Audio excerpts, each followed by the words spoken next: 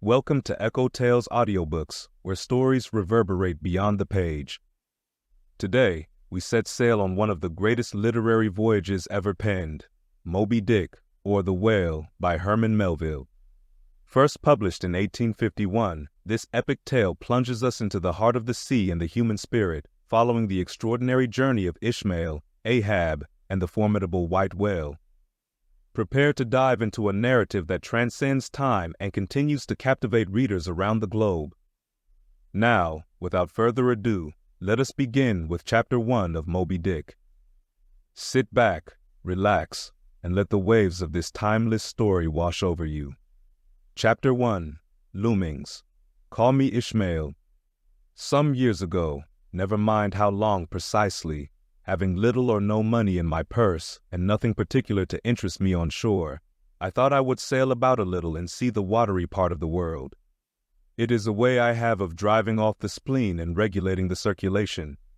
Whenever I find myself growing grim about the mouth, whenever it is a damp, drizzly November in my soul, whenever I find myself involuntarily pausing before coffin warehouses and bringing up the rear of every funeral I meet, and especially whenever my hypos get such an upper hand of me that it requires a strong moral principle to prevent me from deliberately stepping into the street and methodically knocking people's hats off, then I account it high time to get to sea as soon as I can. This is my substitute for pistol and ball. With a philosophical flourish, Cato throws himself upon his sword. I quietly take to the ship. There is nothing surprising in this. If they but knew it, almost all men in their degree, sometime or other, cherish very nearly the same feelings towards the ocean with me. There now is your insular city of the Manhattoes, belted round by wharves as Indian isles by coral reefs. Commerce surrounds it with her surf. Right and left, the streets take you waterward. Its extreme downtown is the Battery, where that noble mole is washed by waves and cooled by breezes which a few hours previous were out of sight of land. Look at the crowds of water gazers there. Circumambulate the city of a dreamy Sabbath afternoon. Go from Curlier's Hook to Kenty's Slip, and from thence by Whitehall northward. What do you see? Posted like silent sentinels all around the town, stand thousands upon thousands of mortal men fixed in ocean reveries. Some leaning against the spiles, some seated upon the pierheads, some looking over the bulwarks of ships from China, some high aloft in the rigging, as if striving to get a still better seaward peep. But these are all landsmen, of weekdays pent up in lath and plaster, tied to counters, nailed to benches, clinched to desks. How then is this? Are the green fields gone? What do they here?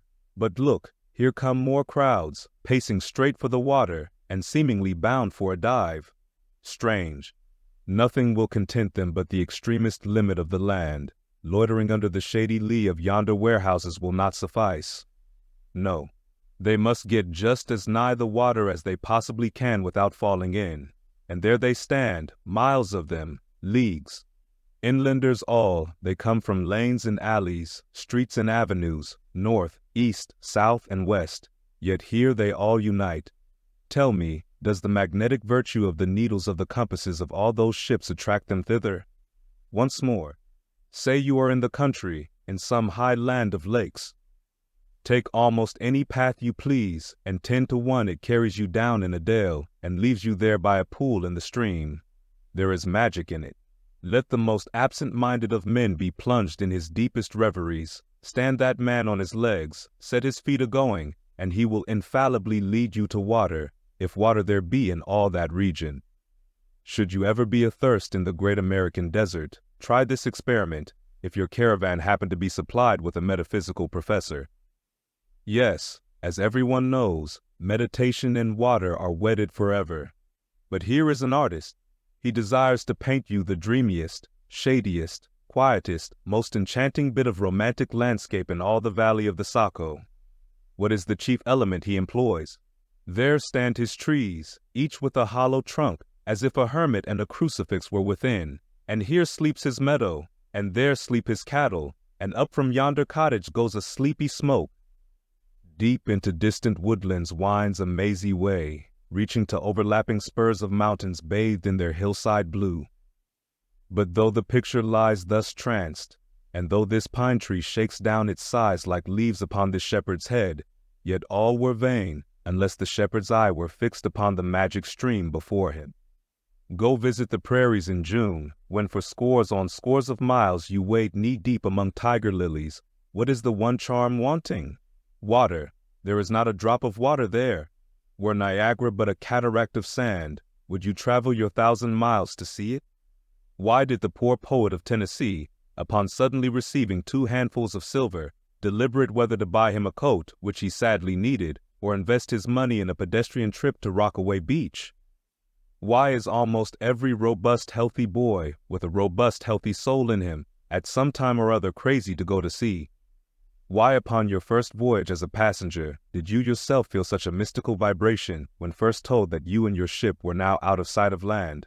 Why did the old Persians hold the sea holy? Why did the Greeks give it a separate deity and own brother of Jove? Surely all this is not without meaning. And still deeper the meaning of that story of Narcissus, who, because he could not grasp the tormenting mild image he saw in the fountain, plunged into it and was drowned. But that same image we ourselves see in all rivers and oceans. It is the image of the ungraspable phantom of life, and this is the key to it all. Now, when I say that I am in the habit of going to sea whenever I begin to grow hazy about the eyes, and begin to be overconscious of my lungs, I do not mean to have it inferred that I ever go to sea as a passenger. For to go as a passenger you must needs have a purse, and a purse is but a rag unless you have something in it. Besides, passengers get seasick, grow quarrelsome, don't sleep of nights, do not enjoy themselves much as a general thing. No, I never go as a passenger, nor, though I am something of a salt, do I ever go to sea as a commodore, or a captain, or a cook. I abandon the glory and distinction of such offices to those who like them. For my part, I abominate all honorable, respectable toils, trials, and tribulations of every kind whatsoever. It is quite as much as I can do to take care of myself, without taking care of ships, barks, brigs, schooners, and what not.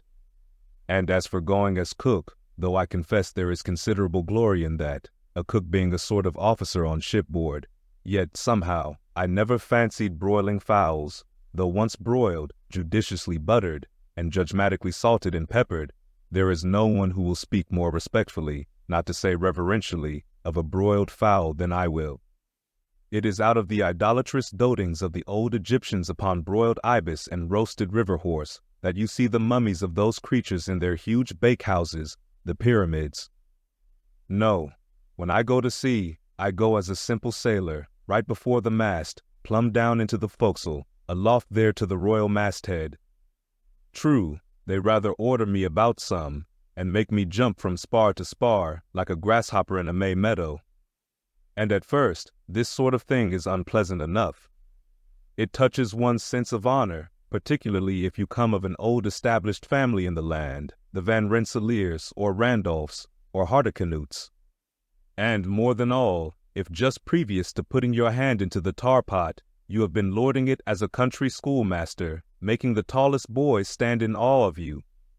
The transition is a keen one, I assure you, from a schoolmaster to a sailor, and requires a strong decoction of Seneca and the Stoics to enable you to grin and bear it. But even this wears off in time. What of it, if some old hunks of a sea captain orders me to get a broom and sweep down the decks? What does that indignity amount to, weighed, I mean, in the scales of the New Testament? Do you think the Archangel Gabriel thinks anything the less of me because I promptly and respectfully obey that old hunks in that particular instance, who ain't a slave? Tell me that. Well, then, however the old sea captains may order me about, however they may thump and punch me about, I have the satisfaction of knowing that it is all right, that everybody else is one way or other served in much the same way, either in a physical or metaphysical point of view, that is, and so the universal thump is passed round, and all hands should rub each other's shoulder blades and be content.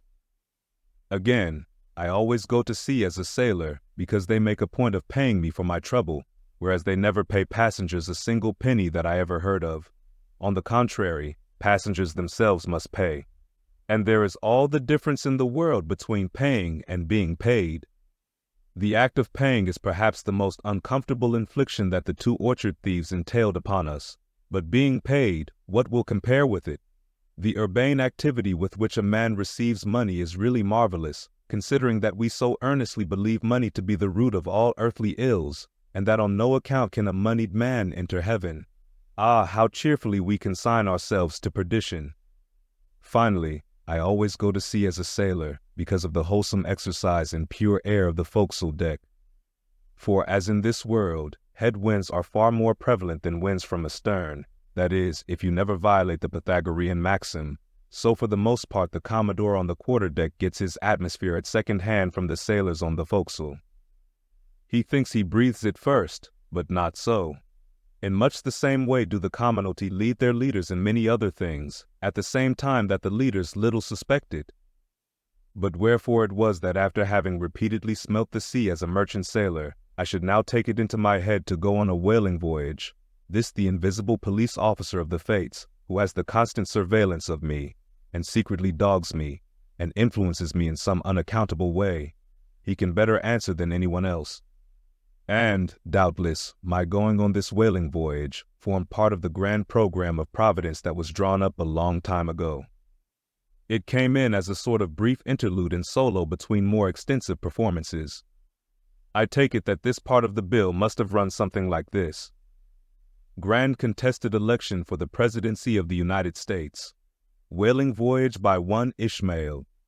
Bloody battle in Afghanistan.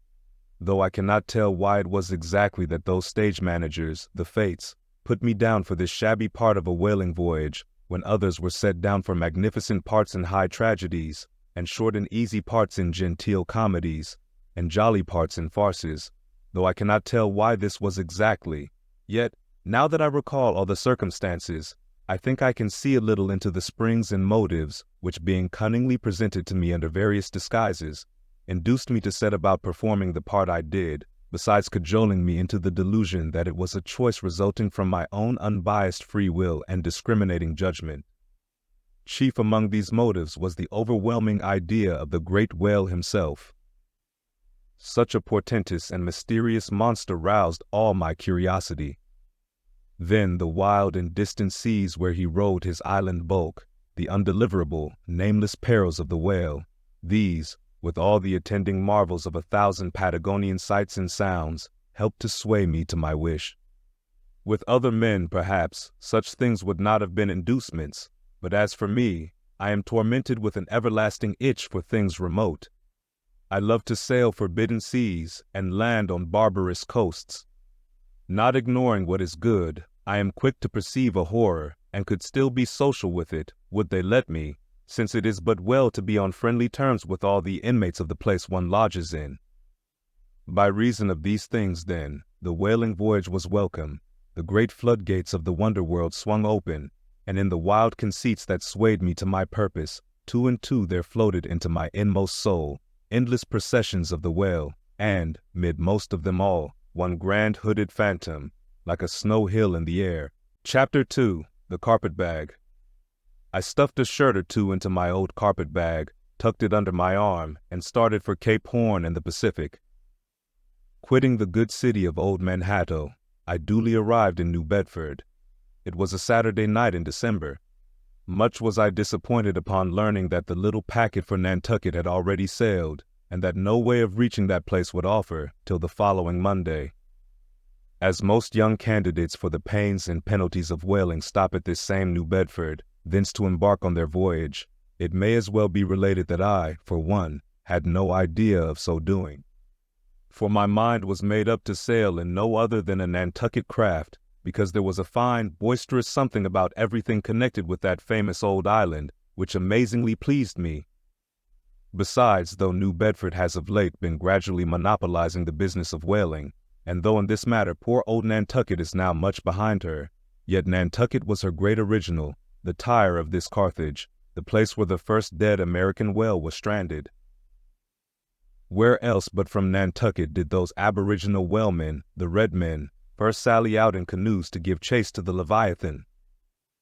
And where but from Nantucket, too, did that first adventurous little sloop put forth, partly laden with imported cobblestones, so goes the story, to throw at the whales in order to discover when they were nigh enough to risk a harpoon from the bowsprit. Now having a night, a day, and still another night following before me in New Bedford, ere I could embark for my destined port, it became a matter of concernment where I was to eat and sleep meanwhile. It was a very dubious-looking, nay, a very dark and dismal night, bitingly cold and cheerless. I knew no one in the place. With anxious grapnels I had sounded my pocket, and only brought up a few pieces of silver, so wherever you go, Ishmael, said I to myself, as I stood in the middle of a dreary street, shouldering my bag, and comparing the gloom towards the north with the darkness towards the south, wherever in your wisdom you may conclude to lodge for the night, my dear Ishmael, be sure to inquire the price, and don't be too particular. With halting steps I paced the streets, and passed the sign of the crossed harpoons, but it looked too expensive and jolly there.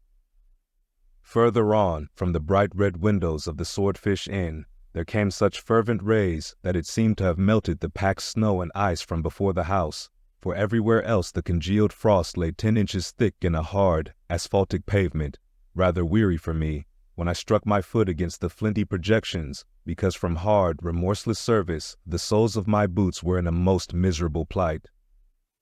Too expensive and jolly, again thought I, pausing one moment to watch the broad glare in the street and hear the sounds of the tinkling glasses within. But go on, Ishmael, said I at last. Don't you hear? Get away from before the door. Your patched boots are stopping the way. So on I went. I now by instinct followed the streets that took me waterward, for there, doubtless, were the cheapest, if not the cheeriest inns. Such dreary streets, blocks of blackness, not houses, on either hand, and here and there a candle, like a candle moving about in a tomb. At this hour of the night, of the last day of the week, that quarter of the town proved all but deserted. But presently I came to a smoky light proceeding from a low, wide building, the door of which stood invitingly open. It had a careless look, as if it were meant for the uses of the public, so, entering, the first thing I did was to stumble over an ash-box in the porch. Ha, thought I, ha, as the flying particles almost choked me, are these ashes from that destroyed city, Gomorrah? But the crossed harpoons, and the swordfish? This, then, must needs be the sign of the trap. However, I picked myself up, and hearing a loud voice within, pushed on and opened a second interior door. It seemed the great black parliament sitting in Topet. 100 black faces turned round in their rows to peer, and beyond, a black angel of doom was beating a book in a pulpit. It was a Negro church, and the preacher's text was about the blackness of darkness, and the weeping and wailing and teeth gnashing there. Ha, Ishmael, muttered I, backing out.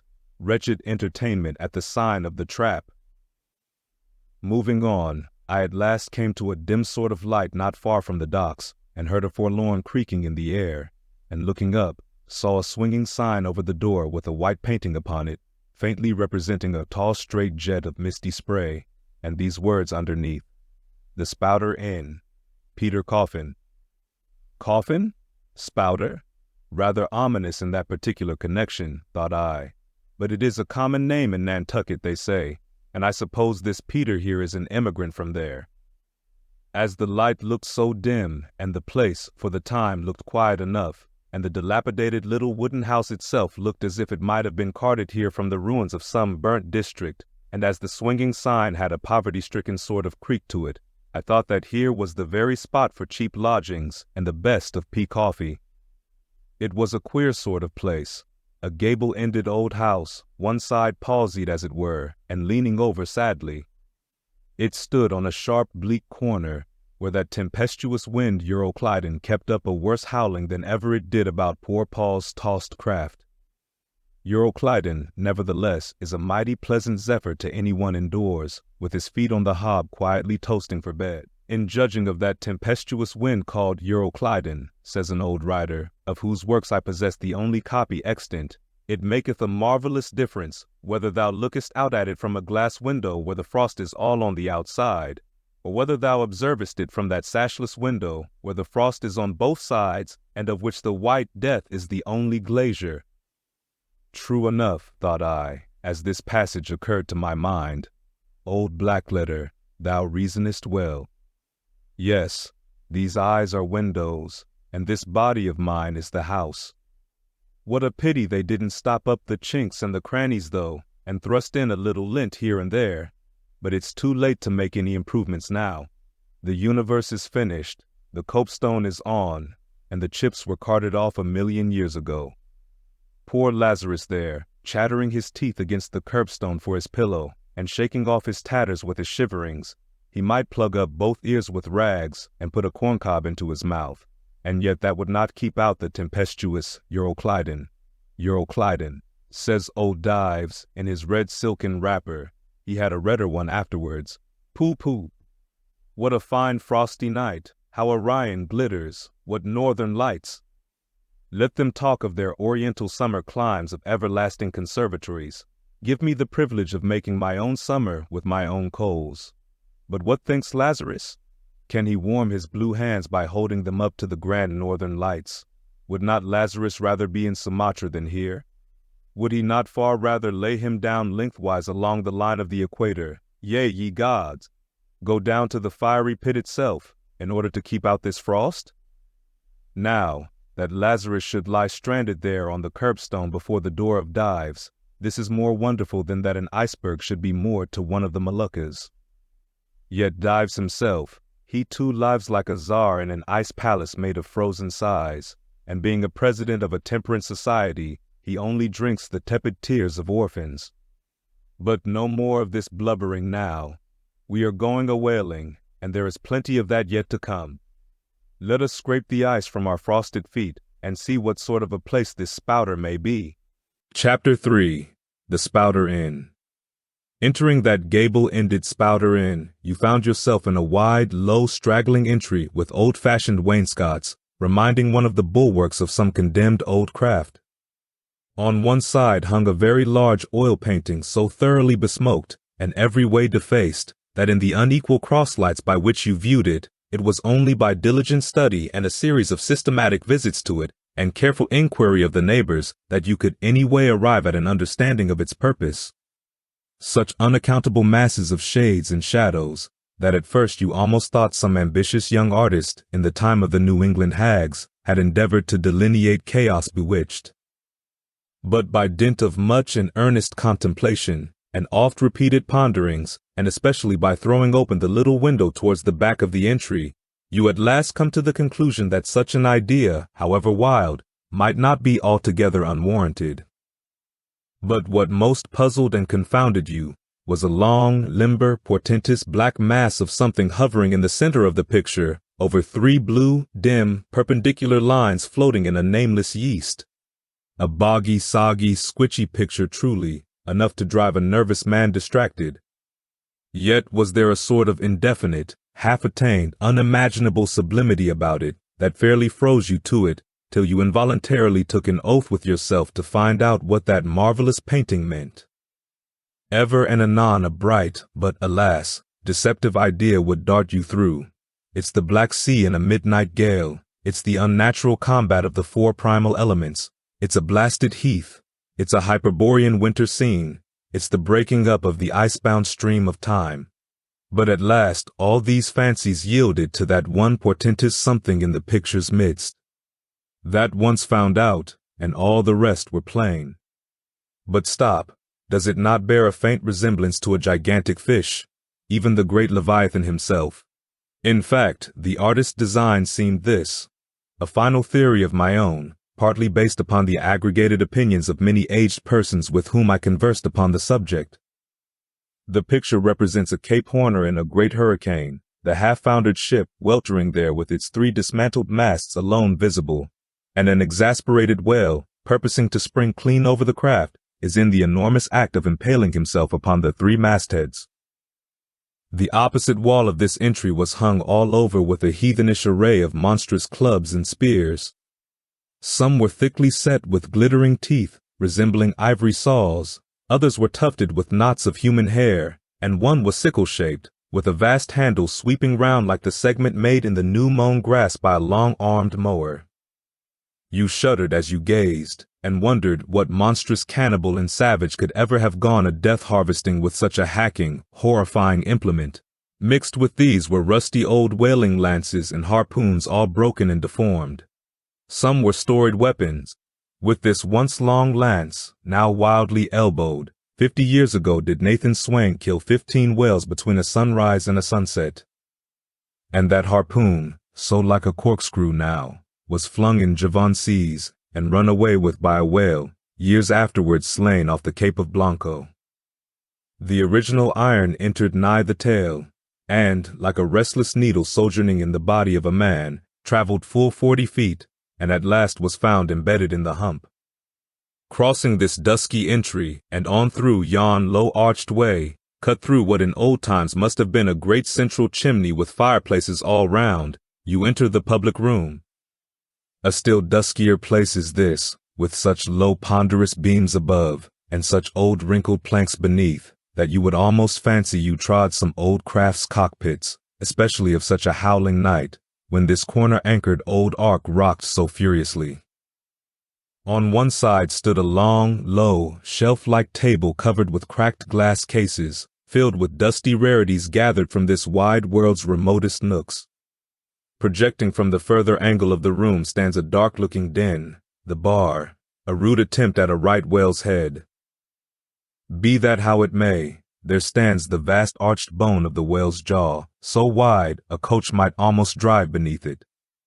Within are shabby shelves, ranged round with old decanters, bottles, flasks, and in those jaws of swift destruction, like another cursed Jonah, by which name indeed they called him, bustles a little withered old man, who, for their money, dearly sells the sailors deliriums and death. Abominable are the tumblers into which he pours his poison. Though true cylinders without, within, the villainous green goggling glasses deceitfully tapered downwards to a cheating bottom.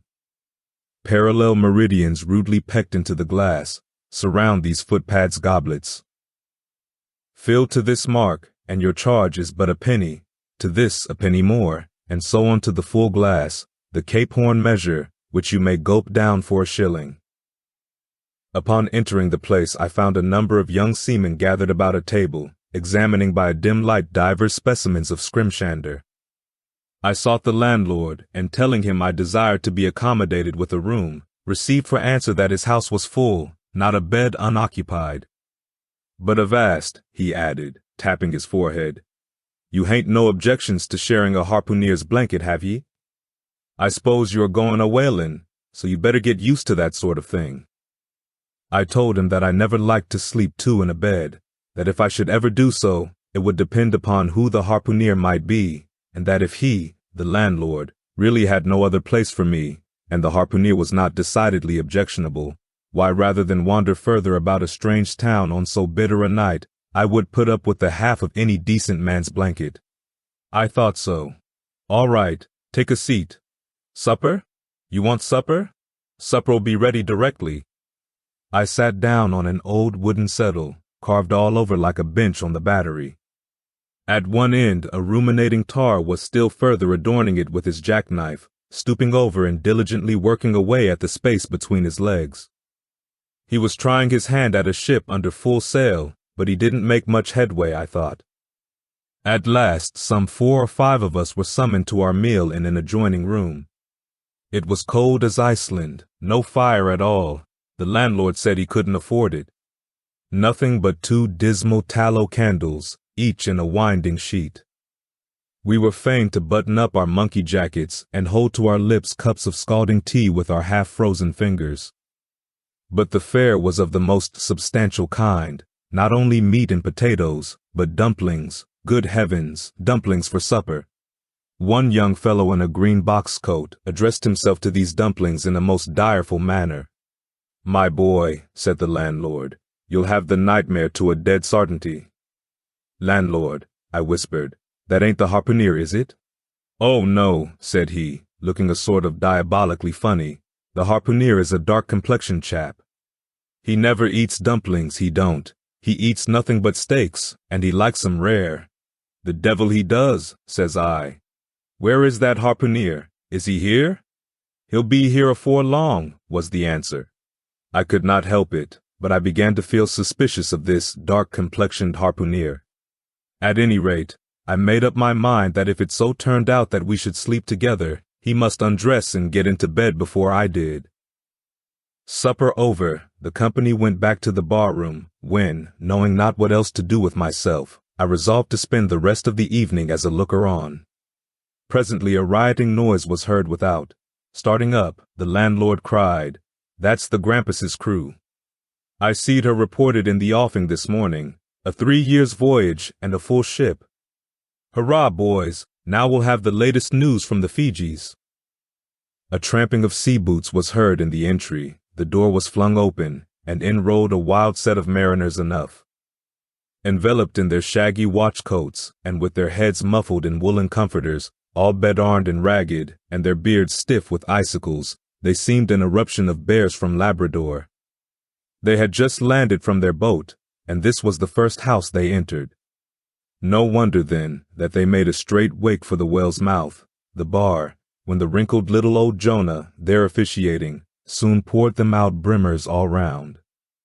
One complained of a bad cold in his head, upon which Jonah mixed him a pitch-like potion of gin and molasses, which he swore was a sovereign cure for all colds and catarrhs whatsoever, never mind of how long-standing, or whether caught off the coast of Labrador, or on the weather side of an ice island.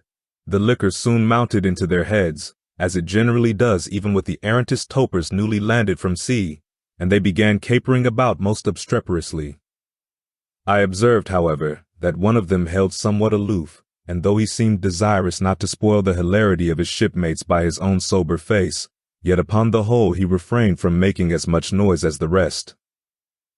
This man interested me at once, and since the sea gods had ordained that he should soon become my shipmate, though but a sleeping partner one, so far as this narrative is concerned, I will here venture upon a little description of him. He stood full 6 feet in height, with noble shoulders, and a chest like a cofferdam. I have seldom seen such brawn in a man. His face was deeply brown and burnt, making his white teeth dazzling by the contrast, while in the deep shadows of his eyes floated some reminiscences that did not seem to give him much joy. His voice at once announced that he was a Southerner, and from his fine stature, I thought he must be one of those tall mountaineers from the Alleghanian Ridge in Virginia. When the revelry of his companions had mounted to its height, this man slipped away unobserved, and I saw no more of him till he became my comrade on the sea. In a few minutes, however, he was missed by his shipmates, and being, it seems, for some reason a huge favorite with them, they raised a cry of, "Bokington, Bokington, where's Bokington?" and darted out of the house in pursuit of him. It was now about 9 o'clock, and the room seeming almost supernaturally quiet after these orgies, I began to congratulate myself upon a little plan that had occurred to me just previous to the entrance of the seamen. No man prefers to sleep two in a bed. In fact, you would a good deal rather not sleep with your own brother. I don't know how it is, but people like to be private when they are sleeping. And when it comes to sleeping with an unknown stranger in a strange inn, in a strange town, and that stranger a harpooner, then your objections indefinitely multiply. Nor was there any earthly reason why I as a sailor should sleep two in a bed more than anybody else, for sailors no more sleep two in a bed at sea than bachelor kings do ashore. To be sure, they all sleep together in one apartment, but you have your own hammock and cover yourself with your own blanket and sleep in your own skin. The more I pondered over this harpooner, the more I abominated the thought of sleeping with him. It was fair to presume that being a harpooner, his linen or woolen, as the case might be, would not be of the tidiest, certainly none of the finest. I began to twitch all over. Besides, it was getting late, and my decent harpooner ought to be home and going bedwards. Suppose now he should tumble in upon me at midnight, how could I tell from what vile hole he had been coming? Landlord, I've changed my mind about that harpooner. I shan't sleep with him. I'll try the bench here. Just as you please. I'm sorry I can't spare ye a tablecloth for a mattress, and it's a plaguey rough board here, feeling of the knots and notches. But wait a bit, Scrimshander. I've got a carpenter's plane there in the bar. Wait, I say, and I'll make ye snug enough. So saying, he procured the plane, and with his old silk handkerchief first dusting the bench, vigorously set to planing away at my bed, the while grinning like an ape. The shavings flew right and left, till at last the plane iron came bump against an indestructible knot. The landlord was near spraining his wrist, and I told him for heaven's sake to quit. The bed was soft enough to suit me, and I did not know how all the planing in the world could make eiderdown of a pine plank. So, gathering up the shavings with another grin, and throwing them into the great stove in the middle of the room, he went about his business, and left me in a brown study. I now took the measure of the bench, and found that it was a foot too short, but that could be mended with a chair. But it was a foot too narrow, and the other bench in the room was about 4 inches higher than the planed one, so there was no yoking them. I then placed the first bench lengthwise along the only clear space against the wall, leaving a little interval between for my back to settle down in. But I soon found that there came such a draught of cold air over me from under the sill of the window, that this plan would never do at all, especially as another current from the rickety door met the one from the window, and both together formed a series of small whirlwinds in the immediate vicinity of the spot where I had thought to spend the night. The devil fetch that harpooneer, thought I. But stop, couldn't I steal a march on him, bolt his door inside, and jump into his bed, not to be wakened by the most violent knockings? It seemed no bad idea, but upon second thoughts I dismissed it. For who could tell but what the next morning, so soon as I popped out of the room, the harpooneer might be standing in the entry, all ready to knock me down. Still, looking round me again, and seeing no possible chance of spending a sufferable night unless in some other person's bed, I began to think that after all I might be cherishing unwarrantable prejudices against this unknown harpooneer. Thinks I, I'll wait a while, he must be dropping in before long. I'll have a good look at him then, and perhaps we may become jolly good bedfellows after all, there's no telling. But though the other boarders kept coming in by 1s, 2s, and 3s, and going to bed, yet no sign of my harpooneer. Landlord, said I, what sort of a chap is he? Does he always keep such late hours? It was now hard upon 12 o'clock. The landlord chuckled again with his lean chuckle, and seemed to be mightily tickled at something beyond my comprehension. No, he answered. Generally he's an early bird, early to bed and early to rise. Yes, he's the bird what catches the worm. But tonight he went out a-peddling, you see, and I don't see what on earth keeps him so late, unless maybe he can't sell his head. Can't sell his head? What sort of a bamboozingly story is this you are telling me? Getting into a towering rage. Do you pretend to say, landlord, that this harpooneer is actually engaged this blessed Saturday night, or rather Sunday morning, in peddling his head around this town? That's precisely it, said the landlord, and I told him he couldn't sell it here, the market's overstocked. With what? Shouted I. With heads, to be sure. Ain't there too many heads in the world? I tell you what it is, landlord, said I quite calmly. You'd better stop spinning that yarn to me. I'm not green. Maybe not, taking out a stick and whittling a toothpick. But I rather guess you'll be done brown if that 'ere harpooneer hears you a-slanderin' his head. I'll break it for him, said I, now flying into a passion again at this unaccountable farrago of the landlord's. It's broke already, said he. Broke, said I. Broke, do you mean? Sartain, and that's the very reason he can't sell it, I guess.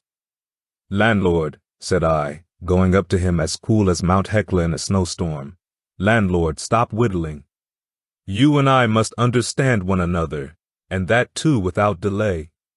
I come to your house and want a bed. You tell me you can only give me half a one, that the other half belongs to a certain harpooneer. And about this harpooneer, whom I have not yet seen, you persist in telling me the most mystifying and exasperating stories, tending to beget in me an uncomfortable feeling towards the man whom you design for my bedfellow, a sort of connection, landlord, which is an intimate and confidential one in the highest degree. I now demand of you to speak out and tell me who and what this harpooneer is, and whether I shall be in all respects safe to spend the night with him. And in the first place, you will be so good as to unsay that story about selling his head, which if true I take to be good evidence that this harpooneer is stark mad, and I've no idea of sleeping with a madman.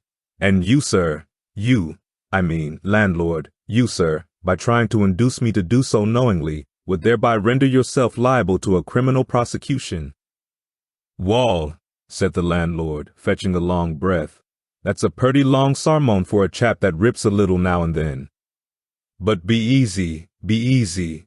This here harpooneer I have been telling you of has just arrived from the South Seas, where he bought up a lot of bombed New Zealand heads, great curios, you know, and he sold all on 'em but one, and that one he's trying to sell tonight, 'cause tomorrow's Sunday, and it would not do to be selling human heads about the streets when folks is going to churches. He wanted to last Sunday, but I stopped him just as he was going out of the door with 4 heads strung on a string, for all the earth like a string of Indians." This account cleared up the otherwise unaccountable mystery, and showed that the landlord, after all, had no idea of fooling me. But at the same time, what could I think of a harpooneer who stayed out of a Saturday night clean into the Holy Sabbath, engaged in such a cannibal business as selling the heads of dead idolaters? "Depend upon it, landlord, that harpooneer is a dangerous man." "He pays rig'lar," was the rejoinder. "But come, it's getting dreadful late. You had better be turning flukes. It's a nice bed. Sal and me slept in that air bed the night we were spliced. There's plenty of room for 2 to kick about in that bed. It's an almighty big bed, that. Why, afore we give it up, Sal used to put our Sam and little Johnny in the foot of it. But I got a dreaming and sprawling about one night, and somehow Sam got pitched on the floor and came near breaking his arm. Arter that, Sal said it wouldn't do. 'Come along here, I'll give ye a glim in a jiffy,' and so saying he lighted a candle and held it towards me, offering to lead the way. But I stood irresolute, when looking at a clock in the corner he exclaimed, 'I vum it's Sunday, you won't see that harpooneer tonight. He's come to anchor somewhere. Come along then, do come, won't ye come?' I considered the matter a moment, and then upstairs we went, and I was ushered into a small room, cold as a clam, and furnished, sure enough, with a prodigious bed, almost big enough indeed for any 4 harpooneers to sleep abreast. "There," said the landlord, placing the candle on a crazy old sea chest that did double duty as a washstand and center table. "There, make yourself comfortable now, and good night to ye." I turned round from eyeing the bed, but he had disappeared. Folding back the counterpane, I stooped over the bed.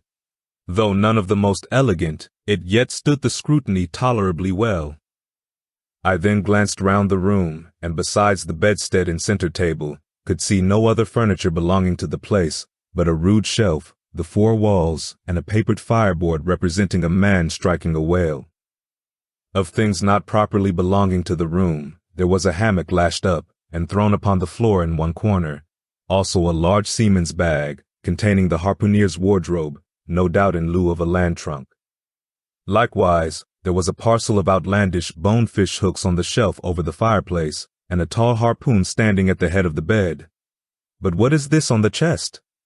I took it up, and held it close to the light, and felt it, and smelt it, and tried every way possible to arrive at some satisfactory conclusion concerning it. I can compare it to nothing but a large doormat, ornamented at the edges with little tinkling tags, something like the stained porcupine quills round an Indian moccasin. There was a hole or slit in the middle of this mat, as you see the same in South American ponchos. But could it be possible that any sober harpooneer would get into a doormat and parade the streets of any Christian town in that sort of guise? I put it on to try it, and it weighed me down like a hamper, being uncommonly shaggy and thick, and I thought a little damp, as though this mysterious harpooneer had been wearing it of a rainy day. I went up in it to a bit of glass stuck against the wall, and I never saw such a sight in my life. I tore myself out of it in such a hurry that I gave myself a kink in the neck. I sat down on the side of the bed and commenced thinking about this head-peddling harpooneer and his doormat. After thinking some time on the bedside, I got up and took off my monkey jacket, and then stood in the middle of the room thinking. I then took off my coat and thought a little more in my shirt sleeves.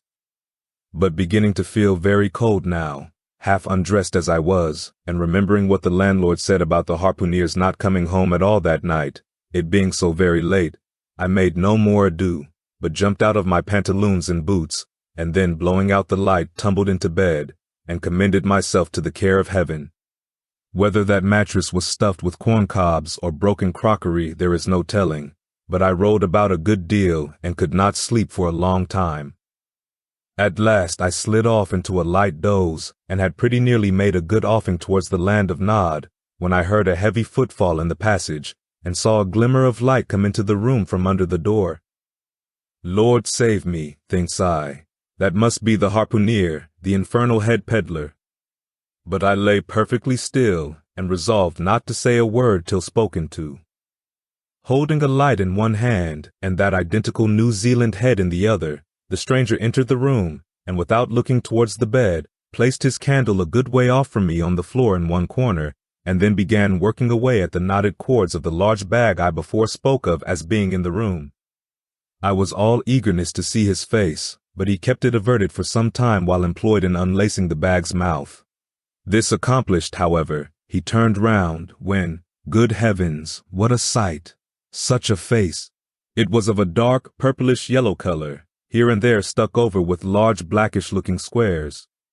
Yes, it's just as I thought. He's a terrible bedfellow. He's been in a fight, got dreadfully cut, and here he is, just from the surgeon. But at that moment he chanced to turn his face so towards the light that I plainly saw they could not be sticking plasters at all, those black squares on his cheeks. They were stains of some sort or other. At first I knew not what to make of this, but soon an inkling of the truth occurred to me. I remembered a story of a white man, a whaleman too, who, falling among the cannibals, had been tattooed by them. I concluded that this harpooner, in the course of his distant voyages, must have met with a similar adventure. And what is it, thought I, after all? It's only his outside. A man can be honest in any sort of skin. But then, what to make of his unearthly complexion, that part of it, I mean, lying round about and completely independent of the squares of tattooing? To be sure, it might be nothing but a good coat of tropical tanning, but I never heard of a hot sun's tanning a white man into a purplish-yellow one. However, I had never been in the South Seas, and perhaps the sun there produced these extraordinary effects upon the skin. Now, while all these ideas were passing through me like lightning, this harpooner never noticed me at all. But, after some difficulty having opened his bag, he commenced fumbling in it, and presently pulled out a sort of tomahawk and a sealskin wallet with the hair on. Placing these on the old chest in the middle of the room, he then took the New Zealand head, a ghastly thing enough, and crammed it down into the bag. He now took off his hat, a new beaver hat, when I came nigh singing out with fresh surprise. There was no hair on his head, none to speak of at least, nothing but a small scalp knot twisted up on his forehead. His bald purplish head now looked for all the world like a mildewed skull. Had not the stranger stood between me and the door, I would have bolted out of it quicker than ever I bolted a dinner. Even as it was, I thought something of slipping out of the window, but it was the second floor back. I am no coward, but what to make of this head-peddling purple rascal altogether passed my comprehension. Ignorance is the parent of fear, and being completely nonplussed and confounded about the stranger, I confess I was now as much afraid of him as if it was the devil himself who had thus broken into my room at the dead of night.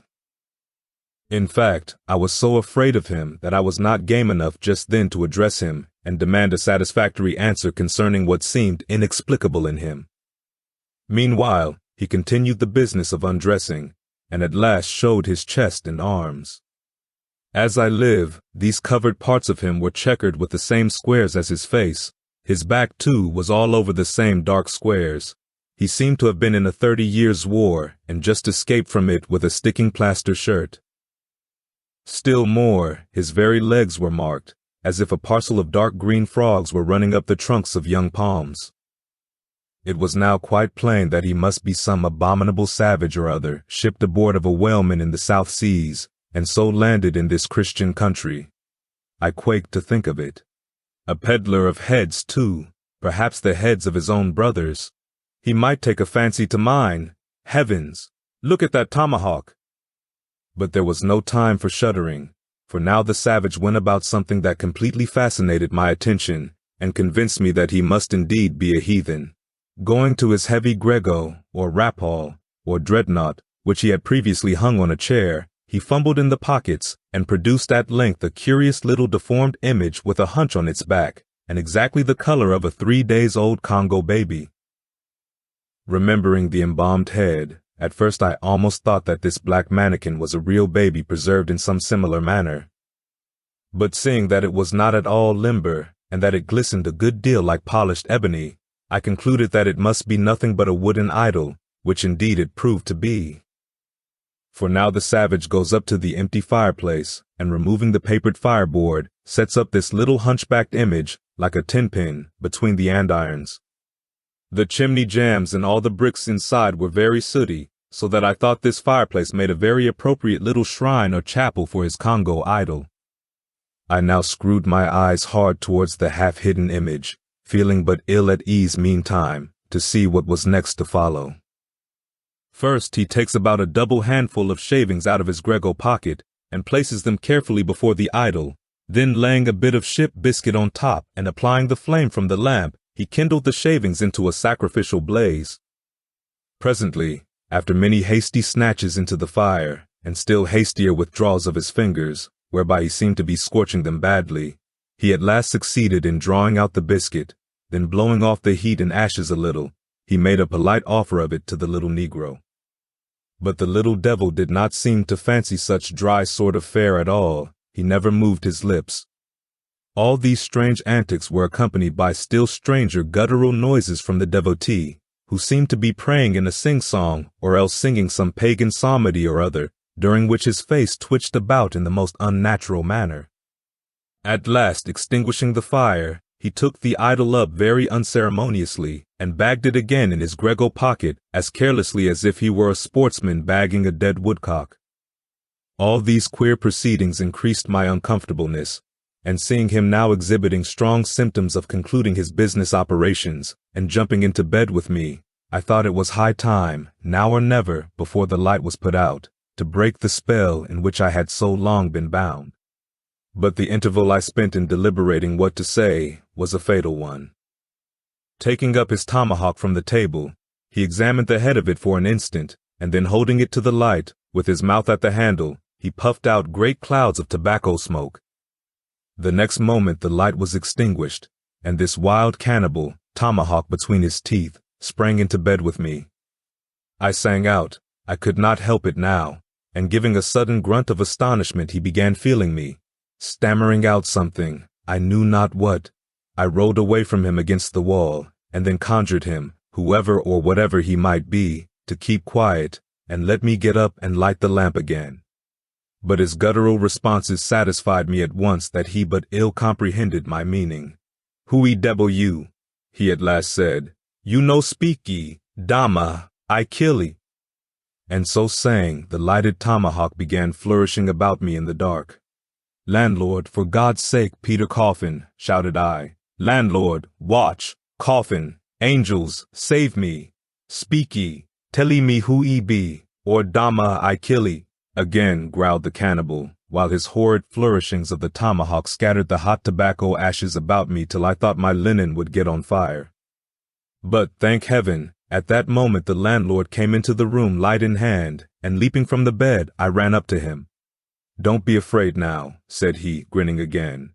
Queequeg here wouldn't harm a hair of your head. Stop your grinning, shouted I. And why didn't you tell me that infernal harpooner was a cannibal? I thought ye knowed it. Didn't I tell ye he was a peddlin' heads around town? But turn flukes again and go to sleep. Queequeg, look here. You sabby me. I sabby. You this man sleep you. You sabby? Me sabby plenty, grunted Queequeg, puffing away at his pipe and sitting up in bed. You jitty in, he added, motioning to me with his tomahawk and throwing the clothes to one side. He really did this in not only a civil but a really kind and charitable way. I stood looking at him a moment. For all his tattooings, he was on the whole a clean, comely-looking cannibal. What's all this fuss I have been making about, thought I to myself. The man's a human being just as I am. He has just as much reason to fear me as I have to be afraid of him. Better sleep with a sober cannibal than a drunken Christian. Landlord, said I, tell him to stash his tomahawk there, or pipe, or whatever you call it, Tell him to stop smoking, in short, and I will turn in with him. But I don't fancy having a man smoking in bed with me. It's dangerous. Besides, I ain't insured. This being told to Queequeg, he at once complied, and again politely motioned me to get into bed, rolling over to one side as much as to say, I won't touch a leg of ye. Good night, landlord, said I. You may go. I turned in, and never slept better in my life. Chapter 4. The Counterpane. Upon waking next morning about daylight, I found Queequeg's arm thrown over me in the most loving and affectionate manner. You would have almost thought I had been his wife. The counterpane was a patchwork, full of odd little party-colored squares and triangles, and this arm of his, tattooed all over with an interminable Cretan labyrinth of a figure, no two parts of which were of one precise shade, owing, I suppose, to his keeping his arm at sea unmethodically in sun and shade, his shirt sleeves irregularly rolled up at various times. This same arm of his, I say, looked for all the world like a strip of that same patchwork quilt. Indeed, partly lying on it as the arm did when I first awoke, I could hardly tell it from the quilt, they blended their hues so well together. It was only by the sense of weight and pressure that I could tell Queequeg was hugging me. My sensations were strange. Let me try to explain them. When I was a child, I well remember a somewhat similar circumstance that befell me. Whether it was a reality or a dream, I never could entirely settle. The circumstance was this. I had been cutting up some caper or other. I think it was trying to crawl up the chimney, as I had seen a little sweep do a few days previously, and my stepmother, who, somehow or other, was all the time whipping me or sending me to bed supperless, dragged me by the legs out of the chimney and packed me off to bed, though it was only 2 o'clock in the afternoon of the 21st June, the longest day of the year in our hemisphere. I felt dreadful, but there was no help for it, so upstairs I went to my little room on the 3rd floor, undressed myself as slowly as possible to kill time, and with a bitter sigh, got between the sheets. I lay there dismally calculating that 16 entire hours must elapse before I could hope for a resurrection. 16 hours in bed. The small of my back ached at the thought of it. And it was so light, too, the sun shining in at the window, and a great rattling of coaches in the streets, and the sound of gay voices all over the house. I felt worse and worse. At last, I got up, dressed, and softly going down in my stockinged feet, sought out my stepmother, and suddenly threw myself at her feet, beseeching her as a particular favor to give me a good slippering for my misbehavior, anything indeed, but condemning me to lie abed such an unendurable length of time. But she was the best and most conscientious of stepmothers, and back I had to go to my room. For several hours I lay there broad awake, feeling a great deal worse than I have ever done since, even from the greatest subsequent misfortunes. At last I must have fallen into a troubled nightmare of a doze, and slowly waking from it, half steeped in dreams, I opened my eyes, and the previously sunlit room was now wrapped in outer darkness. Instantly, I felt a shock running through all my frame. Nothing was to be seen, and nothing was to be heard, but a supernatural hand seemed placed in mine. My arm hung over the counterpane, and the nameless, unimaginable, silent form or phantom, to which the hand belonged, seemed closely seated by my bedside. For what seemed ages piled on ages, I lay there, frozen with the most awful fears, not daring to drag away my hand, yet ever thinking that if I could but stir it 1 single inch, the horrid spell would be broken. I knew not how this consciousness at last glided away from me, but waking in the morning, I shudderingly remembered it all, and for days and weeks and months afterward, I lost myself in confounding attempts to explain the mystery. Nay, to this very hour, I often puzzle myself with it. Now, take away the awful fear, and my sensations at feeling the supernatural hand in mine were very similar, in their strangeness, to those which I experienced on waking up and seeing Queequeg's pagan arm thrown around me. But at length, all the past night's events soberly recurred, one by one, in fixed reality, and then I lay only alive to the comical predicament. For though I tried to move his arm, unlock his bridegroom clasp, yet, sleeping as he was, he still hugged me tightly, as though naught but death should part us twain. I now strove to rouse him. Queequeg, but his only answer was a snore. I then rolled over, my neck feeling as if it were in a horse collar, and suddenly felt a slight scratch. Throwing aside the counterpane, there lay the tomahawk sleeping by the savage's side, as if it were a hatchet-faced baby. A pretty pickle, truly, thought I, a bed here in a strange house in the broad day, with a cannibal and a tomahawk. Queequeg, in the name of goodness, Queequeg, wake! At length, by dint of much wriggling, and loud and incessant expostulations upon the unbecomingness of his hugging a fellow male in that matrimonial sort of style, I succeeded in extracting a grunt, and presently he drew back his arm, shook himself all over like a Newfoundland dog just from the water, and sat up in bed, stiff as a pikestaff, looking at me, and rubbing his eyes as if he did not altogether remember how I came to be there, though a dim consciousness of knowing something about me seemed slowly dawning over him. Meanwhile, I lay quietly eyeing him, having no serious misgivings now, and bent upon narrowly observing so curious a creature. When, at last, his mind seemed made up touching the character of his bedfellow, and he became, as it were, reconciled to the fact, he jumped out upon the floor, and by certain signs and sounds gave me to understand that, if it pleased me, he would dress first, and then leave me to dress afterward, leaving the whole apartment to myself. Thinks I, Queequeg, under the circumstances, this is a very civilized overture, but the truth is, these savages have an innate sense of delicacy. Say what you will, it is marvelous how essentially polite they are. I pay this particular compliment to Queequeg, because he treated me with so much civility and consideration, while I was guilty of great rudeness, staring at him from the bed, and watching all his toilet motions, for the time my curiosity getting the better of my breeding. Nevertheless, a man like Queequeg you don't see every day. He and his ways were well worth unusual regarding. He commenced dressing at the top by donning his beaver hat, a very tall one, by the by, and then, still minus his trousers, he hunted up his boots. What under the heavens he did it for, I cannot tell, but his next movement was to crush himself, boots in hand and hat on, under the bed, when, from sundry violent gaspings and strainings, I inferred he was hard at work booting himself, though by no law of propriety that I ever heard of is any man required to be private when putting on his boots. But Queequeg, do you see, was a creature in the transition stage, neither caterpillar nor butterfly. He was just enough civilized to show off his outlandishness in the strangest possible manners. His education was not yet completed. He was an undergraduate. If he had not been a small degree civilized, he very probably would not have troubled himself with boots at all. But then, if he had not been still a savage, he never would have dreamt of getting under the bed to put them on. At last, he emerged with his hat very much dented and crushed down over his eyes, and began creaking and limping about the room, as if, not being much accustomed to boots, his pair of damp, wrinkled cowhide ones, probably not made to order either, rather pinched and tormented him at the first go-off of a bitter cold morning.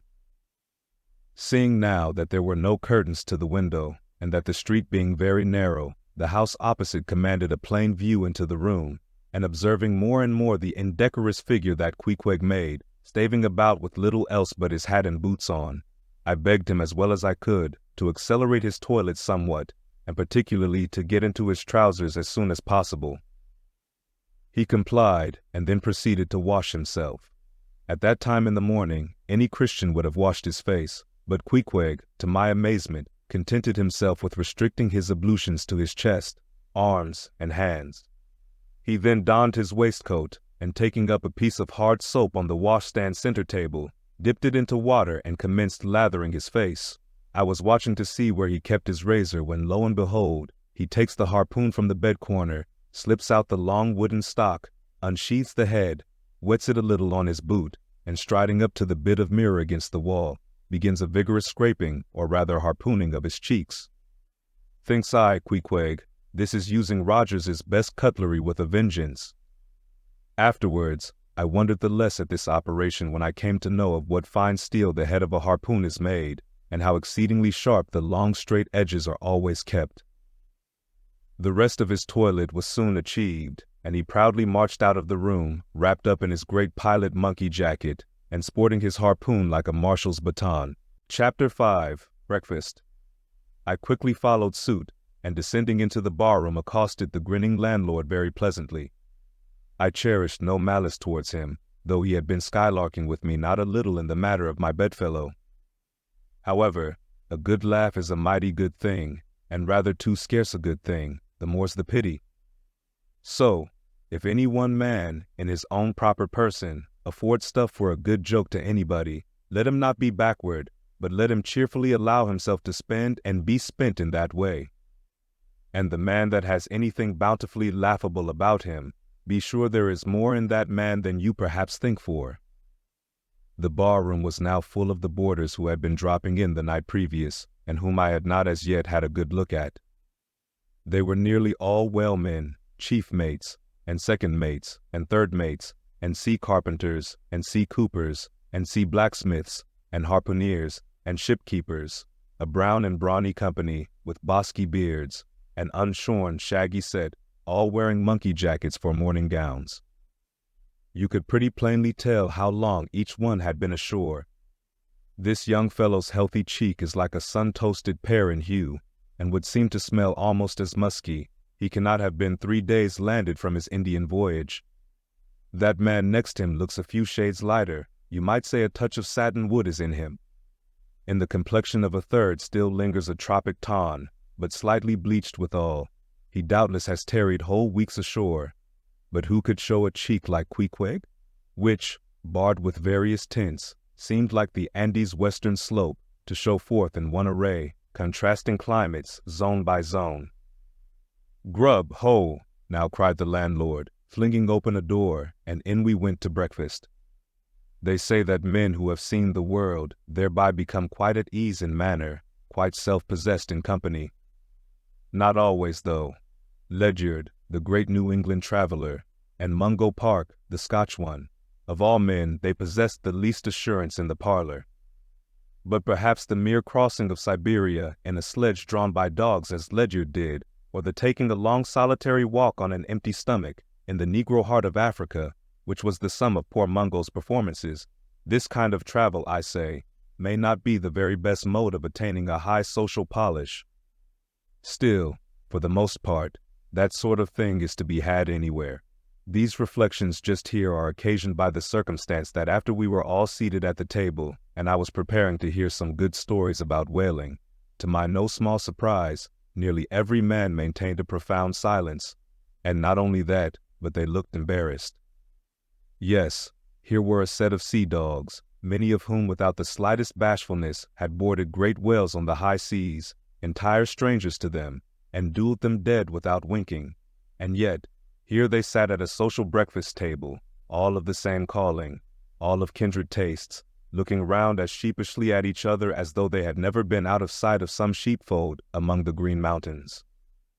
A curious sight, these bashful bears, these timid warrior whalemen.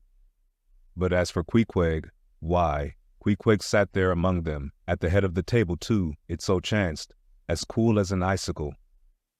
To be sure, I cannot say much for his breeding. His greatest admirer could not have cordially justified his bringing his harpoon into breakfast with him, and using it there without ceremony, reaching over the table with it, to the imminent jeopardy of many heads, and grappling the beefsteaks towards him. But that was certainly very coolly done by him, and everyone knows that in most people's estimation, to do anything coolly is to do it genteelly. We will not speak of all Queequeg's peculiarities here, how he eschewed coffee and hot rolls, and applied his undivided attention to beefsteaks, done rare. Enough, that when breakfast was over he withdrew like the rest into the public room, lighted his tomahawk pipe, and was sitting there quietly digesting and smoking with his inseparable hat on, when I sallied out for a stroll. Speed up your reading and enhance your memory with Moby Dick by your side. Choose the tactile joy of a physical book or the convenience of Kindle, and discover a deeper way to dive into this classic. Pairing the audiobook with the text takes your understanding and retention to the next level. Ready to transform your literary experience? Check the link in the description and pick the perfect format for you. With EchoTales Audiobooks, Moby Dick awaits. Dive deeper, read faster, remember more. Get your book now. Chapter 6, The Street.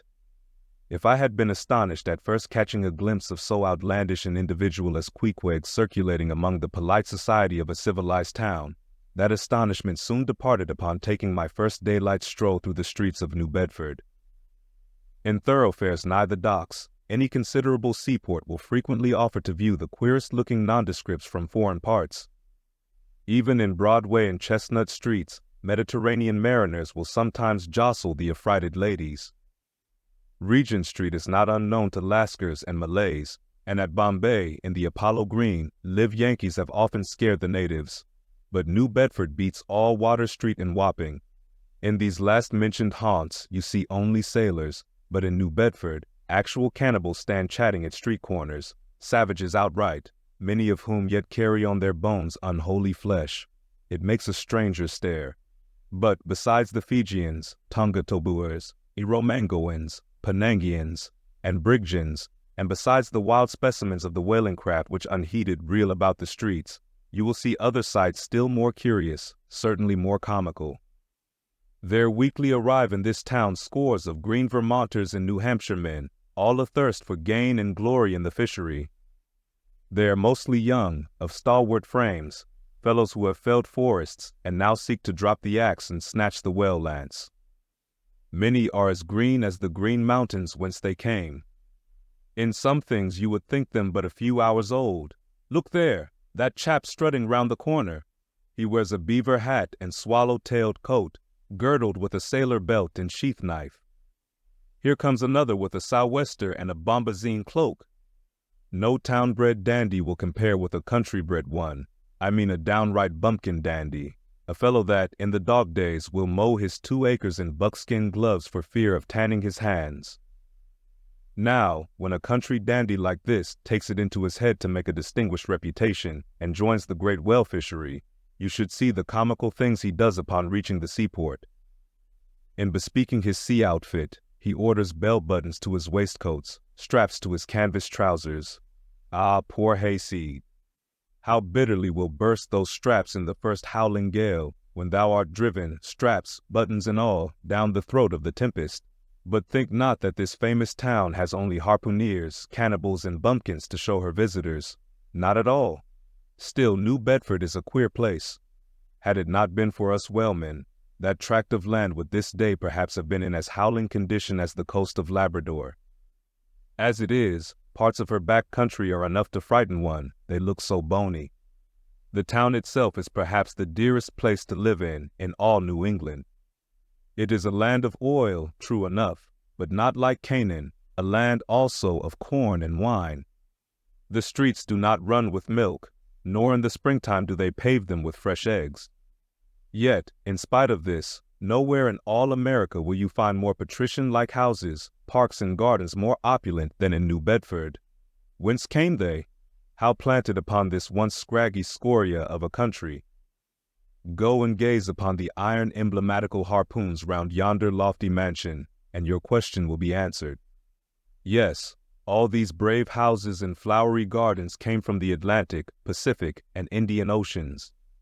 One and all, they were harpooned and dragged up hither from the bottom of the sea. Can Herr Alexander perform a feat like that? In New Bedford, fathers, they say, give whales for dowers to their daughters, and portion off their nieces with a few porpoises apiece. You must go to New Bedford to see a brilliant wedding, for, they say, they have reservoirs of oil in every house, and every night recklessly burn their lengths in spermaceti candles. In summertime, the town is sweet to see, full of fine maples, long avenues of green and gold. And in August, high in air, the beautiful and bountiful horse-chestnuts, candelabra-wise, proffer the passer-by their tapering upright cones of congregated blossoms. So omnipotent is art, which in many a district of New Bedford has superinduced bright terraces of flowers upon the barren refused rocks thrown aside at creation's final day. And the women of New Bedford, they bloom like their own red roses. But roses only bloom in summer, whereas the fine carnation of their cheeks is perennial as sunlight in the seventh heavens. Elsewhere match that bloom of theirs ye cannot, save in Salem, where they tell me the young girls breathe such musk, their sailor sweethearts smell them miles offshore, as though they were drawing nigh the odorous Moluccas instead of the puritanic sands. Speed up your reading and enhance your memory with Moby Dick by your side. Choose the tactile joy of a physical book or the convenience of Kindle and discover a deeper way to dive into this classic. Pairing the audiobook with the text takes your understanding and retention to the next level. Ready to transform your literary experience? Check the link in the description and pick the perfect format for you. With EchoTales Audiobooks, Moby Dick awaits. Dive deeper, read faster, remember more. Get your book now. Chapter 7. The Chapel. In this same New Bedford there stands a whaleman's chapel, and few are the moody fishermen, shortly bound for the Indian Ocean or Pacific, who failed to make a Sunday visit to the spot. I am sure that I did not. Returning from my first morning stroll, I again sallied out upon this special errand. The sky had changed from clear sunny cold to driving sleet and mist. Wrapping myself in my shaggy jacket of the cloth called bearskin, I fought my way against the stubborn storm. Entering, I found a small scattered congregation of sailors and sailors' wives and widows. A muffled silence reigned, only broken at times by the shrieks of the storm. Each silent worshipper seemed purposely sitting apart from the other, as if each silent grief were insular and incommunicable. The chaplain had not yet arrived, and there these silent islands of men and women sat steadfastly eyeing several marble tablets with black borders masoned into the wall on either side the pulpit. 3 of them ran something like the following, but I do not pretend to quote. Sacred to the memory of John Talbot, who, at the age of 18, was lost overboard near the Isle of Desolation off Patagonia, November 1st, 1836. This tablet is erected to his memory by his sister. Sacred to the memory of Robert Long, Willis Ellery, Nathan Coleman, Walter Canny, Seth Macy, and Samuel Gleig, forming one of the boat's crews of the ship Eliza, who were towed out of sight by a whale on the offshore ground in the Pacific, December 31st, 1839. This marble is here placed by their surviving shipmates. Sacred to the memory of the late Captain Ezekiel Hardy, who in the bows of his boat was killed by a sperm whale on the coast of Japan, August 3, 1833. This tablet is erected to his memory by his widow. Shaking off the sleet from my ice-glazed hat and jacket, I seated myself near the door, and turning sideways was surprised to see Queequeg near me. Affected by the solemnity of the scene, there was a wondering gaze of incredulous curiosity in his countenance. This savage was the only person present who seemed to notice my entrance, because he was the only one who could not read, and therefore was not reading those frigid inscriptions on the wall. Whether any of the relatives of the seamen whose names appeared there were now among the congregation, I knew not, but so many are the unrecorded accidents in the fishery, and so plainly did several women present wear the countenance, if not the trappings, of some unceasing grief, that I feel sure that here before me were assembled those in whose unhealing hearts the sight of those bleak tablets sympathetically caused the old wounds to bleed afresh. Oh, ye whose dead lie buried beneath the green grass, who standing among flowers can say, Here, here lies my beloved, ye know not the desolation that broods in bosoms like these. What bitter blanks in those black-bordered marbles which cover no ashes, what despair in those immovable inscriptions, what deadly voids and unbidden infidelities in the lines that seem to gnaw upon all faith, and refuse resurrections to the beings who have placelessly perished without a grave. As well might those tablets stand in the cave of Elephanta as here.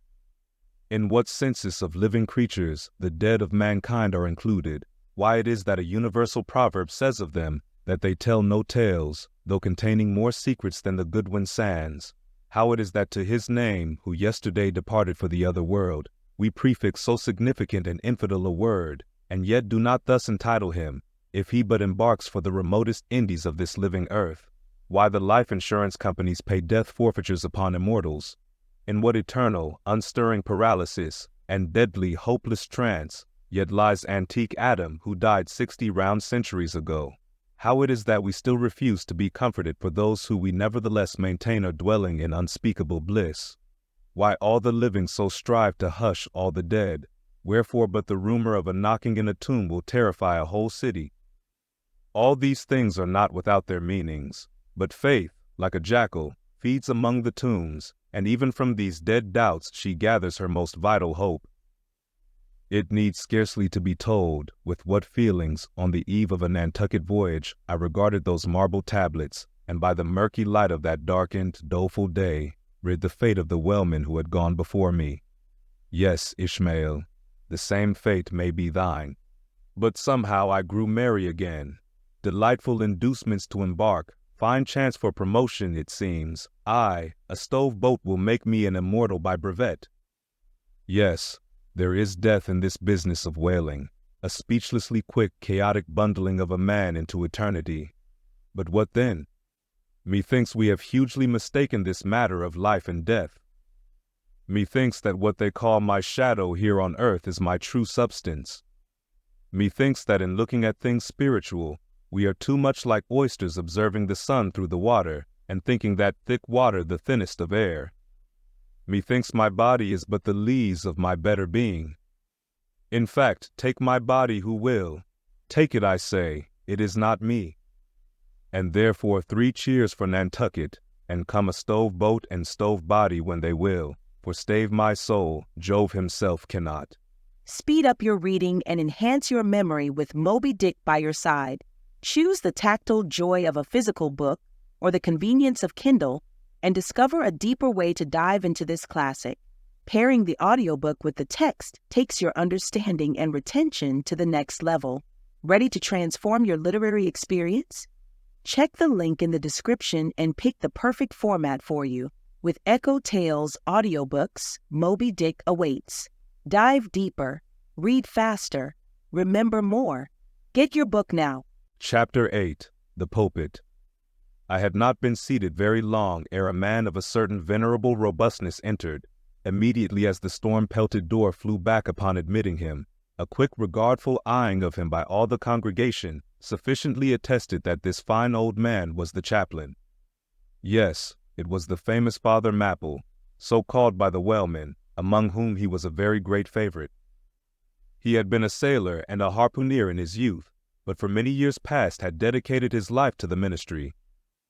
At the time I now write of, Father Mapple was in the hardy winter of a healthy old age, that sort of old age which seems merging into a second flowering youth, for among all the fissures of his wrinkles, there shone certain mild gleams of a newly developing bloom, the spring verdure peeping forth even beneath February snow.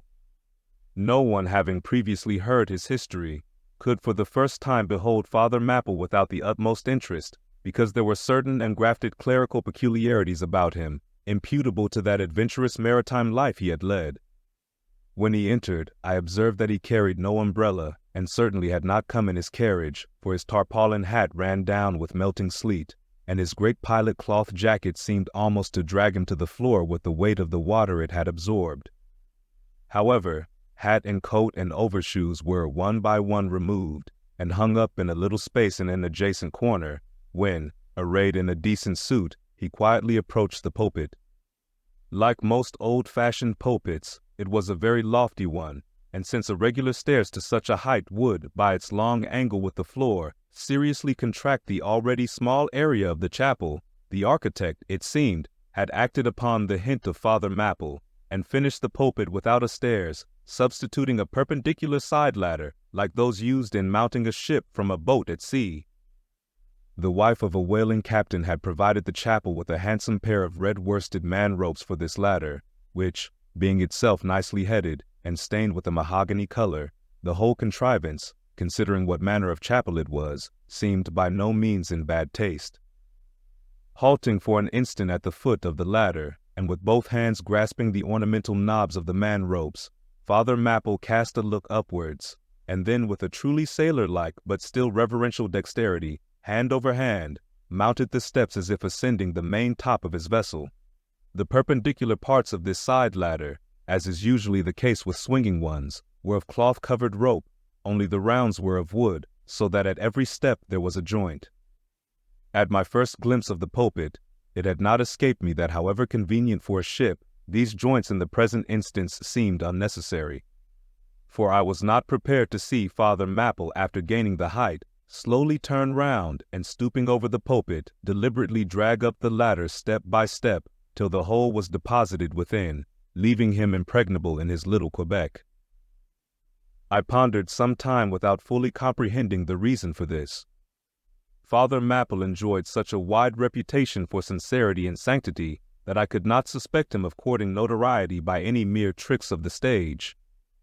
No, thought I, there must be some sober reason for this thing. Furthermore, it must symbolize something unseen. Can it be, then, that by that act of physical isolation, he signifies his spiritual withdrawal for the time from all outward worldly ties and connections? Yes, for replenished with the meat and wine of the Word, to the faithful man of God, this pulpit, I see, is a self-containing stronghold, a lofty Ehrenbreitstein, with a perennial well of water within the walls. But the side ladder was not the only strange feature of the place, borrowed from the chaplain's former seafarings. Between the marble cenotaphs on either hand of the pulpit, the wall which formed its back was adorned with a large painting representing a gallant ship beating against a terrible storm off a lee coast of black rocks and snowy breakers. But high above the flying scud and dark rolling clouds, there floated a little isle of sunlight from which beamed forth an angel's face, and this bright face shed a distinct spot of radiance upon the ship's tossed deck, something like that silver plate now inserted into the Victory's plank where Nelson fell. Ah, noble ship, the angel seemed to say, beat on, thou noble ship, and bear a hardy helm, for lo, the sun is breaking through, the clouds are rolling off, serenest azure is at hand. Nor was the pulpit itself without a trace of the same sea taste that had achieved the ladder and the picture. Its paneled front was in the likeness of a ship's bluff bows, and the Holy Bible rested on a projecting piece of scroll work, fashioned after a ship's fiddle-headed beak. What could be more full of meaning? For the pulpit is ever this earth's foremost part, all the rest comes in its rear, the pulpit leads the world. From thence it is the storm of God's quick wrath is first descried, and the bow must bear the earliest brunt. From thence it is the God of breezes, fair or foul, is first invoked for favorable winds. Yes, the world's a ship on its passage out, and not a voyage complete, and the pulpit is its prow. Speed up your reading and enhance your memory with Moby Dick by your side. Choose the tactile joy of a physical book or the convenience of Kindle, and discover a deeper way to dive into this classic. Pairing the audiobook with the text takes your understanding and retention to the next level. Ready to transform your literary experience? Check the link in the description and pick the perfect format for you. With EchoTales Audiobooks, Moby Dick awaits. Dive deeper, read faster, remember more. Get your book now. Chapter 9. The Sermon. Father Mapple rose, and in a mild voice of unassuming authority ordered the scattered people to condense. Starboard gangway there, side away to larboard, larboard gangway to starboard, midships, midships. There was a low rumbling of heavy sea boots among the benches, and a still slighter shuffling of women's shoes, and all was quiet again, and every eye on the preacher. He paused a little, then kneeling in the pulpit's bows, folded his large brown hands across his chest, uplifted his closed eyes, and offered a prayer so deeply devout that he seemed kneeling and praying at the bottom of the sea. This ended in prolonged solemn tones, like the continual tolling of a bell in a ship that is foundering at sea in a fog. In such tones he commenced reading the following hymn, but changing his manner towards the concluding stanzas, burst forth with appealing exultation and joy. The ribs and terrors in the whale arched over me a dismal gloom, while all God's sunlit waves rolled by, and lift me deepening down to doom. I saw the opening maw of hell, with endless pains and sorrows there, which none but they that feel can tell. Oh, I was plunging to despair. In black distress I called my God. When I could scarce believe him mine, he bowed his ear to my complaints. No more the whale did me confine. With speed he flew to my relief, as on a radiant dolphin borne, awful, yet bright as lightning shone. the face of my deliverer God. My song forever shall record. That terrible, that joyful hour, I give the glory to my God. His all the mercy and the power. Nearly all joined in singing this hymn, which swelled high above the howling of the storm. A brief pause ensued. The preacher slowly turned over the leaves of the Bible, and at last, folding his hand down upon the proper page, said, "Beloved shipmates, clinch the last verse of the first chapter of Jonah, and God had prepared a great fish to swallow up Jonah. Shipmates, this book, containing only 4 chapters, 4 yarns, is one of the smallest strands in the mighty cable of the Scriptures. Yet what depths of the soul does Jonah's deep sea-lean sound? What a pregnant lesson to us is this prophet! What a noble thing is that canticle in the fish's belly!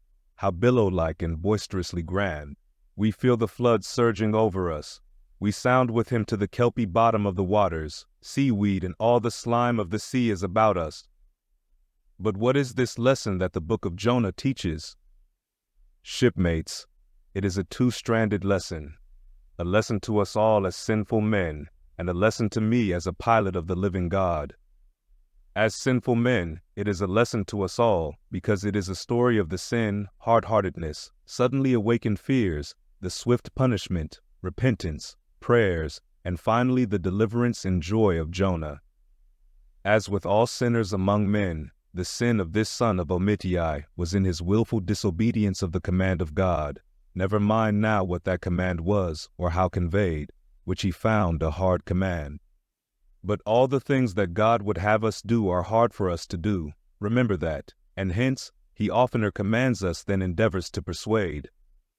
And if we obey God, we must disobey ourselves, and it is in this disobeying ourselves wherein the hardness of obeying God consists. With this sin of disobedience in him, Jonah still further flouts at God by seeking to flee from him. He thinks that a ship made by men will carry him into countries where God does not reign, but only the captains of this earth. He skulks about the wharves of Joppa and seeks a ship that's bound for Tarshish. There lurks perhaps a hitherto unheeded meaning here. By all accounts, Tarshish could have been no other city than the modern Cadiz. That's the opinion of learned men. And where is Cadiz, shipmates? Cadiz is in Spain, as far by water from Joppa as Jonah could possibly have sailed in those ancient days when the Atlantic was an almost unknown sea. Because Joppa, the modern Jaffa, shipmates, is on the most easterly coast of the Mediterranean, the Syrian, and Tarshish or Cadiz more than 2,000 miles to the westward from that, just outside the Straits of Gibraltar. See ye not then, shipmates, that Jonah sought to flee worldwide from God? Miserable man! Oh, most contemptible and worthy of all scorn, with slouched hat and guilty eye, skulking from his God, prowling among the shipping like a vile burglar hastening to cross the seas. So disordered, self-condemning is his look, that had there been policemen in those days, Jonah, on the mere suspicion of something wrong, had been arrested ere he touched a deck. How plainly he's a fugitive. No baggage, not a hat box, valise, or carpet bag. No friends accompany him to the wharf with their adieu. At last, after much dodging search, he finds the Tarshish ship receiving the last items of her cargo, and as he steps on board to see its captain in the cabin, all the sailors for the moment desist from hoisting in the goods to mark the stranger's evil eye. Jonah sees this, but in vain he tries to look all ease and confidence. In vain essays his wretched smile. Strong intuitions of the man assure the mariners he can be no innocent. In their gamesome but still serious way, one whispers to the other, "Jack, he's robbed a widow," or "Joe, do you mark him? He's a bigamist," or "Harry lad, I guess he's the adulterer that broke jail in old Gomorrah," or belike, one of the missing murderers from Sodom. Another runs to read the bill that's stuck against the spile upon the wharf to which the ship is moored, offering 500 gold coins for the apprehension of a parricide, and containing a description of his person. He reads and looks from Jonah to the bill, while all his sympathetic shipmates now crowd round Jonah, prepared to lay their hands upon him. Frighted Jonah trembles, and summoning all his boldness to his face, only looks so much the more a coward. He will not confess himself suspected, but that itself is strong suspicion. So he makes the best of it, and when the sailors find him not to be the man that is advertised, they let him pass, and he descends into the cabin. "Who's there?" cries the captain at his busy desk, hurriedly making out his papers for the customs. "Who's there?" Oh, how that harmless question mangles Jonah. For the instant he almost turns to flee again, but he rallies. "I seek a passage in this ship to Tarshish. How soon sail ye, sir?" Thus far the busy captain had not looked up to Jonah, though the man now stands before him, but no sooner does he hear that hollow voice than he darts a scrutinizing glance. "We sail with the next coming tide," at last he slowly answered, still intently eyeing him. "No sooner, sir?" "Soon enough for any honest man that goes a passenger." "Ha, Jonah, that's another stab." But he swiftly calls away the captain from that scent. "I'll sail with ye," he says. "The passage money, how much is that? I'll pay now." For it is particularly written, shipmates, as if it were a thing not to be overlooked in this history, that he paid the fare thereof ere the craft did sail. And, taken with the context, this is full of meaning. Now Jonah's captain, shipmates, was one whose discernment detects crime in any, but whose cupidity exposes it only in the penniless. In this world, shipmates, sin that pays its way can travel freely and without a passport, whereas virtue, if a pauper, is stopped at all frontiers. So Jonah's captain prepares to test the length of Jonah's purse ere he judge him openly. He charges him thrice the usual sum, and it's assented to. Then the captain knows that Jonah is a fugitive, but at the same time resolves to help a flight that paves its rear with gold. Yet when Jonah fairly takes out his purse, prudent suspicions still molest the captain. He rings every coin to find a counterfeit. "Not a forger anyway," he mutters, and Jonah is put down for his passage. "Point out my stateroom, sir," says Jonah now. "I'm travel-weary. I need sleep." "Thou lookest like it," says the captain. "There's thy room." Jonah enters and would lock the door, but the lock contains no key.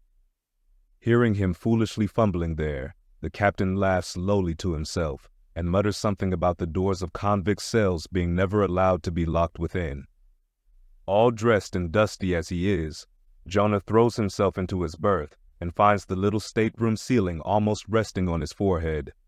The air is close, and Jonah gasps. Then, in that contracted hole, sunk, too, beneath the ship's waterline, Jonah feels the heralding presentiment of that stifling hour when the whale shall hold him in the smallest of his bowels wards.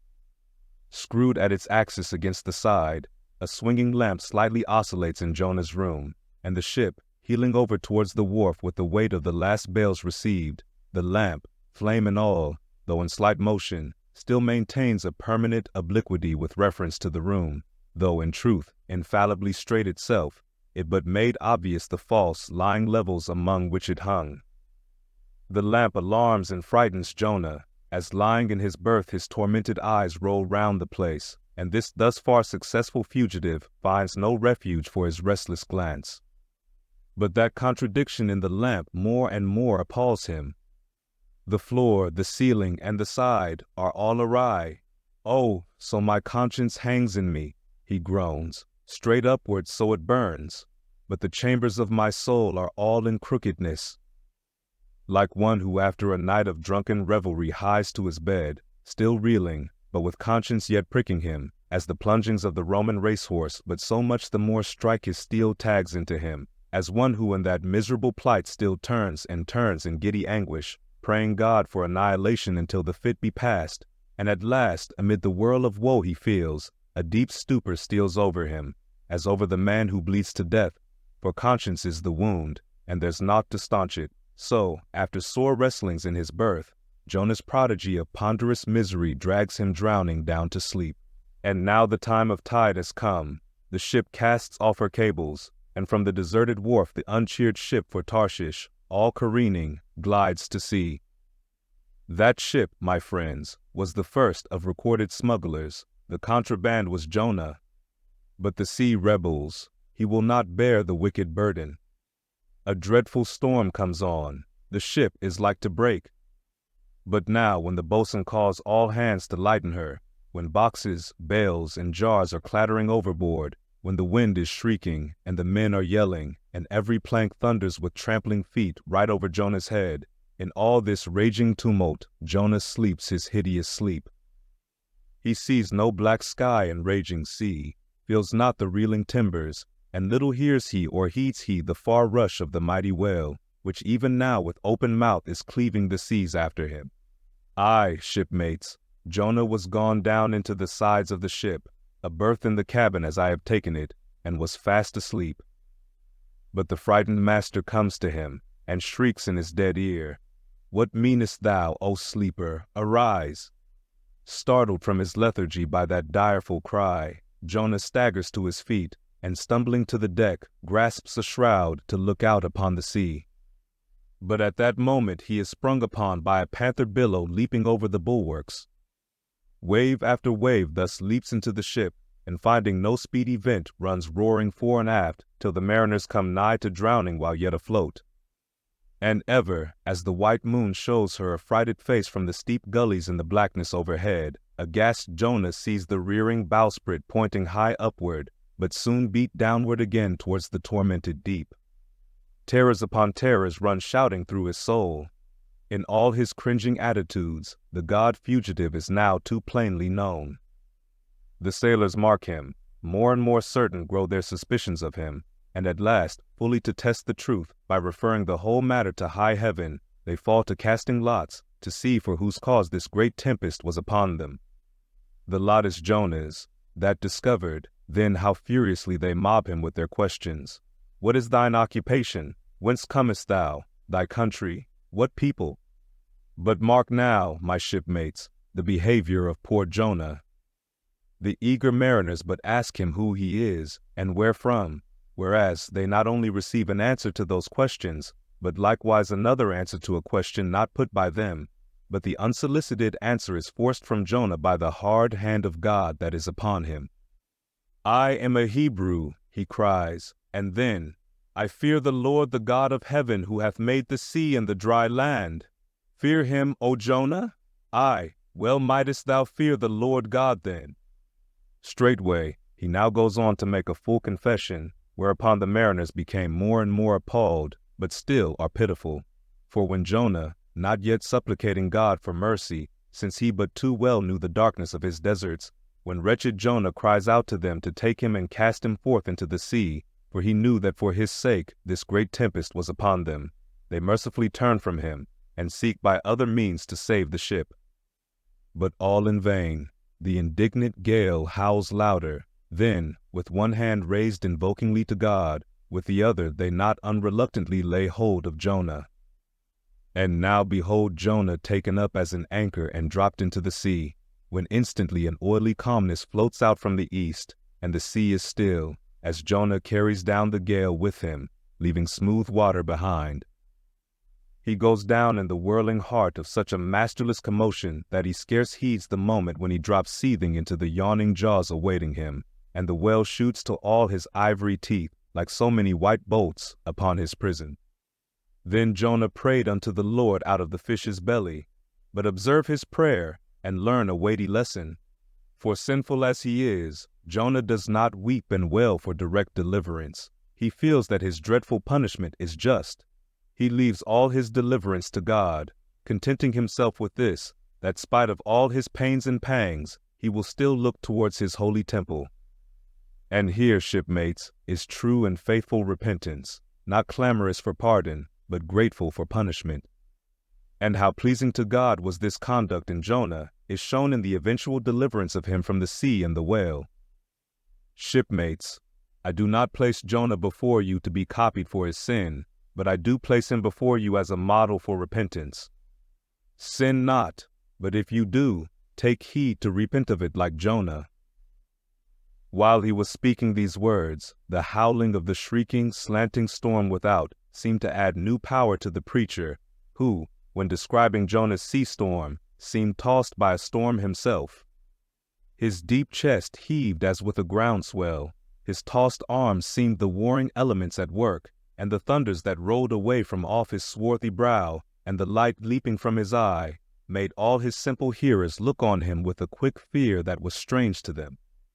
There now came a lull in his look, as he silently turned over the leaves of the book once more, and at last, standing motionless, with closed eyes, for the moment, seemed communing with God and himself.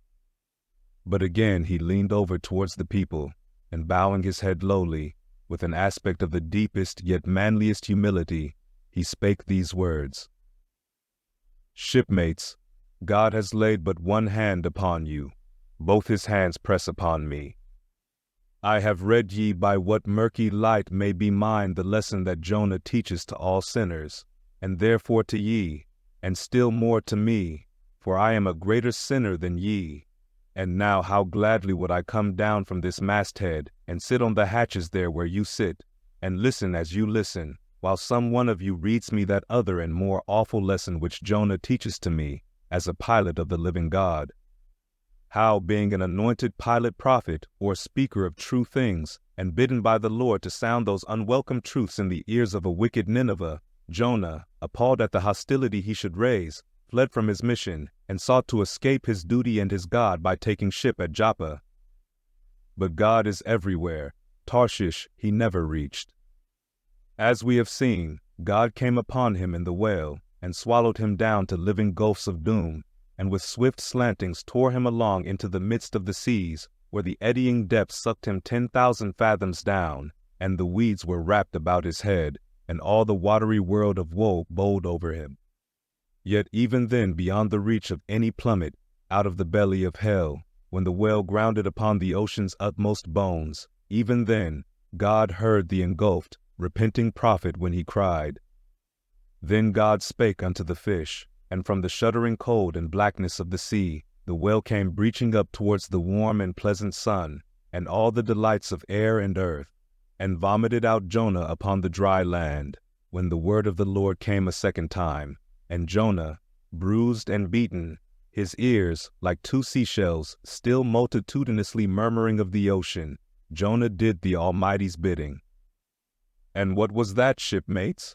To preach the truth to the face of falsehood. That was it. This, shipmates, this is that other lesson. And woe to that pilot of the living God who slights it. Woe to him whom this world charms from gospel duty. Woe to him who seeks to pour oil upon the waters when God has brewed them into a gale. Woe to him who seeks to please rather than to appall. Woe to him whose good name is more to him than goodness. Woe to him who, in this world, courts not dishonor. Woe to him who would not be true, even though to be false were salvation. Yea, woe to him who, as the great pilot Paul has it, while preaching to others is himself a castaway. He dropped and fell away from himself for a moment, then lifting his face to them again, showed a deep joy in his eyes, as he cried out with a heavenly enthusiasm, "But O shipmates, on the starboard hand of every woe, there is a sure delight, and higher the top of that delight than the bottom of the woe is deep. Is not the main truck higher than the kelson is low? Delight is to him a far, far upward and inward delight, who against the proud gods and commodores of this earth ever stands forth his own inexorable self. Delight is to him whose strong arms yet support him, when the ship of this base, treacherous world has gone down beneath him. Delight is to him who gives no quarter in the truth, and kills, burns, and destroys all sin, though he pluck it out from under the robes of senators and judges. Delight, top-gallant delight is to him who acknowledges no law or lord, but the Lord his God, and is only a patriot to heaven. Delight is to him whom all the waves of the billows of the seas of the boisterous mob can never shake from this sure keel of the ages. And eternal delight and deliciousness will be his, who coming to lay him down, can say with his final breath, O Father, chiefly known to me by thy rod, mortal or immortal, here I die. I have striven to be thine, more than to be this world's or mine own. Yet this is nothing. I leave eternity to thee, For what is man that he should live out the lifetime of his God? He said no more, but slowly waving a benediction, covered his face with his hands, and so remained kneeling till all the people had departed, and he was left alone in the place. Speed up your reading and enhance your memory with Moby Dick by your side. Choose the tactile joy of a physical book or the convenience of Kindle, and discover a deeper way to dive into this classic. Pairing the audiobook with the text takes your understanding and retention to the next level. Ready to transform your literary experience? Check the link in the description and pick the perfect format for you. With EchoTales Audiobooks, Moby Dick awaits. Dive deeper, read faster, remember more. Get your book now. Chapter 10. A Bosom Friend. Returning to the Spouter Inn from the chapel, I found Pequod there quite alone, he having left the chapel before the benediction some time. He was sitting on a bench before the fire, with his feet on the stove hearth, and in one hand was holding close up to his face that little Negro idol of his, peering hard into its face, and with a jackknife gently whittling away at its nose, meanwhile humming to himself in his heathenish way. But being now interrupted, he put up the image, and pretty soon, going to the table, took up a large book there, and placing it on his lap, began counting the pages with deliberate regularity, at every 50th page, as I fancied, stopping a moment, looking vacantly around him, and giving utterance to a long-drawn, gurgling whistle of astonishment. He would then begin again at the next 50, seeming to commence at number 1 each time, as though he could not count more than 50, and it was only by such a large number of 50s being found together that his astonishment at the multitude of pages was excited. With much interest I sat watching him. Savage though he was, and hideously marred about the face, at least to my taste, his countenance yet had a something in it which was by no means disagreeable. You cannot hide the soul. Through all his unearthly tattooings, I thought I saw the traces of a simple, honest heart, and in his large, deep eyes, fiery black and bold, there seemed tokens of a spirit that would dare 1,000 devils. And besides all this, there was a certain lofty bearing about the pagan, which even his uncouthness could not altogether maim. He looked like a man who had never cringed and never had had a creditor. Whether it was, too, that his head being shaved, his forehead was drawn out in freer and brighter relief, and looked more expansive than it otherwise would, this I will not venture to decide, but certain it was his head was phrenologically an excellent one. It may seem ridiculous, but it reminded me of General Washington's head, as seen in the popular busts of him. It had the same long, regularly graded, retreating slope from above the brows, which were likewise very projecting, like 2 long promontories thickly wooded on top. Pequod was George Washington cannibalistically developed. Whilst I was thus closely scanning him, half pretending meanwhile to be looking out at the storm from the casement, he never heeded my presence, never troubled himself with so much as a single glance, but appeared wholly occupied with counting the pages of the marvelous book. Considering how sociably we had been sleeping together the night previous, and especially considering the affectionate arm I had found thrown over me upon waking in the morning, I thought this indifference of his very strange. But savages are strange beings. At times you do not know exactly how to take them. At first they are overawing. Their calm self-collectedness of simplicity seems a Socratic wisdom. I had noticed also that Pequod never consorted at all, or but very little, with the other seamen in the inn. He made no advances whatever, appeared to have no desire to enlarge the circle of his acquaintances. All this struck me as mighty singular, yet, upon second thoughts, there was something almost sublime in it. Here was a man some 20,000 miles from home, by the way of Cape Horn, that is, which was the only way he could get there, thrown among people as strange to him as though he were in the planet Jupiter, and yet he seemed entirely at his ease, preserving the utmost serenity, content with his own companionship, always equal to himself. Surely this was a touch of fine philosophy, though no doubt he had never heard there was such a thing as that. But, perhaps, to be true philosophers, we mortals should not be conscious of so living or so striving. So soon as I hear that such or such a man gives himself out for a philosopher, I conclude that, like the dyspeptic old woman, he must have broken his digester. As I sat there in that now lonely room, the fire burning low, in that mild stage when, after its first intensity has warmed the air, it then only glows to be looked at, the evening shades and phantoms gathering round the casements, and peering in upon us, silent, solitary twain, the storm booming without in solemn swells, I began to be sensible of strange feelings. I felt a melting in me. No more my splintered heart and maddened hand were turned against the wolfish world. This soothing savage had redeemed it. There he sat, his very indifference speaking a nature in which there lurked no civilized hypocrisies and bland deceits. Wild he was, a very sight of sights to see, yet I began to feel myself mysteriously drawn towards him. And those same things that would have repelled most others, they were the very magnets that thus drew me. I'll try a pagan friend, thought I, since Christian kindness has proved but hollow courtesy. I drew my bench near him and made some friendly signs and hints, doing my best to talk with him meanwhile.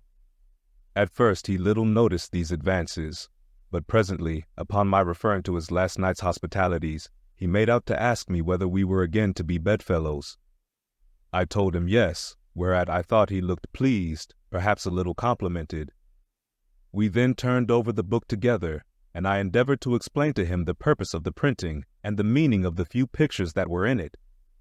Thus I soon engaged his interest, and from that we went to jabbering the best we could about the various outer sights to be seen in this famous town.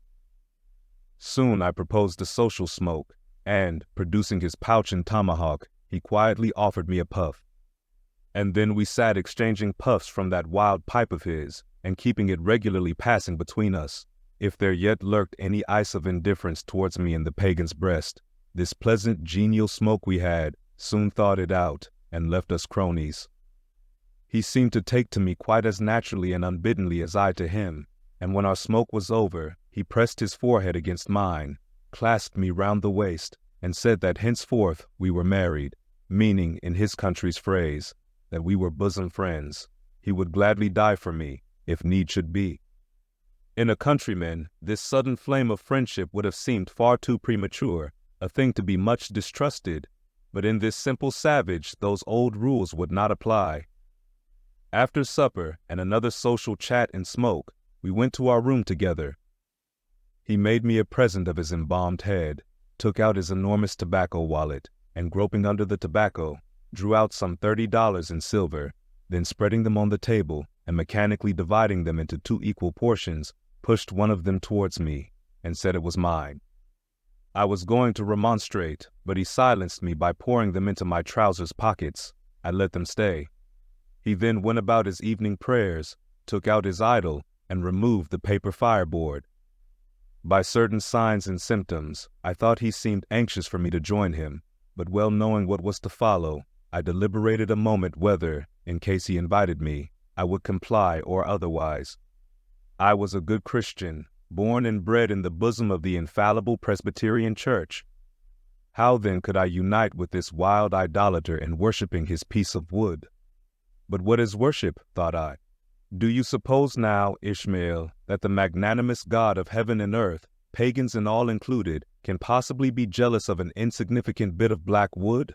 Impossible. But what is worship? To do the will of God, that is worship. And what is the will of God? To do to my fellow man what I would have my fellow man to do to me, that is the will of God. Now, Queequeg is my fellow man. And what do I wish that this Queequeg would do to me? Why, unite with me in my particular Presbyterian form of worship. Consequently, I must then unite with him in his, ergo, I must turn idolater. So I kindled the shavings, helped prop up the innocent little idol, offered him burnt biscuit with Queequeg, salaamed before him twice or thrice, kissed his nose, and that done, we undressed and went to bed, at peace with our own consciences and all the world. But we did not go to sleep without some little chat. How it is I know not, but there is no place like a bed for confidential disclosures between friends.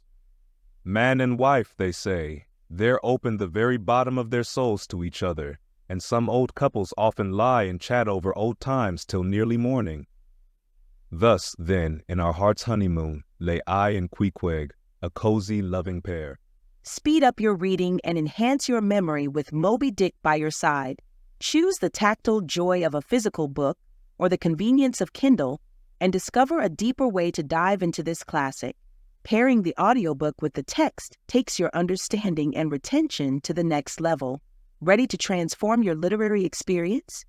Check the link in the description and pick the perfect format for you. With EchoTales Audiobooks, Moby Dick awaits. Dive deeper, read faster, remember more. Get your book now. Chapter 11, Nightgown. We had lain thus in bed, chatting and napping at short intervals, and Queequeg now and then affectionately throwing his brown tattooed legs over mine, and then drawing them back, so entirely sociable and free and easy were we, when, at last, by reason of our confabulations, what little nappishness remained in us altogether departed, and we felt like getting up again, though daybreak was yet some way down the future. Yes, we became very wakeful, so much so that our recumbent position began to grow wearisome, and by little and little we found ourselves sitting up, the clothes well tucked around us, leaning against the headboard with our 4 knees drawn up close together, and our 2 noses bending over them, as if our knee pans were warming pans. We felt very nice and snug, the more so since it was so chilly out of doors, indeed out of bedclothes too, seeing that there was no fire in the room. The more so, I say, because truly to enjoy bodily warmth, some small part of you must be cold, for there is no quality in this world that is not what it is merely by contrast. Nothing exists in itself. If you flatter yourself that you are all over comfortable, and have been so a long time, then you cannot be said to be comfortable anymore. But if, like Queequeg and me in the bed, the tip of your nose or the crown of your head be slightly chilled, why then, indeed, in the general consciousness, you feel most delightfully and unmistakably warm. For this reason, a sleeping apartment should never be furnished with a fire, which is one of the luxurious discomforts of the rich. For the height of this sort of deliciousness is to have nothing but the blanket between you and your snugness and the cold of the outer air. Then there you lie like the one warm spark in the heart of an Arctic crystal. We had been sitting in this crouching manner for some time, when all at once I thought I would open my eyes, for when between sheets, whether by day or by night, and whether asleep or awake, I have a way of always keeping my eyes shut, in order the more to concentrate the snugness of being in bed, because no man can ever feel his own identity aright except his eyes be closed, as if darkness were indeed the proper element of our essences, though light be more congenial to our clayey part. Upon opening my eyes then, and coming out of my own pleasant and self-created darkness into the imposed and coarse outer gloom of the unilluminated 12 o'clock at night, I experienced a disagreeable revulsion.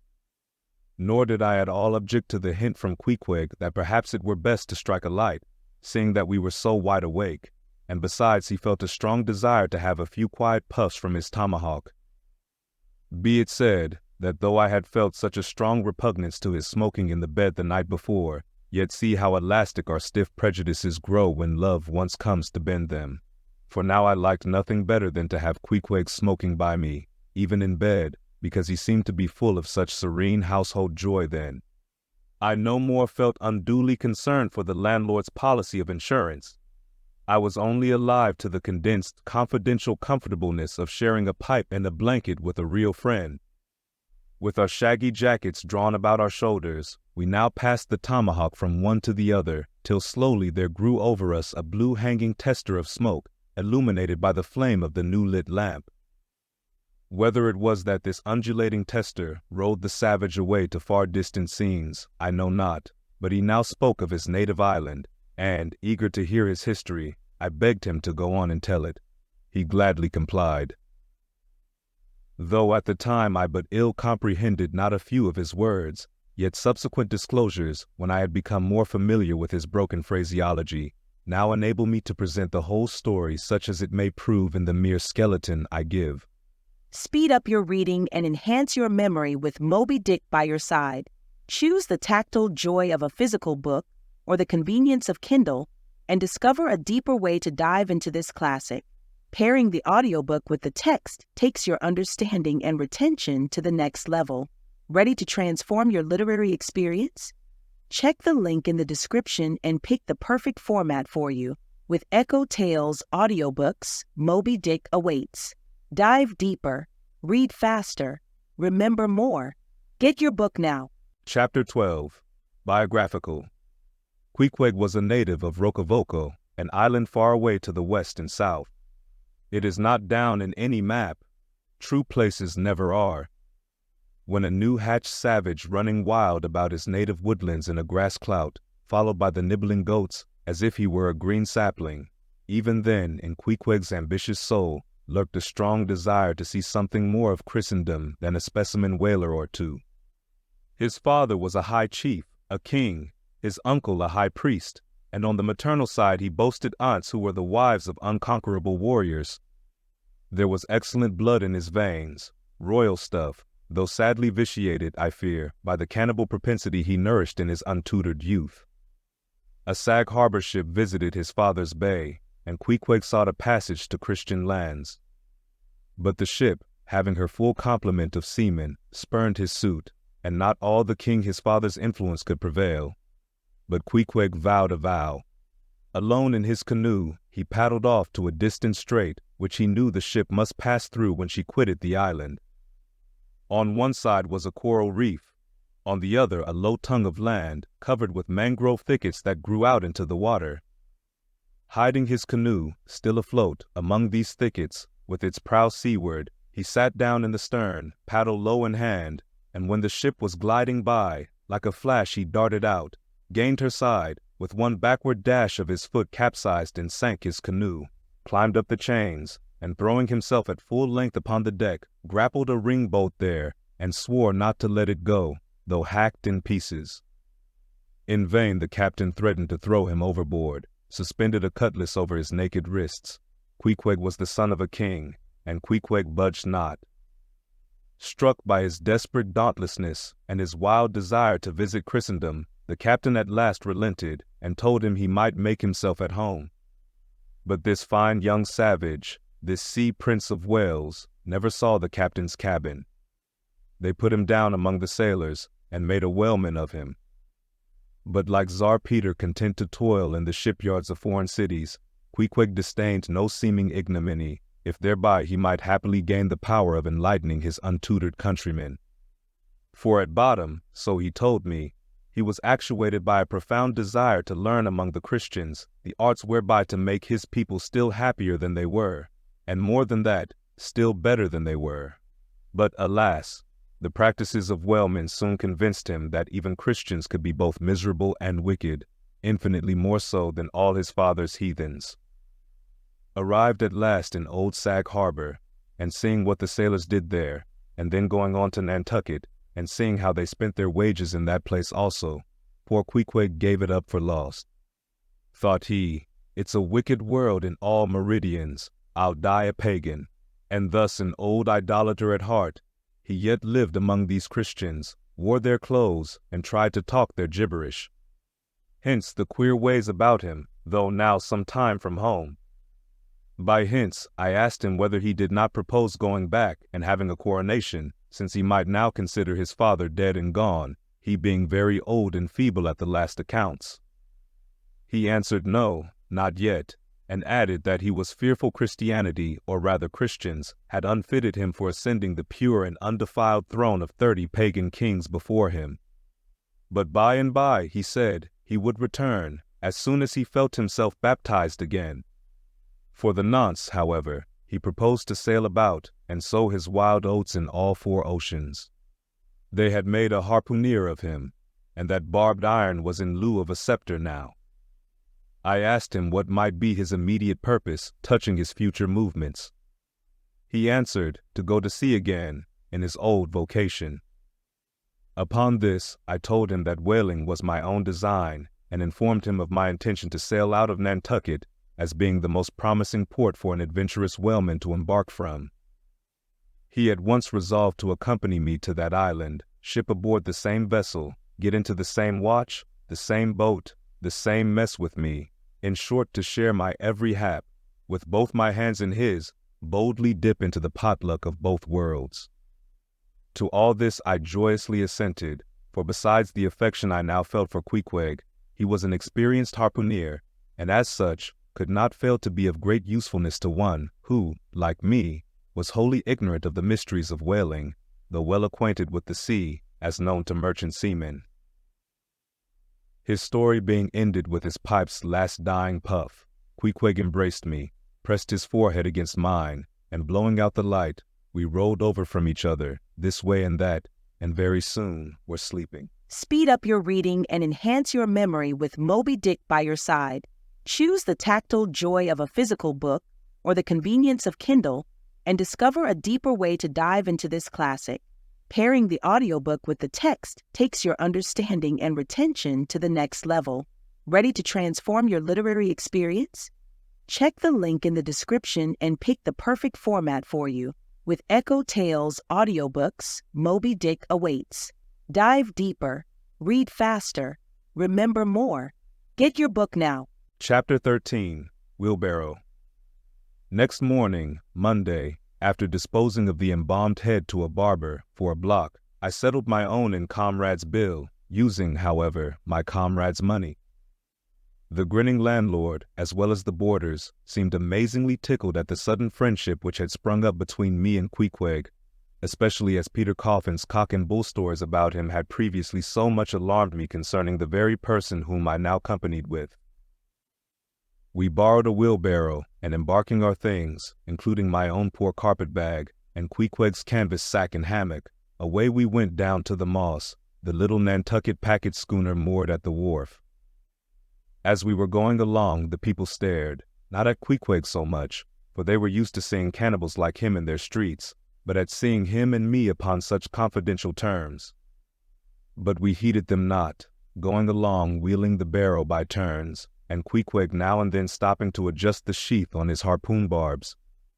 I asked him why he carried such a troublesome thing with him ashore, and whether all whaling ships did not find their own harpoons. To this, in substance, he replied, that though what I hinted was true enough, yet he had a particular affection for his own harpoon, because it was of assured stuff, well tried in many a mortal combat, and deeply intimate with the hearts of whales. In short, like many inland reapers and mowers, who go into the farmers' meadows armed with their own scythes, though in no wise obliged to furnish them, even so, Queequeg, for his own private reasons, preferred his own harpoon. Shifting the barrow from my hand to his, he told me a funny story about the first wheelbarrow he had ever seen. It was in Sag Harbor. The owners of his ship, it seems, had lent him one, in which to carry his heavy chest to his boarding house. Not to seem ignorant about the thing, though in truth he was entirely so, concerning the precise way in which to manage the barrow, Queequeg puts his chest upon it, lashes it fast, and then shoulders the barrow and marches up the wharf. "Why," said I, "Queequeg, you might have known better than that, one would think. Didn't the people laugh?" Upon this, he told me another story. The people of his island of Rokovoko, it seems, at their wedding feasts expressed the fragrant water of young coconuts into a large stained calabash like a punch bowl, and this punch bowl always forms the great central ornament on the braided mat where the feast is held. Now a certain grand merchant ship once touched at Rokovoko, and its commander, from all accounts, a very stately, punctilious gentleman, at least for a sea captain. This commander was invited to the wedding feast of Queequeg's sister, a pretty young princess just turned of 10. Well, when all the wedding guests were assembled at the bride's bamboo cottage, this captain marches in, and being assigned the post of honor, placed himself over against the punch bowl, and between the high priest and his majesty the king, Queequeg's father. Grace being said, for those people have their grace as well as we, though Queequeg told me that unlike us, who at such times look downwards to our platters, they, on the contrary, copying the ducks, glance upwards to the great giver of all feasts. Grace, I say, being said, the high priest opens the banquet by the immemorial ceremony of the island, that is, dipping his consecrated and consecrating fingers into the bowl before the blessed beverage circulates. Seeing himself placed next the priest, and noting the ceremony, and thinking himself, being captain of a ship, as having plain precedence over a mere island king, especially in the king's own house, the captain coolly proceeds to wash his hands in the punch bowl, taking it, I suppose, for a huge finger glass. "Now," said Queequeg, "what you think now? Didn't our people laugh?" At last, passage paid and luggage safe, we stood on board the schooner. Hoisting sail, it glided down the Acushnet River. On one side, New Bedford rose in terraces of streets, their ice-covered trees all glittering in the clear, cold air. Huge hills and mountains of casks on casks were piled upon her wharves, and side by side the world-wandering whale ships lay silent and safely moored at last, while from others came a sound of carpenters and coopers, with blended noises of fires and forges to melt the pitch, all betokening that new cruises were on the start, that one most perilous and long voyage ended, only begins a second, and a second ended, only begins a third, and so on, forever and for aye. Such is the endlessness, yea, the intolerableness of all earthly effort.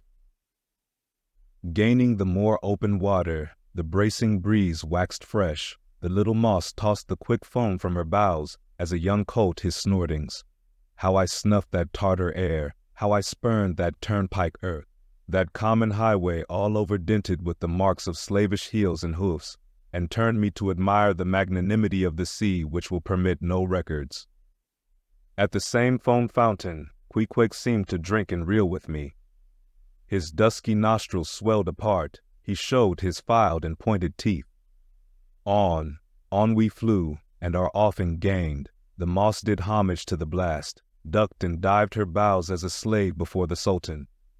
Sideways leaning, we sideways darted, every rope yarn tingling like a wire, the two tall masts buckling like Indian canes in land tornadoes.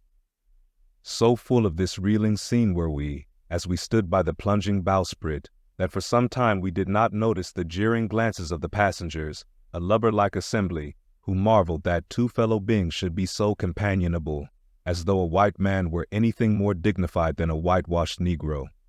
But there were some boobies and bumpkins there, who, by their intense greenness, must have come from the heart and center of all verdure. Queequeg caught one of these young saplings mimicking him behind his back. I thought the bumpkin's hour of doom was come. Dropping his harpoon, the brawny savage caught him in his arms, and by an almost miraculous dexterity and strength, sent him high up bodily into the air. Then slightly tapping his stern in mid-somerset, the fellow landed with bursting lungs upon his feet, while Queequeg, turning his back upon him, lighted his tomahawk pipe and passed it to me for a puff. "Capting! Capting!" yelled the bumpkin, running towards that officer. "Capting! Capting! Here's the devil!" "Hello, you sir," cried the captain, a gaunt rib of the sea, stalking up to Queequeg. "What in thunder do you mean by that? Don't you know you might have killed that chap?" "What him say?" said Queequeg as he mildly turned to me. "He say," said I, "that you came near killee that man there," pointing to the still shivering greenhorn. "Killee!" cried Queequeg, twisting his tattooed face into an unearthly expression of disdain. "Ah, him bevy smally fishy. Queequeg no killee so smally fishy. Queequeg killee big whale." "Look you," roared the captain, "I'll killee you, you cannibal, if you try any more of your tricks aboard here, so mind your eye." But it so happened just then that it was high time for the captain to mind his own eye. The prodigious strain upon the mainsail had parted the weather sheet, and the tremendous boom was now flying from side to side, completely sweeping the entire after part of the deck. The poor fellow whom Queequeg had handled so roughly was swept overboard. All hands were in a panic, and to attempt snatching at the boom to stay it seemed madness. It flew from right to left and back again, almost in one ticking of a watch, and every instant seemed on the point of snapping into splinters. Nothing was done, and nothing seemed capable of being done. Those on deck rushed towards the bows and stood eyeing the boom as if it were the lower jaw of an exasperated whale. In the midst of this consternation, Queequeg dropped deftly to his knees, and crawling under the path of the boom, whipped hold of a rope, secured one end to the bulwarks, and then flinging the other like a lasso, caught it round the boom as it swept over his head, and at the next jerk, the spar was that way trapped, and all was safe. The schooner was run into the wind, and while their hands were clearing away the stern boat, Queequeg, stripped to the waist, darted from the side with a long living arc of a leap. For 3 minutes or more he was seen swimming like a dog, throwing his long arms straight out before him, and by turns revealing his brawny shoulders through the freezing foam. I looked at the grand and glorious fellow, but saw no one to be saved. The greenhorn had gone down. Shooting himself perpendicularly from the water, Pequod now took an instant's glance around him, and seeming to see just how matters were, dived down and disappeared. A few minutes more, and he rose again, one arm still striking out, and with the other dragging a lifeless form. The boat soon picked them up. The poor bumpkin was restored. All hands voted Pequod a noble trump. The captain begged his pardon. From that hour I clove to Pequod like a barnacle, yea, till poor Pequod took his last long dive. Was there ever such unconsciousness? He did not seem to think that he at all deserved a medal from the humane and magnanimous societies. He only asked for water, fresh water, something to wipe the brine off. That done, he put on dry clothes, lighted his pipe, and leaning against the bulwarks and mildly eyeing those around him, seemed to be saying to himself, "It's a mutual joint stock world in all meridians. We cannibals must help these Christians." Speed up your reading and enhance your memory with Moby Dick by your side. Choose the tactile joy of a physical book or the convenience of Kindle and discover a deeper way to dive into this classic. Pairing the audiobook with the text takes your understanding and retention to the next level. Ready to transform your literary experience?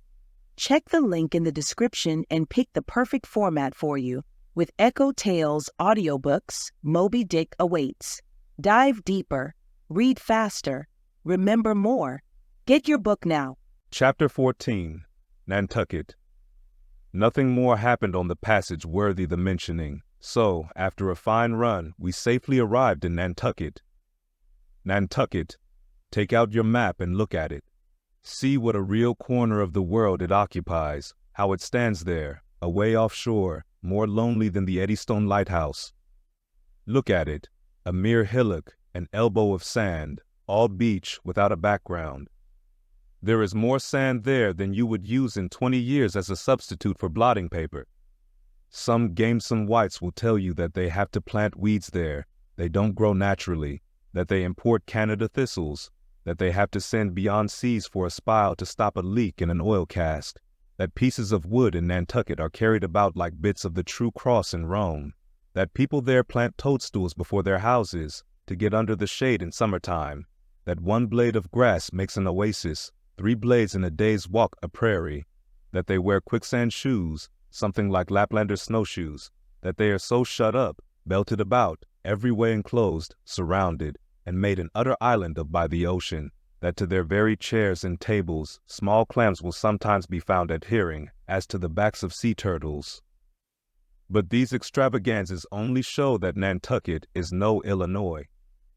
Look now at the wondrous traditional story of how this island was settled by the red men. Thus goes the legend. In olden times an eagle swooped down upon the New England coast and carried off an infant Indian in his talons. With loud lament the parents saw their child borne out of sight over the wide waters. They resolved to follow in the same direction. Setting out in their canoes, after a perilous passage they discovered the island, and there they found an empty ivory casket, the poor little Indian skeleton. What wonder, then, that these Nantucketers, born on a beach, should take to the sea for a livelihood? They first caught crabs and quahogs in the sand. Grown bolder, they waded out with nets for mackerel. More experienced, they pushed off in boats and captured cod, and at last, launching a navy of great ships on the sea, explored this watery world, put an incessant belt of circumnavigations round it, peeped in at Bering Straits, and in all seasons and all oceans declared everlasting war with the mightiest animated mass that has survived the flood, most monstrous and most mountainous. That Himalayan, salt sea mastodon, clothed with such portentousness of unconscious power that his very panics are more to be dreaded than his most fearless and malicious assaults. And thus have these naked Nantucketers, these sea hermits, issuing from their anthill in the sea, overrun and conquered the watery world like so many Alexanders, parceling out among them the Atlantic, Pacific, and Indian Oceans, as the three pirate powers did Poland. Let America add Mexico to Texas, and pile Cuba upon Canada. Let the English overswarm all India, and hang out their blazing banner from the sun. 2/3 of this terraqueous globe are the Nantucketers. For the sea is his, he owns it, as emperors own empires, other seamen having but a right of way through it. Merchant ships are but extension bridges, armed ones but floating forts. Even pirates and privateers, though following the sea as highwaymen the road, they but plunder other ships, other fragments of the land like themselves, without seeking to draw their living from the bottomless deep itself. The Nantucketer, he alone resides and riots on the sea. He alone, in Bible language, goes down to it in ships, to and fro plowing it as his own special plantation. There is his home, there lies his business, which a Noah's flood would not interrupt, though it overwhelmed all the millions in China. He lives on the sea, as prairie cocks in the prairie. He hides among the waves, he climbs them as chamois hunters climb the Alps. For years he knows not the land, so that when he comes to it at last, it smells like another world, more strangely than the moon would to an earthsman. With the landless gull, that at sunset folds her wings and is rocked to sleep between billows, so at nightfall, the Nantucketer, out of sight of land, furls his sails, and lays him to his rest, while under his very pillow rush herds of walruses and whales. Speed up your reading and enhance your memory with Moby Dick by your side. Choose the tactile joy of a physical book or the convenience of Kindle, and discover a deeper way to dive into this classic. Pairing the audiobook with the text takes your understanding and retention to the next level. Ready to transform your literary experience? Check the link in the description and pick the perfect format for you. With EchoTales Audiobooks, Moby Dick awaits. Dive deeper, read faster, remember more. Get your book now. Chapter 15, Chowder. It was quite late in the evening when the little Moss came snugly to anchor, and Queequeg and I went ashore, so we could attend to no business that day, at least none but a supper and a bed. The landlord of the Spouter Inn had recommended us to his cousin Hosea Hussey of the Tripods, whom he asserted to be the proprietor of one of the best-kept hotels in all Nantucket, and moreover he had assured us that cousin Hosea, as he called him, was famous for his chowders. In short, he plainly hinted that we could not possibly do better than try pot luck at the Tripods. But the directions he had given us about keeping a yellow warehouse on our starboard hand till we opened a white church to the larboard, and then keeping that on the larboard hand till we made a corner 3 points to the starboard, and that done, then asked the first man we met where the place was. These crooked directions of his very much puzzled us at first, especially as, at the outset, Queequeg insisted that the yellow warehouse, our first point of departure, must be left on the larboard hand, whereas I had understood Peter Coffin to say it was on the starboard. However, by dint of beating about a little in the dark, and now and then knocking up a peaceable inhabitant to inquire the way, we at last came to something which there was no mistaking. 2 enormous wooden pots painted black and suspended by asses' ears swung from the cross trees of an old topmast planted in front of an old doorway. The horns of the cross trees were sawed off on the other side, so that this old topmast looked not a little like a gallows. Perhaps I was oversensitive to such impressions at the time, but I could not help staring at this gallows with a vague misgiving. A sort of crick was in my neck as I gazed up to the 2 remaining horns. Yes, 2 of them, one for Queequeg and one for me. It's ominous, thinks I. A coffin my innkeeper upon landing in my first whaling port, tombstone staring at me in the whaleman's chapel, and here a gallows, and a pair of prodigious black pots too. Are these last throwing out oblique hints touching Topit? I was called from these reflections by the sight of a freckled woman with yellow hair and a yellow gown, standing in the porch of the inn, under a dull red lamp swinging there, that looked much like an injured eye, and carrying on a brisk scolding with a man in a purple woolen shirt. "Get along with ye," said she to the man, "or I'll be combing ye." "Come on, Queequeg," said I. "All right, there's Mrs. Hussey." And so it turned out, Mr. Hosea Hussey being from home, but leaving Mrs. Hussey entirely competent to attend to all his affairs. Upon making known our desires for a supper and a bed, Mrs. Hussey, postponing further scolding for the present, ushered us into a little room, and seating us at a table spread with the relics of a recently concluded repast, turned round to us and said, "Clam or cod?" "What's that about cods, ma'am?" said I, with much politeness. "Clam or cod?" she repeated. "A clam for supper? A cold clam? Is that what you mean, Mrs. Hussey?" says I. "But that's a rather cold and clammy reception in the winter-time, ain't it, Mrs. Hussey?" But being in a great hurry to resume scolding the man in the purple shirt, who was waiting for it in the entry, and seeming to hear nothing but the word clam, Mrs. Hussey hurried towards an open door leading to the kitchen, and, bawling out, "Clam for two," disappeared. "Queequeg," said I, "do you think that we can make out a supper for us both on one clam?" However, a warm, savory steam from the kitchen served to belie the apparently cheerless prospect before us. But when that smoking chowder came in, the mystery was delightfully explained. Oh, sweet friends, hearken to me. It was made of small, juicy clams, scarcely bigger than hazelnuts, mixed with pounded ship biscuit and salted pork cut up into little flakes, the whole enriched with butter and plentifully seasoned with pepper and salt. Our appetites being sharpened by the frosty voyage, and in particular, Queequeg seeing his favorite fishing food before him, and the chowder being surpassingly excellent, we dispatched it with great expedition, when leaning back a moment and bethinking me of Mrs. Hussey's clam and cod announcement, I thought I would try a little experiment. Stepping to the kitchen door, I uttered the word cod with great emphasis, and resumed my seat. In a few moments the savory steam came forth again, but with a different flavor, and in good time a fine cod chowder was placed before us. We resumed business, and while plying our spoons in the bowl, thinks I to myself, I wonder now if this here has any effect on the head. What's that stultifying saying about chowder-headed people? But look, Queequeg, ain't that a live eel in your bowl? Where's your harpoon?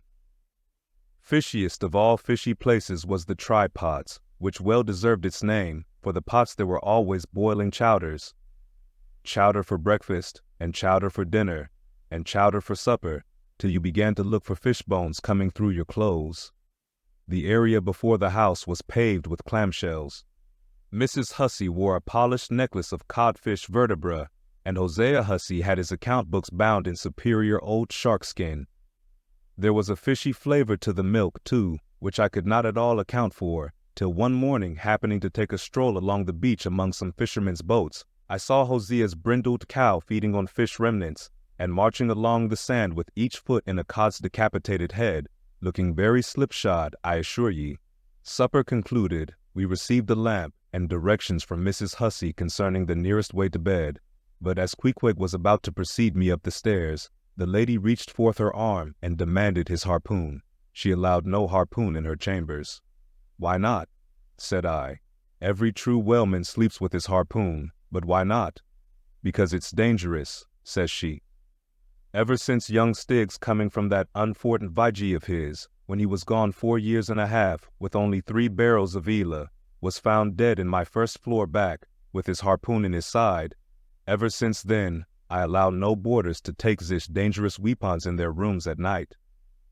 So, Mr. Queequeg, for she had learned his name, I will just take this here iron and keep it for you till morning.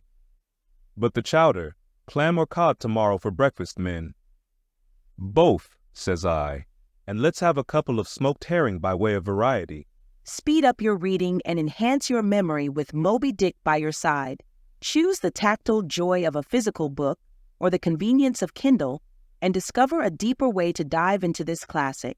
Pairing the audiobook with the text takes your understanding and retention to the next level. Ready to transform your literary experience?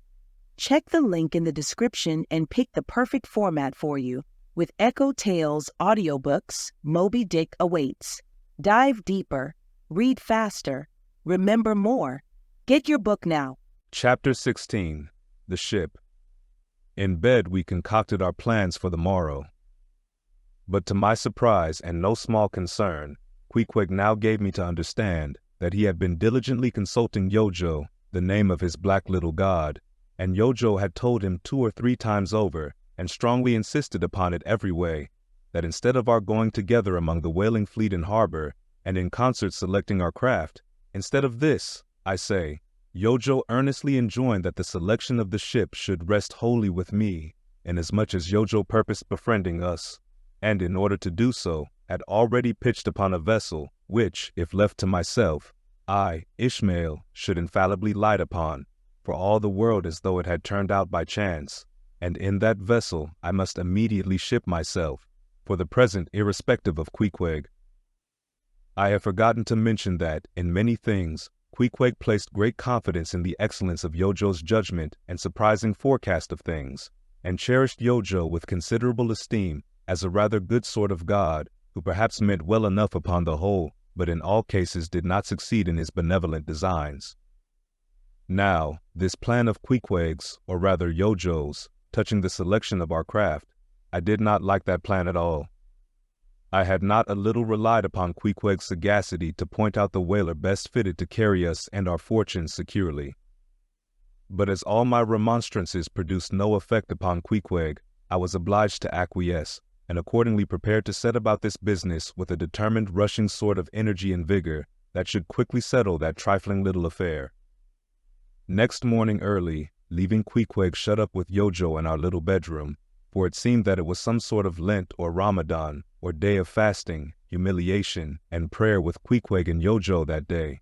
How it was I never could find out, for, though I applied myself to it several times, I never could master his liturgies and 39 articles. Leaving Queequeg, then, fasting on his tomahawk pipe, and Yojo warming himself at his sacrificial fire of shavings, I sallied out among the shipping. After much prolonged sauntering and many random inquiries, I learnt that there were 3 ships up for 3 years' voyages, the Devil Dam, the Titbit, and the Pequod. Devil Dam, I do not know the origin of. Titbit is obvious. Pequod, you will no doubt remember, was the name of a celebrated tribe of Massachusetts Indians, now extinct as the ancient Medes.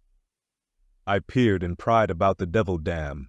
From her, hopped over to the Titbit, and finally, going on board the Pequod, looked around her for a moment, and then decided that this was the very ship for us. You may have seen many a quaint craft in your day, for aught I know, square-toed luggers, mountainous Japanese junks, butter-box galliots, and what not, but take my word for it, you never saw such a rare old craft as this same rare old Pequod. She was a ship of the old school, rather small if anything, with an old-fashioned claw-footed look about her. Long seasoned and weather-stained in the typhoons and calms of all 4 oceans, her old hull's complexion was darkened like a French grenadier's who has alike fought in Egypt and Siberia. Her venerable bows looked bearded. Her masts, cut somewhere on the coast of Japan, where her original ones were lost overboard in a gale, her masts stood stiffly up like the spines of the 3 old kings of Cologne. Her ancient decks were worn and wrinkled, like the pilgrim-worshipped flagstone in Canterbury Cathedral where Becket bled. But to all these her old antiquities were added new and marvelous features pertaining to the wild business that for more than half a century she had followed. Old Captain Peleg, many years her chief mate, before he commanded another vessel of his own, and now a retired seaman and one of the principal owners of the Pequod, this old Peleg, during the term of his chief mateship, had built upon her original grotesqueness and inlaid it, all over, with a quaintness both of material and device, unmatched by anything except it be Thorkill Hake's carved buckler or bedstead. She was apparelled like any barbaric Ethiopian emperor, his neck heavy with pendants of polished ivory. She was a thing of trophies, a cannibal of a craft, tricking herself forth in the chaste bones of her enemies. All round, her unpaneled, open bulwarks were garnished like one continuous jaw, with the long sharp teeth of the sperm whale inserted there for pins, to fasten her old hempen thews and tendons to. Those thews ran not through base blocks of landwood, but deftly traveled over sheaves of sea ivory. Scorning a turnstile wheel at her reverend helm, she sported there a tiller, and that tiller was in one mass, curiously carved from the long narrow lower jaw of her hereditary foe. The helmsman who steered by that tiller in a tempest felt like the Tartar when he holds back his fiery steed by clutching its jaw. A noble craft, but somehow a most melancholy. All noble things are touched with that. Now, when I looked about the quarter-deck, for someone having authority in order to propose myself as a candidate for the voyage. At first I saw nobody, but I could not well overlook a strange sort of tent, or rather wigwam, pitched a little behind the mainmast. It seemed only a temporary erection used in port. It was of a conical shape, some 10 feet high, consisting of the long, huge slabs of limber black bone taken from the middle and highest part of the jaws of the right whale. Planted with their broad ends on the deck, a circle of these slabs laced together, mutually sloped towards each other, and at the apex united in a tufted point, where the loose hairy fibers waved to and fro like the topknot on some old Potawatomi sachem's head. A triangular opening faced towards the bows of the ship, so that the insider commanded a complete view forward. And half concealed in this queer tenement, I at length found one who by his aspect seemed to have authority, and who, it being noon, and the ship's work suspended, was now enjoying respite from the burden of command. He was seated on an old-fashioned oaken chair, wriggling all over with curious carving, and the bottom of which was formed of a stout interlacing of the same elastic stuff of which the wigwam was constructed. There was nothing so very particular, perhaps, about the appearance of the elderly man I saw. He was brown and brawny, like most old seamen, and heavily rolled up in blue pilot cloth, cut in the Quaker style, only there was a fine and almost microscopic network of the minutest wrinkles interlacing round his eyes, which must have arisen from his continual sailings in many hard gales, and always looking to windward, for this causes the muscles about the eyes to become pursed together. Such eye wrinkles are very effectual in a scowl. "Is this the captain of the Pequod?" said I, advancing to the door of the tent. "Supposing it be the captain of the Pequod, what dost thou want of him?" he demanded. "I was thinking of shipping." "Thou wast thou? I see thou art no Nantucketer. Ever been in a stove boat?" "No, sir, I never have." "Dost know nothing at all about whaling, I dare say, eh?" "Nothing, sir, but I have no doubt I shall soon learn. I've been several voyages in the merchant service, and I think that—" "Merchant service be damned. Talk not that lingo to me. Dost see that leg? I'll take that leg away from thy stern, if ever thou talkest of the marchant service to me again. Marchant service indeed. I suppose now ye feel considerable proud of having served in those marchant ships. But flukes, man, what makes thee want to go a-whaling, eh? It looks a little suspicious, don't it, eh? Hast not been a pirate, hast thou? Didst not rob thy last captain, didst thou? Dost not think of murdering the officers when thou gettest to sea? I protested my innocence of these things. I saw that under the mask of these half-humorous innuendos, this old seaman, as an insulated Quakerish Nantucketer, was full of his insular prejudices, and rather distrustful of all aliens, unless they hailed from Cape Cod or the Vineyard. "But what takes thee a-whaling? I want to know that before I think of shipping ye." "Well, sir, I want to see what whaling is. I want to see the world. Want to see what whaling is, eh? Have ye clapped eye on Captain Ahab?" "Who is Captain Ahab, sir?" Aye, I thought so. Captain Ahab is the captain of this ship." "I am mistaken then. I thought I was speaking to the captain himself." "Thou art speaking to Captain Peleg. That's who ye are speaking to, young man. It belongs to me and Captain Bildad to see the Pequod fitted out for the voyage and supplied with all her needs, including crew. We are part owners and agents. But as I was going to say, if thou wantest to know what whaling is, as thou tellest ye do, I can put ye in a way of finding it out before ye bind yourself to it, past backing out. Clap eye on Captain Ahab, young man, and thou wilt find that he has only one leg." "What do you mean, sir? Was the other one lost by a whale?" "Lost by a whale? Young man, come nearer to me. It was devoured, chewed up, crunched by the monstrousest parmacetti that ever chipped a boat. Ah! I was a little alarmed by his energy, perhaps also a little touched at the hearty grief in his concluding exclamation, but said as calmly as I could, "What you say is no doubt true enough, sir, but how could I know there was any peculiar ferocity in that particular whale, though indeed I might have inferred as much from the simple fact of the accident. Look ye now, young man, thy lungs are a sort of soft, d'ye see. Thou dost not talk shark a bit. Sure, ye've been to sea before now. Sure of that?" Sir, said I thought I told you that I had been 4 voyages in the Merchant. Hard down out of that. Mind what I said about the marching service. Don't aggravate me. I won't have it. But let us understand each other. I have given thee a hint about what whaling is. Do ye yet feel inclined for it? I do, sir. Very good. Now, art thou the man to pitch a harpoon down a live whale's throat and then jump after it? Answer, quick. I am, sir, if it should be positively indispensable to do so. Not to be got rid of, that is, which I don't take to be the fact. Good again. Now then, thou not only wantest to go a-whaling to find out by experience what whaling is, but ye also want to go in order to see the world. Was not that what ye said? I thought so. Well then, just step forward there and take a peep over the weather bow, and then back to me and tell me what ye see there. I protested my innocence of these things. I saw that under the mask of these half-humorous innuendos, this old seaman, as an insulated Quakerish Nantucketer, was full of his insular prejudices and rather distrustful of all aliens, unless they hailed from Cape Cod or the Vineyard. But what takes thee a-whaling? I want to know that before I think of shipping ye. Well, sir, I want to see what whaling is. I want to see the world. Want to see what whaling is, eh? Have ye clapped eye on Captain Ahab? Who is Captain Ahab, sir? I thought so. Captain Ahab is the captain of this ship. I am mistaken then. I thought I was speaking to the captain himself. Thou art speaking to Captain Peleg. That's who ye are speaking to, young man. It belongs to me and Captain Bildad to see the Pequod fitted out for the voyage and supplied with all her needs, including crew. We are part owners and agents.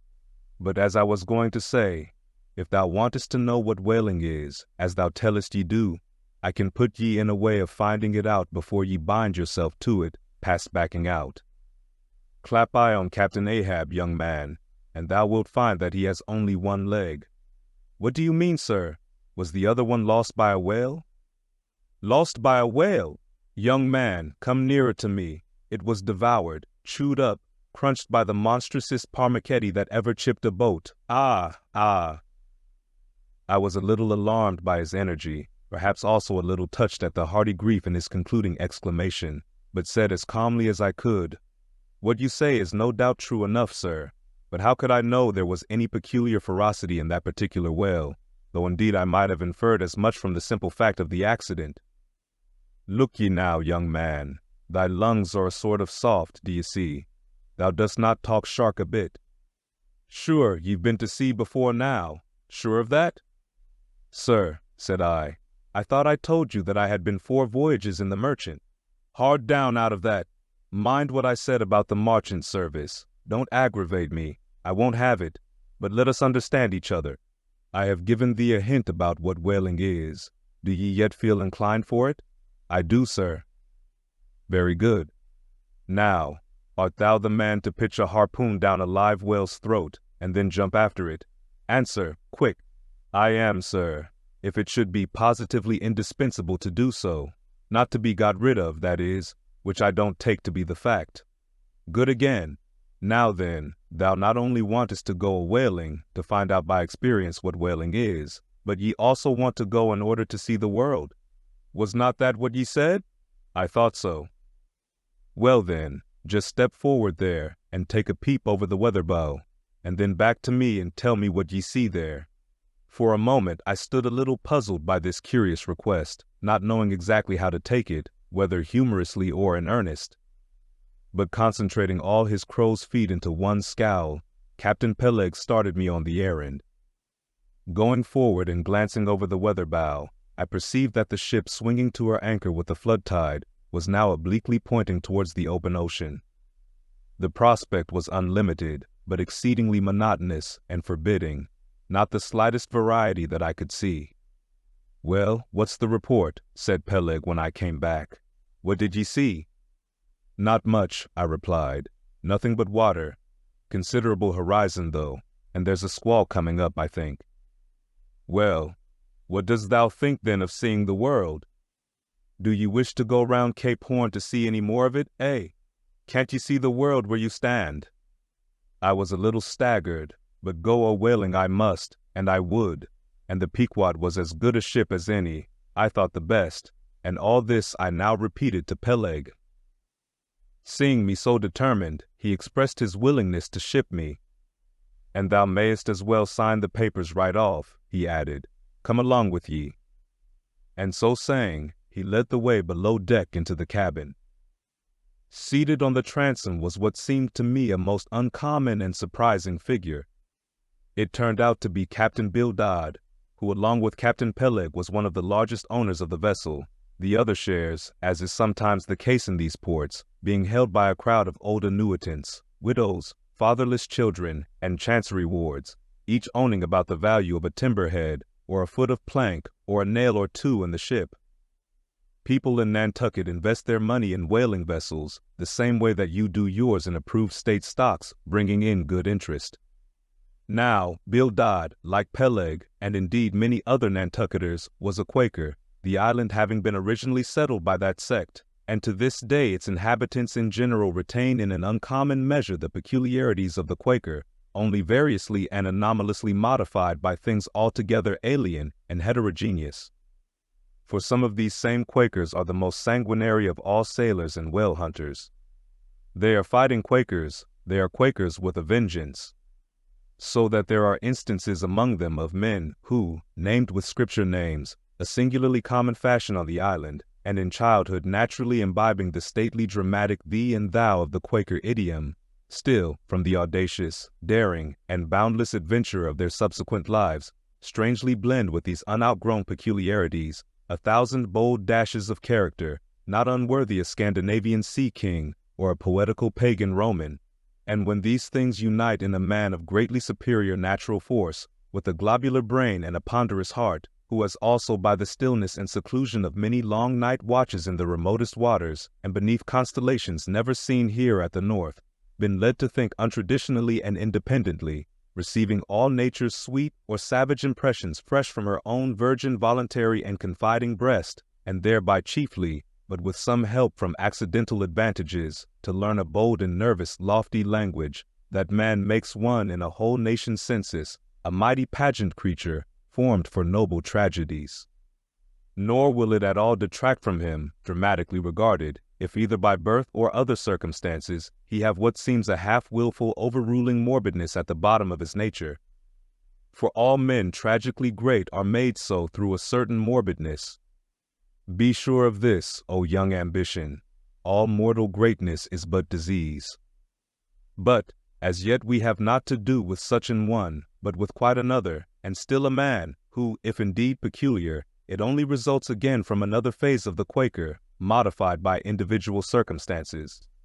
Like Captain Peleg, Captain Bildad was a well-to-do, retired whaleman. But unlike Captain Peleg, who cared not a rush for what are called serious things, and indeed deemed those selfsame serious things the veriest of all trifles, Captain Bildad had not only been originally educated according to the strictest sect of Nantucket Quakerism, but all his subsequent ocean life, and the sight of many unclad, lovely island creatures, round the Horn, all that had not moved this native-born Quaker one single jot, had not so much as altered one angle of his vest.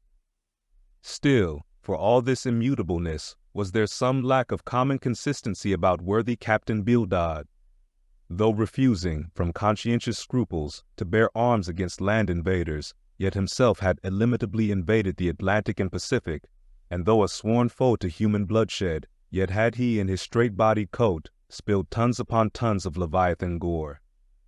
How now in the contemplative evening of his days, the pious Bildad reconciled these things in the reminiscence, I do not know, but it did not seem to concern him much, and very probably he had long since come to the sage and sensible conclusion that a man's religion is one thing, and this practical world quite another. This world pays dividends.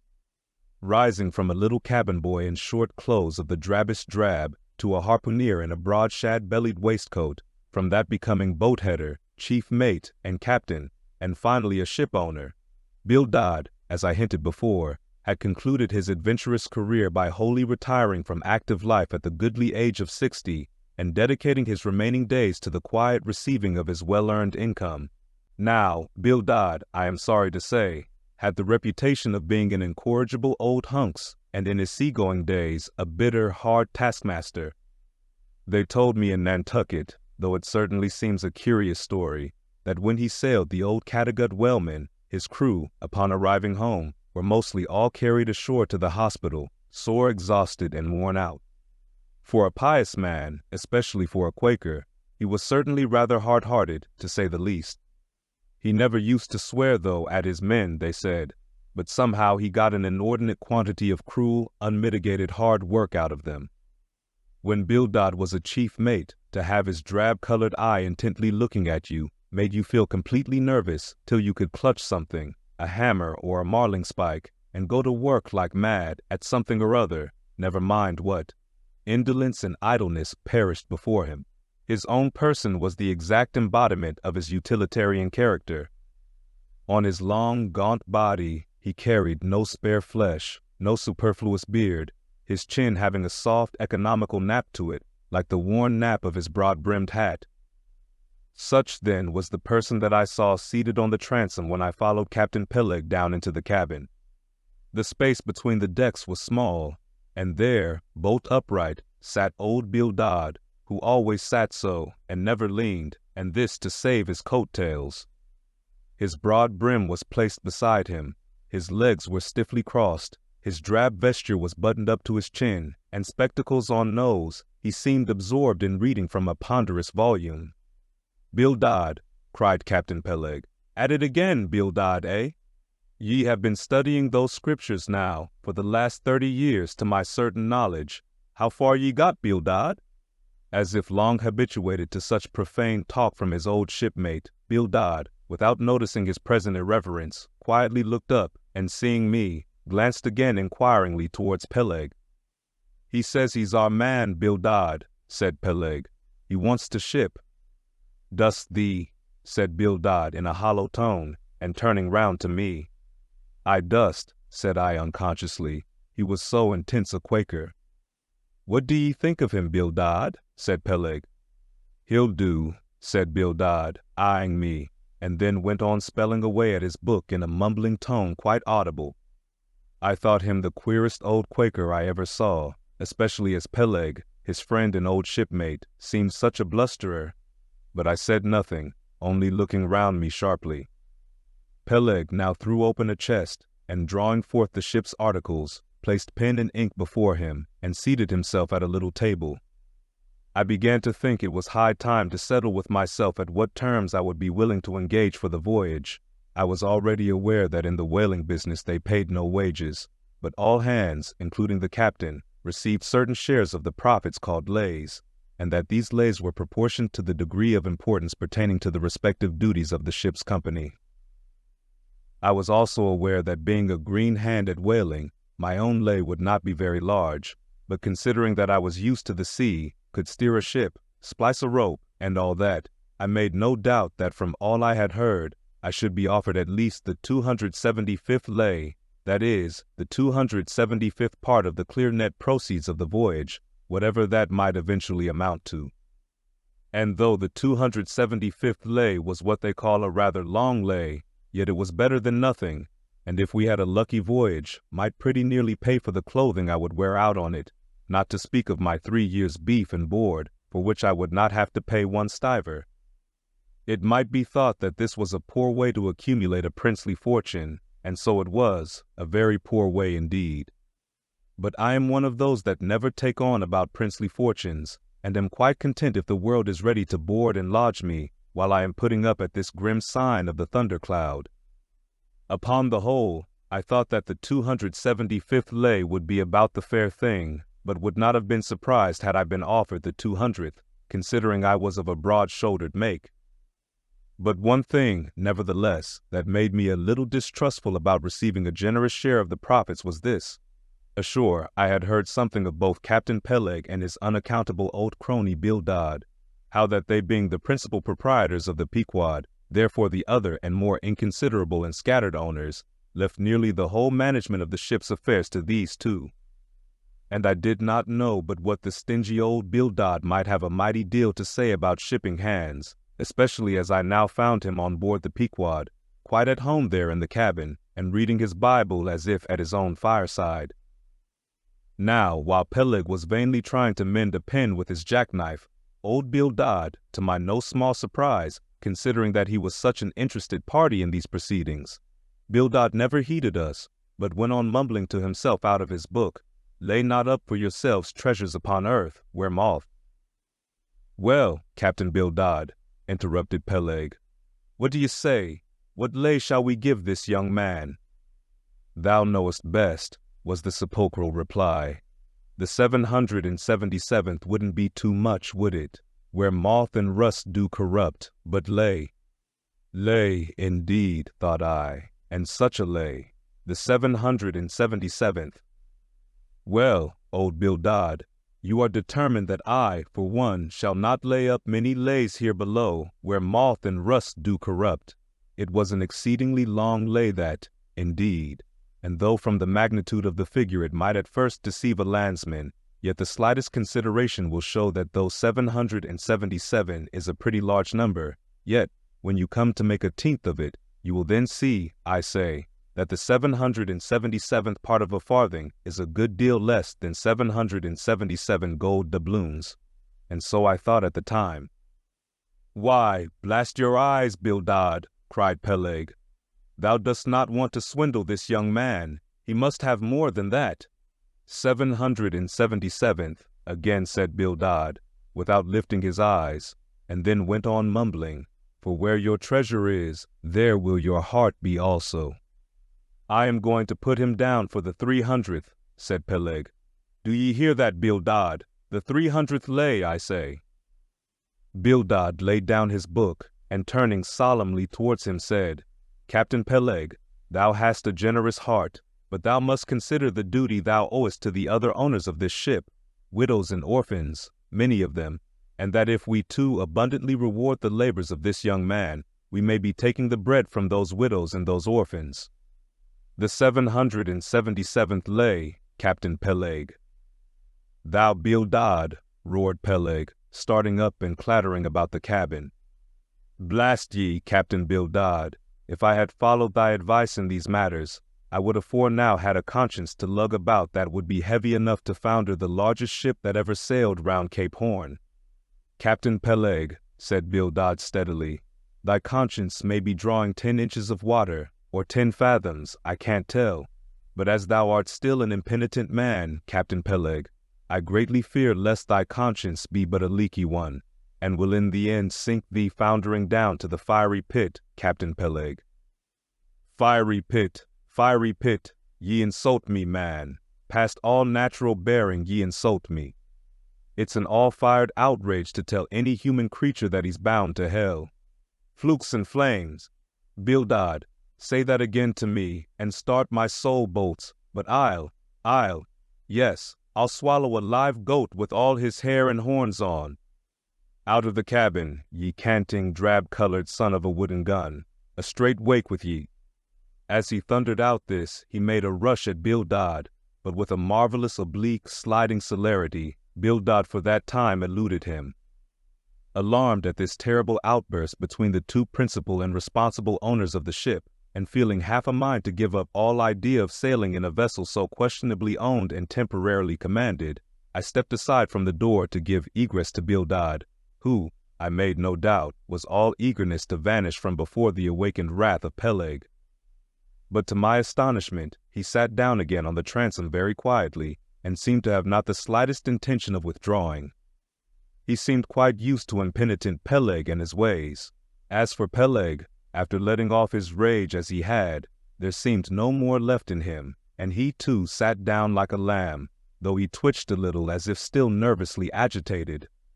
"Phew," he whistled at last, "the squall's gone off to leeward, I think.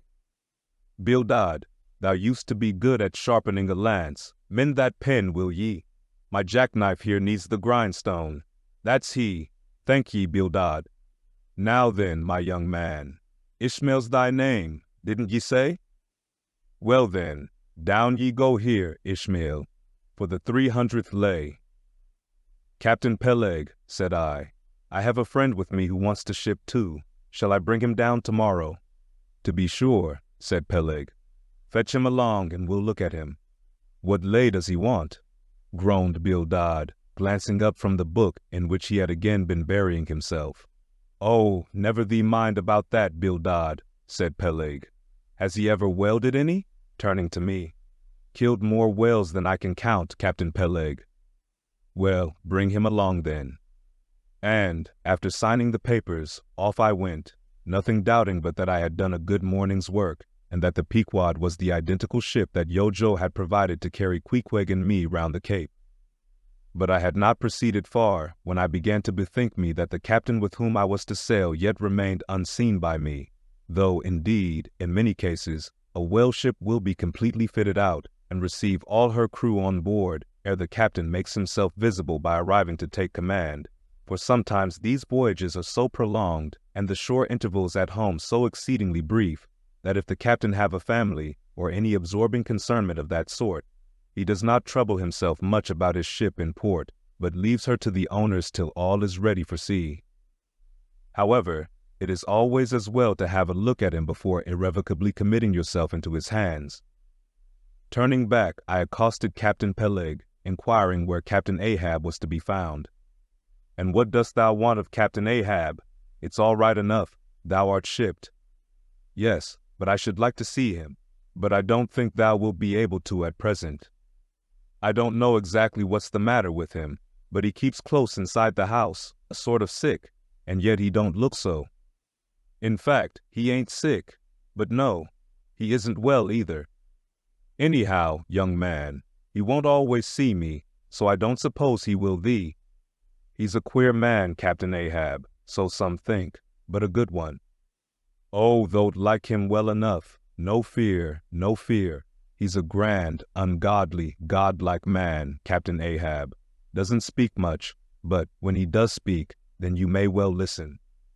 Mark ye, be forewarned, Ahab's above the common. Ahab's been in colleges, as well as among the cannibals, been used to deeper wonders than the waves, fixed his fiery lance in mightier, stranger foes than whales. His lance, aye, the keenest and the surest that out of all our isle. Oh, he ain't Captain Bildad, no, and he ain't Captain Peleg. He's Ahab, boy, and Ahab of old, thou knowest, was a crowned king, and a very vile one. When that wicked king was slain, the dogs, did they not lick his blood?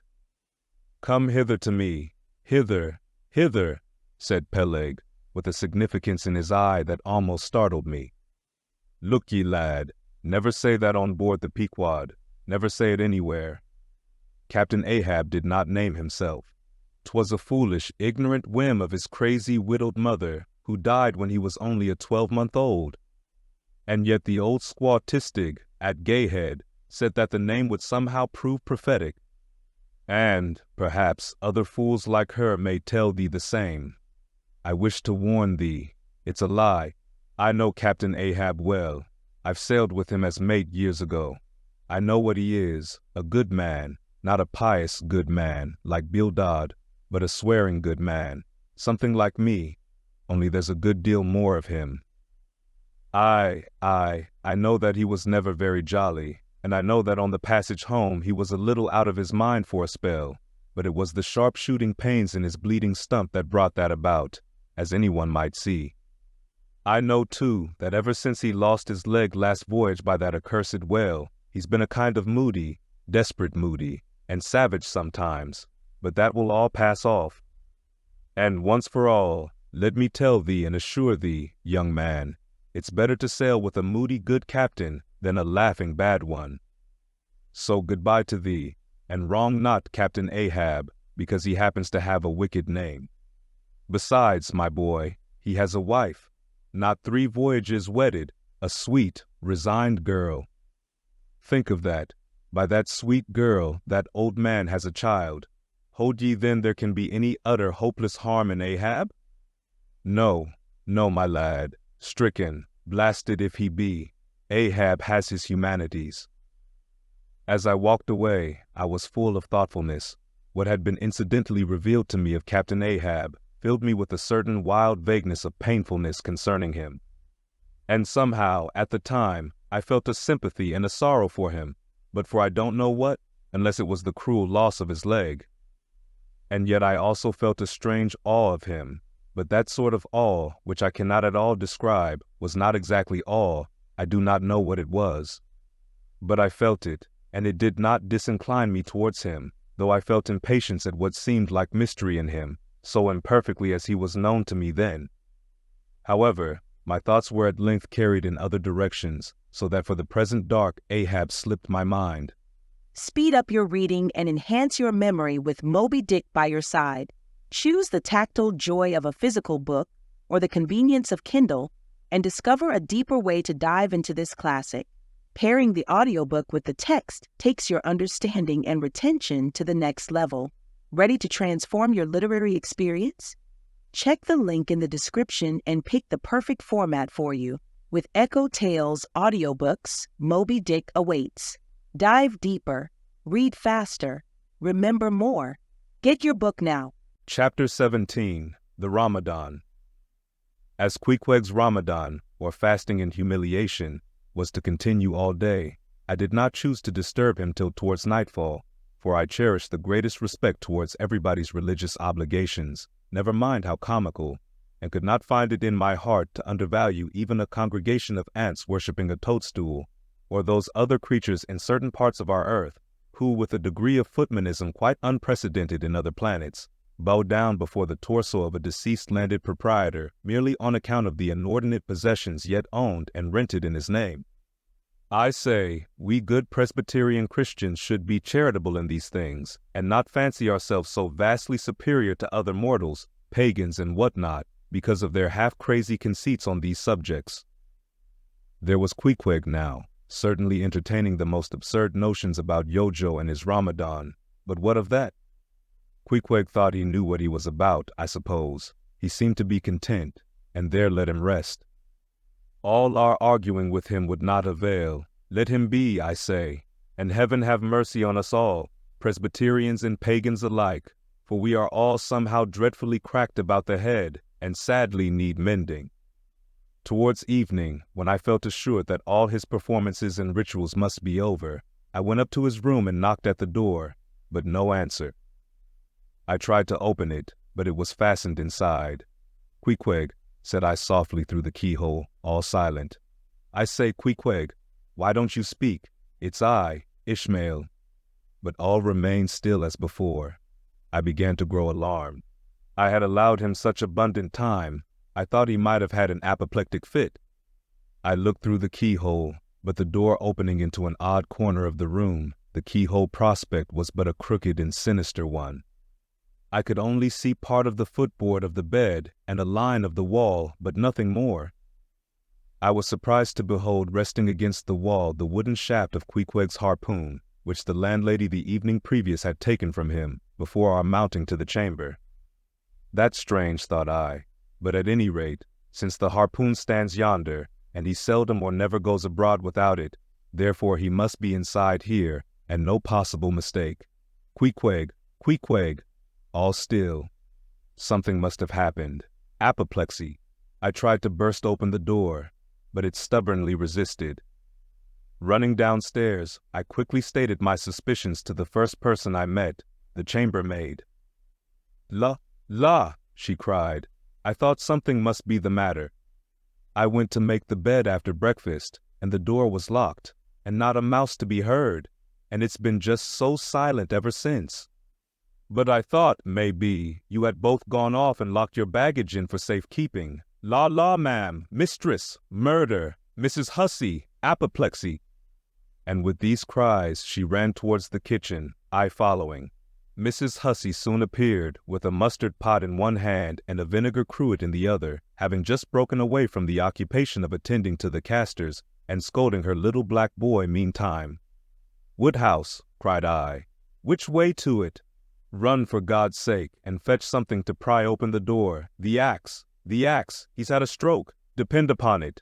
And so saying, I was unmethodically rushing upstairs again empty-handed, when Mrs. Hussey interposed the mustard pot and vinegar cruet, and the entire castor of her countenance. "What's the matter with you, young man? Get the axe, for God's sake, run for the doctor, someone, while I pry it open." "Look here," said the landlady, quickly putting down the vinegar cruet, so as to have one hand free. "Look here, Are you talking about prying open any of my doors?"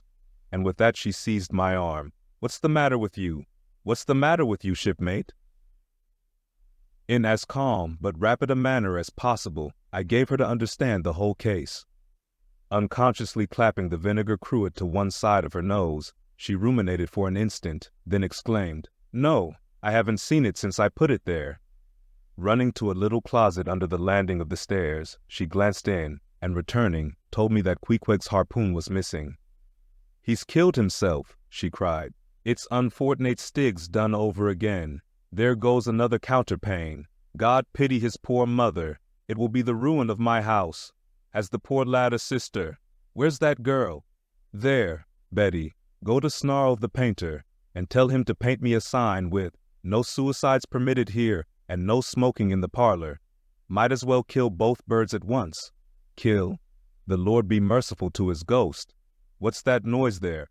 You, young man, avast there!" And running up after me, she caught me as I was again trying to force open the door. "I don't allow it. I won't have my premises spoiled. Go for the locksmith. There's one about a mile from here. But avast," putting her hand in her side pocket, "here's a key that'll fit, I guess. Let's see." And with that, she turned it in the lock, but alas, Queequeg's supplemental bolt remained unwithdrawn within. "Have to burst it open," said I, and was running down the entry a little for a good start when the landlady caught at me, again vowing I should not break down her premises, but I tore from her, and with a sudden bodily rush dashed myself full against the mark. With a prodigious noise the door flew open, and the knob slamming against the wall sent the plaster to the ceiling, and there, good heavens! There sat Queequeg, altogether cool and self-collected, right in the middle of the room, squatting on his hams and holding Yojo on top of his head. He looked neither one way nor the other way, but sat like a carved image with scarce a sign of active life. "Queequeg," said I, going up to him. "Queequeg, what's the matter with you?" "He hain't been a-sitting so all day, has he?" said the landlady. But all we said, not a word could we drag out of him. I almost felt like pushing him over, so as to change his position, for it was almost intolerable. It seemed so painfully and unnaturally constrained, especially as in all probability he had been sitting so for upwards of 8 or 10 hours, going too without his regular meals. "Mrs. Hussey," said I, "he's alive at all events, so leave us, if you please, and I will see to this strange affair myself." Closing the door upon the landlady, I endeavored to prevail upon Queequeg to take a chair, but in vain. There he sat, and all he could do, for all my polite arts and blandishments, he would not move a peg, nor say a single word, nor even look at me, nor notice my presence in the slightest way. I wonder, thought I, if this can possibly be a part of his Ramadan. Do they fast on their hams that way in his native island? It must be so. Yes, it's part of his creed, I suppose. Well then, let him rest. He'll get up sooner or later, no doubt. It can't last forever, thank God, and his Ramadan only comes once a year, and I don't believe it's very punctual then. I went down to supper. After sitting a long time listening to the long stories of some sailors who had just come from a plum-pudding voyage, as they called it, that is, a short whaling voyage in a schooner or brig, confined to the north of the line, in the Atlantic Ocean only. After listening to these plum-puddingers till nearly 11 o'clock, I went upstairs to go to bed, feeling quite sure by this time Queequeg must certainly have brought his Ramadan to a termination. But no, there he was just where I had left him. He had not stirred an inch. I began to grow vexed with him. It seemed so downright senseless and insane to be sitting there all day and half the night on his hams in a cold room, holding a piece of wood on his head. For heaven's sake, Queequeg, get up and shake yourself. Get up and have some supper. You'll starve. You'll kill yourself, Queequeg. But not a word did he reply. Despairing of him, therefore, I determined to go to bed and to sleep, and no doubt, before a great while, he would follow me. But previous to turning in, I took my heavy bearskin jacket and threw it over him, as it promised to be a very cold night, and he had nothing but his ordinary round jacket on. For some time, do all I would, I could not get into the faintest doze. I had blown out the candle, and the mere thought of Queequeg, not 4 feet off, sitting there in that uneasy position, stark alone in the cold and dark, this made me really wretched. Think of it, sleeping all night in the same room with a wide-awake pagan on his hams in this dreary, unaccountable Ramadan. But somehow I dropped off at last, and knew nothing more till break of day, when looking over the bedside, there squatted Queequeg, as if he had been screwed down to the floor. But as soon as the first glimpse of sun entered the window, up he got, with stiff and grating joints, but with a cheerful look, limped towards me where I lay, pressed his forehead again against mine, and said his Ramadan was over. Now, as I before hinted, I have no objection to any person's religion, be it what it may, so long as that person does not kill or insult any other person, because that other person don't believe it also. But when a man's religion becomes really frantic, when it is a positive torment to him, and, in fine, makes this earth of ours an uncomfortable inn to lodge in, then I think it high time to take that individual aside and argue the point with him. And just so I now did with Queequeg. "Queequeg," said I, "get into bed now, and lie and listen to me."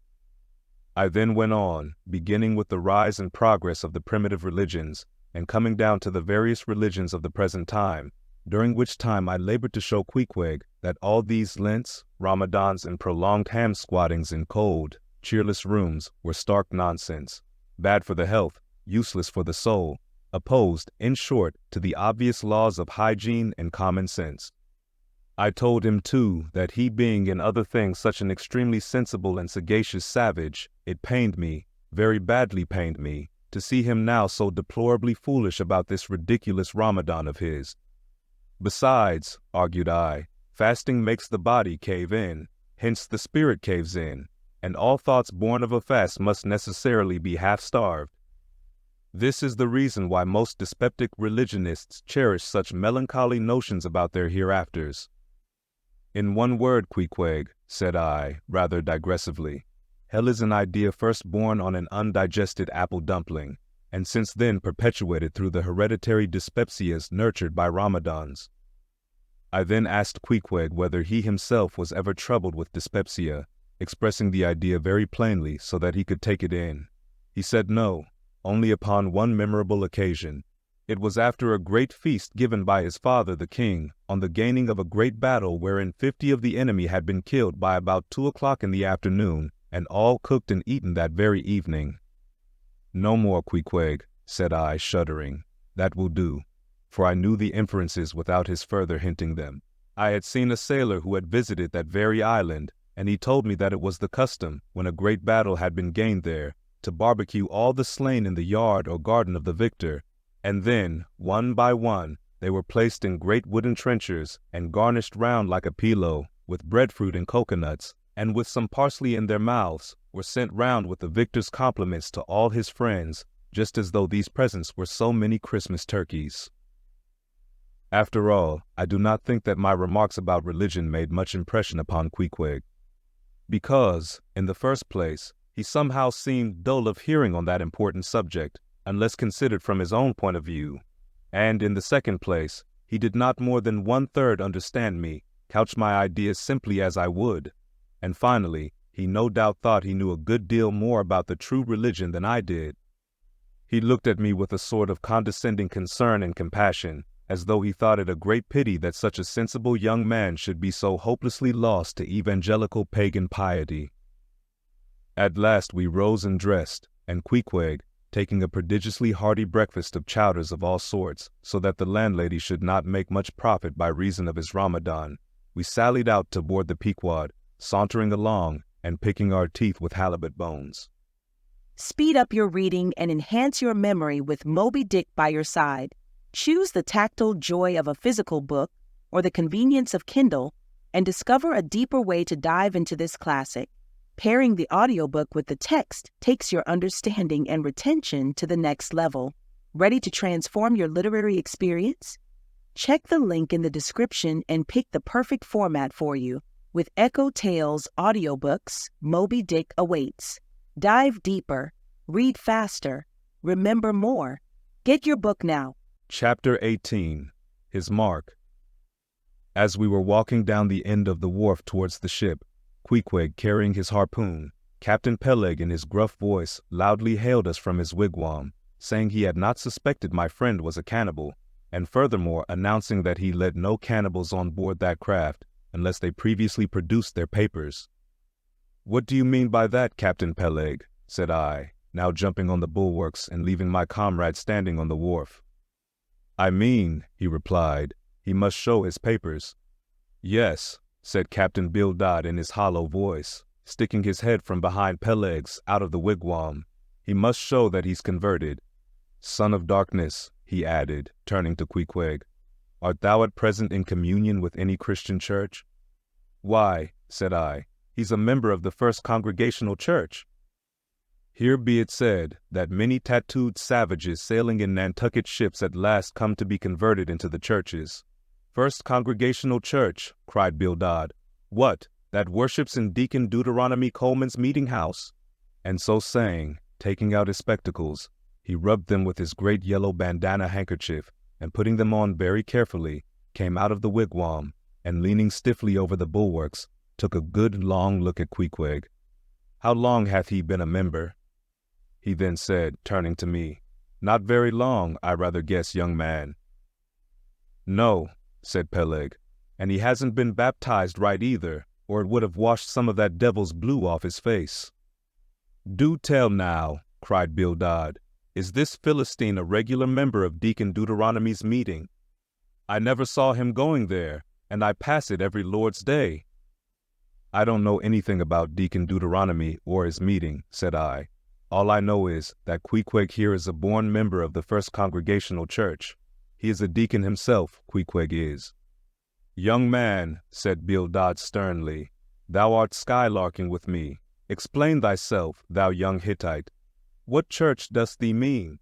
Answer me." Finding myself thus hard pushed, I replied, "I mean, sir, the same ancient Catholic church to which you and I, and Captain Peleg there, and Queequeg here, and all of us, and every mother's son and soul of us belong, the great and everlasting first congregation of this whole worshiping world. We all belong to that. Only some of us cherish some queer crotchets, no ways touching the grand belief. In that we all join hands." "Splice, thou meanst splice hands," cried Peleg, drawing nearer.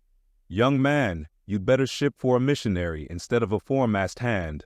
I never heard a better sermon. Deacon Deuteronomy, why Father Mapple himself couldn't beat it, and he's reckoned something. Come aboard, never mind about the papers. I say, tell Quahog there, what's that you call him? Tell Quahog to step along. By the great anchor, what a harpoon he's got there. Looks like good stuff that, and he handles it about right. I say, Quahog, or whatever your name is, did you ever stand in the head of a whaleboat? Did you ever strike a fish?" Without saying a word, Queequeg, in his wild sort of way, jumped upon the bulwarks, from thence into the bows of one of the whaleboats hanging to the side, and then bracing his left knee, and poising his harpoon, cried out in some such way as this: "Captain, you see him small drop tar on water there? You see him? Well, s'pose him one whale eye well den." And taking sharp aim at it, he darted the iron right over old Bildad's broad brim, clean across the ship's decks, and struck the glistening tar spot out of sight. "Now," said Queequeg, quietly hauling in the line, "s'posey him welly eye. Why, dad well dead." "Quick, Bildad," said Peleg, his partner, who, aghast at the close vicinity of the flying harpoon, had retreated towards the cabin gangway. "Quick, I say, you Bildad, and get the ship's papers. We must have Hedgehog there, Quahog, in one of our boats. Look ye, Quahog, we'll give ye the 90th lay, and that's more than ever was given a harpooneer yet out of Nantucket." So down we went into the cabin, and to my great joy, Queequeg was soon enrolled among the same ship's company to which I myself belonged. When all preliminaries were over, and Peleg had got everything ready for signing, he turned to me and said, "I guess Quahog there don't know how to write, does he? I say, Quahog, blast ye, dost thou sign thy name or make thy mark?" But at this question, Queequeg, who had twice or thrice before taken part in similar ceremonies, looked no ways abashed, but taking the offered pen, copied upon the paper, in the proper place, an exact counterpart of a queer round figure which was tattooed upon his arm, so that through Captain Peleg's obstinate mistake touching his appellative, it stood something like this: Quohog, his X mark. Meanwhile, Captain Bildad sat earnestly and steadfastly eyeing Queequeg, and at last rising solemnly and fumbling in the huge pockets of his broad-skirted drab coat, took out a bundle of tracts, and selecting one entitled, The Latter Day Coming, or No Time to Lose, placed it in Queequeg's hands, and then grasping them and the book with both his, looked earnestly into his eyes, and said, Son of darkness, I must do my duty by thee. I am part owner of this ship, and feel concern for the souls of all its crew. If thou still clingest to thy pagan ways, which I sadly fear, I beseech thee, remain not for aye a Belial bondsman. Spurn the idle bell and the hideous dragon, turn from the wrath to come. Mind thine eye, I say, oh, goodness gracious, steer clear of the fiery pit. Something of the salt sea yet lingered in old Bildad's language, heterogeneously mixed with scriptural and domestic phrases. Avast there, Bildad! Avast now, spoiling our harpooneer, cried Peleg. Pious harpooneers never make good voyagers. It takes the shark out of 'em. No harpooneer is worth a straw who ain't pretty sharkish. There was young Nat Swain, once the bravest boat-header out of all Nantucket and the Vineyard. He joined the meeting and never came to good. He got so frightened about his plaguey soul that he shrinked and sheered away from whales for fear of afterclaps in case he got stove and went to Davy Jones. Peleg, said Bildad, lifting his eyes and hands, thou thyself, as I myself, hast seen many a perilous time. Thou knowest, Peleg, what it is to have the fear of death. How then canst thou prate in this ungodly guise? Thou belliest thine own heart, Peleg. Tell me, when this same Pequod here had her 3 masts overboard in that typhoon on Japan, that same voyage when thou went mate with Captain Ahab, didst thou not think of death and the judgment then? Hear him now, cried Peleg, marching across the cabin and thrusting his hands far down into his pockets. Hear him, all of ye. Think of that, when every moment we thought the ship would sink, death and the judgment then. What? With all 3 masts making such an everlasting thundering against the side, and every sea breaking over us, fore and aft, think of death and the judgment then? No time to think about death then. Life was what Captain Ahab and I was thinking of, and how to save all hands, how to rig jury masts, how to get into the nearest port. That was what I was thinking of. Bildad said no more, but buttoning up his coat, stalked on deck, where we followed him. There he stood, very quietly overlooking some sailmakers who were mending a topsail in the waist. Now and then he stooped to pick up a patch or save an end of tarred twine, which otherwise might have been wasted. Speed up your reading and enhance your memory with Moby Dick by your side. Choose the tactile joy of a physical book or the convenience of Kindle and discover a deeper way to dive into this classic. Pairing the audiobook with the text takes your understanding and retention to the next level. Ready to transform your literary experience? Check the link in the description and pick the perfect format for you. With EchoTales Audiobooks, Moby Dick awaits. Dive deeper, read faster, remember more. Get your book now. Chapter 19. The Prophet. Shipmates, have ye shipped in that ship? Queequeg and I had just left the Pequod, and were sauntering away from the water, for the moment each occupied with his own thoughts, when the above words were put to us by a stranger, who, pausing before us, leveled his massive forefinger at the vessel in question. He was but shabbily apparelled in faded jacket and patched trousers, a rag of a black handkerchief investing his neck.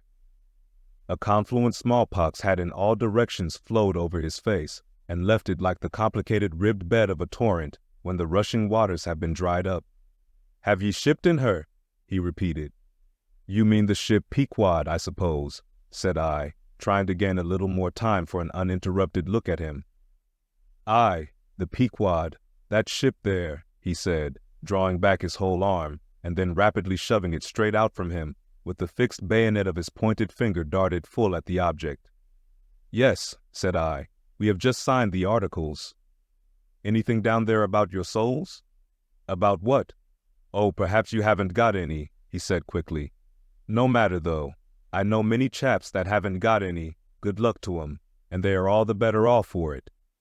A soul's a sort of a fifth wheel to a wagon." "What are you jabbering about, shipmate?" said I. "He's got enough, though, to make up for all deficiencies of that sort in other chaps," abruptly said the stranger, placing a nervous emphasis upon the word he. "Queequeg," said I, "let's go. This fellow has broken loose from somewhere. He's talking about something and somebody we don't know." "Stop!" cried the stranger. "Ye said true. Ye haven't seen Old Thunder yet, have ye?" "Who's Old Thunder?" said I, again riveted with the insane earnestness of his manner. "Captain Ahab." "What? The captain of our ship, the Pequod?" "Aye. Among some of us old sailor chaps, he goes by that name. Ye haven't seen him yet, have ye?" "No, we haven't. He's sick, they say, but is getting better, and will be all right again before long." "All right again before long," laughed the stranger, with a solemnly derisive sort of laugh. "Look ye, when Captain Ahab is all right, then this left arm of mine will be all right, not before." "What do you know about him?" "What did they tell you about him? Say that." "They didn't tell much of anything about him, only I've heard that he's a good whale hunter and a good captain to his crew." That's true. Yes, both true enough. But you must jump when he gives an order. Step and growl and go. That's the word with Captain Ahab. But nothing about that thing that happened to him off Cape Horn long ago, when he lay like dead for 3 days and nights. Nothing about that deadly scrimmage with the Spaniard afore the altar in Santa? Heard nothing about that, eh? Nothing about the silver calabash he spat into? And nothing about his losing his leg last voyage, according to the prophecy? Didn't ye hear a word about them matters and something more, eh? No, I don't think ye did. How could ye? Who knows it? Not all Nantucket, I guess. But howsever, mayhap, ye've heard tell about the leg, and how he lost it. Aye, ye have heard of that, I dare say. Oh yes, that everyone knows a'most. I mean they know he's only one leg, and that a Parmachetti took the other off. My friend, said I, what all this gibberish of yours is about I don't know, and I don't much care, for it seems to me that you must be a little damaged in the head. But if you are speaking of Captain Ahab, of that ship there, the Pequod, then let me tell you that I know all about the loss of his leg. All about it, eh? Sure you do? All? Pretty sure. With finger pointed and eye leveled at the Pequod, the beggar-like stranger stood a moment, as if in a troubled reverie, then starting a little, turned and said, Ye've shipped, have ye? Names down on the papers? Well, what's signed is signed, and what's to be will be, and then again, perhaps it won't be after all. Anyhow, it's all fixed and arranged already, and some sailors or other must go with him, I suppose, as well these as any other men, God pity 'em. Morning to ye, shipmates, morning. The ineffable heavens bless ye. I'm sorry I stopped ye. Look here, friend, said I, if you have anything important to tell us, out with it, but if you are only trying to bamboozle us, you are mistaken in your game. That's all I have to say. And it's said very well, and I like to hear a chap talk up that way. You are just the man for him, the likes of ye. Morning to ye, shipmates, morning. Oh, when ye get there, tell 'em I've concluded not to make one of 'em. Ah, my dear fellow, you can't fool us that way. You can't fool us. It is the easiest thing in the world for a man to look as if he had a great secret in him. Morning to ye, shipmates, morning. Morning it is, said I. Come along, Queequeg. Let's leave this crazy man. But stop. Tell me your name, will you? Elijah, thought I, and we walked away, both commenting, after each other's fashion, upon this ragged old sailor, and agreed that he was nothing but a humbug, trying to be a bugbear. But we had not gone perhaps above 100 yards, when chancing to turn a corner, and looking back as I did so, who should be seen but Elijah following us, though at a distance. Somehow, the sight of him struck me so that I said nothing to Queequeg of his being behind, but passed on with my comrade, anxious to see whether the stranger would turn the same corner that we did. He did, and then it seemed to me that he was dogging us, but with what intent I could not for the life of me imagine. This circumstance, coupled with his ambiguous, half-hinting, half-revealing, shrouded sort of talk, now begat in me all kinds of vague wonderments and half-apprehensions, and all connected with the Pequod, and Captain Ahab, and the leg he had lost, and the Cape Horn fit, and the silver calabash, and what Captain Peleg had said of him when I left the ship the day previous, and the prediction of the squaw Tistig, and the voyage we had bound ourselves to sail, and 100 other shadowy things. I was resolved to satisfy myself whether this ragged Elijah was really dogging us or not, and with that intent crossed the way with Queequeg, and on that side of it retraced our steps. But Elijah passed on, without seeming to notice us. This relieved me, and once more, and finally as it seemed to me, I pronounced him in my heart a humbug. Speed up your reading and enhance your memory with Moby Dick by your side.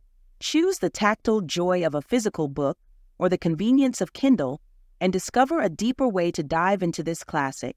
Pairing the audiobook with the text takes your understanding and retention to the next level. Ready to transform your literary experience? Check the link in the description and pick the perfect format for you. With EchoTales Audiobooks, Moby Dick awaits. Dive deeper, read faster, remember more. Get your book now. Chapter 20, All Astir.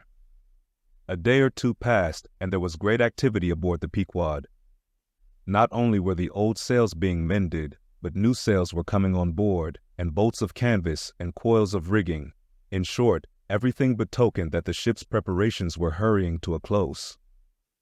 Captain Peleg seldom or never went ashore, but sat in his wigwam keeping a sharp lookout upon the hands.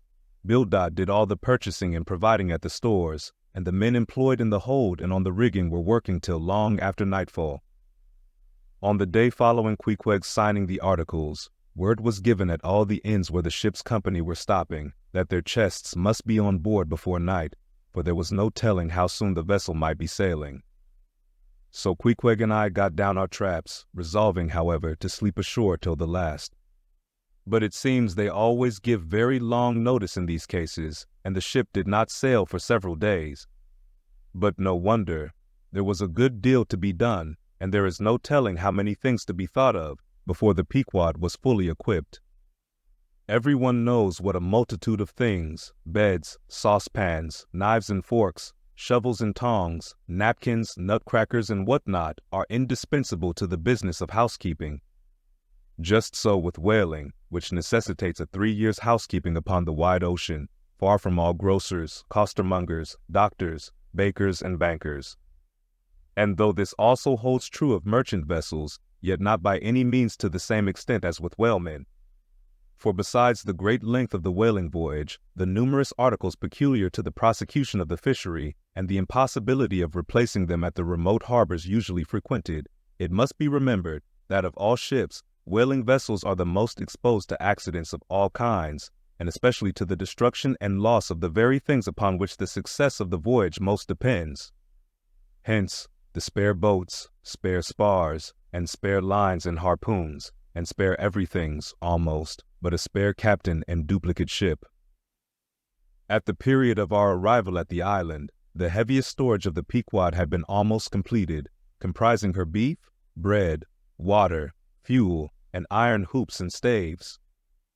But, as before hinted, for some time there was a continual fetching and carrying on board of divers odds and ends of things, both large and small. Chief among those who did this fetching and carrying was Captain Bildad's sister, a lean old lady of a most determined and indefatigable spirit, but withal very kind-hearted, who seemed resolved that, if she could help it, nothing should be found wanting in the Pequod, after once fairly getting to sea. At one time she would come on board with a jar of pickles for the steward's pantry, another time with a bunch of quills for the chief mate's desk, where he kept his log, a third time with a roll of flannel for the small of someone's rheumatic back. Never did any woman better deserve her name, which was Charity, Aunt Charity, as everybody called her. And, like a sister of charity, did this charitable Aunt Charity bustle about hither and thither, ready to turn her hand and heart to anything that promised to yield safety, comfort, and consolation to all on board a ship in which her beloved brother Bildad was concerned, and in which she herself owned a score or two of well-saved dollars. But it was startling to see this excellent-hearted Quakeress coming on board, as she did the last day, with a long oil ladle in one hand, and a still longer whaling lance in the other. Nor was Bildad himself, nor Captain Peleg at all backward. As for Bildad, he carried about with him a long list of the articles needed, and at every fresh arrival, down went his mark opposite that article upon the paper. Every once in a while, Peleg came hobbling out of his whalebone den, roaring at the men down the hatchways, roaring up to the riggers at the masthead, and then concluded by roaring back into his wigwam. During these days of preparation, Queequeg and I often visited the craft, and as often I asked about Captain Ahab, and how he was, and when he was going to come on board his ship. To these questions they would answer that he was getting better and better, and was expected aboard every day. Meantime, the two captains, Peleg and Bildad, could attend to everything necessary to fit the vessel for the voyage. If I had been downright honest with myself, I would have seen very plainly in my heart that I did but half fancy being committed this way to so long a voyage, without once laying my eyes on the man who was to be the absolute dictator of it, so soon as the ship sailed out upon the open sea. But when a man suspects any wrong, it sometimes happens that if he be already involved in the matter, he insensibly strives to cover up his suspicions even from himself. And much this way it was with me. I said nothing, and tried to think nothing. At last it was given out that sometime next day the ship would certainly sail. So next morning, Queequeg and I took a very early start. Speed up your reading and enhance your memory with Moby Dick by your side. Choose the tactile joy of a physical book or the convenience of Kindle and discover a deeper way to dive into this classic. Pairing the audiobook with the text takes your understanding and retention to the next level. Ready to transform your literary experience? Check the link in the description and pick the perfect format for you. With EchoTales Audiobooks, Moby Dick awaits. Dive deeper, read faster, remember more. Get your book now. Chapter 21. Going Aboard. It was nearly 6 o'clock, but only gray in perfect misty dawn when we drew nigh the wharf. "There are some sailors running ahead there, if I see right," said I to Queequeg. "It can't be shadows. She's off by sunrise, I guess. Come on." "Avast!" cried a voice, whose owner at the same time coming close behind us, laid a hand upon both our shoulders, and then insinuating himself between us, stood stooping forward a little in the uncertain twilight, strangely peering from Queequeg to me. It was Elijah. "Going aboard?" "Hands off, will you?" said I. "Looky here," said Queequeg, shaking himself. "Go away." "Ain't going aboard, then?" "Yes, we are," said I. "But what business is that of yours?" "Do you know, Mr. Elijah, that I consider you a little impertinent?" No, I wasn't aware of that," said Elijah, slowly and wonderingly looking from me to Queequeg with the most unaccountable glances. "Elijah," said I, "you will oblige my friend and me by withdrawing. We are going to the Indian and Pacific Oceans, and would prefer not to be detained." "Ye be? Coming back afore breakfast?" "He's cracked, Queequeg," said I. "Come on." "Halloa!" cried stationary Elijah, hailing us when we had removed a few paces. "Never mind him," said I. "Queequeg, come on." But he stole up to us again, and suddenly clapping his hand on my shoulder, said, "Did ye see anything looking like men going towards that ship a while ago?" Struck by this plain matter-of-fact question, I answered, saying, "Yes, I thought I did see 4 or 5 men, but it was too dim to be sure." Very dim, said Elijah. "Morning to ye." Once more we quitted him, but once more he came softly after us, and touching my shoulder again, said, "See if you can find 'em now, will ye?" "Find who?" Morning to ye, he rejoined, again moving off. "Oh, I was going to warn ye against. But never mind, it's all one. All in the family, too. Sharp frost this morning, ain't it? Goodbye to ye. Shan't see ye again very soon, I guess, unless it's before the grand jury." And with these cracked words he finally departed, leaving me, for the moment, in no small wonderment at his frantic impudence. At last, stepping on board the Pequod, we found everything in profound quiet, not a soul moving. The cabin entrance was locked within, the hatches were all on, and lumbered with coils of rigging. Going forward to the forecastle, we found the slide of the scuttle open. Seeing a light, we went down and found only an old rigger there, wrapped in a tattered pea-jacket. He was thrown at whole length upon two chests, his face downwards and enclosed in his folded arms. The profoundest slumber slept upon him. "Those sailors we saw, Queequeg, where can they have gone to?" said I, looking dubiously at the sleeper. But it seemed that, when on the wharf, Queequeg had not at all noticed what I now alluded to. Hence I would have thought myself to have been optically deceived in that matter, were it not for Elijah's otherwise inexplicable question.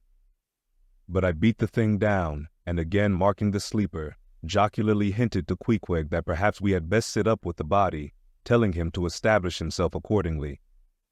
He put his hand upon the sleeper's rear, as though feeling if it was soft enough, and then, without more ado, sat quietly down there. "Gracious, Queequeg, don't sit there," said I. "Oh, Perry dude seat," said Queequeg. "My country way, won't hurt him face." "Face," said I. "Call that his face? Very benevolent countenance then. But how hard he breathes. He's heaving himself. Get off, Queequeg. You are heavy. It's grinding the face of the poor. Get off, Queequeg. Look, he'll twitch you off soon. I wonder he don't wake." Queequeg removed himself to just beyond the head of the sleeper and lighted his tomahawk pipe. I sat at the feet. We kept the pipe passing over the sleeper, from one to the other. Meanwhile, upon questioning him in his broken fashion, Queequeg gave me to understand that, in his land, owing to the absence of settees and sofas of all sorts, the king, chiefs, and great people generally, were in the custom of fattening some of the lower orders for ottomans, and to furnish a house comfortably in that respect, you had only to buy up 8 or 10 lazy fellows and lay them round in the piers and alcoves. Besides, it was very convenient on an excursion, much better than those garden chairs which are convertible into walking sticks, upon occasion, a chief calling his attendant and desiring him to make a settee of himself under a spreading tree, perhaps in some damp marshy place.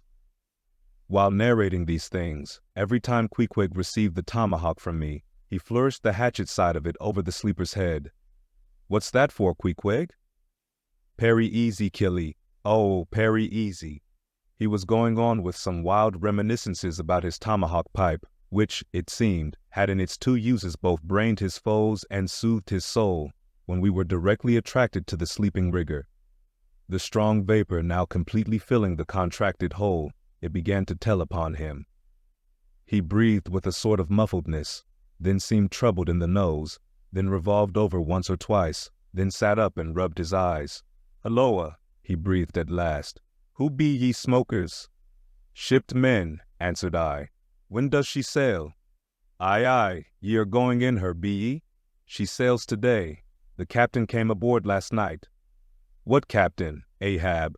Who but him indeed?"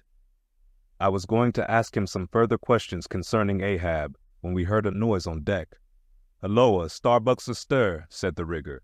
"He's a lively chief mate that, good man, and a pious, but all alive now, I must turn to." And so saying, he went on deck, and we followed. It was now clear sunrise. Soon the crew came on board in 2s and 3s, the riggers bestirred themselves, the mates were actively engaged, and several of the shore people were busy in bringing various last things on board. Meanwhile, Captain Ahab remained invisibly enshrined within his cabin. Speed up your reading and enhance your memory with Moby Dick by your side. Choose the tactile joy of a physical book or the convenience of Kindle and discover a deeper way to dive into this classic. Pairing the audiobook with the text takes your understanding and retention to the next level. Ready to transform your literary experience? Check the link in the description and pick the perfect format for you. With EchoTales Audiobooks, Moby Dick awaits. Dive deeper, read faster, remember more. Get your book now. Chapter 22. Merry Christmas. At length, towards noon, upon the final dismissal of the ship's riggers, and after the Pequod had been hauled out from the wharf, and after the ever-thoughtful Charity had come off in a whale-boat, with her last gift, a nightcap for Stubb, the second mate, her brother-in-law, and a spare Bible for the steward. After all this, the two captains, Peleg and Bildad, issued from the cabin, and turning to the chief mate, Peleg said, "Now, Mr. Starbuck, are you sure everything is right? Captain Ahab is all ready. Just spoke to him. Nothing more to be got from shore, eh? Well, call all hands then. Muster 'em aft here. Blast 'em." "No need of profane words, however great the hurry, Peleg," said Bildad. "But away with thee, friend Starbuck, and do our bidding." How now? Here upon the very point of starting for the voyage, Captain Peleg and Captain Bildad were going it with a high hand on the quarterdeck, just as if they were to be joint commanders at sea, as well as to all appearances in port.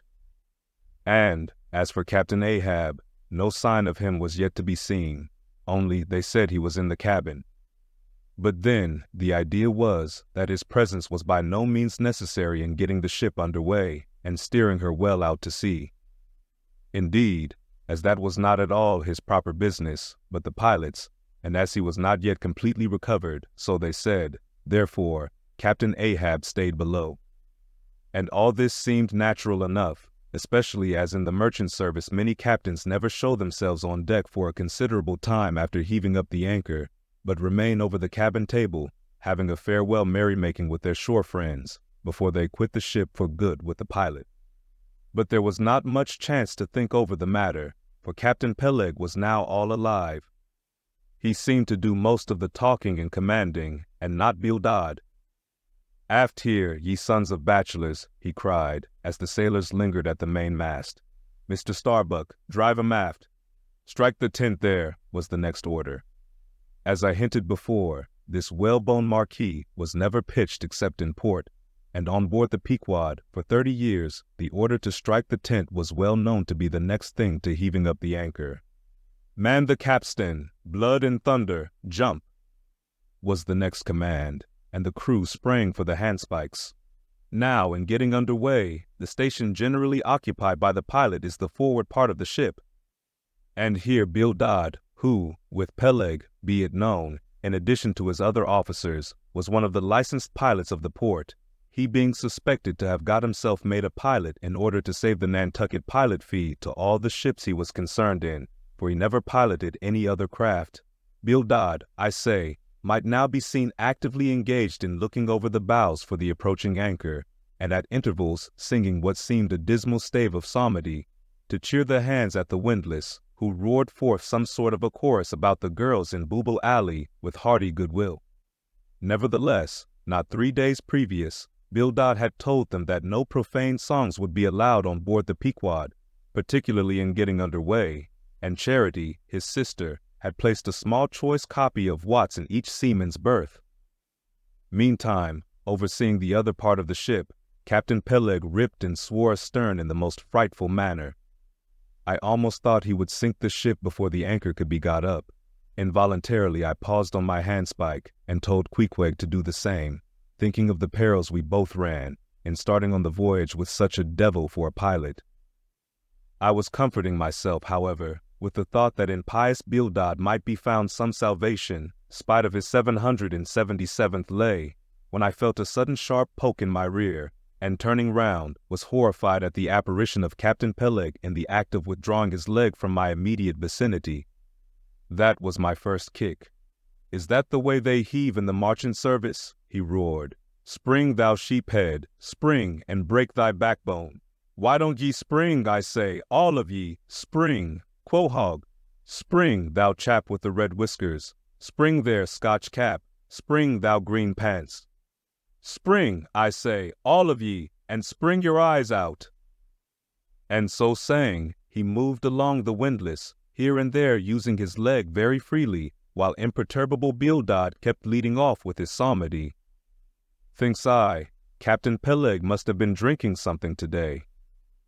At last the anchor was up, The sails were set, and off we glided. It was a short, cold Christmas, and as the short northern day merged into night, we found ourselves almost broad upon the wintry ocean, whose freezing spray cased us in ice, as in polished armor. The long rows of teeth on the bulwarks glistened in the moonlight, and like the white ivory tusks of some huge elephant, vast curving icicles depended from the bows. Lank Bildad, as pilot, headed the first watch, and ever and anon, as the old craft deep-dived into the green seas, and sent the shivering frost all over her, and the winds howled, and the cordage rang, his steady notes were heard. Sweet fields beyond the swelling flood stand dressed in living green. So to the Jews old Canaan stood, while Jordan rolled between. Never did those sweet words sound more sweetly to me than then. They were full of hope and fruition. Spite of this frigid winter night in the boisterous Atlantic, spite of my wet feet and wetter jacket, there was yet, it then seemed to me, many a pleasant haven in store, and meads and glades so eternally vernal that the grass shot up by the spring, untrodden, unwilted, remains at midsummer. At last we gained such an offing that the two pilots were needed no longer. The stout sailboat that had accompanied us began ranging alongside. It was curious and not unpleasing how Peleg and Bildad were affected at this juncture, especially Captain Bildad. For loath to depart, yet very loath to leave, for good, a ship bound on so long and perilous a voyage, beyond both stormy capes, a ship in which some thousands of his hard-earned dollars were invested, a ship in which an old shipmate sailed as captain, a man almost as old as he, once more starting to encounter all the terrors of the pitiless jaw, loath to say goodbye to a thing so every way brimful of every interest to him.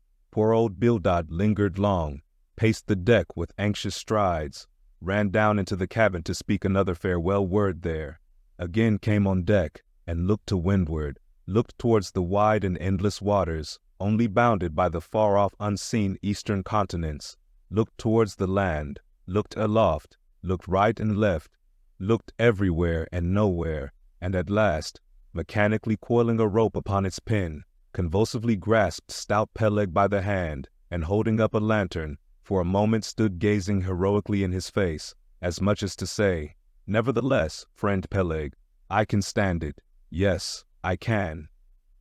As for Peleg himself, he took it more like a philosopher, but for all his philosophy, there was a tear twinkling in his eye when the lantern came too near. And he, too, did not a little run from cabin to deck, now a word below, and now a word with Starbuck, the chief mate. But, at last, he turned to his comrade, with a final sort of look about him. "Captain Bildad, come, old shipmate, we must go. Back the main yard there, boat ahoy, stand by to come close alongside now. Careful, careful, come Bildad, boy, say your last. Luck to ye, Starbuck, luck to ye, Mr. Stubb, luck to ye, Mr. Flask. Goodbye and good luck to ye all, and this day 3 years I'll have a hot supper smoking for ye in old Nantucket.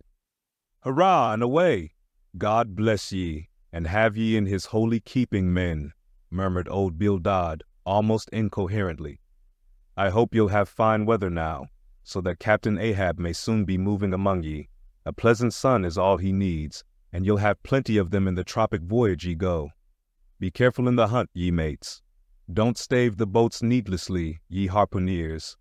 Good white cedar plank is raised full 3% within the year. Don't forget your prayers either. Mr. Starbuck, mind that cooper. Don't waste the spare staves. Oh, the sail needles are in the green locker. Don't well it too much a Lord's days, men. But don't miss a fair chance either, that's rejecting heaven's good gifts. Have an eye to the molasses tierce, Mr. Stubb. It was a little leaky, I thought. If ye touch at the islands, Mr. Flask, beware of fornication. Goodbye, goodbye. Don't keep that cheese too long down in the hold, Mr. Starbuck. It'll spoil. Be careful with the butter. 20 cents the pound it was. And mind ye, if... Come, come, Captain Bildad, stop palavering away. And with that, Peleg hurried him over the side, and both dropped into the boat. Ship and boat diverged. The cold, damp night breeze blew between. A screaming gull flew overhead. The two hulls wildly rolled. We gave 3 heavy-hearted cheers and blindly plunged like fate into the lone Atlantic. Speed up your reading and enhance your memory with Moby Dick by your side. Choose the tactile joy of a physical book or the convenience of Kindle and discover a deeper way to dive into this classic. Pairing the audiobook with the text takes your understanding and retention to the next level. Ready to transform your literary experience? Check the link in the description and pick the perfect format for you. With EchoTales Audiobooks, Moby Dick awaits. Dive deeper, read faster, remember more. Get your book now. Chapter 23. The Lee Shore. Some chapters back, one Bulkington was spoken of, a tall Newlanded mariner encountered in New Bedford at the inn. When, on that shivering winter's night, the Pequod thrust her vindictive bows into the cold malicious waves, who should I see standing at her helm but Bulkington? I looked with sympathetic awe and fearfulness upon the man who in midwinter just landed from a 4 years' dangerous voyage could so unrestingly push off again for still another tempestuous term.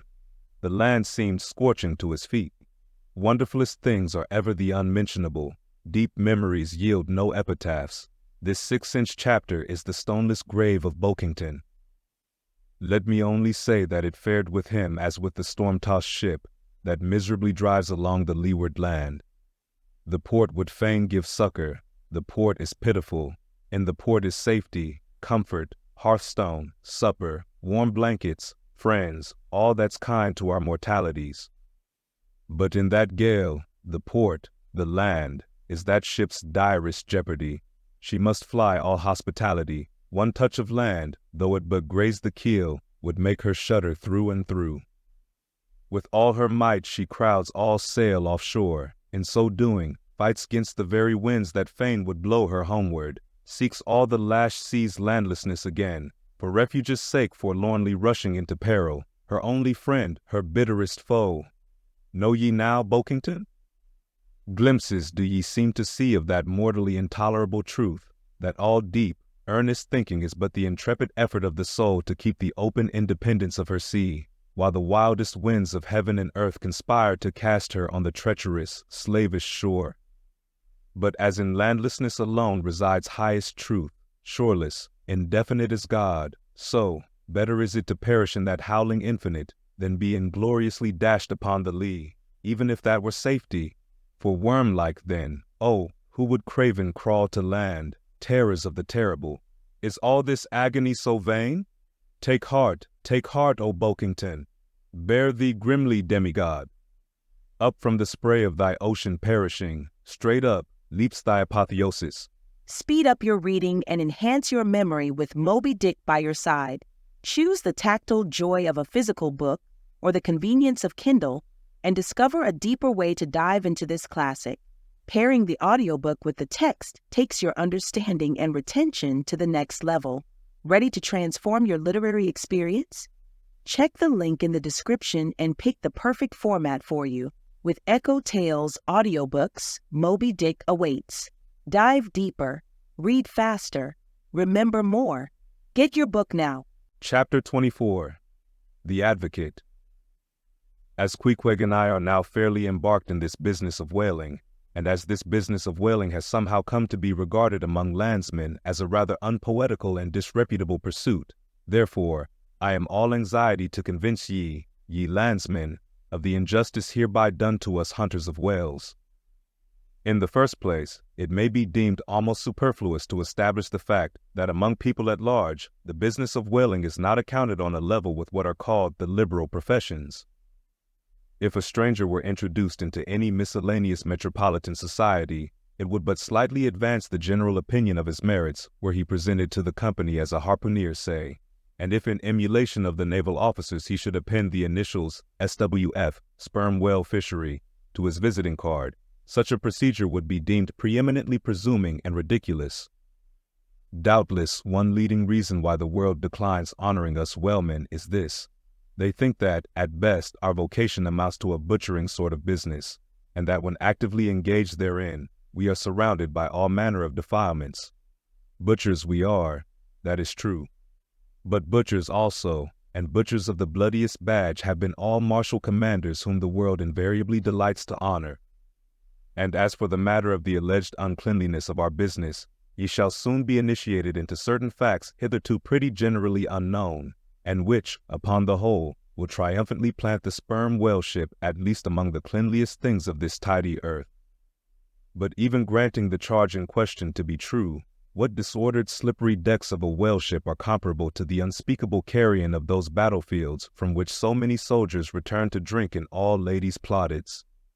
And if the idea of peril so much enhances the popular conceit of the soldier's profession, let me assure ye that many a veteran who has freely marched up to a battery would quickly recoil at the apparition of the sperm whale's vast tail, fanning into eddies the air over his head. For what are the comprehensible terrors of man compared with the interlinked terrors and wonders of God? But, though the world scouts at us whale hunters, yet does it unwittingly pay us the profoundest homage, yea, an all-abounding adoration. For almost all the tapers, lamps, and candles that burn round the globe burn, as before so many shrines, to our glory. But look at this matter in other lights, weigh it in all sorts of scales, see what we whalemen are, and have been.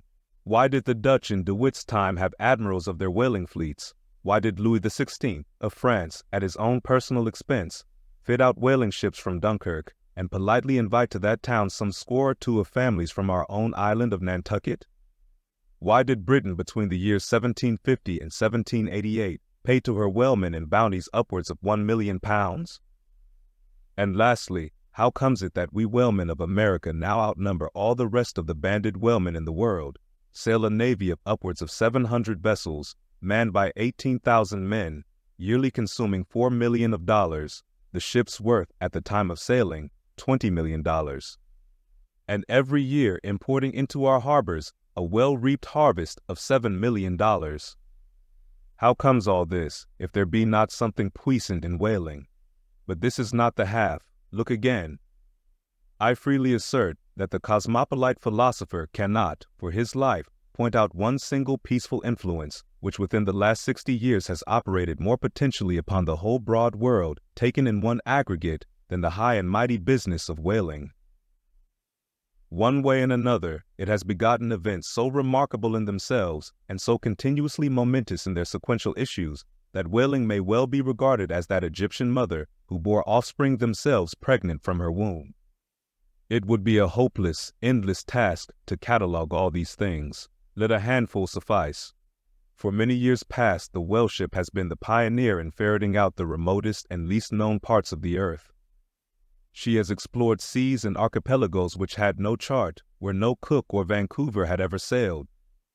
If American and European men of war now peacefully ride in once savage harbors, let them fire salutes to the honor and glory of the whale ship, which originally showed them the way, and first interpreted between them and the savages. They may celebrate as they will the heroes of exploring expeditions, your Cooks, your Krusensterns, but I say that scores of anonymous captains have sailed out of Nantucket that were as great and greater than your Cook and your Krusenstern. For in their succorless empty-handedness, they, in the heathenish sharked waters, and by the beaches of unrecorded Javelin Islands, battled with virgin wonders and terrors that Cook with all his marines and muskets would not willingly have dared. All that is made such a flourish of in the old South Sea voyages, those things were but the lifetime commonplaces of our heroic Nantucketers. Often, adventures which Vancouver dedicates 3 chapters to, these men accounted unworthy of being set down in the ship's common log. Ah, the world! Oh, the world! Until the whale fishery rounded Cape Horn, no commerce but colonial, scarcely any intercourse but colonial, was carried on between Europe and the long line of the opulent Spanish provinces on the Pacific coast. It was the whalemen who first broke through the jealous policy of the Spanish crown, touching those colonies, and, if space permitted, it might be distinctly shown how from those whalemen at last eventuated the liberation of Peru, Chile, and Bolivia from the yoke of old Spain, and the establishment of the eternal democracy in those parts. That great America on the other side of the sphere, Australia, was given to the enlightened world by the whalemen. After its first blunder-born discovery by a Dutchman, all other ships long shunned those shores as pestiferously barbarous, but the whale ship touched there. The whale ship is the true mother of that now mighty colony. Moreover, in the infancy of the first Australian settlement, the immigrants were several times saved from starvation by the benevolent biscuit of the whale ship, luckily dropping an anchor in their waters. The uncounted isles of all Polynesia confess the same truth, and do commercial homage to the whale ship that cleared the way for the missionary and the merchant, and in many cases carried the primitive missionaries to their first destinations. If that double-bolted land, Japan, is ever to become hospitable, it is the whale ship alone to whom the credit will be due, for already she is on the threshold. But if, in the face of all this, you still declare that whaling has no aesthetically noble associations connected with it, then am I ready to shiver 50 lances with you there, and unhorse you with a split helmet every time. The whale has no famous author, and whaling no famous chronicler, you will say. The whale no famous author, and whaling no famous chronicler. Who wrote the first account of our Leviathan? Who but mighty Job? And who composed the first narrative of a whaling voyage? Who, but no less a prince than Alfred the Great, who, with his own royal pen, took down the words from other, the Norwegian whale hunter of those times, and who pronounced our glowing eulogy in Parliament? Who but Edmund Burke?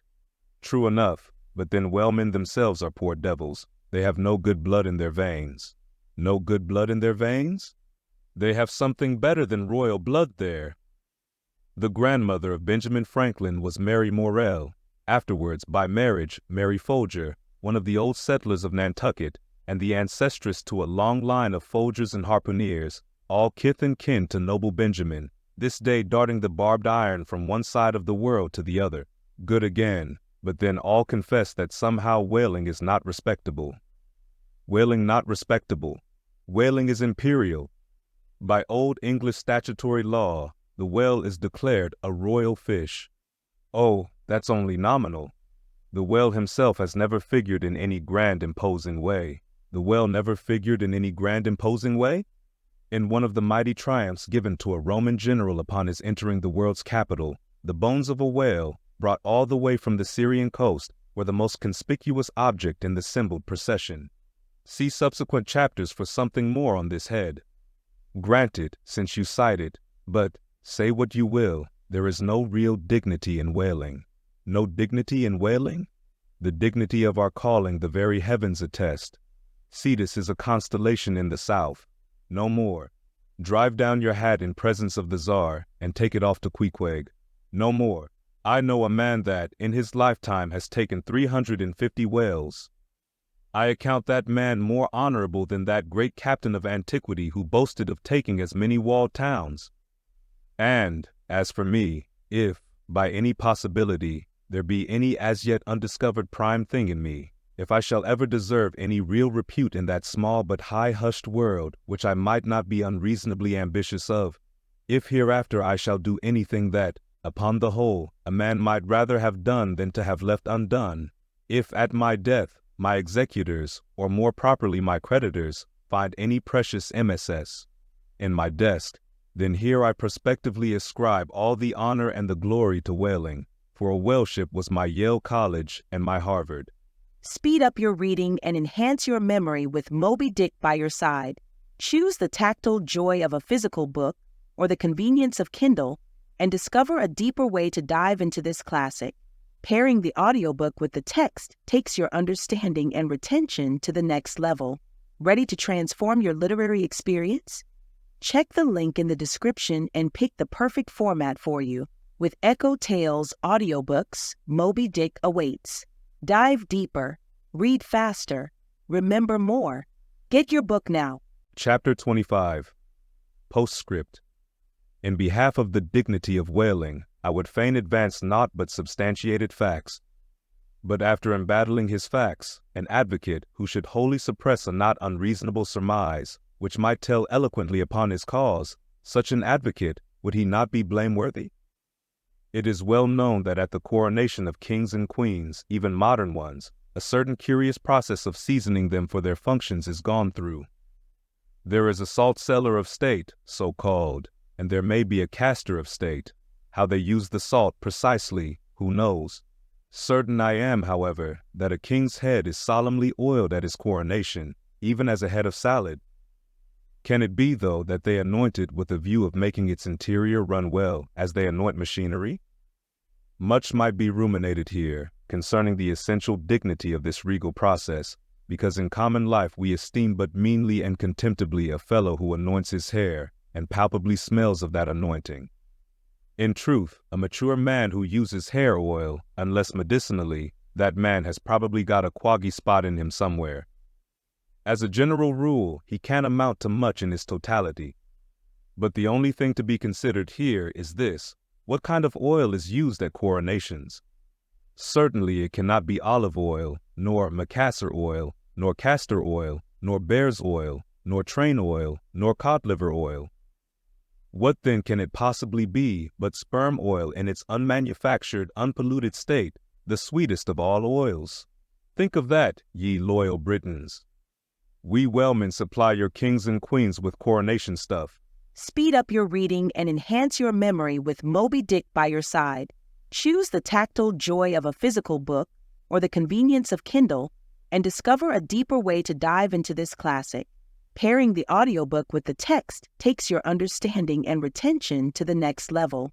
Ready to transform your literary experience? Check the link in the description and pick the perfect format for you. With EchoTales Audiobooks, Moby Dick awaits. Dive deeper, read faster, remember more. Get your book now. Chapter 26. Knights and Squires. The chief mate of the Pequod was Starbuck, a native of Nantucket and a Quaker by descent. He was a long, earnest man, and though born on an icy coast, seemed well adapted to endure hot latitudes, his flesh being hard as twice-baked biscuit. Transported to the Indies, his live blood would not spoil like bottled ale. He must have been born in some time of general drought and famine, or upon one of those fast days for which his state is famous. Only some 30 arid summers had he seen. Those summers had dried up all his physical superfluousness.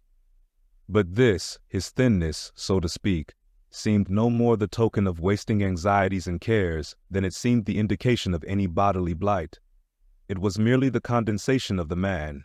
He was by no means ill-looking, quite the contrary. His pure tight skin was an excellent fit, and closely wrapped up in it, and embalmed with inner health and strength, like a revivified Egyptian, this Starbuck seemed prepared to endure for long ages to come, and to endure always, as now, for be it polar snow or torrid sun, like a patent chronometer, his interior vitality was warranted to do well in all climates. Looking into his eyes, you seemed to see there the yet lingering images of those thousandfold perils he had calmly confronted through life. A staid, steadfast man, whose life for the most part was a telling pantomime of action, and not a tame chapter of sounds. Yet, for all his hardy sobriety and fortitude, there were certain qualities in him which at times affected, and in some cases seemed well nigh to overbalance all the rest. Uncommonly conscientious for a seaman, and endued with a deep natural reverence, the wild watery loneliness of his life did therefore strongly incline him to superstition, but to that sort of superstition which in some organizations seems rather to spring, somehow, from intelligence than from ignorance. Outward portents and inward presentiments were his, and if at times these things bent the welded iron of his soul, much more did his far-away domestic memories of his young Cape wife and child tend to bend him still more from the original ruggedness of his nature, and open him still further to those latent influences which, in some honest-hearted men, restrain the gush of daredevil daring so often evinced by others in the more perilous vicissitudes of the fishery. "I will have no man in my boat," said Starbuck, "who is not afraid of a whale." By this he seemed to mean not only that the most reliable and useful courage was that which arises from the fair estimation of the encountered peril, but that an utterly fearless man is a far more dangerous comrade than a coward. "Aye, aye," said Stubb, the second mate. "Starbuck there is as careful a man as you'll find anywhere in this fishery." But we shall ere long see what that word careful precisely means when used by a man like Stubb, or almost any other whale hunter.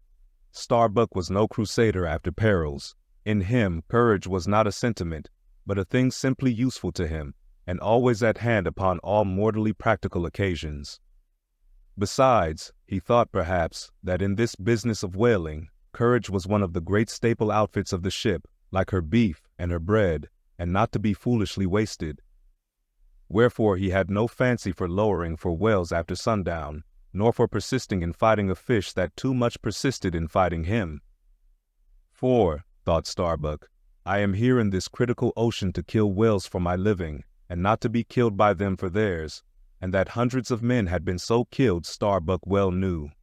What doom was his own father's? Where, in the bottomless deeps, could he find the torn limbs of his brother? With memories like these in him, and, moreover, given to a certain superstitiousness, as has been said, the courage of this Starbuck which could, nevertheless, still flourish, must indeed have been extreme. But it was not in reasonable nature that a man so organized and with such terrible experiences and remembrances as he had, it was not in nature that these things should fail in latently engendering an element in him, which, under suitable circumstances, would break out from its confinement and burn all his courage up.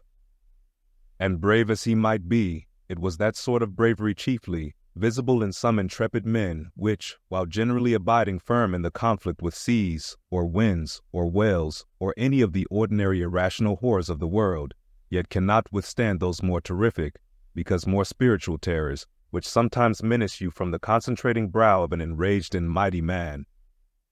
But were the coming narrative to reveal in any instance the complete abasement of poor Starbuck's fortitude, scarce might I have the heart to write it, for it is a thing most sorrowful, nay shocking, to expose the fall of valor in the soul. Men may seem detestable as joint stock companies and nations, knaves, fools, and murderers there may be. Men may have mean and meager faces, but man, in the ideal, is so noble and so sparkling, such a grand and glowing creature, that over any ignominious blemish in him, all his fellows should run to throw their costliest robes. That immaculate manliness we feel within ourselves, so far within us, that it remains intact though all the outer characters seem gone, bleeds with keenest anguish at the undraped spectacle of a valor-ruined man. Nor can piety itself, at such a shameful sight, completely stifle her upbraidings against the permitting stars. But this august dignity I treat of is not the dignity of kings and robes, but that abounding dignity which has no robed investiture. Thou shalt see it shining in the arm that wields a pick or drives a spike, that democratic dignity which, on all hands, radiates without end from God, himself, the great God absolute, the center and circumference of all democracy, his omnipresence, our divine equality. If, then, to meanest mariners, and renegades, and castaways, I shall hereafter ascribe high qualities, though dark, weave round them tragic graces, if even the most mournful, perchance the most abased, among them all, shall at times lift himself to the exalted mounts, if I shall touch that workman's arm with some ethereal light, if I shall spread a rainbow over his disastrous set of sun, then against all mortal critics bear me out in it, thou just spirit of equality, which has spread one royal mantle of humanity over all my kind. Bear me out in it, thou great democratic God, who didst not refuse to the swart convict, Bunyan, the pale poetic pearl, thou who didst clothe with doubly hammered leaves of finest gold the stumped and paupered arm of old Cervantes, thou who didst pick up Andrew Jackson from the pebbles, who didst hurl him upon a war horse, who didst thunder him higher than a throne, thou who, in all thy mighty, earthly marchings, ever cullest thy selectest champions from the kingly commons, bear me out in it, O God. Speed up your reading and enhance your memory with Moby Dick by your side. Choose the tactile joy of a physical book or the convenience of Kindle and discover a deeper way to dive into this classic. Pairing the audiobook with the text takes your understanding and retention to the next level. Ready to transform your literary experience? Check the link in the description and pick the perfect format for you. With EchoTales Audiobooks, Moby Dick awaits. Dive deeper, read faster, remember more. Get your book now. Chapter 27. Knights and Squires. Stubb was the second mate. He was a native of Cape Cod, and hence, according to local usage, was called a Cape Cod man. A happy-go-lucky, neither craven nor valiant, taking perils as they came with an indifferent air, and while engaged in the most imminent crisis of the chase, toiling away, calm and collected as a journeyman joiner engaged for the year. Good-humored, easy, and careless, he presided over his whaleboat as if the most deadly encounter were but a dinner, and his crew all invited guests. He was as particular about the comfortable arrangement of his part of the boat as an old stage driver is about the snugness of his box. When close to the whale, in the very death-lock of the fight, he handled his unpitying lance coolly and off-handedly, as a whistling tinker his hammer. He would hum over his old rig-a-dig tunes while flank in flank with the most exasperated monster. Long usage had, for this Stubb, converted the jaws of death into an easy chair. What he thought of death itself, there is no telling. Whether he ever thought of it at all might be a question, but if he ever did chance to cast his mind that way, after a comfortable dinner, no doubt, like a good sailor, he took it to be a sort of call of the watch to tumble aloft, and bestir themselves there, about something which he would find out when he obeyed the order, and not sooner. What, perhaps, with other things, made Stubb such an easy-going, unfearing man, so cheerily trudging off with the burden of life in a world full of grave peddlers, all bowed to the ground with their packs, what helped to bring about that almost impious good humor of his? That thing must have been his pipe. For, like his nose, his short black little pipe was one of the regular features of his face. You would almost as soon have expected him to turn out of his bunk without his nose as without his pipe.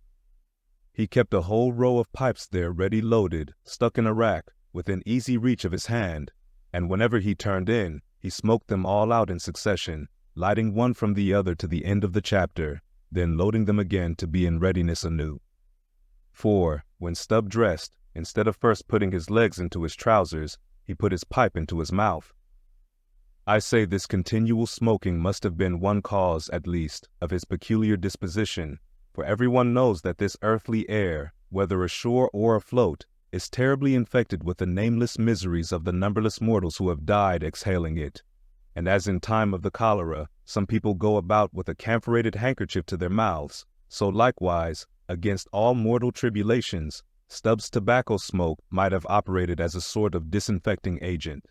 The third mate was Flask, a native of Tisbury, in Martha's Vineyard, a short, stout, ruddy young fellow, very pugnacious concerning whales, who somehow seemed to think that the great leviathans had personally and hereditarily affronted him, and therefore it was a sort of point of honor with him to destroy them whenever encountered.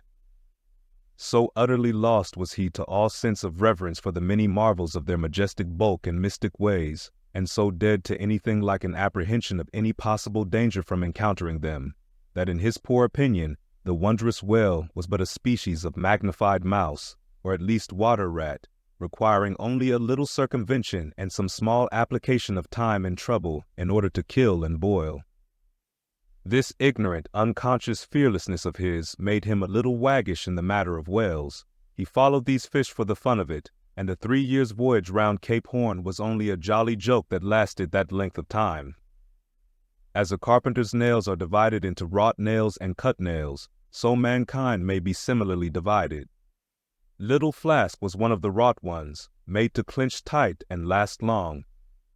They called him King Post on board of the Pequod, because, in form, he could be well likened to the short, square timber known by that name in Arctic whalers, and which by the means of many radiating side timbers inserted into it, serves to brace the ship against the icy concussions of those battering seas.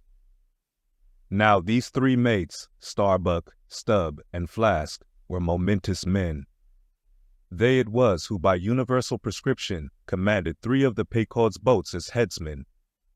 In that grand order of battle in which Captain Ahab would probably marshal his forces to descend on the whales, these 3 headsmen were as captains of companies. Or, being armed with their long keen whaling spears, they were as a picked trio of lancers, even as the harpooneers were flingers of javelins.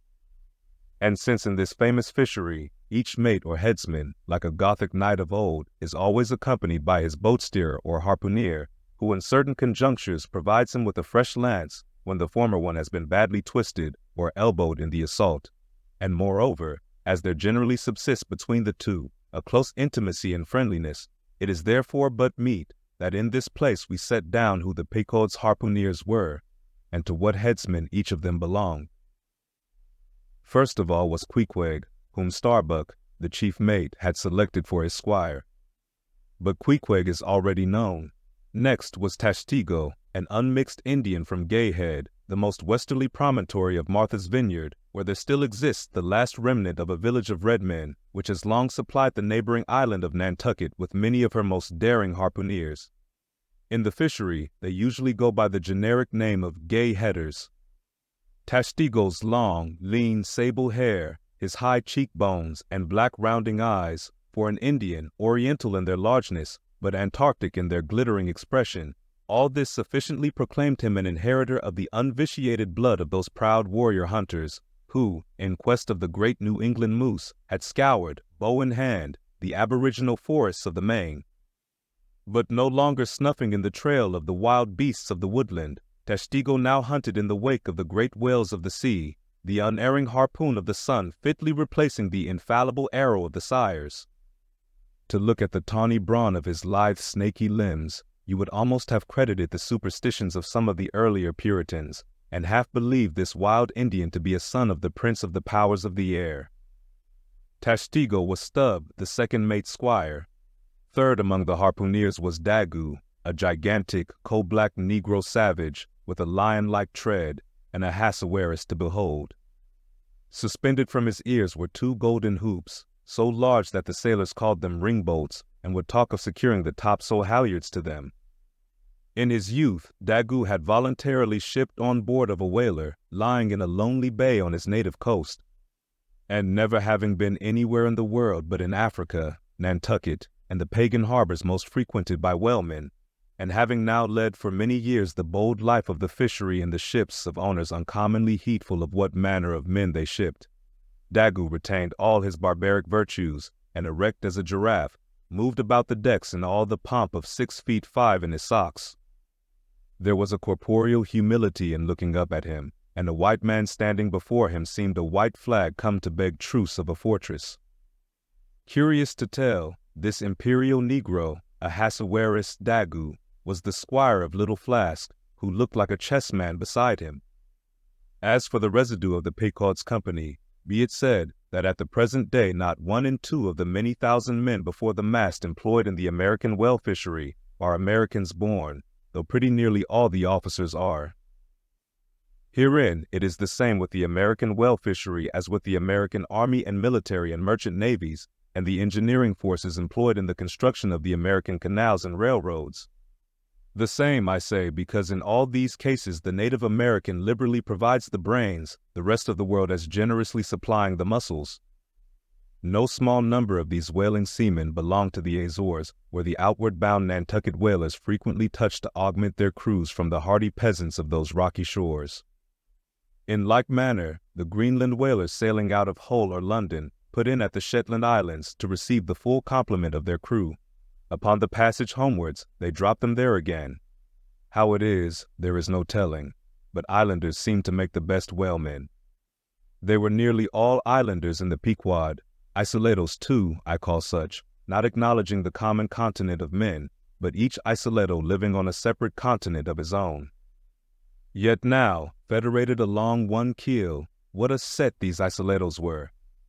And Anacharsis Clute's deputation from all the isles of the sea and all the ends of the earth, accompanying old Ahab in the Pequod to lay the world's grievances before that bar from which not very many of them ever come back. Black little Pip, he never did. Oh no, he went before. Poor Alabama boy. On the grim Pequod's forecastle, ye shall ere long see him, beating his tambourine, prelusive of the eternal time, when sent for, to the great quarter-deck on high, he was bid strike in with angels, and beat his tambourine in glory, called a coward here, hailed a hero there. Speed up your reading and enhance your memory with Moby Dick by your side. Choose the tactile joy of a physical book or the convenience of Kindle, and discover a deeper way to dive into this classic. Pairing the audiobook with the text takes your understanding and retention to the next level. Ready to transform your literary experience? Check the link in the description and pick the perfect format for you. With EchoTales Audiobooks, Moby Dick awaits. Dive deeper, read faster, remember more. Get your book now. Chapter 28, Ahab. For several days after leaving Nantucket, nothing above hatches was seen of Captain Ahab. The mates regularly relieved each other at the watches, and for aught that could be seen to the contrary, they seemed to be the only commanders of the ship, only they sometimes issued from the cabin with orders so sudden and peremptory that after all it was plain they but commanded vicariously. Yes, their supreme lord and dictator was there, though hitherto unseen by any eyes not permitted to penetrate into the now sacred retreat of the cabin. Every time I ascended to the deck from my watches below, I instantly gazed aft to mark if any strange face were visible, for my first vague disquietude touching the unknown captain, now in the seclusion of the sea, became almost a perturbation. This was strangely heightened at times by the ragged Elijah's diabolical incoherences uninvitedly recurring to me, with a subtle energy I could not have before conceived of. But poorly could I withstand them, much as in other moods I was almost ready to smile at the solemn whimsicalities of that outlandish prophet of the wharves. But whatever it was of apprehensiveness or uneasiness, to call it so, which I felt, yet whenever I came to look about me in the ship, it seemed against all warrantry to cherish such emotions. For though the harpooneers, with the great body of the crew, were a far more barbaric, heathenish, and motley set than any of the tame merchant ship companies which my previous experiences had made me acquainted with, still I ascribed this, and rightly ascribed it, to the fierce uniqueness of the very nature of that wild Scandinavian vocation in which I had so abandonedly embarked. But it was especially the aspect of the three chief officers of the ship, the mates, which was most forcibly calculated to allay these colorless misgivings and induce confidence and cheerfulness in every presentment of the voyage.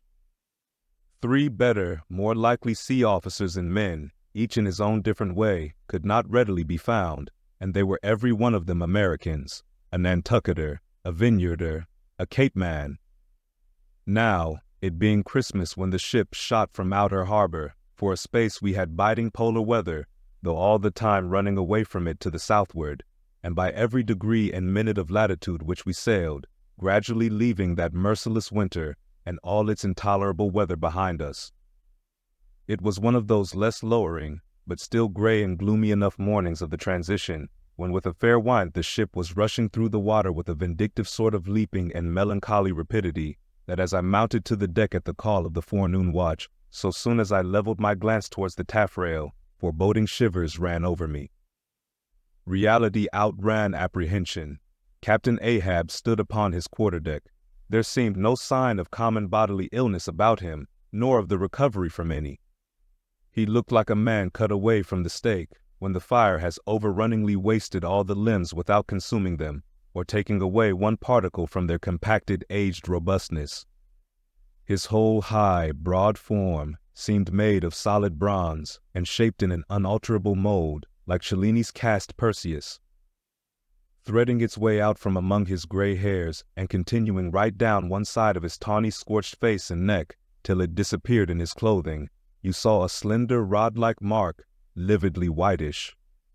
It resembled that perpendicular seam sometimes made in the straight, lofty trunk of a great tree, when the upper lightning tearingly darts down it, and without wrenching a single twig, peels and grooves out the bark from top to bottom, ere running off into the soil, leaving the tree still greenly alive, but branded.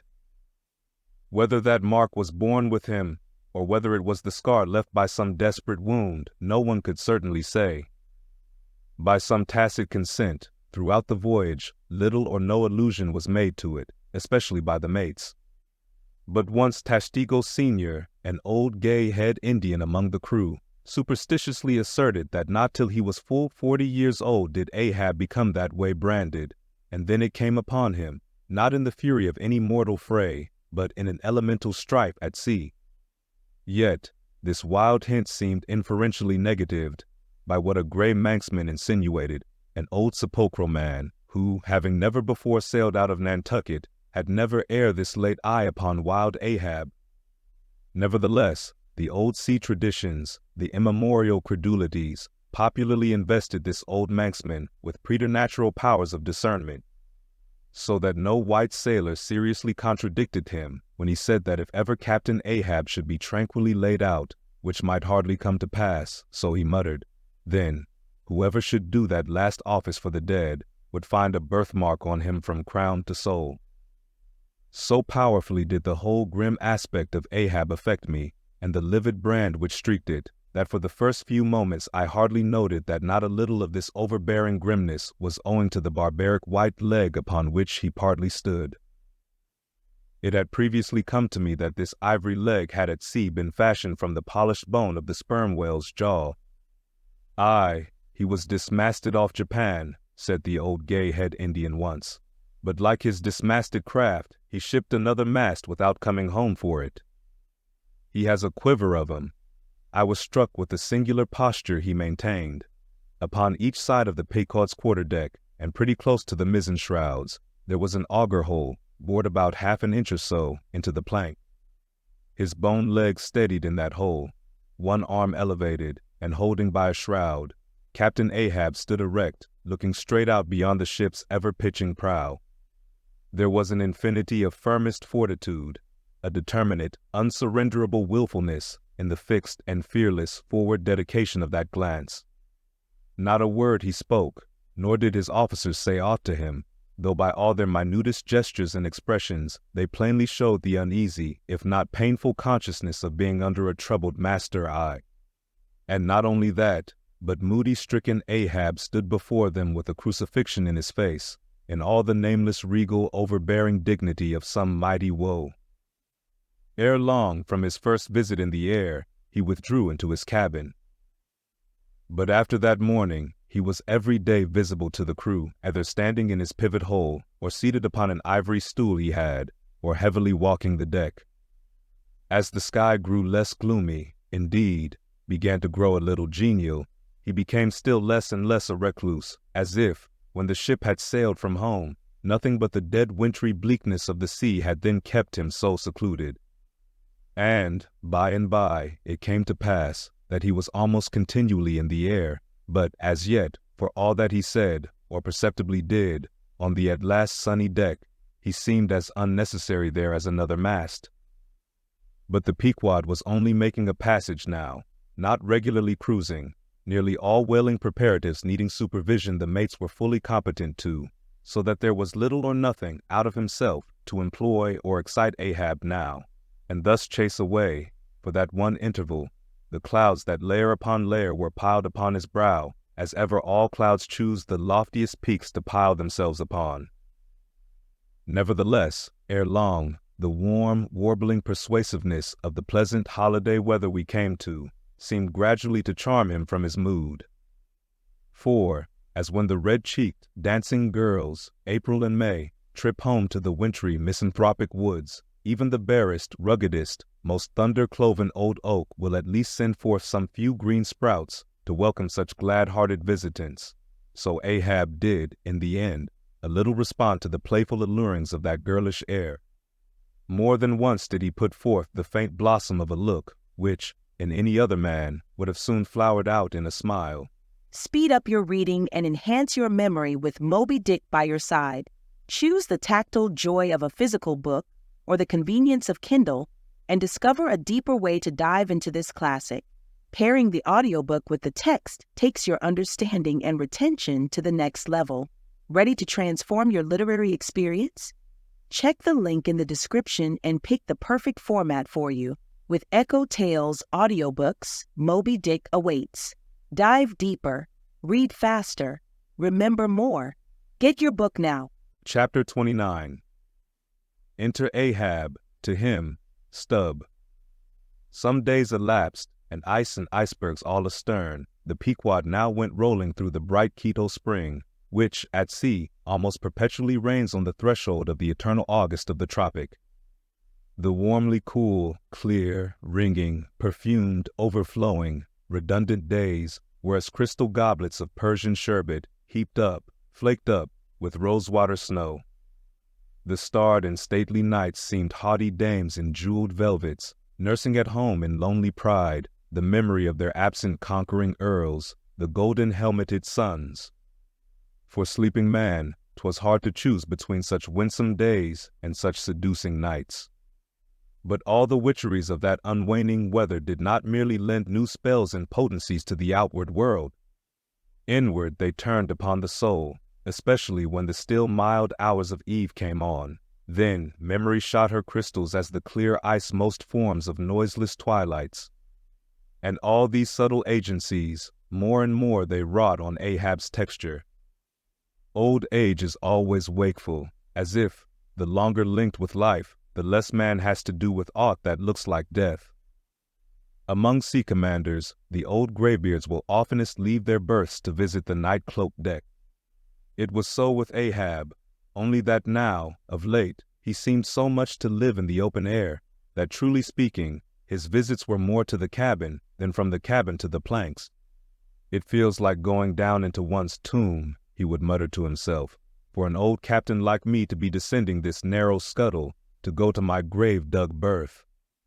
So, almost every 24 hours, when the watches of the night were set, and the band on deck sentineled the slumbers of the band below, and when, if a rope was to be hauled upon the forecastle, the sailors flung it, not rudely down, as by day, but with some cautiousness dropped it to its place for fear of disturbing their slumbering shipmates, when this sort of steady quietude would begin to prevail, habitually, the silent steersman would watch the cabin scuttle, and ere long the old man would emerge, gripping at the iron banister to help his crippled way. Some considering touch of humanity was in him, for at times like these he usually abstained from patrolling the quarterdeck, because to his wearied mates, seeking repose within 6 inches of his ivory heel, such would have been the reverberating crack and din of that bony step, that their dreams would have been on the crunching teeth of sharks.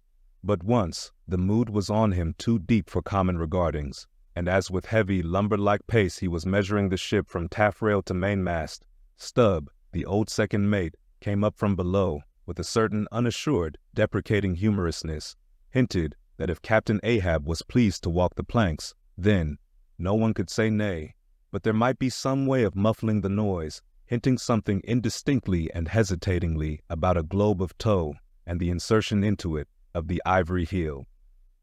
"Ah, Stubb, thou didst not know Ahab then." "Am I a cannonball, Stubb," said Ahab, "that thou wouldst wad me that fashion? But go thy ways, I had forgot.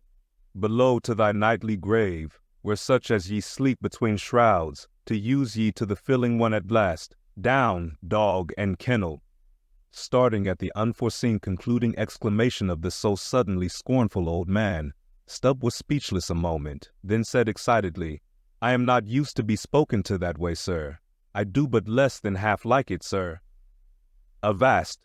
gritted Ahab between his set teeth, and violently moving away, as if to avoid some passionate temptation. "No, sir, not yet," said Stubb, emboldened. "I will not tamely be called a dog, sir." "Then be called 10 times a donkey, and a mule, and an ass, and be gone, or I'll clear the world of thee." As he said this, Ahab advanced upon him with such overbearing terrors in his aspect that Stubb involuntarily retreated.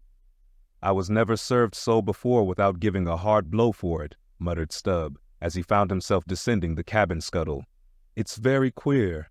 Stop, Stubb. Somehow now, I don't well know whether to go back and strike him or, what's that, down here on my knees and pray for him." Yes, that was the thought coming up in me, but it would be the first time I ever did pray. It's queer, very queer, and he's queer too. Aye, take him fore and aft, he's about the queerest old man Stubb ever sailed with. How he flashed at me, his eyes like powder pans. Is he mad? Anyway, there's something on his mind, as sure as there must be something on a deck when it cracks. He ain't in his bed now either, more than 3 hours out of the 24, and he don't sleep then. Didn't that doughboy, the steward, tell me that of a morning he always finds the old man's hammock clothes all rumpled and tumbled, and the sheets down at the foot, and the coverlid almost tied into knots, and the pillow a sort of frightful hot, as though a baked brick had been on it? A hot old man. I guess he's got what some folks ashore call a conscience. It's a kind of tick-dolly row, they say, worse nor a toothache. Well, I don't know what it is, but the Lord keep me from catching it. He's full of riddles. I wonder what he goes into the afterhold for, every night, as Doughboy tells me he suspects. What's that for, I should like to know? Who's made appointments with him in the hold? Ain't that queer now? But there's no telling. It's the old game. Here goes for a snooze. Damn me, it's worth a fellow's while to be born into the world, if only to fall right asleep. And now that I think of it, that's about the first thing babies do, and that's a sort of queer, too. Damn me, but all things are queer, come to think of 'em. But that's against my principles. Think not is my 11th commandment, and sleep when you can is my 12th. So here goes again. But how's that? Didn't he call me a dog? Blazes! He called me 10 times a donkey, and piled a lot of jackasses on top of that. He might as well have kicked me and done with it. Maybe he did kick me, and I didn't observe it. I was so taken all aback with his brow somehow. It flashed like a bleached bone. What the devil's the matter with me? I don't stand right on my legs. Coming afoul of that old man has a sort of turned me wrong side out. By the Lord, I must have been dreaming, though. How? But the only way's to stash it. So here goes to hammock again, and in the morning, I'll see how this plaguey juggling thinks over by daylight. Speed up your reading and enhance your memory with Moby Dick by your side. Choose the tactile joy of a physical book or the convenience of Kindle and discover a deeper way to dive into this classic. Pairing the audiobook with the text takes your understanding and retention to the next level. Ready to transform your literary experience? Check the link in the description and pick the perfect format for you. With EchoTales Audiobooks, Moby Dick awaits. Dive deeper, read faster, remember more. Get your book now. Chapter 30, The Pipe. When Stubb had departed, Ahab stood for a while leaning over the bulwarks, and then, as had been usual with him of late, calling a sailor of the watch, he sent him below for his ivory stool, and also his pipe. Lighting the pipe at the binnacle lamp, and planting the stool on the weather side of the deck, he sat and smoked. In old Norse times, the thrones of the sea-loving Danish kings were fabricated, saith tradition, of the tusks of the narwhal. How could one look at Ahab then, seated on that tripod of bones, without bethinking him of the royalty it symbolized? For a Khan of the plank, and a king of the sea, and a great lord of Leviathans was Ahab. Some moments passed, during which the thick vapor came from his mouth in quick and constant puffs, which blew back again into his face. How now, he soliloquized at last, withdrawing the tube. This smoking no longer soothes. Oh, my pipe, hard must it go with me if thy charm be gone. Here have I been unconsciously toiling, not pleasuring, aye, and ignorantly smoking to windward all the while, to windward, and with such nervous whiffs, as if, like the dying whale, my final jets were the strongest and fullest of trouble. What business have I with this pipe? This thing that is meant for sereneness, to send up mild white vapors among mild white hairs, not among torn iron-gray locks like mine. I'll smoke no more. He tossed the still-lighted pipe into the sea. The fire hissed in the waves, the same instant the ship shot by the bubble the sinking pipe made. With slouched hat, Ahab lurchingly paced the planks. Speed up your reading and enhance your memory with Moby Dick by your side. Choose the tactile joy of a physical book or the convenience of Kindle and discover a deeper way to dive into this classic. Pairing the audiobook with the text takes your understanding and retention to the next level. Ready to transform your literary experience? Check the link in the description and pick the perfect format for you. With EchoTales Audiobooks, Moby Dick awaits. Dive deeper, read faster, remember more. Get your book now.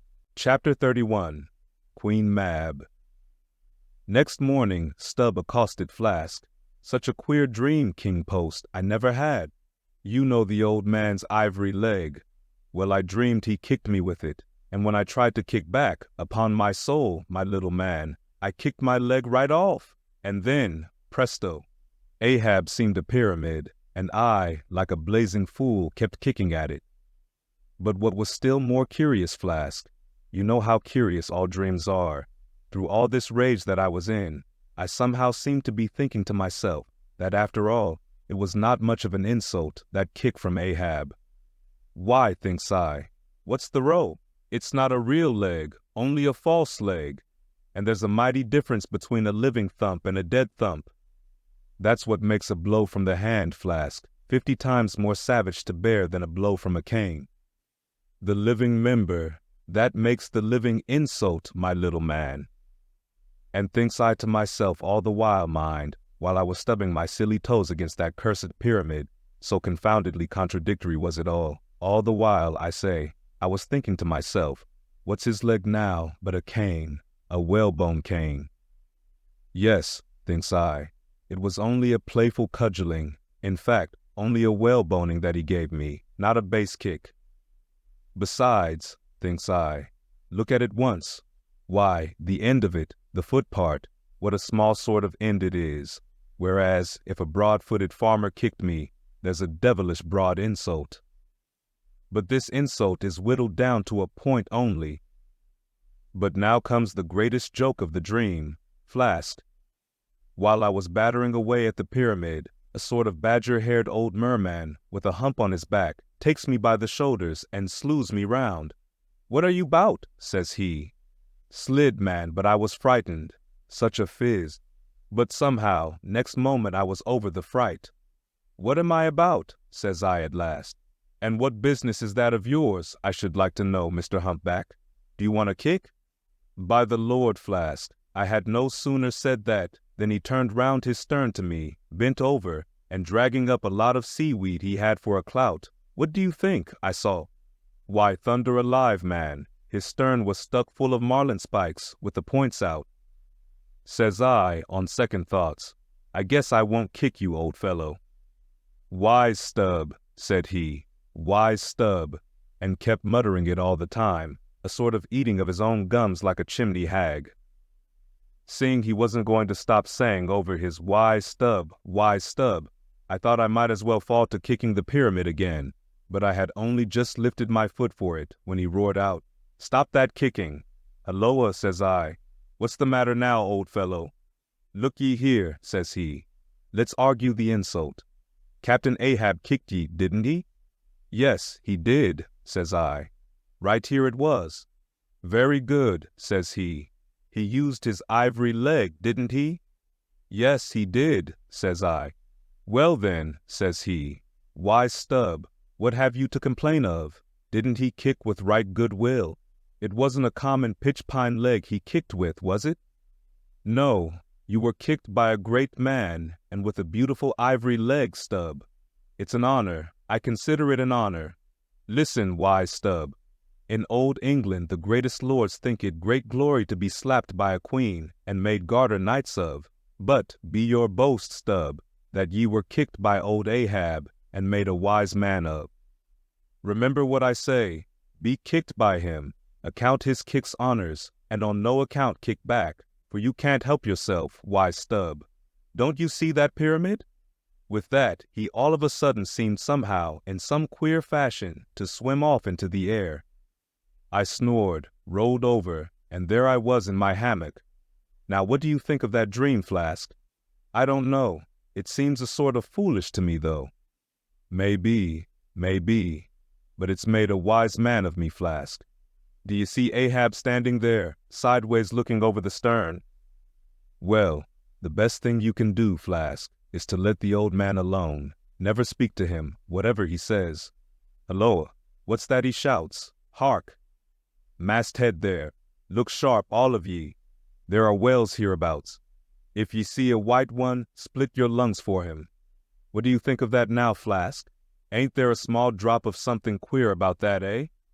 A white whale. Did ye mark that, man? Look ye, there's something special in the wind. Stand by for it, Flask. Ahab has that's bloody on his mind. But, Mum, he comes this way. Speed up your reading and enhance your memory with Moby Dick by your side.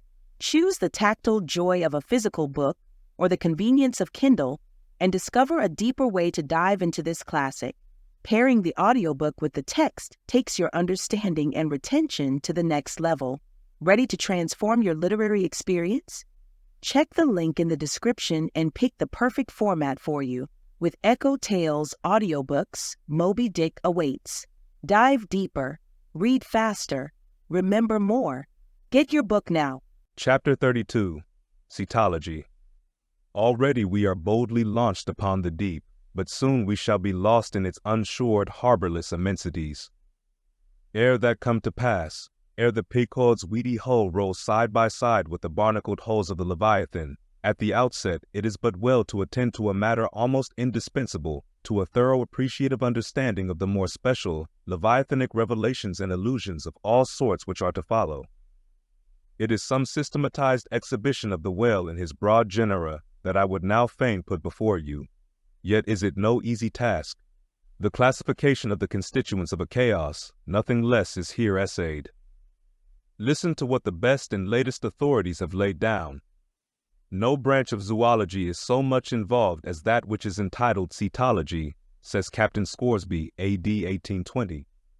It is not my intention, were it in my power, to enter into the inquiry as to the true method of dividing the cetacea into groups and families. Utter confusion exists among the historians of this animal, sperm whale, says Surgeon Beale, A.D. 1839. Unfitness to pursue our research in the unfathomable waters. Impenetrable veil covering our knowledge of the cetacea. A field strewn with thorns.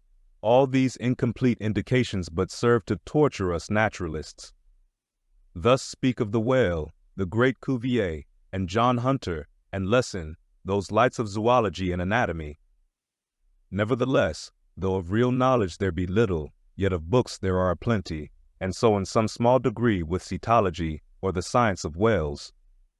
Many are the men, small and great, old and new, landsmen and seamen, who have at large or in little written of the whale.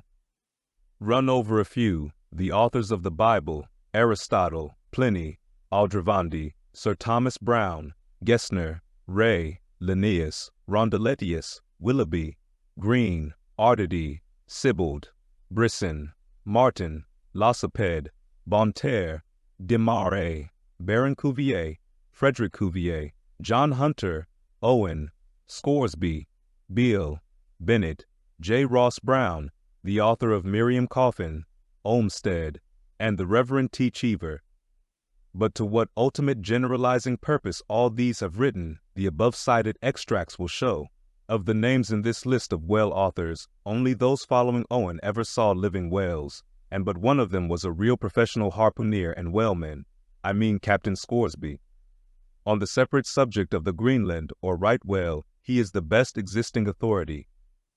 But Scoresby knew nothing and says nothing of the great sperm whale, compared with which the Greenland whale is almost unworthy mentioning. And here be it said, that the Greenland whale is an usurper upon the throne of the seas. He is not even by any means the largest of the whales. Yet, owing to the long priority of his claims and the profound ignorance which, till some 70 years back, invested the then fabulous or utterly unknown sperm whale, and which ignorance to this present day still reigns in all but some few scientific retreats and whale ports, this usurpation has been every way complete. Reference to nearly all the Leviathanic allusions in the great poets of past days will satisfy you that the Greenland whale, without one rival, was to them the monarch of the seas. But the time has at last come for a new proclamation. This is Charing Cross. Hear ye, good people all, the Greenland whale is deposed, the great sperm whale now reigneth.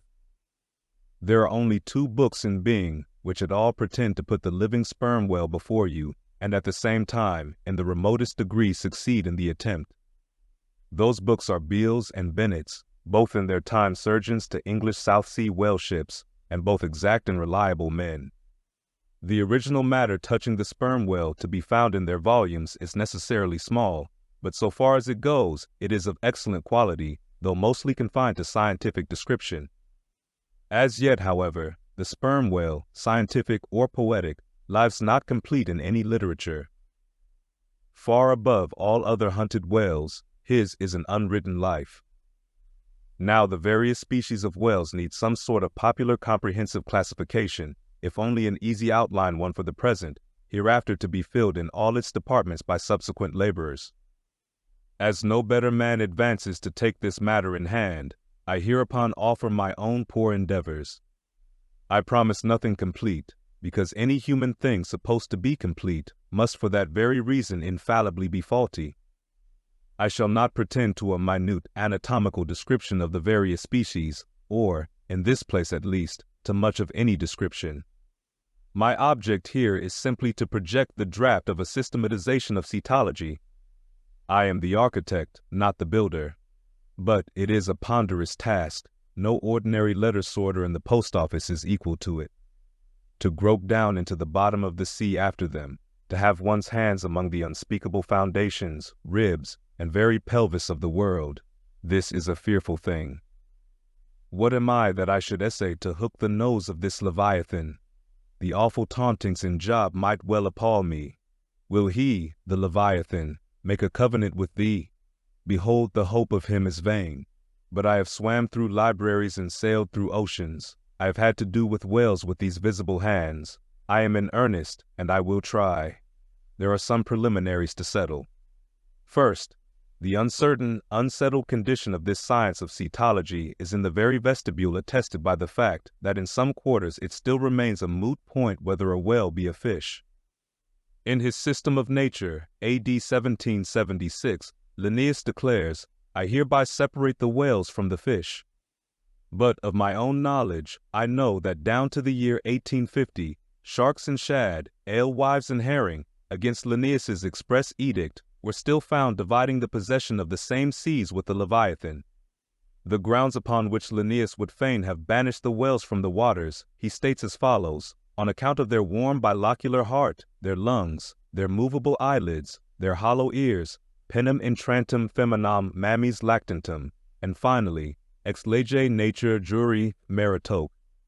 I submitted all this to my friends, Simeon Macy and Charlie Coffin of Nantucket, both messmates of mine in a certain voyage, and they united in the opinion that the reasons set forth were altogether insufficient. Charlie profanely hinted they were humbug. Be it known that, waiving all argument, I take the good old-fashioned ground that the whale is a fish, and call upon holy Jonah to back me. This fundamental thing settled, the next point is, in what internal respect does the whale differ from other fish? Above, Linnaeus has given you those items, but in brief, they are these: lungs and warm blood, whereas all other fish are lungless and cold-blooded. Next, how shall we define the whale? By his obvious externals, so as conspicuously to label him for all time to come. To be short, then, a whale is a spouting fish with a horizontal tail. There you have it. However contracted, that definition is the result of expanded meditation. A walrus spouts much like a whale, but the walrus is not a fish, because he is amphibious. But the last term of the definition is still more cogent, as coupled with the first.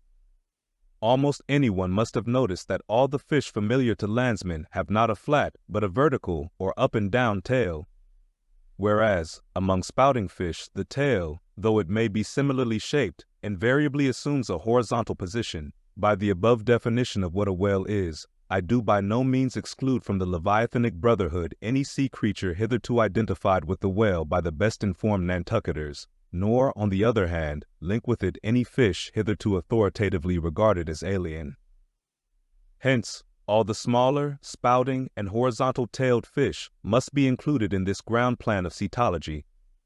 Now then come the grand divisions of the entire whale host. I am aware that down to the present time, the fish styled lamatins and dugongs, pigfish and sowfish of the coffins of Nantucket, are included by many naturalists among the whales. But as these pigfish are a noisy, contemptible set, mostly lurking in the mouths of rivers and feeding on wet hay, and especially as they do not spout, I deny their credentials as whales, and have presented them with their passports to quit the kingdom of cetology. First, according to magnitude, I divide the whales into 3 primary books, subdivisible into chapters, and these shall comprehend them all, both small and large. The folio whale. 2. The octavo whale. 3. The duodecimo whale. As the type of the folio, I present the sperm whale; of the octavo, the grampus; of the duodecimo, the porpoise. Folios. Among these, I here include the following chapters: the sperm whale, 2. The right whale, 3. The finback whale, 4. The humpbacked whale, v. The razorback whale, the sulfur bottom whale. Book I, Folio, Chapter 1, Sperm Whale. This whale, among the English of old vaguely known as the trumper whale, and the physator whale, and the anvil-headed whale, is the present cachalot of the French, and the potsfich of the Germans, and the macrocephalus of the Longwords. He is, without doubt, the largest inhabitant of the globe, the most formidable of all whales to encounter, the most majestic in aspect, and lastly, by far the most valuable in commerce, he being the only creature from which that valuable substance, spermaceti, is obtained. All his peculiarities will, in many other places, be enlarged upon. It is chiefly with his name that I now have to do. Philologically considered, it is absurd. Some centuries ago, when the sperm whale was almost wholly unknown in his own proper individuality, and when his oil was only accidentally obtained from the stranded fish, in those days spermaceti, it would seem, was popularly supposed to be derived from a creature identical with the one then known in England as the Greenland or right whale. It was the idea also that this same spermaceti was that quickening humor of the Greenland whale which the first syllable of the word literally expresses. In those times also, spermaceti was exceedingly scarce, not being used for light, but only as an ointment and medicament. It was only to be had from the druggist as you nowadays buy an ounce of rhubarb. When, as I opine, in the course of time, the true nature of spermaceti became known, its original name was still retained by the dealers, no doubt to enhance its value by a notion so strangely significant of its scarcity. And so the appellation must at last have come to be bestowed upon the whale from which this spermaceti was really derived. Book I, Folio, Chapter 2, Right Whale. In one respect, this is the most venerable of the leviathans, being the one first regularly hunted by man. It yields the article commonly known as whalebone or baleen, and the oil specially known as whale oil, an inferior article in commerce. Among the fishermen, he is indiscriminately designated by all the following titles: the whale, the Greenland whale, the black whale, the great whale, the true whale, the right whale. There is a deal of obscurity concerning the identity of the species thus multitudinously baptized. What then is the whale, which I include in the second species of my folios? It is the great mysticetus of the English naturalists, the Greenland whale of the English whalemen, the baleine ordinaire of the French whalemen, the Groland's wallfish of the Swedes. It is the whale which for more than 2 centuries past has been hunted by the Dutch and English in the Arctic seas. It is the whale which the American fishermen have long pursued in the Indian Ocean, on the Brazil banks, on the Northwest coast, and various other parts of the world, designated by them right whale cruising grounds. Some pretend to see a difference between the Greenland whale of the English and the right whale of the Americans. But they precisely agree in all their grand features, nor has there yet been presented a single determinate fact upon which to ground a radical distinction. It is by endless subdivisions based upon the most inconclusive differences that some departments of natural history become so repellingly intricate. The right whale will be elsewhere treated of at some length with reference to elucidating the sperm whale. Book I, Folio, Chapter 3, Finback. Under this head I reckon a monster which, by the various names of finback, tall spout, and long john, has been seen almost in every sea, and is commonly the whale whose distant jet is so often described by passengers crossing the Atlantic in the New York packet tracks. In the length he attains, and in his baleen, the finback resembles the right whale, but is of a less portly girth, and a lighter color, approaching to olive. His great lips present a cable-like aspect, formed by the intertwisting slanting folds of large wrinkles. His grand distinguishing feature, the fin, from which he derives his name, is often a conspicuous object. This fin is some 3 or 4 feet long, growing vertically from the hinder part of the back, of an angular shape, and with a very sharp pointed end. Even if not the slightest other part of the creature be visible, this isolated fin will, at times, be seen plainly projecting from the surface. When the sea is moderately calm and slightly marked with spherical ripples, and this gnomon-like fin stands up and casts shadows upon the wrinkled surface, it may well be supposed that the watery circle surrounding it somewhat resembles a dial, with its style and wavy hour lines graved on it. On that Ahab's dial the shadow often goes back. The finback is not gregarious. He seems a whale-hater, as some men are man-haters. Very shy, always going solitary, unexpectedly rising to the surface in the remotest and most sullen waters, his straight and single lofty jet rising like a tall misanthropic spear upon a barren plain, gifted with such wondrous power and velocity in swimming as to defy all present pursuit from man. This Leviathan seems the banished and unconquerable Cain of his race, bearing for his mark that style upon his back. From having the baleen in his mouth, the finback is sometimes included with the right whale among a theoretic species denominated whalebone whales, that is, whales with baleen. Of these so-called whalebone whales, there would seem to be several varieties, most of which, however, are little known. Broad-nosed whales and beaked whales, pike-headed whales, bunched whales, under-jawed whales, and rostrated whales are the fishermen's names for a few sorts.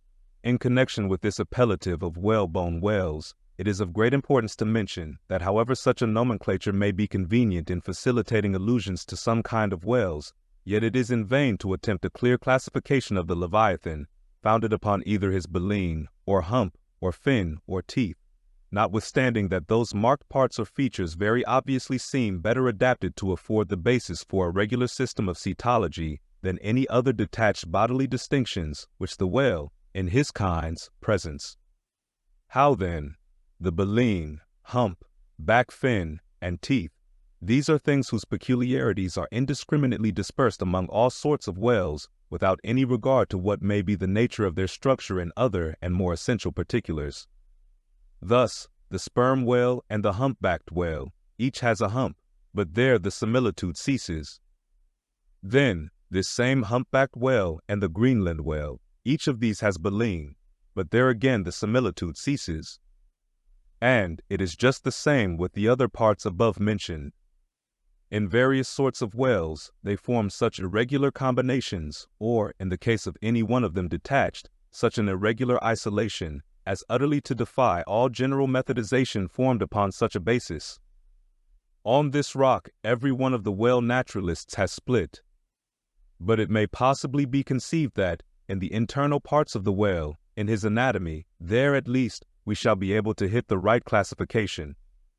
Nay, what thing, for example, is there in the Greenland whale's anatomy more striking than his baleen? Yet we have seen that by his baleen it is impossible correctly to classify the Greenland whale. And if you descend into the bowels of the various leviathans, why there you will not find distinctions of 50th part as available to the systematizer as those external ones already enumerated. What then remains?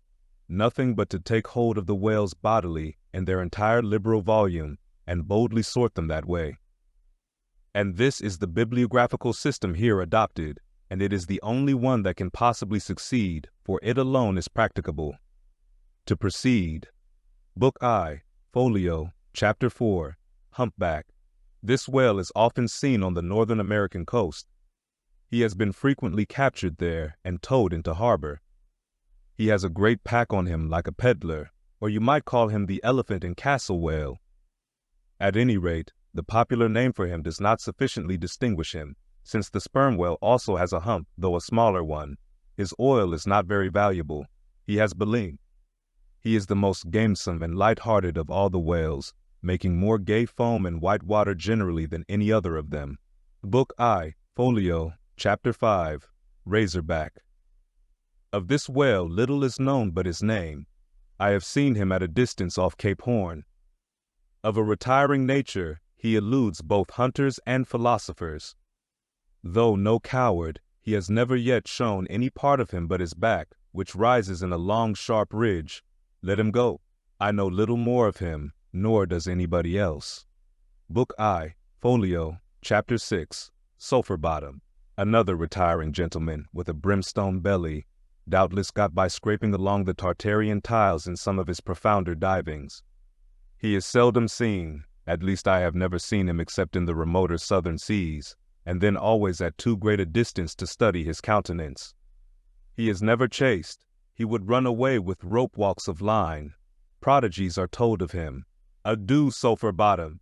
I can say nothing more that is true of ye, nor can the oldest Nantucketer. Thus ends Book I, Folio, and now begins Book II, Octavo. Octavos. These embrace the whales of middling magnitude, among which present may be numbered I, the grampus, 2, the blackfish, 3, the narwhal, 4, the thrasher, V, the killer. Why this book of whales is not denominated the quarto is very plain. Because, while the whales of this order, though smaller than those of the former order, nevertheless retain a proportionate likeness to them in figure, yet the bookbinder's quarto volume in its dimensioned form does not preserve the shape of the folio volume, but the octavo volume does. Book 2, Octavo, Chapter 1, Grampus. Though this fish, whose loud sonorous breathing, or rather blowing, has furnished a proverb to landsmen, is so well known a denizen of the deep, yet is he not popularly classed among whales. But possessing all the grand distinctive features of the Leviathan, most naturalists have recognized him for one. He is of moderate octavo size, varying from 15 to 25 feet in length, and of corresponding dimensions round the waist. He swims in herds. He is never regularly hunted, though his oil is considerable in quantity and pretty good for light. By some fishermen, his approach is regarded as premonitory of the advance of the great sperm whale. Book 2, Octavo, Chapter 2, Blackfish. I give the popular fishermen's names for all these fish, for generally they are the best. Where any name happens to be vague or inexpressive, I shall say so, and suggest another. I do so now, touching the blackfish, so called because blackness is the rule among almost all whales. So call him the hyena whale if you please. His voracity is well known, and from the circumstance that the inner angles of his lips are curved upwards, he carries an everlasting Mephistophelian grin on his face. This whale averages some 16 or 18 feet in length. He is found in almost all latitudes. He has a peculiar way of showing his dorsal hooked fin in swimming, which looks something like a Roman nose. When not more profitably employed, the sperm whale hunters sometimes capture the hyena whale to keep up the supply of cheap oil for domestic employment, as some frugal housekeepers, in the absence of company and quite alone by themselves, burn unsavory tallow instead of odorous wax. Though their blubber is very thin, some of these whales will yield you upwards of 30 gallons of oil. Book 2, Octavo, Chapter 3, Narwhal, that is, nostril whale. Another instance of a curiously named whale, so named I suppose from his peculiar horn being originally mistaken for a peaked nose. The creature is some 16 feet in length, while its horn averages 5 feet, though some exceed 10 and even attain to 15 feet. Strictly speaking, this horn is but a lengthened tusk growing out from the jaw and a line a little depressed from the horizontal. But it is only found on the sinister side, which has an ill effect, giving its owner something analogous to the aspect of a clumsy left-handed man. What precise purpose this ivory horn or lance answers, it would be hard to say. It does not seem to be used like the blade of the swordfish and billfish, though some sailors tell me that the narwhal employs it for a rake in turning over the bottom of the sea for food. Charlie Coffin said it was used for an ice piercer, for the narwhal, rising to the surface of the polar sea and finding it sheeted with ice, thrusts his horn up and so breaks through. But you cannot prove either of these surmises to be correct.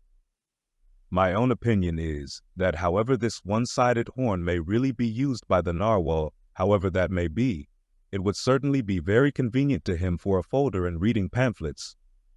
The narwhal I have heard called the tusked whale, the horned whale, and the unicorn whale. He is certainly a curious example of the unicornism to be found in almost every kingdom of animated nature. From certain cloistered old authors, I have gathered that this same sea unicorn's horn was in ancient days regarded as the great antidote against poison, and as such, preparations of it brought immense prices. It was also distilled to a volatile salts for fainting ladies, the same way that the horns of the male deer are manufactured into hartshorn. Originally, it was in itself accounted an object of great curiosity. Black letter tells me that Sir Martin Frobisher, on his return from that voyage, when Queen Bess did gallantly wave her jeweled hand to him from a window of Greenwich Palace, as his bold ship sailed down the Thames. When Sir Martin returned from that voyage, saith Black letter, on bended knees he presented to her Highness a prodigious long horn of the narwhal, which for a long period after hung in the castle at Windsor. An Irish author avers that the Earl of Leicester, on bended knees, did likewise present to her Highness another horn, pertaining to a land beast of the unicorn nature. The narwhal has a very picturesque, leopard-like look, being of a milk-white ground color, dotted with round and oblong spots of black. His oil is very superior, clear and fine, but there is little of it, and he is seldom hunted. He is mostly found in the circumpolar seas. Book 2, Octavo, Chapter 4, Killer. Of this whale little is precisely known to the Nantucketer, and nothing at all to the professed naturalist. From what I have seen of him at a distance, I should say that he was about the bigness of a grampus. He is very savage, a sort of Fiji fish. He sometimes takes the great folio whales by the lip, and hangs there like a leech, till the mighty brute is worried to death. The killer is never hunted. I never heard what sort of oil he has. Exception might be taken to the name bestowed upon this whale, on the ground of its indistinctness. For we are all killers, on land and on sea, Bonapartes and sharks included. Book 2, Octavo, Chapter 5, Thrasher. This gentleman is famous for his tail, which he uses for a ferule in thrashing his foes. He mounts the folio whale's back, and as he swims, he works his passage by flogging him, as some schoolmasters get along in the world by a similar process. Still less is known of the thrasher than of the killer. Both are outlaws, even in the lawless seas. Thus ends Book 2, Octavo, and begins Book 3, Duodecimo. Duodecimos. These include the smaller whales. I, the huzzah porpoise. 2, the Algerine porpoise. 3, the mealy-mouthed porpoise. To those who have not chanced specially to study the subject, it may possibly seem strange that fishes not commonly exceeding 4 or 5 feet should be marshaled among whales, a word which, in the popular sense, always conveys an idea of hugeness. But the creatures set down above as duodecimos are infallibly whales, by the terms of my definition of what a whale is, i.e., a spouting fish with a horizontal tail. Book 3, Duodecimo, Chapter 1, Huzzah porpoise. This is the common porpoise found almost all over the globe. The name is of my own bestowal, for there are more than one sort of porpoises, and something must be done to distinguish them. I call him thus because he always swims in hilarious shoals, which upon the broad sea keep tossing themselves to heaven like caps in a 4th of July crowd. Their appearance is generally hailed with delight by the mariner. Full of fine spirits, they invariably come from the breezy billows to windward. They are the lads that always live before the wind. They are accounted a lucky omen. If you yourself can withstand 3 cheers at beholding these vivacious fish, then heaven help ye, the spirit of godly gamesomeness is not in ye. A well-fed, plump huzzah porpoise will yield you 1 good gallon of good oil. But the fine and delicate fluid extracted from his jaws is exceedingly valuable. It is in request among jewelers and watchmakers. Sailors put it on their hones. Porpoise meat is good eating, you know. It may never have occurred to you that a porpoise spouts. Indeed, his spout is so small that it is not very readily discernible. But the next time you have a chance, watch him, and you will then see the great sperm whale himself in miniature. Book 3, Duodecimo, Chapter 2, Algerine porpoise. A pirate, very savage. He is only found, I think, in the Pacific. He is somewhat larger than the huzzah porpoise, but much of the same general make. Provoke him, and he will buckle to a shark. I have lowered for him many times, but never yet saw him captured. Book 3, Duodecimo, Chapter 3, Mealy-mouthed porpoise. The largest kind of porpoise, and only found in the Pacific so far as it is known. The only English name by which he has hitherto been designated is that of the fishers, right whale porpoise, from the circumstance that he is chiefly found in the vicinity of that folio. In shape, he differs in some degree from the huzzah porpoise, being of a less rotund and jolly girth. Indeed, he is of quite a neat and gentlemanlike figure. He has no fins on his back. Most other porpoises have. He has a lovely tail and sentimental Indian eyes of a hazel hue, but his mealy mouth spoils all. Though his entire back down to his side fins is of a deep sable, yet a boundary line, distinct as the mark in a ship's hull, called the bright waist, that line streaks him from stem to stern with two separate colors, black above and white below. The white comprises part of his head and the whole of his mouth, which makes him look as if he had just escaped from a felonious visit to a meal bag. A most mean and mealy aspect. His oil is much like that of the common porpoise. Beyond the duodecimo, this system does not proceed, inasmuch as the porpoise is the smallest of the whales.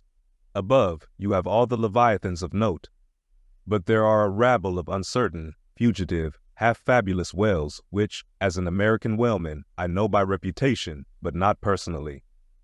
I shall enumerate them by their forecastle appellations, for possibly such a list may be valuable to future investigators, who may complete what I have here but begun. If any of the following whales shall hereafter be caught and marked, then he can readily be incorporated into this system, according to his folio, octavo, or duodecimo magnitude: the bottlenose whale, the junk whale, the pudding-headed whale, the Cape whale, the leading whale, the cannon whale, the scrag whale, the coppered whale, the elephant whale, the iceberg whale, the quag whale, the blue whale, etc. From Icelandic, Dutch, and Old English authorities, there might be quoted other lists of uncertain whales, blessed with all manner of uncouth names. But I omit them as altogether obsolete, and can hardly help suspecting them for mere sounds, full of leviathanism, but signifying nothing. Finally, it was stated at the outset that this system would not be here and at once perfected. You cannot but plainly see that I have kept my word. But I now leave my setological system standing thus unfinished, even as the great cathedral of Cologne was left, with the crane still standing upon the top of the uncompleted tower. For small erections may be finished by their first architects, grand ones, true ones, ever leave the copestone to posterity. God keep me from ever completing anything. This whole book is but a draft, nay, but the draft of a draft. Oh, time, strength, cash, and patience. Speed up your reading and enhance your memory with Moby Dick by your side. Choose the tactile joy of a physical book or the convenience of Kindle and discover a deeper way to dive into this classic. Pairing the audiobook with the text takes your understanding and retention to the next level. Ready to transform your literary experience? Check the link in the description and pick the perfect format for you. With EchoTales Audiobooks, Moby Dick awaits. Dive deeper, read faster, remember more. Get your book now. Chapter 33, The Specksnyder.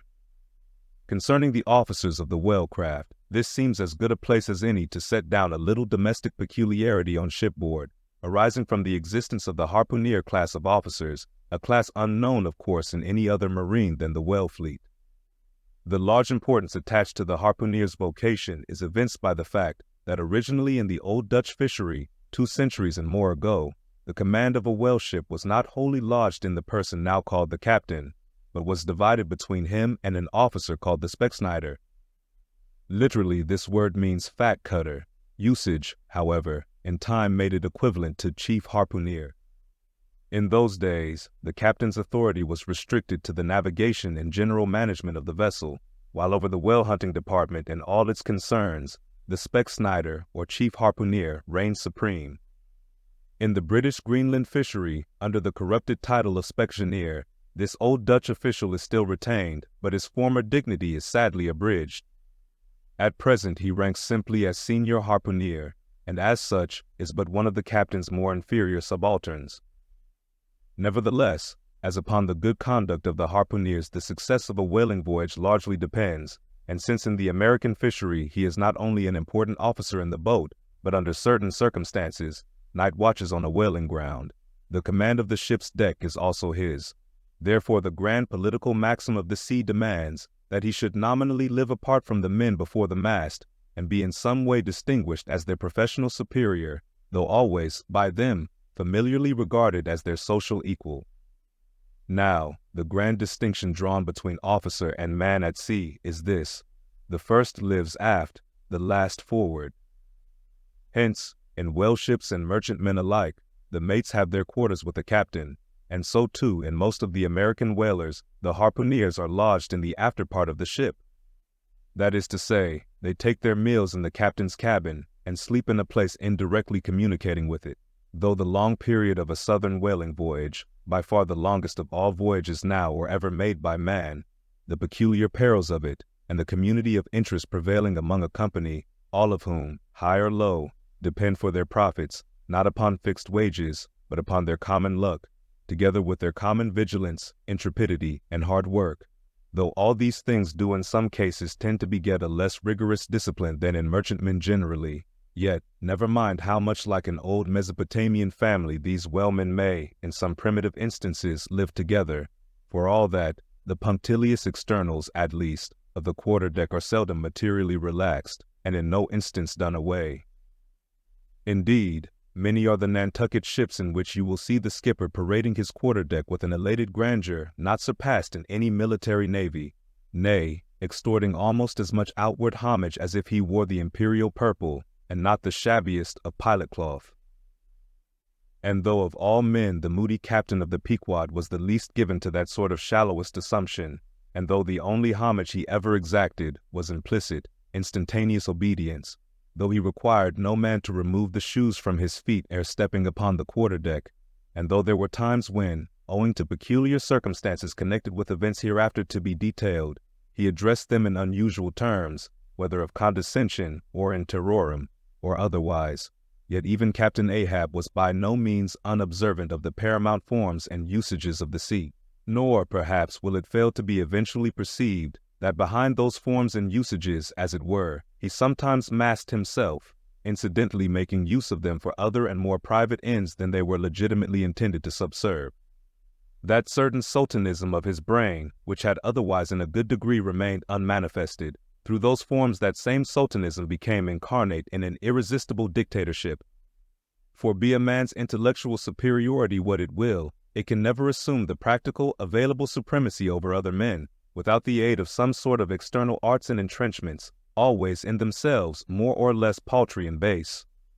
This it is that forever keeps God's true princes of the empire from the world's hustings, and leaves the highest honors that this air can give to those men who become famous more through their infinite inferiority to the choice hidden handful of the divine inert, than through their undoubted superiority over the dead level of the mass. Such large virtue lurks in these small things when extreme political superstitions invest them, that in some royal instances even to idiot imbecility they have imparted potency. But when, as in the case of Nicholas the Tsar, the ringed crown of geographical empire encircles an imperial brain, then the plebeian herds crouch abased before the tremendous centralization. Nor will the tragic dramatist who would depict mortal indomitableness in its fullest sweep and direct swing ever forget a hint, incidentally so important in his art, as the one now alluded to. But Ahab, my captain, still moves before me in all his Nantucket grimness and shagginess, and in this episode touching emperors and kings, I must not conceal that I have only to do with a poor old whale hunter like him, and therefore all outward majestical trappings and housings are denied me. O Ahab, what shall be grand in thee, it must needs be plucked at from the skies, and dived for in the deep, and featured in the unbodied air. Speed up your reading and enhance your memory with Moby Dick by your side. Choose the tactile joy of a physical book or the convenience of Kindle, and discover a deeper way to dive into this classic. Pairing the audiobook with the text takes your understanding and retention to the next level. Ready to transform your literary experience? Check the link in the description and pick the perfect format for you. With EchoTales Audiobooks, Moby Dick awaits. Dive deeper, read faster, remember more. Get your book now. Chapter 34. The Cabin Table. It is noon, and Doughboy, the steward, thrusting his pale loaf of bread face from the cabin scuttle, announces dinner to his lord and master, who, sitting in the lee quarter boat, has just been taking an observation of the sun, and is now mutely reckoning the latitude on the smooth medallion-shaped tablet reserved for that daily purpose on the upper part of his ivory leg. From his complete inattention to the tidings, you would think that moody Ahab had not heard his menial. But presently, catching hold of the mizzen shrouds, he swings himself to the deck, and in an even, unexhilarated voice, saying, "Dinner, Mr. Starbuck," disappears into the cabin. When the last echo of his sultan's step has died away, and Starbuck, the first emir, has every reason to suppose that he is seated, then Starbuck rouses from his quietude, takes a few turns along the planks, and after a grave peep into the binnacle, says, with some touch of pleasantness, "Dinner, Mr. Stubb," and descends the scuttle. The second emir lounges about the rigging a while, and then slightly shaking the main brace to see whether it will be all right with that important rope, he likewise takes up the old burden, and with a rapid, "Dinner, Mr. Flask," follows after his predecessors. But the third emir, now seeing himself all alone on the quarter-deck, seems to feel relieved from some curious restraint, for tipping all sorts of knowing winks in all sorts of directions, and kicking off his shoes, he strikes into a sharp but noiseless squall of a hornpipe right over the Grand Turk's head, and then, by a dexterous sleight, pitching his cap up into the mizzen-top for a shelf, he goes down rollicking so far at least as he remains visible from the deck, reversing all other processions by bringing up the rear with music. But ere stepping into the cabin doorway below, he pauses, ships a new face altogether, and then, independent, hilarious little Flask enters King Ahab's presence, in the character of Abjictus, or the slave. It is not the least among the strange things bred by the intense artificialness of sea usages, that while in the open air of the deck some officers will, upon provocation, bear themselves boldly and defyingly enough towards their commander, yet, 10 to 1, let those very officers the next moment go down to their customary dinner in that same commander's cabin, and straightway their inoffensive, not to say deprecatory and humble air towards him, as he sits at the head of the table. This is marvelous, sometimes most comical. Wherefore this difference? A problem? Perhaps not. To have been Belshazzar, king of Babylon, and to have been Belshazzar, not haughtily but courteously, therein certainly must have been some touch of mundane grandeur. But he who in the rightly regal and intelligent spirit presides over his own private dinner table of invited guests, that man's unchallenged power and dominion of individual influence for the time, that man's royalty of state transcends Belshazzar's, for Belshazzar was not the greatest. Who has but once dined, his friends, has tasted what it is to be Caesar. It is a witchery of social czarship which there is no withstanding. Now, if to this consideration you superadd the official supremacy of a shipmaster, then, by inference, you will derive the cause of that peculiarity of sea life just mentioned. Over his ivory inlaid table, Ahab presided like a mute, maned sea lion on the white coral beach, surrounded by his warlike but still deferential cubs. In his own proper turn, each officer waited to be served. They were as little children before Ahab, and yet, in Ahab, there seemed not to lurk the smallest social arrogance. With one mind, their intent eyes all fastened upon the old man's knife, as he carved the chief dish before him. I do not suppose that for the world they would have profaned that moment with the slightest observation, even upon so neutral a topic as the weather. No. And when reaching out his knife and fork, between which the slice of beef was locked, Ahab thereby motioned Starbuck's plate towards him. The mate received his meat as though receiving alms, and cut it tenderly, and a little started if, perchance, the knife grazed against the plate, and chewed it noiselessly, and swallowed it, not without circumspection. For, like the coronation banquet at Frankfurt, where the German emperor profoundly dines with the 7 imperial electors, so these cabin meals were somehow solemn meals, eaten in awful silence, and yet at table old Ahab forbade not conversation, only he himself was dumb. What a relief it was to choking Stubb when a rat made a sudden racket in the hold below. And poor little Flask, he was the youngest son and little boy of this weary family party. His were the shin bones of the saline beef, his would have been the drumsticks. For Flask to have presumed to help himself, this must have seemed to him tantamount to larceny in the first degree. Had he helped himself at that table, doubtless, Never more would he have been able to hold his head up in this honest world. Nevertheless, strange to say, Ahab never forbade him. And had Flask helped himself, the chances were Ahab had never so much as noticed it. Least of all did Flask presume to help himself to butter. Whether he thought the owners of the ship denied it to him on account of its clouding his clear sunny complexion, or whether he deemed that, on so long a voyage in such marketless waters, butter was at a premium, and therefore was not for him a subaltern. However it was, Flask, alas, was a butterless man. Another thing, Flask was the last person down at the dinner, and Flask is the first man up. Consider, for hereby Flask's dinner was badly jammed in point of time. Starbuck and Stubb both had the start of him, and yet they also have the privilege of lounging in the rear. If Stubb even, who is but a peg higher than Flask, happens to have but a small appetite, and soon shows symptoms of concluding his repast, then Flask must bestir himself. He will not get more than 3 mouthfuls that day, for it is against holy usage for Stubb to precede Flask to the deck.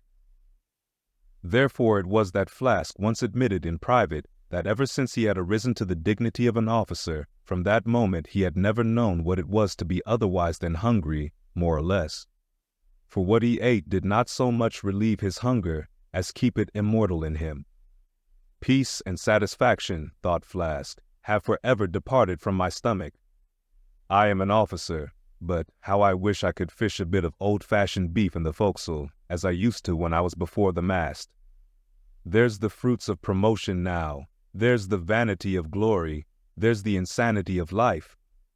Besides, if it were so that any mere sailor of the Pequod had a grudge against Flask and Flask's official capacity, all that sailor had to do, in order to obtain ample vengeance, was to go aft at dinner time and get a peep at Flask through the cabin skylight, sitting silly and dumbfounded before awful Ahab.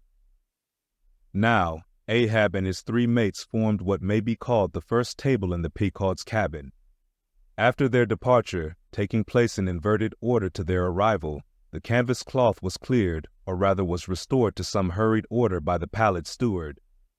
And then the 3 harpooneers were bidden to the feast, they being its residuary legatees.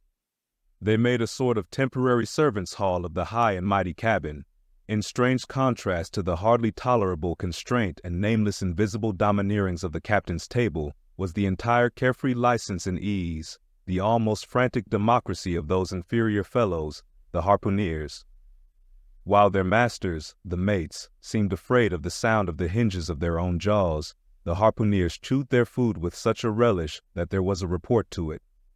They dined like lords, they filled their bellies like Indian ships all day loading with spices. Such portentous appetites had Queequeg and Tashtego, that to fill out the vacancies made by the previous repast, often the pale doughboy was fain to bring on a great baron of salt junk, seemingly quarried out of the solid ox. And if he were not lively about it, if he did not go with a nimble hop, skip, and jump, then Tashtego had an ungentlemanly way of accelerating him by darting a fork at his back, harpoon-wise. And once Daggoo, seized with a sudden humor, assisted Doughboy's memory by snatching him up bodily and thrusting his head into a great empty wooden trencher, while Tashtego, knife in hand, began laying out the circle preliminary to scalping him. He was naturally a very nervous, shuddering sort of little fellow, this bread-faced steward, the progeny of a bankrupt baker and a hospital nurse. And what with the standing spectacle of the black terrific Ahab and the periodical tumultuous visitations of these 3 savages, Doughboy's whole life was one continual lip quiver.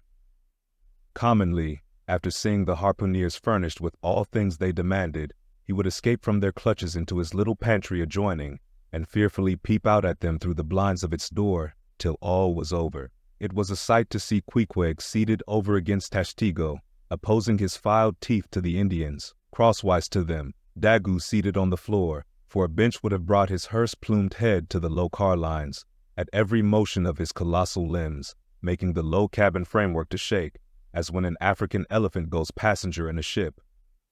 But for all this, the great Negro was wonderfully abstemious, not to say dainty.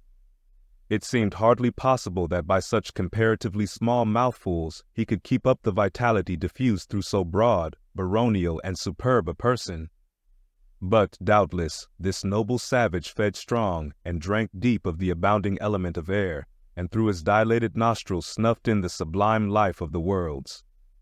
Not by beef or by bread are giants made or nourished. But Queequeg, he had a mortal, barbaric smack of the lip in eating, an ugly sound enough, so much so that the trembling doughboy almost looked to see whether any marks of teeth lurked in his own lean arms. And when he would hear Tashtigo singing out for him to produce himself, that his bones might be picked, the simple-witted steward all but shattered the crockery hanging round him in the pantry by his sudden fits of the palsy. Nor did the whetstone which the harpooneers carried in their pockets for their lances and other weapons, and with which whetstones at dinner they would ostentatiously sharpen their knives, that grating sound did not at all tend to tranquilize poor doughboy. How could he forget that in his island days, Queequeg, for one, must certainly have been guilty of some murderous, convivial indiscretions? Alas, doughboy, hard fares the white waiter who waits upon cannibals. Not a napkin should he carry on his arm, but a buckler. In good time, though, to his great delight, the 3 salt sea warriors would rise and depart, to his credulous, fable-mongering ears, all their martial bones jingling in them at every step, like Moorish scimitars and scabbards. But, though these barbarians dined in the cabin, and nominally lived there, still, being anything but sedentary in their habits, they were scarcely ever in it except at meal times, and just before sleeping time, when they passed through it to their own peculiar quarters. In this one matter, Ahab seemed no exception to most American whale captains, who, as a set, rather inclined to the opinion that by rights the ship's cabin belongs to them, and that it is by courtesy alone that anybody else is, at any time, permitted there. So that, in real truth, the mates and harpooneers of the Pequod might more properly be said to have lived out of the cabin than in it.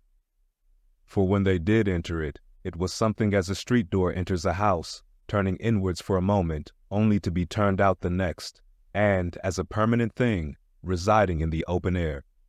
Nor did they lose much hereby. In the cabin was no companionship. Socially, Ahab was inaccessible. Though nominally included in the census of Christendom, he was still an alien to it. He lived in the world, as the last of the grizzly bears lived in settled Missouri. And as when spring and summer had departed, that wild Logan of the woods, burying himself in the hollow of a tree, lived out the winter there, sucking his own paws, so in his inclement, howling old age, Ahab's soul, shut up in the caved trunk of his body, there fed upon the sullen pause of its gloom. Speed up your reading and enhance your memory with Moby Dick by your side. Choose the tactile joy of a physical book or the convenience of Kindle and discover a deeper way to dive into this classic. Pairing the audiobook with the text takes your understanding and retention to the next level. Ready to transform your literary experience? Check the link in the description and pick the perfect format for you. With EchoTales Audiobooks, Moby Dick awaits. Dive deeper, read faster, remember more. Get your book now. Chapter 35, The Masthead. It was during the more pleasant weather that in due rotation with the other seamen my first masthead came round. In most American whalemen, the mastheads are manned almost simultaneously with the vessel's leaving her port, even though she may have 15,000 miles and more to sail ere reaching her proper cruising ground. And if, after a 3, 4, or 5 years' voyage she is drawing nigh home with anything empty in her, say an empty vial even, then her mastheads are kept manned to the last, and not till her skysail poles sail in among the spires of the port does she altogether relinquish the hope of capturing one whale more. Now, as the business of standing mastheads, ashore or afloat, is a very ancient and interesting one, let us in some measure expatiate here. I take it that the earliest standers of mastheads were the old Egyptians, because in all my researches I find none prior to them. For though their progenitors, the builders of Babel, must doubtless, by their tower, have intended to rear the loftiest masthead in all Asia, or Africa either, yet, ere the final truck was put to it, as that great stone mast of theirs may be said to have gone by the board in the dread gale of God's wrath, therefore we cannot give these Babel builders priority over the Egyptians. And that the Egyptians were a nation of masthead standers is an assertion based upon the general belief among archaeologists that the first pyramids were founded for astronomical purposes, a theory singularly supported by the peculiar stair-like formation of all four sides of those edifices, whereby, with prodigious long upliftings of their legs, those old astronomers were wont to mount to the apex and sing out for new stars, even as the lookouts of a modern ship sing out for a sail or a whale just bearing in sight.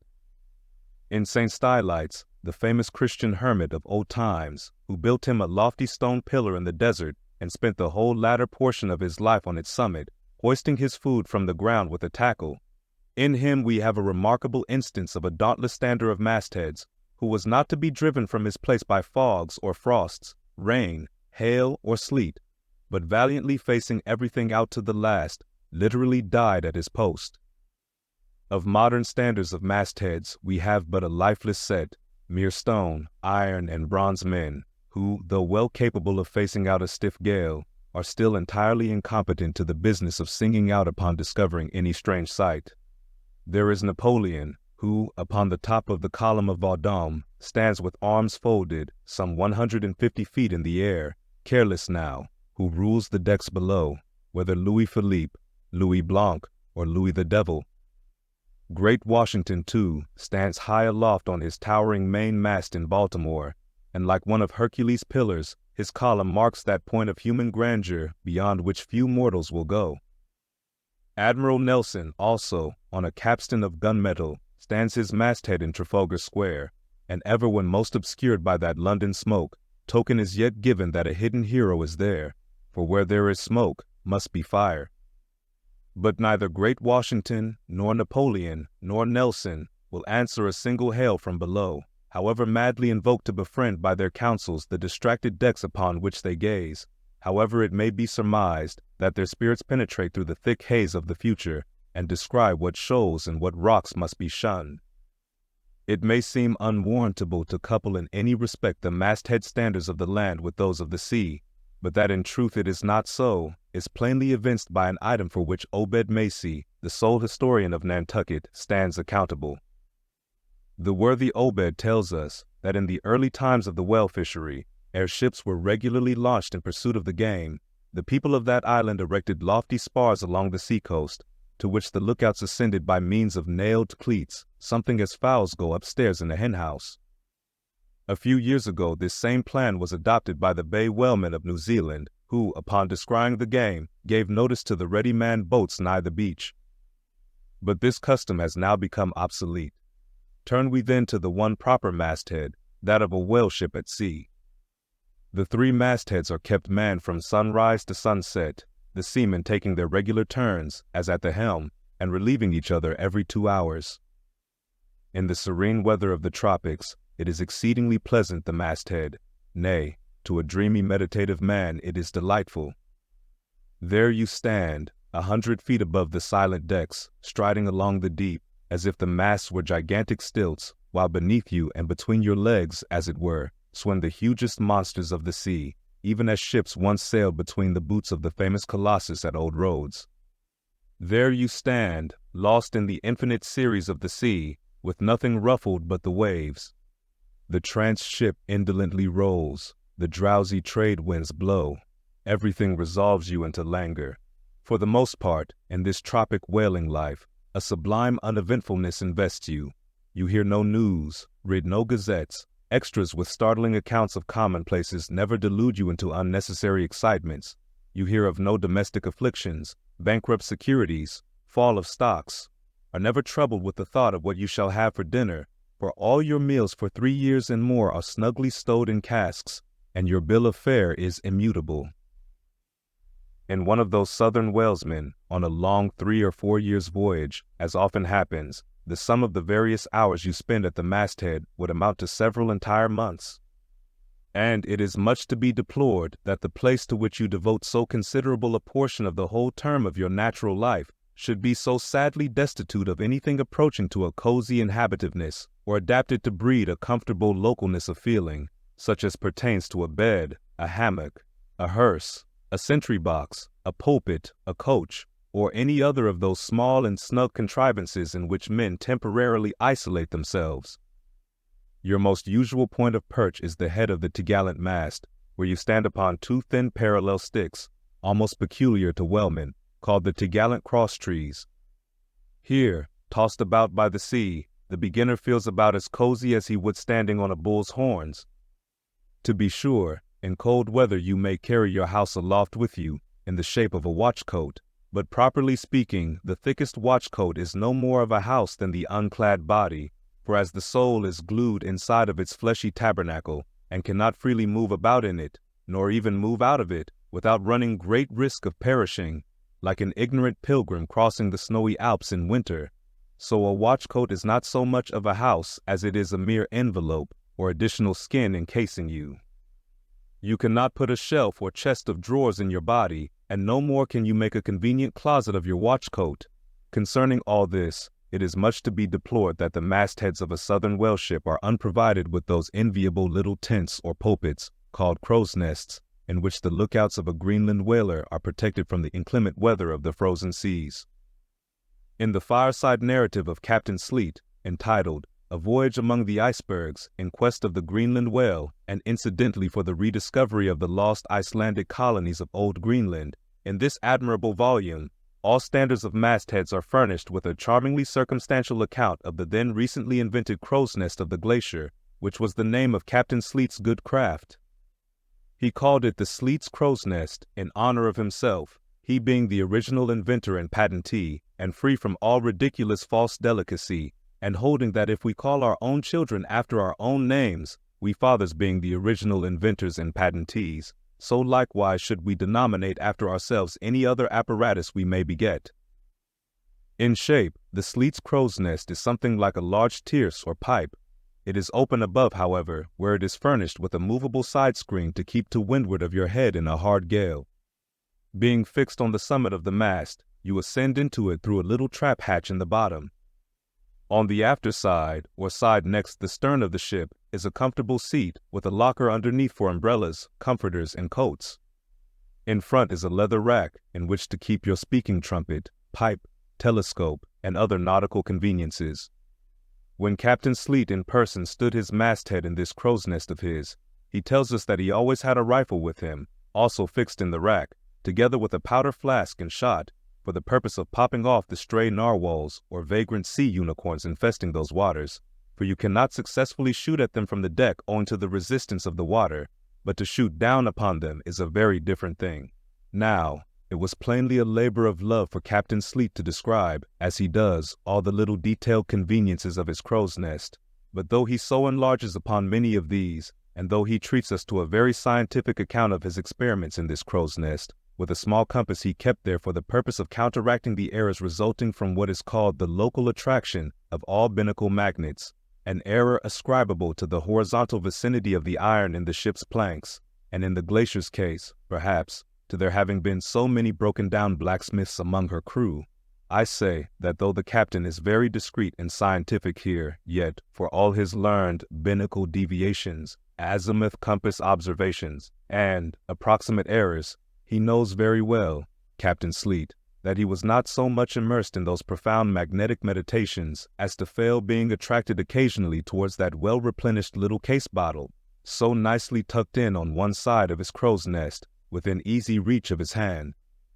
Though, upon the whole, I greatly admire and even love the brave, the honest, and learned captain, yet I take it very ill of him that he should so utterly ignore that case bottle, seeing what a faithful friend and comforter it must have been, while with mittened fingers and hooded head he was studying the mathematics aloft there in that bird's nest within 3 or 4 perches of the pole. But if we southern whale fishers are not so snugly housed aloft as Captain Sleet and his Greenland men were, yet that disadvantage is greatly counterbalanced by the widely contrasting serenity of those seductive seas in which we south fishers mostly float. For one, I used to lounge up the rigging very leisurely, resting in the top to have a chat with Pequod or anyone else off duty whom I might find there, then ascending a little way further and throwing a lazy leg over the topsail yard, take a preliminary view of the watery pastures, and so at last mount to my ultimate destination. Let me make a clean breast of it here, and frankly admit that I kept but sorry guard. With the problem of the universe revolving in me, How could I, being left completely to myself at such a thought-engendering altitude, how could I but lightly hold my obligations to observe all whale ships' standing orders, keep your weather eye open, and sing out every time? And let me in this place movingly admonish you, ye ship owners of Nantucket. Beware of enlisting in your vigilant fisheries any lad with lean brow and hollow eye, given to unseasonable meditativeness, and who offers to ship with the Phaeton instead of boatage in his head. Beware of such an one, I say. Your whales must be seen before they can be killed, and this sunken-eyed young Platonist will tow you 10 wakes round the world, and never make you 1 pint of sperm the richer. Nor are these monitions at all unneeded. For nowadays, the whale fishery furnishes an asylum for many romantic, melancholy, and absent-minded young men, disgusted with the carking cares of earth, and seeking sentiment in tar and blubber. Childe Harold not unfrequently perches himself upon the masthead of some luckless, disappointed whale ship, and in moody phrase ejaculates, "Roll on, thou deep and dark blue ocean, roll. 10,000 blubber hunters sweep over thee in vain." Very often do the captains of such ships take those absent-minded young philosophers to task, upbraiding them with not feeling sufficient interest in the voyage, half hinting that they are so hopelessly lost to all honorable ambition, as that in their secret souls they would rather not see whales than otherwise. But all in vain. Those young Platonists have a notion that their vision is imperfect. They are short-sighted. What use, then, to strain the visual nerve? They have left their opera glasses at home. "Why, thou monkey," said a harpooner to one of these lads, "we've been cruising now hard upon 3 years, and thou hast not raised a whale yet. Whales are scarce as hen's teeth whenever thou art up here."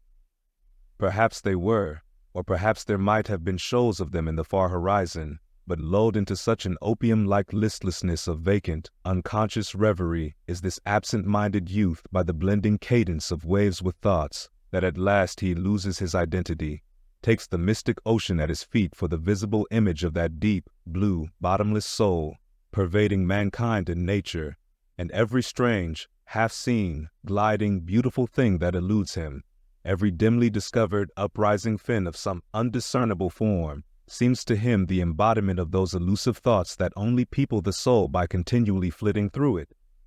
In this enchanted mood, thy spirit ebbs away to whence it came, becomes diffused through time and space, like Cranmer's sprinkled pantheistic ashes, forming at last a part of every shore the round globe over. There is no life in thee now, except that rocking life imparted by a gently rolling ship, by her, borrowed from the sea, by the sea, from the inscrutable tides of God.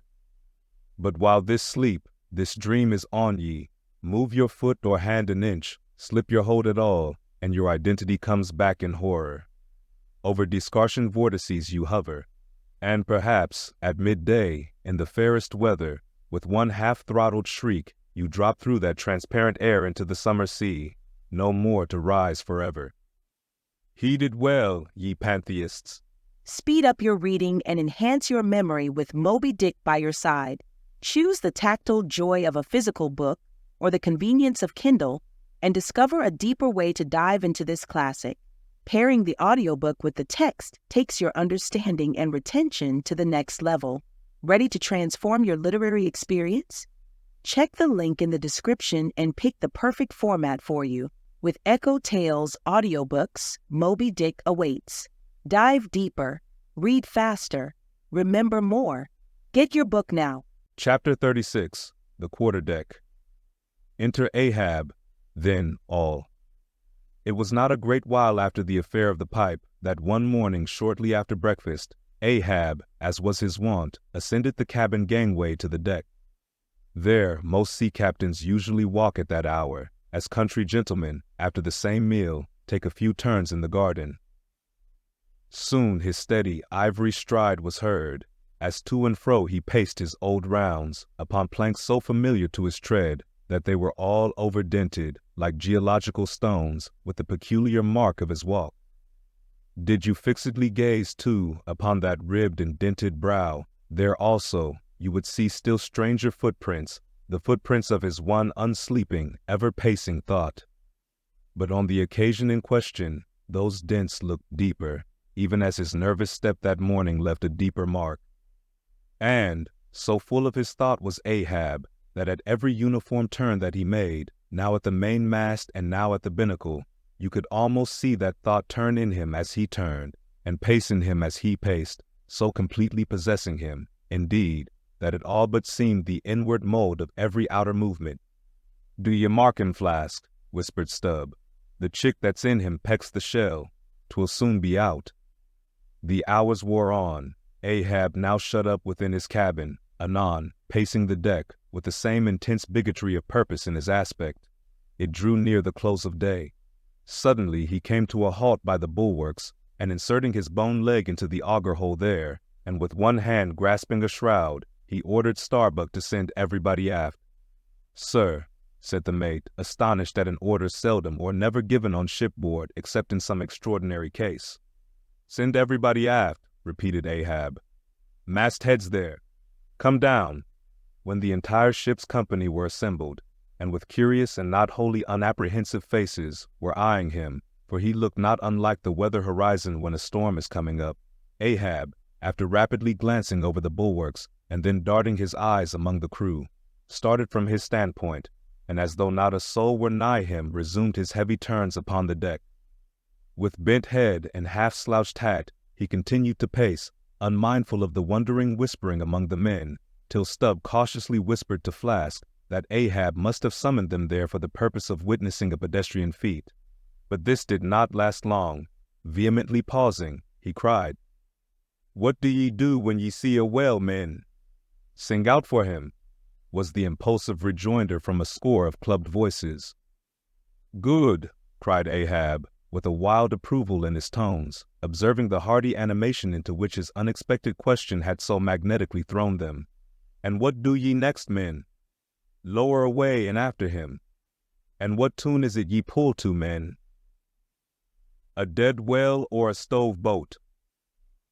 More and more strangely and fiercely glad and approving grew the countenance of the old man at every shout, while the mariners began to gaze curiously at each other, as if marveling how it was that they themselves became so excited at such seemingly purposeless questions. But they were all eagerness again, as Ahab, now half revolving in his pivot hole, with one hand reaching high up a shroud, and tightly, almost convulsively grasping it, addressed them thus: "All ye mastheaders have before now heard me give orders about a white whale. Look ye, do ye see this Spanish ounce of gold?" Holding up a broad, bright coin to the sun. "It is a $16 piece, men. Do ye see it? Mr. Starbuck, hand me yon top maul." While the mate was getting the hammer, Ahab, without speaking, was slowly rubbing the gold piece against the skirts of his jacket, as if to heighten its luster, and without using any words was meanwhile lowly humming to himself, producing a sound so strangely muffled and inarticulate that it seemed the mechanical humming of the wheels of his vitality in him. Receiving the top maul from Starbuck, he advanced towards the mainmast with the hammer uplifted in one hand, exhibiting the gold with the other, and with a high raised voice exclaiming, "Whosoever of ye raises me a white-headed whale with a wrinkled brow and a crooked jaw, whosoever of ye raises me that white-headed whale with 3 holes punctured in his starboard fluke, look ye, whosoever of ye raises me that same white whale, he shall have this gold ounce, my boys." "Huzzah! Huzzah!" cried the seamen, as with swinging tarpaulins they hailed the act of nailing the gold to the mast. "It's a white whale, I say," resumed Ahab, as he threw down the top maul. "A white whale. Skin your eyes for him, men. Look sharp for white water. If ye see but a bubble, sing out." All this while Tashtego, Daggoo, and Queequeg had looked on with even more intense interest and surprise than the rest, and at the mention of the wrinkled brow and crooked jaw, they had started as if each was separately touched by some specific recollection. "Captain Ahab," said Tashtego, "that white whale must be the same that some call Moby Dick." "Moby Dick?" shouted Ahab. "Do ye know the white whale then, Tash?" "Does he fantail a little curious, sir, before he goes down?" said the gay header deliberately. "And has he a curious spout, too?" said Daggoo. "Very bushy, even for a parmacetti, and mighty quick, Captain Ahab?" "And he have 1, 2, 3, Oh, good many iron in him hide, too, Captain, cried Queequeg disjointedly. All twisk tea be twisk, like him, faltering hard for a word, and screwing his hand round and round as though uncorking a bottle. Like him. Corkscrew, cried Ahab. Aye, Queequeg, the harpoons lie all twisted and wrenched in him. Aye, Daggoo, his spout is a big one, like a whole shock of wheat, and white as a pile of our Nantucket wool after the great annual sheep shearing. Aye, Tashtego, and he fantails like a split jib in a squall. Death and devils, men, it is Moby Dick ye have seen. Moby Dick, Moby Dick. Captain Ahab, said Starbuck, who, with stub and flask, had thus far been eyeing his superior with increasing surprise, but at last seemed struck with a thought which somewhat explained all the wonder. Captain Ahab, I have heard of Moby Dick, but it was not Moby Dick that took off thy leg. Who told thee that? Cried Ahab, then pausing. Aye, Starbuck, aye, my hearties all round. It was Moby Dick that dismasted me, Moby Dick that brought me to this dead stump I stand on now. Aye, aye, he shouted with a terrific, loud, animal sob, like that of a heart-stricken moose. Aye, aye. It was that accursed white whale that raised me, made a poor pegging lubber of me for ever and a day. Then tossing both arms with measureless imprecations, he shouted out, Aye, aye, and I'll chase him round Good Hope, and round the Horn, and round the Norway Maelstrom, and round perdition's flames before I give him up. And this is what ye have shipped for, men, to chase that white whale on both sides of land, and over all sides of earth, till he spouts black blood and rolls fin out. What say ye, men? Will ye splice hands on it now? I think ye do look brave. Aye, aye, shouted the harpooneers and seamen, running closer to the excited old man. A sharp eye for the white whale, a sharp lance for Moby Dick. God bless ye, he seemed to half sob and half shout. God bless ye, men. Steward, go draw the great measure of grog. But what's this long face about, Mr. Starbuck? Wilt thou not chase the white whale? Art not game for Moby Dick? I am game for his crooked jaw, and for the jaws of death too, Captain Ahab, if it fairly comes in the way of the business we follow. But I came here to hunt whales, not my commander's vengeance. How many barrels will thy vengeance yield thee, even if thou gettest it, Captain Ahab? It will not fetch thee much in our Nantucket market. Nantucket market, hoot! But come closer, Starbuck. Thou requirest a little lower layer. If money's to be the measurer, man, and the accountants have computed their great counting house the globe, by girdling it with guineas, 1 to every 3 parts of an inch, then, let me tell thee, that my vengeance will fetch a great premium here. He smites his chest, whispered Stubb. What's that for? Methinks it rings most vast, but hollow. Vengeance on a dumb brute, cried Starbuck. That simply smote thee from blindest instinct. Madness! To be enraged with a dumb thing, Captain Ahab, seems blasphemous. Hark ye yet again, the little lower layer. All visible objects, man, are but as pasteboard masks. But in each event, in the living act, the undoubted deed, there, some unknown but still reasoning thing puts forth the moldings of its features from behind the unreasoning mask. If man will strike through the mask. How can the prisoner reach outside except by thrusting through the wall? To me, the white whale is that wall, shoved near to me. Sometimes I think there's naught beyond, but 'tis enough. He tasks me, he heaps me. I see in him outrageous strength, with an inscrutable malice sinewing it. That inscrutable thing is chiefly what I hate, and be the white whale agent, or be the white whale principal, I will wreak that hate upon him. Talk not to me of blasphemy, man. I'd strike the sun if it insulted me. For could the sun do that, then could I do the other, since there is ever a sort of fair play herein, jealousy presiding over all creations. But not my master, man, is even that fair play. Who's over me? Truth hath no confines. Take off thine eye, more intolerable than fiends' glarings is a doltish stare. So, thou reddenest and palest, my heat has melted thee to anger glow. But look ye, Starbuck, What is said in heat, that thing unsays itself. There are men from whom warm words are small in dignity. I meant not to incense thee. Let it go. Look, see yonder Turkish cheeks of spotted tan, living, breathing pictures painted by the sun. The pagan leopards, the unrecking and unworshipping things that live and seek and give no reasons for the torrid life they feel. The crew, man, the crew. Are they not one and all with Ahab in this matter of the whale? See Stubb, he laughs. See yonder Chilean, he snorts to think of it. Stand up amid the general hurricane, thy one toast sapling cannot, Starbuck. And what is it? Reckon it. 'Tis but to help strike a fin. No wondrous feat for Starbuck. What is it more?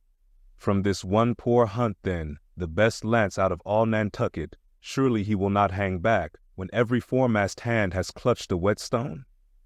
Ah, constraining sees thee. I see, the billow lifts thee. Speak, but speak. I, thy silence, then, that voices thee.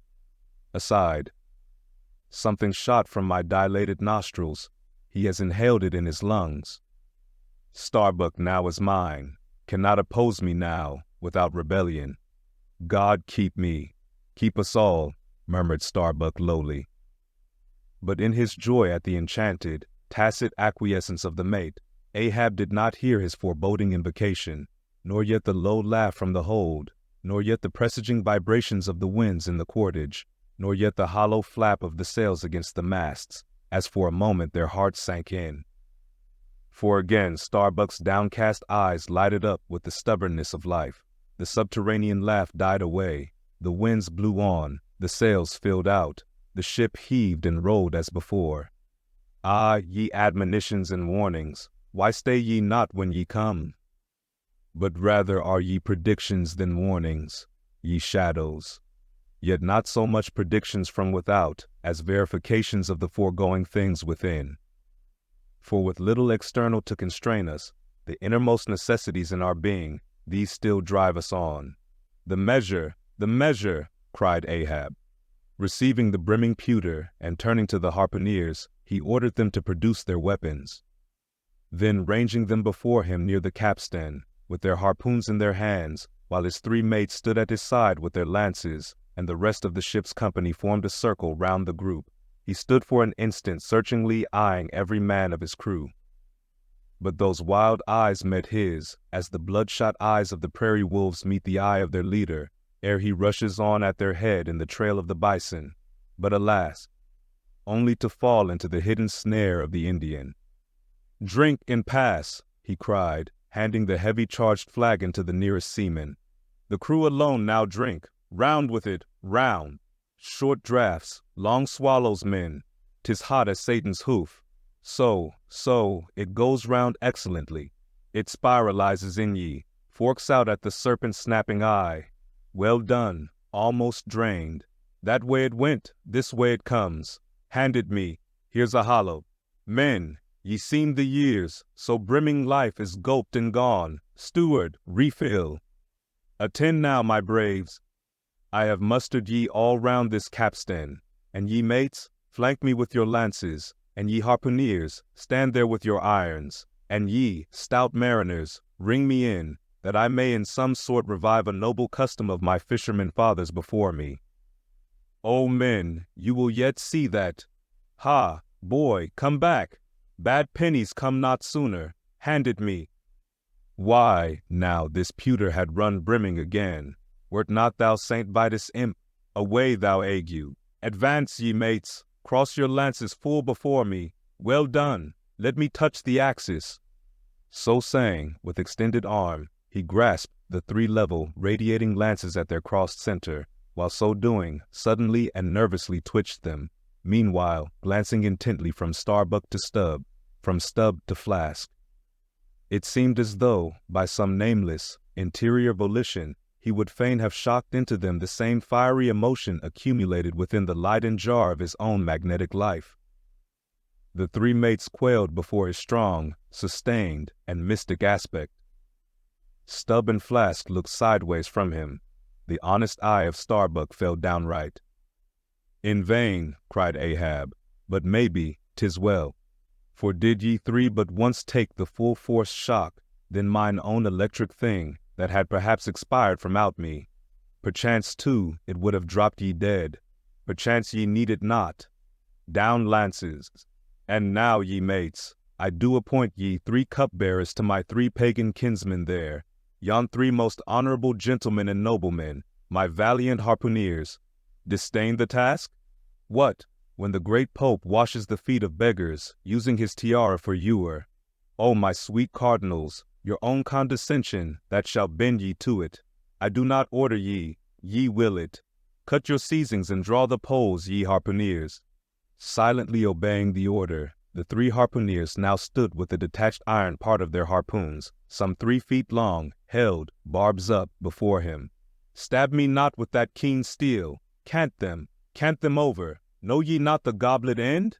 Turn up the socket. So now ye cupbearers advance. The irons, take them, hold them while I fill. Forthwith, slowly going from one officer to the other, he brimmed the harpoon sockets with the fiery waters from the pewter. Now, 3 to 3 ye stand. Commend the murderous chalices. Bestow them, ye who are now made parties to this indissoluble league. Ha, Starbuck, but the deed is done. Yon ratifying sun now waits to sit upon it. Drink, ye harpooneers. Drink and swear, ye men that man the deathful whaleboat's bow. Death to Moby Dick. God hunt us all, if we do not hunt Moby Dick to his death. The long, barbed steel goblets were lifted, and to cries and maledictions against the white whale, the spirits were simultaneously quaffed down with a hiss. Starbuck paled, and turned, and shivered. Once more, and finally, the replenished pewter went the rounds among the frantic crew, when, waving his free hand to them, they all dispersed, and Ahab retired within his cabin. Speed up your reading and enhance your memory with Moby Dick by your side. Choose the tactile joy of a physical book or the convenience of Kindle and discover a deeper way to dive into this classic. Pairing the audiobook with the text takes your understanding and retention to the next level. Ready to transform your literary experience? Check the link in the description and pick the perfect format for you. With EchoTales Audiobooks, Moby Dick awaits. Dive deeper, read faster, remember more. Get your book now. Chapter 37. Sunset. The cabin, by the stern windows, Ahab sitting alone and gazing out. I leave a white and turbid wake, pale waters, paler cheeks, where'er I sail. The envious billows sidelong swell to whelm my track. Let them, but first I pass. Yonder, by ever-brimming goblet's rim, the warm waves blush like wine. The gold brow plumbs the blue. The diver sun, slow dived from noon, goes down. My soul mounts up. She wearies with her endless hill. Is then the crown too heavy that I wear, this iron crown of Lombardy? Yet is it bright with many a gem. I, the wearer, see not its far flashings, but darkly feel that I wear that dazzlingly confounds. 'Tis iron, that I know, not gold. 'Tis split, too, that I feel. The jagged edge galls me so. My brain seems to beat against the solid metal. I, steel skull mine, the sort that needs no helmet in the most brain-battering fight. Dry heat upon my brow.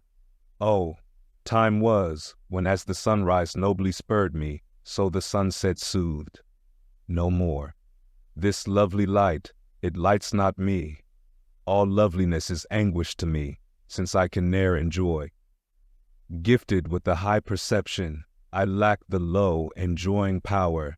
Damned, most subtly and most malignantly, damned in the midst of paradise. Good night, good night. Waving his hand, he moves from the window. 'Twas not so hard a task. I thought to find one stubborn at the least, but my one-cogged circle fits into all their various wheels, and they revolve. Or, if you will, like so many ant-hills of powder, they all stand before me, and I their match. O heart, that to fire others, the match itself must needs be wasting. What I've dared, I've willed, and what I've willed, I'll do. They think me mad, Starbuck does, but I'm demoniac. I am madness maddened. That wild madness that's only calm to comprehend itself. The prophecy was that I should be dismembered, and I lost this leg. I now prophesy that I will dismember my dismemberer. Now then, be the prophet and the fulfiller one. That's more than ye great gods ever were. I laugh and hoot at ye cricket players, ye pugilists, ye deaf Burkes and blinded Bendigos. I will not say as schoolboys do to bullies, take someone of your own size, don't pommel me. No, ye've knocked me down, and I am up again, but ye have run and hidden. Come forth from behind your cotton bags. I have no long gun to reach ye. Come, Ahab's compliments to ye. Come and see if ye can swerve me. Swerve me? Ye cannot swerve me, else ye swerve yourselves. Man has ye there. Swerve me? The path to my fixed purpose is laid with iron rails, whereon my soul is grooved to run. Over unsounded gorges, through the rifled hearts of mountains, under torrents' beds, unerringly I rush. Naught's an obstacle, naught's an angle to the iron way. Speed up your reading and enhance your memory with Moby Dick by your side. Choose the tactile joy of a physical book or the convenience of Kindle and discover a deeper way to dive into this classic. Pairing the audiobook with the text takes your understanding and retention to the next level. Ready to transform your literary experience? Check the link in the description and pick the perfect format for you. With EchoTales Audiobooks, Moby Dick awaits. Dive deeper, read faster, remember more. Get your book now. Chapter 38. Dusk. By the mainmast, Starbuck leaning against it. My soul is more than matched, she's overmanned, and by a madman. Insufferable sting, that sanity should ground arms on such a field.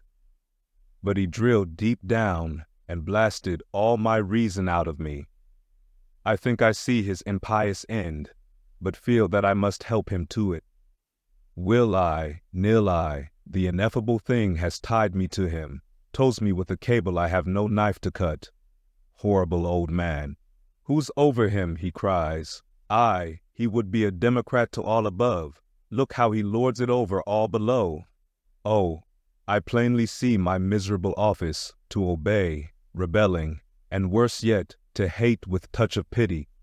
For in his eyes I read some lurid woe would shrivel me up, had I it. Yet is there hope. Time and tide flow wide. The hated whale has the round watery world to swim in, as the small goldfish has its glassy globe. His heaven-insulting purpose God may wedge aside. I would upheart, were it not like lead. But my whole clock's run down, my heart the all-controlling weight. I have no key to lift again. A burst of revelry from the forecastle.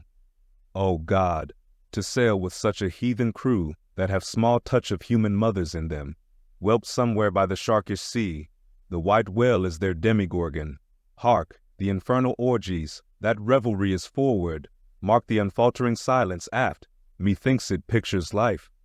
Foremost through the sparkling sea shoots on the gay, embattled, bantering bow, but only to drag dark Ahab after it, where he broods within his sternward cabin, builded over the dead water of the wake, and further on, hunted by its wolfish gurglings. The long howl thrills me through. Peace, ye revelers, and set the watch. O life, 'tis in an hour like this, with soul beat down and held to knowledge, as wild, untutored things are forced to feed. O life, 'tis now that I do feel the latent horror in thee. But 'tis not me, that horror's out of me, and with the soft feeling of the human in me, yet will I try to fight ye grim phantom futures. Stand by me, hold me, bind me, O ye blessed influences. Speed up your reading and enhance your memory with Moby Dick by your side. Choose the tactile joy of a physical book or the convenience of Kindle and discover a deeper way to dive into this classic. Pairing the audiobook with the text takes your understanding and retention to the next level. Ready to transform your literary experience? Check the link in the description and pick the perfect format for you. With EchoTales Audiobooks, Moby Dick awaits. Dive deeper, read faster, remember more. Get your book now. Chapter 39. First Night Watch, Foretop. Stubb solus and mending a brace. Ha ha ha ha him, clear my throat. I've been thinking over it ever since. And that ha-ha's the final consequence. Why so? Because a laugh's the wisest, easiest answer to all that's queer. And come what will, one comfort's always left. That unfailing comfort is, it's all predestinated. I heard not all his talk with Starbuck, but to my poor eye Starbuck then looked something as I the other evening felt. Be sure the old mogul has fixed him too. I twigged it, knew it, had the gift, might readily have prophesied it, for when I clapped my eye upon his skull, I saw it. Well, Stubb, wise Stubb, that's my title. Well, Stubb, what of it, Stubb? Here's a carcass. I know not all that may be coming, but be it what it will, I'll go to it laughing. Such a waggish leering as lurks in all your horribles. I feel funny. Fa la, lira skira, what's my juicy little pair at home doing now? Crying its eyes out? Giving a party to the last arrived harpooneers, I dare say, gay as a frigate's pennant, and so am I. Fa la, lira, skira. Oh, we'll drink tonight with hearts as light, to love as gay and fleeting, as bubbles that swim on the beaker's brim, and break on the lips while meeting. A brave stave that, who calls? Mr. Starbuck? Aye, aye, sir. Aside. He's my superior. He has his too, if I'm not mistaken. Aye, aye, sir. Just through with this job. Coming. Speed up your reading and enhance your memory with Moby Dick by your side. Choose the tactile joy of a physical book or the convenience of Kindle and discover a deeper way to dive into this classic. Pairing the audiobook with the text takes your understanding and retention to the next level. Ready to transform your literary experience? Check the link in the description and pick the perfect format for you. With EchoTales Audiobooks, Moby Dick awaits.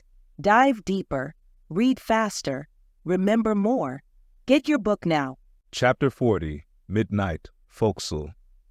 Harpooneers and Sailors.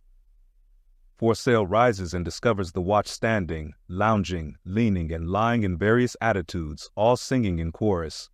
Farewell and adieu to you, Spanish ladies. Farewell and adieu to you, ladies of Spain. Our captains commanded. First Nantucket sailor. Oh, boys, don't be sentimental. It's bad for the digestion. Take a tonic. Follow me. Sings, and all follow. Our captain stood upon the deck, a spyglass in his hand, a viewing of those gallant whales that blew at every strand. Oh, your tubs and your boats, my boys, and by your braces stand, and we'll have one of those fine whales. Hand, boys, over hand, so be cheery, my lads, may your hearts never fail, while the bold harpooner is striking the whale. Mate's voice from the quarterdeck. 8 bells there, forward. Second Nantucket sailor. Avast the chorus. 8 bells there. Do you hear, bell boy? Strike the bell 8, thou pip, thou blackling, and let me call the watch. I've the sort of mouth for that, the hogshead mouth. So, thrusts his head down the scuttle. Star Bolensh HOY. 8 bells there below. Tumble up. Dutch sailor.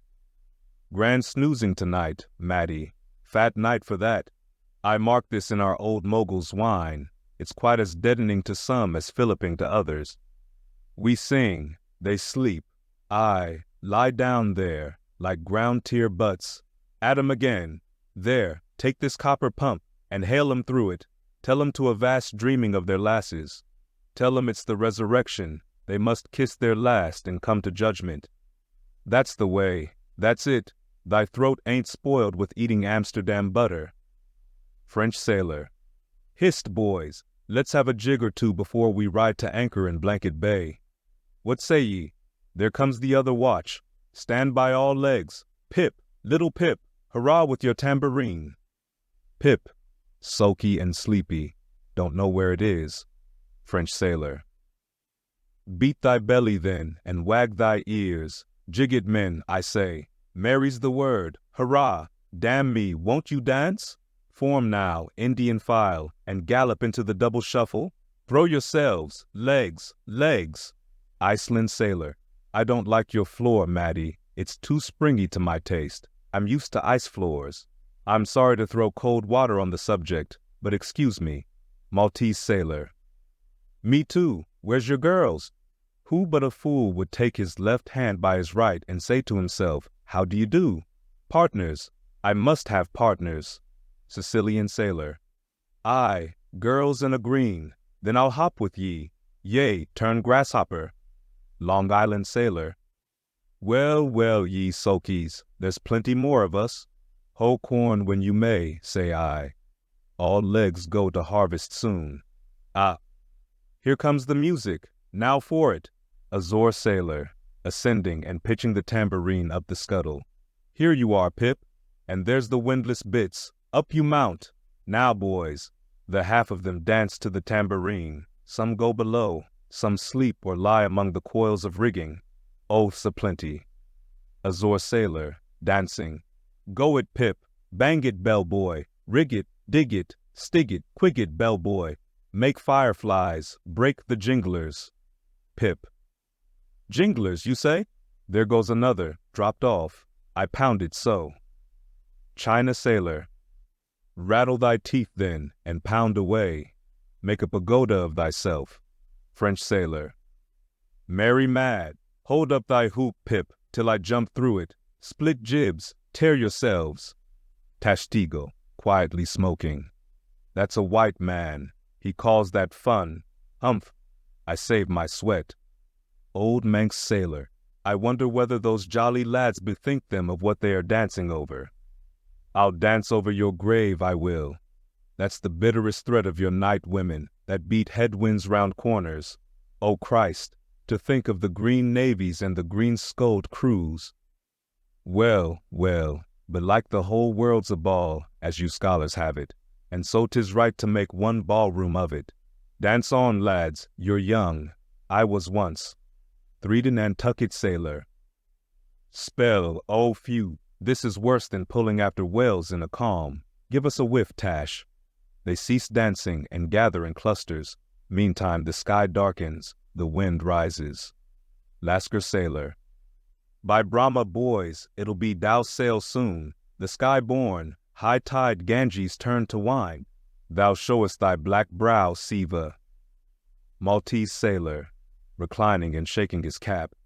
It's the waves, the snow's caps turn to jigget now. They'll shake their tassels soon. Now would all the waves were women, then I'd go drown, and chassis with them evermore. There's naught so sweet on earth, heaven may not match it, as those swift glances of warm, wild bosoms in the dance, when the over-arboring arms hide such ripe, bursting grapes. Sicilian sailor, reclining. Tell me not of it. Hark ye, lad, fleet interlacings of the limbs, lithe swayings, coyings, flutterings, lip, heart, hip, all graze, unceasing touch and go, not taste, observe ye, else comes satiety. Pagan? Nudging. Tahitian sailor, reclining on a mat. Hail, holy nakedness of our dancing girls, the Hiva, ah, low-veiled, high-palmed Tahiti. I still rest me on thy mat, but the soft soil has slid. I saw thee woven in the wood, my mat. Green the first day I brought ye thence, now worn and wilted quite. Ah me, not thou nor I can bear the change. How then, if so be transplanted to yon sky? Hear I the roaring streams from Pirahiti's peak of spears, when they leap down the crags and drown the villages? The blast, up, spine and meet it. Leaps to his feet, Portuguese sailor. How the sea rolls swashing 'gainst the side. Stand by for reefing, hearties, the winds are just crossing swords. Pell-mell they'll go lunging presently. Danish sailor. Crack, crack, old ship, so long as thou crackest, thou holdest. Well done. The mate there holds ye to it stiffly. He's no more afraid than the Isle fort at Kattegat, put there to fight the Baltic with storm-lashed guns, on which the sea salt cakes. Fourth Nantucket sailor. He has his orders, mind ye that. I heard old Ahab tell him he must always kill a squall, something as they burst a water spout with a pistol. Fire your ship right into it. English sailor. Blood, but that old man's a grand old cove. We are the lads to hunt him up his whale. All, aye, aye. Old Manx sailor. How the three pines shake. Pines are the hardest sort of tree to live when shifted to any other soil, and here there's none but the crew's cursed clay. Steady, helmsman, steady. This is the sort of weather when brave hearts snap ashore and keeled hulls split at sea. Our captain has his birthmark. Look yonder, boys. There's another in the sky, lurid like, ye see. All else pitch black. Dagu. What of that? Who's afraid of black's afraid of me? I'm quarried out of it. Spanish sailor, aside. He wants to bully. Ah, the old grudge makes me touchy. Advancing. Aye, harpooner, thy race is the undeniable dark side of mankind, devilish dark at that, no offense. Dagu, grimly. None. Street Iago sailor, that Spaniard's mad or drunk. But that can't be, or else in his one case our old mogul's firewaters are somewhat long in working. Fifth Nantucket sailor. What's that I saw? Lightning? Yes. Spanish sailor. No. Dagu showing his teeth. Dagu springing. Swallow thine, mannequin. White skin, white liver. Spanish sailor meeting him. Knife thee heartily. Big frame, small spirit. All. A row, a row, a row. Tashtigo with a whip. A row alow and a row aloft. Gods and men, both brawlers. Humph. Belfast sailor. A row, ara a row. The Virgin be blessed. A row. Plunge in with ye. English sailor. Fair play. Snatch the Spaniard's knife. A ring, a ring. Old Manx sailor. Ready formed. There, the ringed horizon. In that ring Cain struck Abel. Sweet work, right work. No? Why then, God, madst thou the ring? Mate's voice from the quarterdeck. Hands by the halyards, in topgallant sails. Stand by to reef topsails. All. The squall, the squall. Jump, my jollies. They scatter. Pip, shrinking under the windlass. Jollies? Lord help such jollies. Crish, crash, there goes the jib. Stay, blang wang. God, duck lower, Pip. Here comes the royal yard. It's worse than being in the world woods the last day of the year. Who'd go climbing after chestnuts now? But there they go, all cursing, and here I don't. Fine prospects to 'em. They're on the road to heaven. Hold on hard. Jiminy, what a squall. But those chaps there are worse yet. They are your white squalls, they. White squalls, white whale, sure, sure. Here have I heard all their chat just now, and the white whale, sure, sure, but spoken of once, and only this evening. It makes me jingle all over like my tambourine. That anaconda of an old man swore him in to hunt him. Oh, thou big white God aloft there somewhere in yon darkness, have mercy on this small black boy down here. Preserve him from all men that have no bowels to feel fear. Speed up your reading and enhance your memory with Moby Dick by your side. Choose the tactile joy of a physical book or the convenience of Kindle and discover a deeper way to dive into this classic. Pairing the audiobook with the text takes your understanding and retention to the next level. Ready to transform your literary experience? Check the link in the description and pick the perfect format for you. With EchoTales Audiobooks, Moby Dick awaits. Dive deeper, read faster, remember more. Get your book now. Chapter 41, Moby Dick. I, Ishmael, was one of that crew. My shouts had gone up with the rest. My oath had been welded with theirs, and stronger I shouted, and more did I hammer and clinch my oath, because of the dread in my soul. A wild, mystical, sympathetical feeling was in me. Ahab's quenchless feud seemed mine. With greedy ears I learned the history of that murderous monster against whom I and all the others had taken our oaths of violence and revenge. For some time past, though at intervals only, the unaccompanied, secluded white whale had haunted those uncivilized seas mostly frequented by the sperm whale fishermen. But not all of them knew of his existence. Only a few of them, comparatively, had knowingly seen him, while the number who as yet had actually and knowingly given battle to him was small indeed. For, owing to the large number of whale cruisers, the disorderly way they were sprinkled over the entire watery circumference, many of them adventurously pushing their quest along solitary latitudes, so as seldom or never for a whole 12-month or more on a stretch, to encounter a single news-telling sail of any sort, the inordinate length of each separate voyage, the irregularity of the times of sailing from home, all these, with other circumstances, direct and indirect, long obstructed the spread through the whole worldwide whaling fleet of the special individualizing tidings concerning Moby Dick. It was hardly to be doubted that several vessels reported to have encountered, at such or such a time, or on such or such a meridian, a sperm whale of uncommon magnitude and malignity, which whale, after doing great mischief to his assailants, had completely escaped them. To some minds it was not an unfair presumption, I say, that the whale in question must have been no other than Moby Dick. Yet as of late the sperm whale fishery had been marked by various and not unfrequent instances of great ferocity, cunning, and malice in the monster attacked. Therefore it was that those who by accident ignorantly gave battle to Moby Dick, such hunters perhaps, for the most part, were content to ascribe the peculiar terror he bred, more, as it were, to the perils of the sperm whale fishery at large than to the individual cause.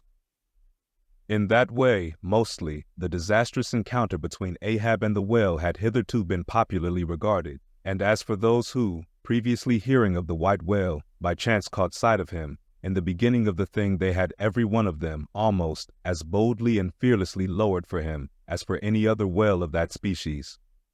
But at length, such calamities did ensue in these assaults, not restricted to sprained wrists and ankles, broken limbs, or devouring amputations, but fatal to the last degree of fatality, those repeated disastrous repulses, all accumulating and piling their terrors upon Moby Dick. Those things had gone far to shake the fortitude of many brave hunters to whom the story of the white whale had eventually come. Nor did wild rumors of all sorts fail to exaggerate and still the more horrify the true histories of these deadly encounters. For not only do fabulous rumors naturally grow out of the very body of all surprising terrible events, as the smitten tree gives birth to its fungi, but in maritime life, far more than in that of terra firma, wild rumors abound, wherever there is any adequate reality for them to cling to.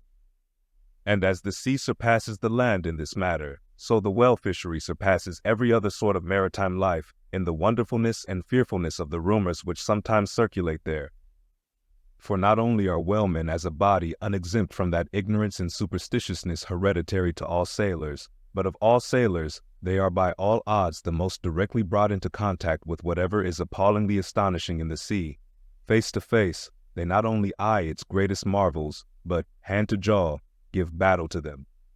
Alone, in such remotest waters, that though you sailed 1,000 miles and passed 1,000 shores, you would not come to any chiseled hearthstone, or aught hospitable beneath that part of the sun, in such latitudes and longitudes, pursuing too such a calling as he does, the whaleman is wrapped by influences all tending to make his fancy pregnant with many a mighty birth. No wonder, then, that ever-gathering volume from the mere transit over the widest watery spaces, the outblown rumors of the white whale did in the end incorporate with themselves all manner of morbid hints, and half-formed fetal suggestions of supernatural agencies, which eventually invested Moby Dick with new terrors unborrowed from anything that visibly appears. So that in many cases such a panic did he finally strike, that few who by those rumors at least had heard of the white whale, few of those hunters were willing to encounter the perils of his jaw. But there were still other and more vital practical influences at work. Not even at the present day has the original prestige of the sperm whale, as fearfully distinguished from all other species of the Leviathan, died out of the minds of the whalemen as a body. There are those this day among them who, though intelligent and courageous enough in offering battle to the Greenland or right whale, would perhaps, either from professional inexperience or incompetency or timidity, decline a contest with the sperm whale. At any rate, there are plenty of whalemen, especially among those whaling nations not sailing under the American flag, who have never hostilely encountered the sperm whale, but whose sole knowledge of the Leviathan is restricted to the ignoble monster primitively pursued in the north. Seated on their hatches, these men will hearken with a childish fireside interest and awe to the wild, strange tales of southern whaling. Nor is the preeminent tremendousness of the great sperm whale anywhere more feelingly comprehended than on board of those prows which stem him. And as if the now tested reality of his might had in former legendary times thrown its shadow before it, we find some book naturalists, Olassen and Pavelsen, declaring the sperm whale not only to be a consternation to every other creature in the sea, but also to be so incredibly ferocious as continually to be athirst for human blood. Nor even down to so late a time as Cuvier's were these or almost similar impressions effaced. For in his natural history, the Baron himself affirms that at sight of the sperm whale, all fish, sharks included, are struck with the most lively terrors, and, often in the precipitancy of their flight, dash themselves against the rocks with such violence as to cause instantaneous death. And however the general experiences in the fishery may amend such reports as these, yet in their full terribleness, even to the bloodthirsty item of Pavelsen, the superstitious belief in them is, in some vicissitudes of their vocation, revived in the minds of the hunters. So that overawed by the rumors and portents concerning him, not a few of the fishermen recalled, in reference to Moby Dick, the earlier days of the sperm whale fishery, when it was oftentimes hard to induce long-practiced right whalemen to embark in the perils of this new and daring warfare, such men protesting that although other leviathans might be hopefully pursued, yet to chase and point lance at such an apparition as the sperm whale was not for mortal man. That to attempt it would be inevitably to be torn into a quick eternity. On this head, there are some remarkable documents that may be consulted. Nevertheless, some there were who even in the face of these things were ready to give chase to Moby Dick, and a still greater number who, chancing only to hear of him distantly and vaguely, without the specific details of any certain calamity, and without superstitious accompaniments, were sufficiently hardy not to flee from the battle if offered. One of the wild suggestions referred to, as at last coming to be linked with the white whale in the minds of the superstitiously inclined, was the unearthly conceit that Moby Dick was ubiquitous, that he had actually been encountered in opposite latitudes at one and the same instant of time. Nor, credulous as such minds must have been, was this conceit altogether without some faint show of superstitious probability. For as the secrets of the currents in the seas have never yet been divulged, even to the most erudite research, so the hidden ways of the sperm whale when beneath the surface remain, in great part, unaccountable to his pursuers, and from time to time have originated the most curious and contradictory speculations regarding them, especially concerning the mystic modes whereby, after sounding to a great depth, he transports himself with such vast swiftness to the most widely distant points. It is a thing well known to both American and English whale ships, and as well a thing placed upon authoritative record years ago by Scoresby, that some whales have been captured far north in the Pacific, in whose bodies have been found the barbs of harpoons darted in the Greenland seas. Nor is it to be gainsaid that in some of these instances it has been declared that the interval of time between the two assaults could not have exceeded very many days. Hence, by inference, it has been believed by some whalemen that the Northwest Passage, so long a problem to man, was never a problem to the whale. So that here, in the real living experience of living men, the prodigies related in old times of the inland Strelo mountain in Portugal, near whose top there was said to be a lake in which the wrecks of ships floated up to the surface, and that still more wonderful story of the Arethusa fountain near Syracuse, whose waters were believed to have come from the Holy Land by an underground passage, these fabulous narrations are almost fully equaled by the realities of the whalemen.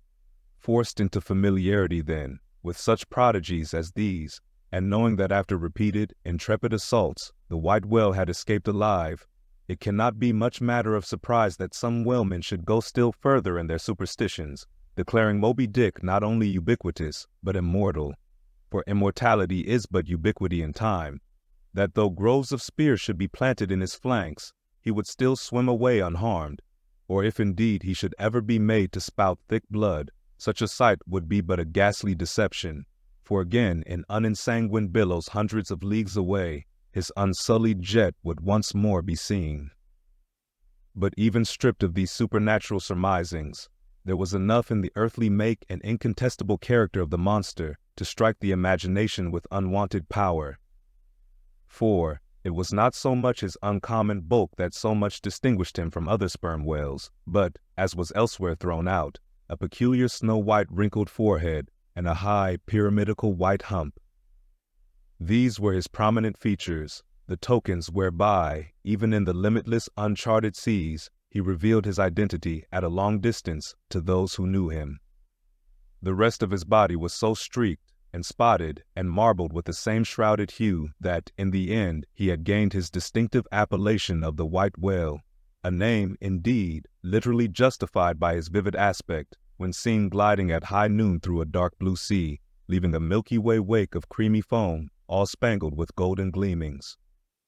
Nor was it his unwonted magnitude, nor his remarkable hue, nor yet his deformed lower jaw that so much invested the whale with natural terror as that unexampled, intelligent malignity which, according to specific accounts, he had over and over again evinced in his assaults. More than all, his treacherous retreat struck more of dismay than perhaps aught else. For, when swimming before his exulting pursuers, with every apparent symptom of alarm, he had several times been known to turn round suddenly, and, bearing down upon them, either stave their boats to splinters or drive them back in consternation to their ship. Already several fatalities had attended his chase. But those similar disasters, however little bruited ashore, were by no means unusual in the fishery, yet, in most instances, such seemed the white whale's infernal aforethought of ferocity, that every dismembering or death that he caused was not wholly regarded as having been inflicted by an unintelligent agent. Judge, then, to what pitches of inflamed, distracted fury the minds of his more desperate hunters were impelled, when amid the chips of chewed boats and the sinking limbs of torn comrades, they swam out of the white curds of the whale's direful wrath into the serene, exasperating sunlight that smiled on, as if at a birth or a bridal. His 3 boats stove around him, and oars and men both whirling in the eddies. One captain, seizing the line knife from his broken prow, had dashed at the whale, as an Arkansas duelist at his foe, blindly seeking with a 6-inch blade to reach the fathom-deep life of the whale. That captain was Ahab, and then it was that suddenly sweeping his sickle-shaped lower jaw beneath him, Moby Dick had reaped away Ahab's leg, as a mower a blade of grass in the field. No turbaned Turk, no hired Venetian or Malay, could have smote him with more seeming malice. Small reason was there to doubt, then, that ever since that almost fatal encounter, Ahab had cherished a wild vindictiveness against the whale, all the more fell for that in his frantic morbidness he at last came to identify with him not only all his bodily woes, but all his intellectual and spiritual exasperations. The white whale swam before him as the monomaniac incarnation of all those malicious agencies which some deep men feel eating in them, till they are left living on with half a heart and half a lung. That intangible malignity which has been from the beginning, to whose dominion even the modern Christians ascribe one half of the world's, which the ancient Uphites of the East reverenced in their statue devil, Ahab did not fall down and worship it like them, but deliriously transferring its idea to the abhorred white whale, he pitted himself, all mutilated, against it. All that most maddens and torments, all that stirs up the lees of things, all truth with malice in it, all that cracks the sinews and cakes the brain, all the subtle demonisms of life and thought, all evil, to crazy Ahab, were visibly personified and made practically assailable in Moby Dick. He piled upon the whale's white hump the sum of all the general rage and hate felt by his whole race from Adam down, and then, as if his chest had been a mortar, he burst his hot-heart shell upon it. It is not probable that this monomania in him took its instant rise at the precise time of his bodily dismemberment. Then, in darting at the monster, knife in hand, he had but given loose to a sudden, passionate corporal animosity, and when he received the stroke that tore him, he probably but felt the agonizing bodily laceration, but nothing more. Yet, when by this collision forced to turn towards home, and for long months of days and weeks, Ahab and Anguish lay stretched together in one hammock, rounding in midwinter that dreary, howling Patagonian cape, then it was that his torn body and gashed soul bled into one another, and so interfusing, made him mad.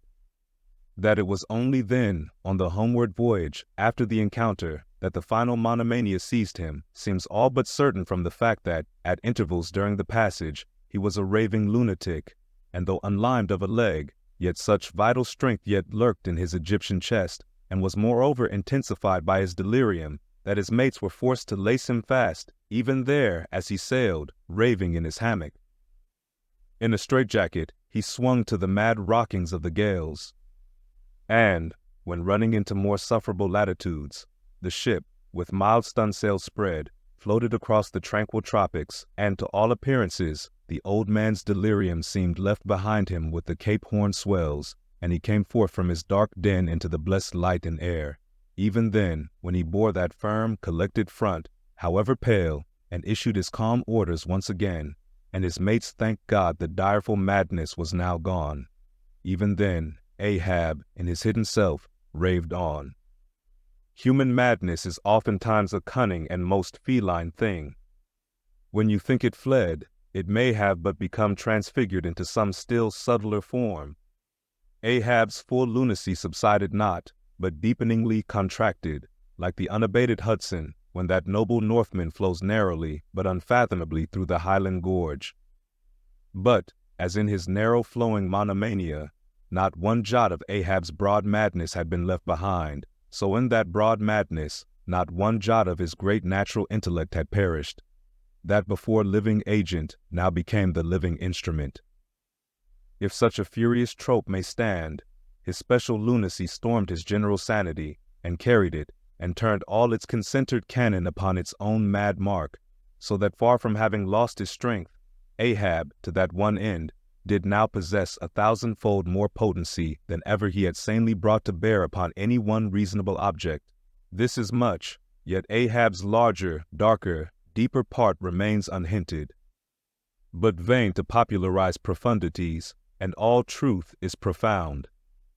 Winding far down from within the very heart of this spiked Hotel de Cluny, where we here stand, however grand and wonderful, now quit it, and take your way, ye nobler, sadder souls, to those vast Roman halls of Thermes, where far beneath the fantastic towers of man's upper earth, his root of grandeur, his whole awful essence sits in bearded state, an antique buried beneath antiquities, and throned on torsos. So, with a broken throne, the great gods mock that captive king, so like a caryatid, he patient sits, upholding on his frozen brow the piled entablatures of ages. Wend ye down there, ye prouder, sadder souls, question that proud, sad king, a family likeness. Aye, he did beget ye, ye young exiled royalties, and from your grim sire only will the old state secret come. Now, in his heart, Ahab had some glimpse of this, namely, all my means are sane, my motive and my object mad. Yet without power to kill, or change, or shun the fact, he likewise knew that to mankind he did long dissemble, in some sort, did still. But that thing of his dissembling was only subject to his perceptibility, not to his will determinate. Nevertheless, so well did he succeed in that dissembling, that when with ivory leg he stepped ashore at last, no Nantucketer thought him otherwise than but naturally grieved, and that to the quick, with the terrible casualty which had overtaken him. The report of his undeniable delirium at sea was likewise popularly ascribed to a kindred cause. And so, too, all the added moodiness, which always afterwards, to the very day of sailing in the Pequod on the present voyage, sat brooding on his brow. Nor is it so very unlikely that far from distrusting his fitness for another whaling voyage on account of such dark symptoms, the calculating people of that prudent isle were inclined to harbor the conceit that for those very reasons he was all the better qualified and set on edge for a pursuit so full of rage and wildness as the bloody hunt of whales. Gnawed within and scorched without with the infixed, unrelenting fangs of some incurable idea, such an one, could he be found, would seem the very man to dart his iron and lift his lance against the most appalling of all brutes. Or, if for any reason thought to be corporeally incapacitated for that, yet such an one would seem superlatively competent to cheer and howl on his underlings to the attack. But be all this as it may, Certain it is that with the mad secret of his unabated rage bolted up and keyed in him, Ahab had purposely sailed upon the present voyage with the one only and all-engrossing object of hunting the white whale. Had any one of his old acquaintances on shore but half dreamed of what was lurking in him then, how soon would their aghast and righteous souls have wrenched the ship from such a fiendish man? They were bent on profitable cruises, the profit to be counted down in dollars from the mint. He was intent on an audacious, immitigable, and supernatural revenge. Here, then, was this gray-headed, ungodly old man, chasing with curses a job's well round the world, at the head of a crew, too, chiefly made up of mongrel renegades and castaways and cannibals, morally enfeebled also by the incompetence of mere unaided virtue or right-mindedness in Starbuck, the invulnerable jollity of indifference and recklessness in Stubb, and the pervading mediocrity in Flask. Such a crew, so officered, seemed specially picked and packed by some infernal fatality to help him to his monomaniac revenge. How it was that they so aboundingly responded to the old man's ire, by what evil magic their souls were possessed, that at times his hate seemed almost theirs, the white whale as much their insufferable foe as his.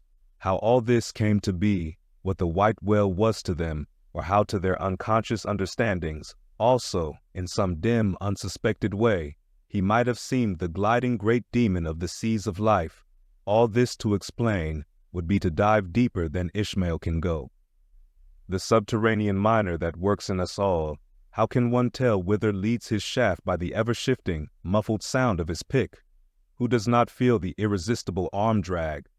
What skiff in tow of a 74 can stand still? For one, I gave myself up to the abandonment of the time and the place, but while yet all a rush to encounter the whale, could see naught in that brute but the deadliest ill. Speed up your reading and enhance your memory with Moby Dick by your side. Choose the tactile joy of a physical book or the convenience of Kindle and discover a deeper way to dive into this classic. Pairing the audiobook with the text takes your understanding and retention to the next level. Ready to transform your literary experience? Check the link in the description and pick the perfect format for you. With EchoTales Audiobooks, Moby Dick awaits. Dive deeper, read faster, remember more. Get your book now. Chapter 42. The Whiteness of the Whale. What the white whale was to Ahab has been hinted. What, at times, he was to me, as yet remains unsaid. Aside from those more obvious considerations touching Moby Dick, which could not but occasionally awaken in any man's soul some alarm, there was another thought, or rather vague, nameless horror concerning him, which at times by its intensity completely overpowered all the rest, and yet so mystical and well-nigh ineffable was it, that I almost despair of putting it in a comprehensible form. It was the whiteness of the whale that above all things appalled me. But how can I hope to explain myself here, and yet, in some dim, random way, explain myself I must, else all these chapters might be naught. Though in many natural objects, whiteness refiningly enhances beauty, as if imparting some special virtue of its own, as in marbles, japonicas, and pearls, and though various nations have in some way recognized a certain royal preeminence in this hue, even the barbaric, grand old kings of Pegu, placing the title Lord of the White Elephants above all their other magniloquent ascriptions of dominion, and the modern kings of Siam unfurling the same snow-white quadruped in the royal standard, and the Hanoverian flag bearing the one figure of a snow-white charger, and the great Austrian Empire, Caesarian, heir to overlording Rome, having for the imperial color the same imperial hue, and though this preeminence in it applies to the human race itself, giving the white man ideal mastership over every dusky tribe, and though, besides all this, whiteness has been even made significant of gladness, for among the Romans a white stone marked a joyful day, and though in other mortal sympathies and symbolizings, this same hue is made the emblem of many touching, noble things, the innocence of brides, the benignity of age, though among the red men of America the giving of the white belt of wampum was the deepest pledge of honor, though in many climes whiteness typifies the majesty of justice in the ermine of the judge, and contributes to the daily state of kings and queens drawn by milk-white steeds, though even in the higher mysteries of the most august religions it has been made the symbol of the divine spotlessness and power, By the Persian fire worshippers, the white forked flame being held the holiest on the altar, and in the Greek mythologies, great Jove himself being made incarnate in a snow-white bull, and though to the noble Iroquois, the midwinter sacrifice of the sacred white dog was by far the holiest festival of their theology, that spotless, faithful creature being held the purest envoy they could send to the Great Spirit with the annual tidings of their own fidelity. And though directly from the Latin word for white, all Christian priests derive the name of one part of their sacred vesture, the alb or tunic, worn beneath the cassock, and though among the holy pomps of the Romish faith, white is specially employed in the celebration of the Passion of our Lord, though in the vision of St. John, white robes are given to the redeemed, and the 24 elders stand clothed in white before the great white throne, and the Holy One that sitteth there white like wool, yet for all these accumulated associations with whatever is sweet and honorable and sublime, there yet lurks an elusive something in the innermost idea of this hue, which strikes more of panic to the soul than that redness which affrights in blood. This elusive quality it is which causes the thought of whiteness, when divorced from more kindly associations, and coupled with any object terrible in itself, to heighten that terror to the furthest bounds. Witness the white bear of the poles, and the white shark of the tropics.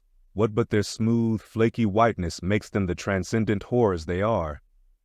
That ghastly whiteness it is which imparts such an abhorrent mildness, even more loathsome than terrific, to the dumb gloating of their aspect.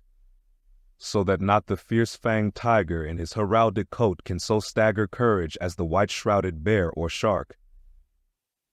With reference to the polar bear, it may possibly be urged by him who would fain go still deeper into this matter, that it is not the whiteness, separately regarded, which heightens the intolerable hideousness of that brute, for, analyzed, that heightened hideousness, it might be said, only rises from the circumstance that the irresponsible ferociousness of the creature stands invested in the fleece of celestial innocence and love, and hence, by bringing together two such opposite emotions in our minds, the polar bear frightens us with so unnatural a contrast.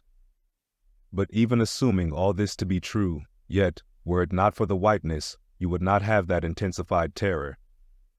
As for the white shark, the white gliding ghostliness of repose in that creature, when beheld in his ordinary moods, strangely tallies with the same quality in the polar quadruped. This peculiarity is most vividly hit by the French in the name they bestow upon that fish. The Romish Mass for the dead begins with Requiem Aeternam, eternal rest, whence requiem denominating the Mass itself and any other funeral music. Now, in allusion to the white, silent stillness of death in this shark, and the mild deadliness of his habits, the French call him Requin. Bethink thee of the albatross, whence come those clouds of spiritual wonderment and pale dread, in which that white phantom sails in all imaginations. Not Coleridge first threw that spell, but God's great, unflattering laureate, Nature. I remember the first albatross I ever saw. It was during a prolonged gale, in waters hard upon the Antarctic seas. From my forenoon watch below, I ascended to the overclouded deck, and there, dashed upon the main hatches, I saw a regal, feathery thing of unspotted whiteness, and with a hooked, Roman bill sublime.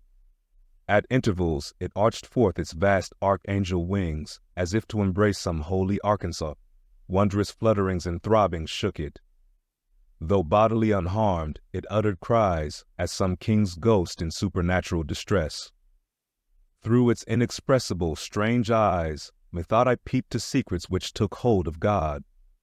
As Abraham before the angels, I bowed myself. The white thing was so white, its wings so wide, and in those forever exiled waters I had lost the miserable warping memories of traditions and of towns. Long I gazed at that prodigy of plumage. I cannot tell, can only hint, the things that darted through me then. But at last I awoke, and turning, asked the sailor what bird was this. A Gawney, he replied. Gawney. Never had heard that name before. Is it conceivable that this glorious thing is utterly unknown to men ashore? Never. But some time after, I learned that Gawney was some seaman's name for albatross, so that by no possibility could Coleridge's wild rhyme have had aught to do with those mystical impressions which were mine when I saw that bird upon our deck. For neither had I then read the rhyme, nor knew the bird to be an albatross. Yet, in saying this, I do but indirectly burnish a little brighter the noble merit of the poem and the poet. I assert, then, that in the wondrous bodily whiteness of the bird chiefly lurks the secret of the spell, a truth the more evinced in this, that by a solecism of terms there are birds called gray albatrosses, and these I have frequently seen, but never with such emotions as when I beheld the Antarctic fowl. But how had the mystic thing been caught? Whisper it not, and I will tell, with a treacherous hook and line, as the fowl floated on the sea. At last the captain made a postman of it, tying a lettered leathern tally round its neck, with the ship's time and place, and then letting it escape. But I doubt not that leathern tally, meant for man, was taken off in heaven, when the white fowl flew to join the wing-folding, the invoking, and adoring cherubim. Most famous in our Western annals and Indian traditions is that of the white steed of the prairies, a magnificent milk-white charger, large-eyed, small-headed, bluff-chested, and with the dignity of 1,000 monarchs in his lofty, over-scorning carriage. He was the elected Xerxes of vast herds of wild horses, whose pastures in those days were only fenced by the Rocky Mountains and the Alleghanies. At their flaming head he westward trooped it like that chosen star which every evening leads on the hosts of light. The flashing cascade of his mane, the curving comet of his tail, invested him with housings more resplendent than gold and silver beaters could have furnished him. A most imperial and archangelical apparition of that unfallen western world, which to the eyes of the old trappers and hunters revived the glories of those primeval times when Adam walked majestic as a god, bluff-browed and fearless as this mighty steed. Whether marching amid his aides and marshals in the van of countless cohorts that endlessly streamed it over the plains, like an Ohio, or whether with his circumambient subjects browsing all around at the horizon, the white steed gallopingly reviewed them with warm nostrils, reddening through his cool milkiness. In whatever aspect he presented himself, always to the bravest Indians he was the object of trembling reverence and awe. Nor can it be questioned from what stands on legendary record of this noble horse, that it was his spiritual whiteness chiefly, which so clothed him with divineness, and that this divineness had that in it which, though commanding worship, at the same time enforced a certain nameless terror. But there are other instances where this whiteness loses all that accessory and strange glory which invests it in the white steed and albatross. What is it that in the albino man so peculiarly repels and often shocks the eye, as that sometimes he is loathed by his own kith and kin? It is that whiteness which invests him, a thing expressed by the name he bears. The albino is as well made as other men, has no substantive deformity, and yet this mere aspect of all-pervading whiteness makes him more strangely hideous than the ugliest abortion. Why should this be so? Nor, in quite other aspects, does nature in her least palpable but not the less malicious agencies fail to enlist among her forces this crowning attribute of the terrible. From its snowy aspect, the gauntleted ghost of the southern seas has been denominated the white squall. Nor, in some historic instances, has the art of human malice omitted so potent an auxiliary. How wildly it heightens the effect of that passage in Froissart, when, masked in the snowy symbol of their faction, the desperate white hoods of Ghent murder their bailiff in the marketplace. Nor, in some things, does the common, hereditary experience of all mankind fail to bear witness to the supernaturalism of this hue. It cannot well be doubted that the one visible quality in the aspect of the dead which most appalls the gazer is the marble pallor lingering there, as if indeed that pallor were as much like the badge of consternation in the other world as of mortal trepidation here. And from that pallor of the dead, we borrow the expressive hue of the shroud in which we wrap them. Nor even in our superstitions do we fail to throw the same snowy mantle round our phantoms, all ghosts rising in a milk-white fog. Yea, while these terrors seize us, let us add that even the King of Terrors, when personified by the evangelist, rides on his pallid horse. Therefore, in his other moods, symbolize whatever grand or gracious thing he will by whiteness, no man can deny that in its profoundest idealized significance it calls up a peculiar apparition to the soul. But though without dissent this point be fixed, how is mortal man to account for it? To analyze it would seem impossible. Can we then, by the citation of some of those instances wherein this thing of whiteness, though for the time either wholly or in great part stripped of all direct associations calculated to impart to it aught fearful, but nevertheless, is found to exert over us the same sorcery, however modified, can we thus hope to light upon some chance clue to conduct us to the hidden cause we seek? Let us try. But in a matter like this, subtlety appeals to subtlety, and without imagination no man can follow another into these halls. And though, doubtless, some at least of the imaginative impressions about to be presented may have been shared by most men, yet few perhaps were entirely conscious of them at the time, and therefore may not be able to recall them now. Why to the man of untutored ideality, who happens to be but loosely acquainted with the peculiar character of the day, does the bare mention of Whitsuntide marshal in the fancy such long, dreary, speechless processions of slow-pacing pilgrims, downcast and hooded with new-fallen snow? Or, to the unread, unsophisticated Protestant of the Middle American states, why does the passing mention of a white friar or a white nun evoke such an eyeless statue in the soul? Or what is there apart from the traditions of dungeon warriors and kings, which will not wholly account for it, that makes the White Tower of London tell so much more strongly on the imagination of an untraveled American than those other storied structures, its neighbors, the Byward Tower, or even the Bloody? And those sublimer towers, the White Mountains of New Hampshire, whence, in peculiar moods, comes that gigantic ghostliness over the soul at the bare mention of that name, while the thought of Virginia's Blue Ridge is full of a soft, dewy, distant dreaminess? Or why, irrespective of all latitudes and longitudes, does the name of the White Sea exert such a spectralness over the fancy, while that of the Yellow Sea lulls us with mortal thoughts of long, lacquered, mild afternoons on the waves, followed by the gaudiest and yet sleepiest of sunsets? Or, to choose a wholly unsubstantial instance, purely addressed to the fancy, why, in reading the old fairy tales of Central Europe, does the tall pale man of the Hartz forests, whose changeless pallor unrustlingly glides through the green of the groves, why is this phantom more terrible than all the whooping imps of the Blocksberg? Nor is it, altogether, the remembrance of her cathedral-toppling earthquakes, nor the stampedos of her frantic seas, nor the tearlessness of arid skies that never rain, nor the sight of her wide field of leaning spires, wrenched copestones, and crosses all a-droop, like canted yards of anchored fleets, and her suburban avenues of house walls lying over upon each other as a tossed pack of cards.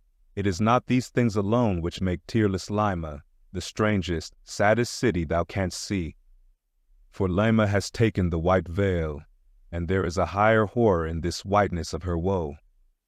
Old as Pizarro, this whiteness keeps her ruins forever new, admits not the cheerful greenness of complete decay, spreads over her broken ramparts the rigid pallor of an apoplexy that fixes its own distortions. I know that, to the common apprehension, this phenomenon of whiteness is not confessed to be the prime agent in exaggerating the terror of objects otherwise terrible, nor to the unimaginative mind is there aught of terror in those appearances whose awfulness to another mind almost solely consists in this one phenomenon, especially when exhibited under any form at all approaching to muteness or universality. What I mean by these two statements may perhaps be respectively elucidated by the following examples. First, the mariner, when drawing nigh the coasts of foreign lands, if by night he hear the roar of breakers, starts to vigilance, and feels just enough of trepidation to sharpen all his faculties, but under precisely similar circumstances, let him be called from his hammock to view his ship sailing through a midnight sea of milky whiteness, as if from encircling headlands shoals of combed white bears were swimming round him. Then he feels a silent, superstitious dread.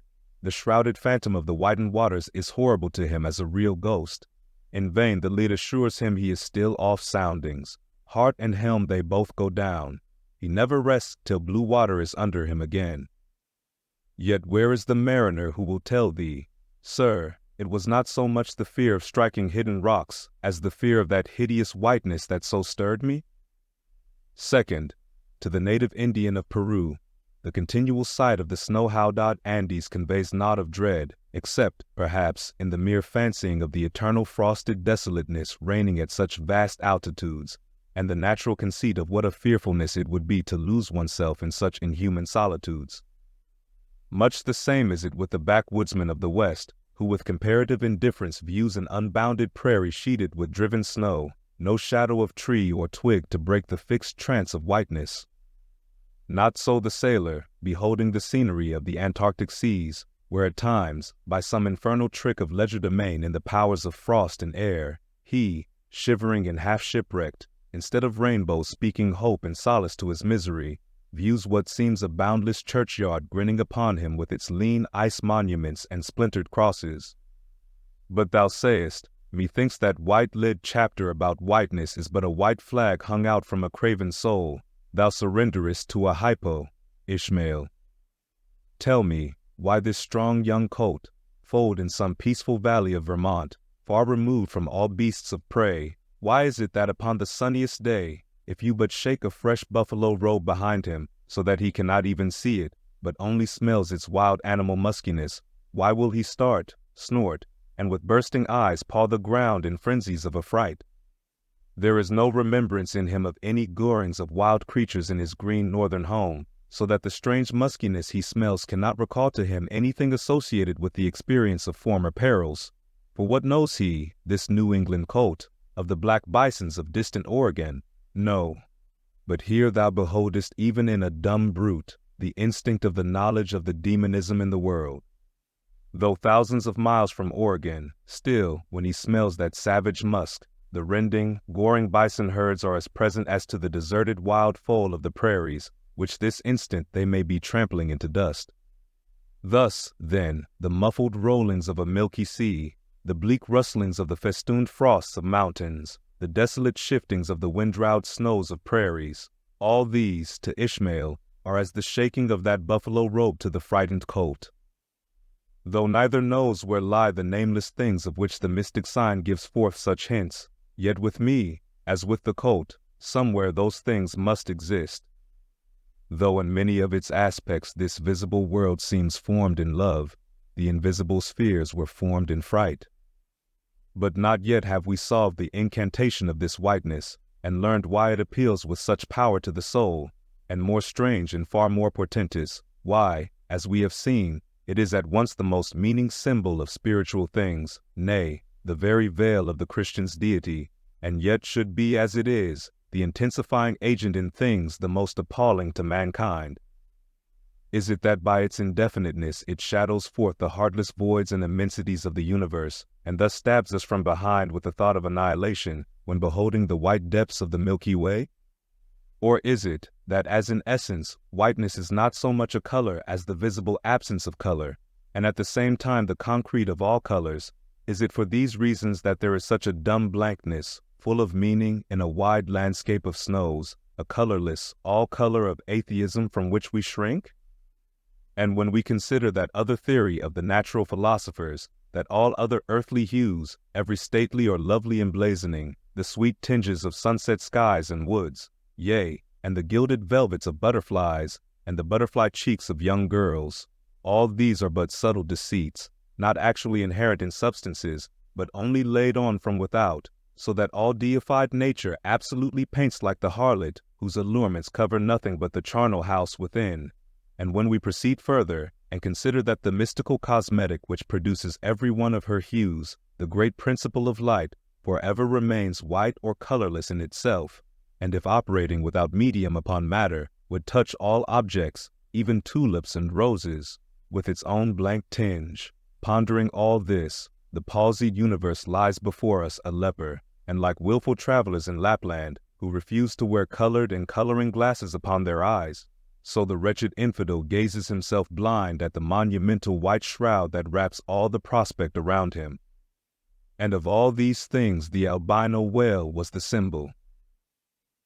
Wonder ye then at the fiery hunt? Speed up your reading and enhance your memory with Moby Dick by your side. Choose the tactile joy of a physical book or the convenience of Kindle and discover a deeper way to dive into this classic. Pairing the audiobook with the text takes your understanding and retention to the next level. Ready to transform your literary experience? Check the link in the description and pick the perfect format for you. With EchoTales Audiobooks, Moby Dick awaits. Dive deeper, read faster, remember more. Get your book now. Chapter 43. Hark! Hist! Did you hear that noise, Kabako? It was the middle watch, a fair moonlight. The seamen were standing in a cordon, extending from one of the freshwater butts in the waist to the scuttlebutt near the taffrail. In this manner, they passed the buckets to fill the scuttlebutt. Standing, for the most part, on the hallowed precincts of the quarterdeck, they were careful not to speak or rustle their feet. From hand to hand, the buckets went in the deepest silence, only broken by the occasional flap of a sail and the steady hum of the unceasingly advancing keel. It was in the midst of this repose that Archie, one of the cordon, whose post was near the after hatches, whispered to his neighbor, Achalo, the words above. Hist! Did you hear that noise, Kabako? Take the bucket, will ye, Archie? What noise do ye mean? There it is again, under the hatches. Don't you hear it? A cough. It sounded like a cough. Cough be damned. Pass along that return bucket. There again, there it is. It sounds like 2 or 3 sleepers turning over now. Caramba, have done, shipmate, will ye? It's the 3 soaked biscuits ye eat for supper turning over inside of ye. Nothing else. Look to the bucket. Say what ye will, shipmate. I've sharp ears. Aye, you are the chap, ain't ye, that heard the hum of the old Quakeresses knitting needles 50 miles at sea from Nantucket. You're the chap. Grin away. We'll see what turns up. Hark ye, Kabako. There is somebody down in the afterhold that has not yet been seen on deck, and I suspect our old mogul knows something of it too. I heard Stubb tell Flask, one morning watch, that there was something of that sort in the wind. Tish, the bucket. Speed up your reading and enhance your memory with Moby Dick by your side. Choose the tactile joy of a physical book or the convenience of Kindle, and discover a deeper way to dive into this classic. Pairing the audiobook with the text takes your understanding and retention to the next level. Ready to transform your literary experience? Check the link in the description and pick the perfect format for you. With EchoTales Audiobooks, Moby Dick awaits. Dive deeper, read faster, remember more. Get your book now. Chapter 44. The Chart. Had you followed Captain Ahab down into his cabin after the squall that took place on the night succeeding that wild ratification of his purpose with his crew, you would have seen him go to a locker in the transom, and bringing out a large wrinkled roll of yellowish sea charts, spread them before him on his screwed-down table.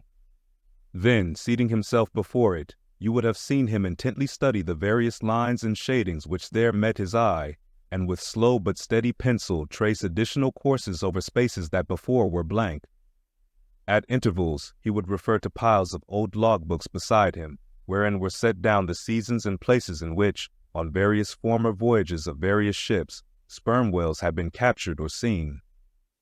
While thus employed, the heavy pewter lamp, suspended in chains over his head, continually rocked with the motion of the ship, and forever threw shifting gleams and shadows of lines upon his wrinkled brow, till it almost seemed that while he himself was marking out lines and courses on the wrinkled charts, some invisible pencil was also tracing lines and courses upon the deeply marked chart of his forehead.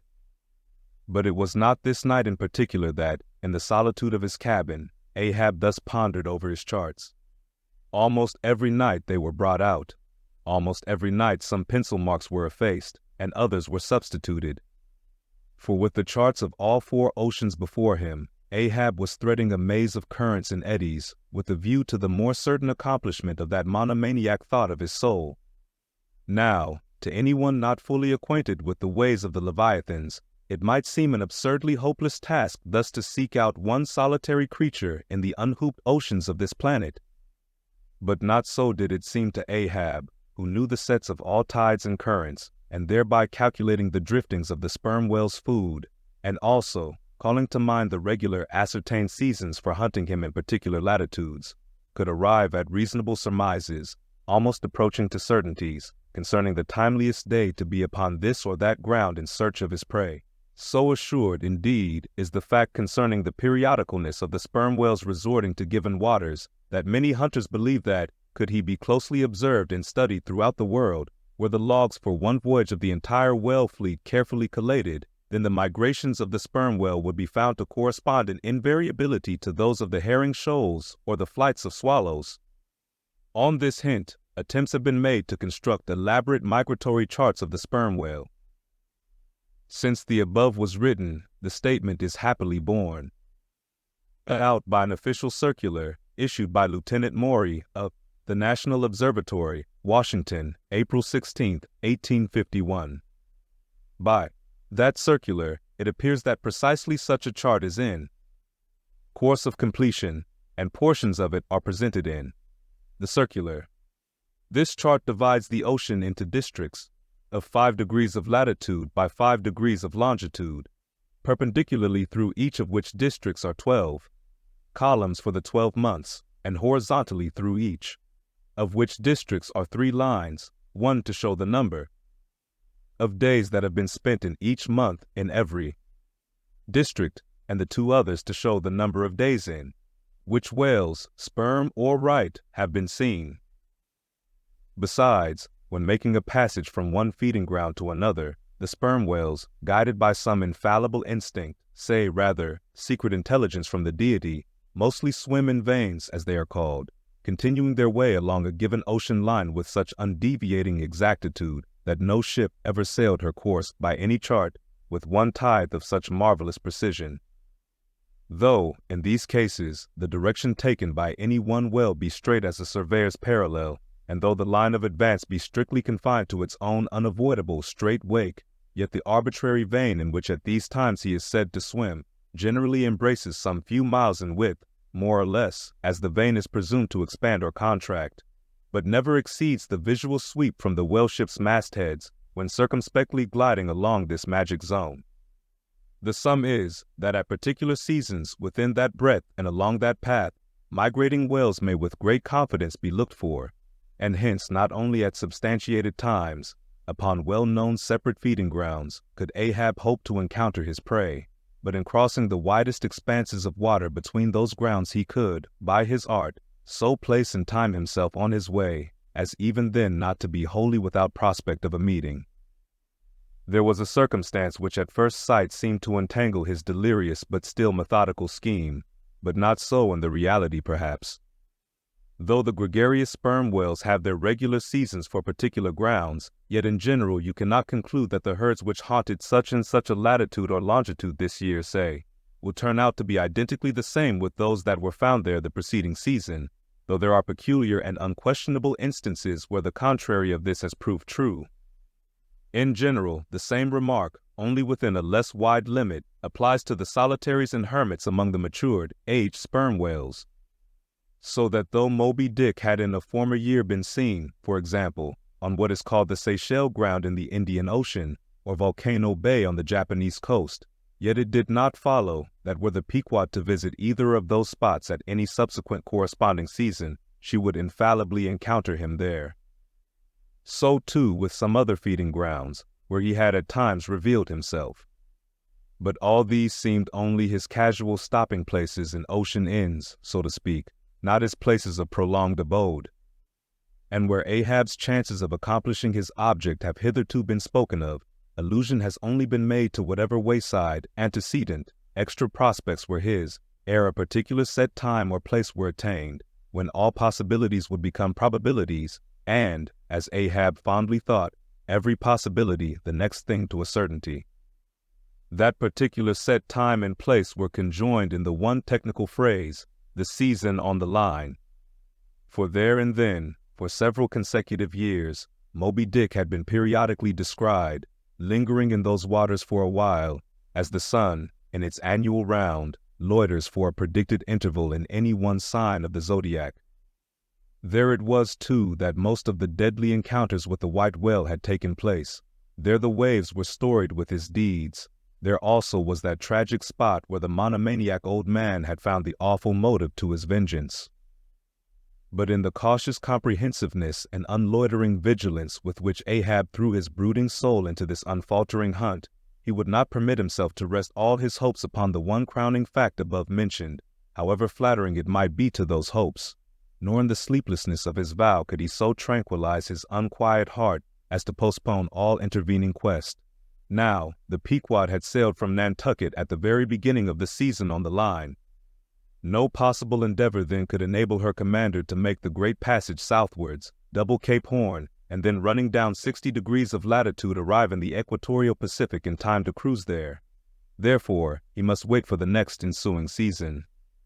Yet the premature hour of the Pequod's sailing had, perhaps, been correctly selected by Ahab with a view to this very complexion of things. Because an interval of 365 days and nights was before him, an interval which, instead of impatiently enduring ashore, he would spend in a miscellaneous hunt, if by chance the white whale, spending his vacation in seas far remote from his periodical feeding grounds, should turn up his wrinkled brow off the Persian Gulf, or in the Bengal Bay, or China Seas, or in any other waters haunted by his race. So that monsoons, pampas, nor'westers, harmattans, trades, any wind but the levanter and simoon, might blow Moby Dick into the devious zigzag world circle of the Pequod's circumnavigating wake. But granting all this, yet, regarded discreetly and coolly, seems it not but a mad idea this, that in the broad boundless ocean, one solitary whale, even if encountered, should be thought capable of individual recognition from his hunter, even as a white-bearded mufti in the thronged thoroughfares of Constantinople? Yes, for the peculiar snow-white brow of Moby Dick, and his snow-white hump, could not but be unmistakable. "And have I not tallied the whale?" Ahab would mutter to himself, as after poring over his charts till long after midnight he would throw himself back in reveries. "Tallied him, and shall he escape? His broad fins are bored and scalloped out like a lost sheep's ear." And here his mad mind would run on in a breathless race, till a weariness and faintness of pondering came over him, and in the open air of the deck he would seek to recover his strength. Ah, God, what trances of torments does that man endure who is consumed with one unachieved revengeful desire? He sleeps with clenched hands, and wakes with his own bloody nails in his palms. Often, when forced from his hammock by exhausting and intolerably vivid dreams of the night, which, resuming his own intense thoughts through the day, carried them on amid a clashing of frenzies, and whirled them round and round and round in his blazing brain, till the very throbbing of his life-spot became insufferable anguish. And when, as was sometimes the case, the spiritual throes in him heaved his being up from its base, and a chasm seemed opening in him, from which forked flames and lightnings shot up, and accursed fiends beckoned him to leap down among them, when this hell in himself yawned beneath him, a wild cry would be heard through the ship, and with glaring eyes Ahab would burst from his stateroom, as though escaping from a bed that was on fire. Yet these, perhaps, instead of being the unsuppressible symptoms of some latent weakness, or fright at his own resolve, were but the plainest tokens of its intensity.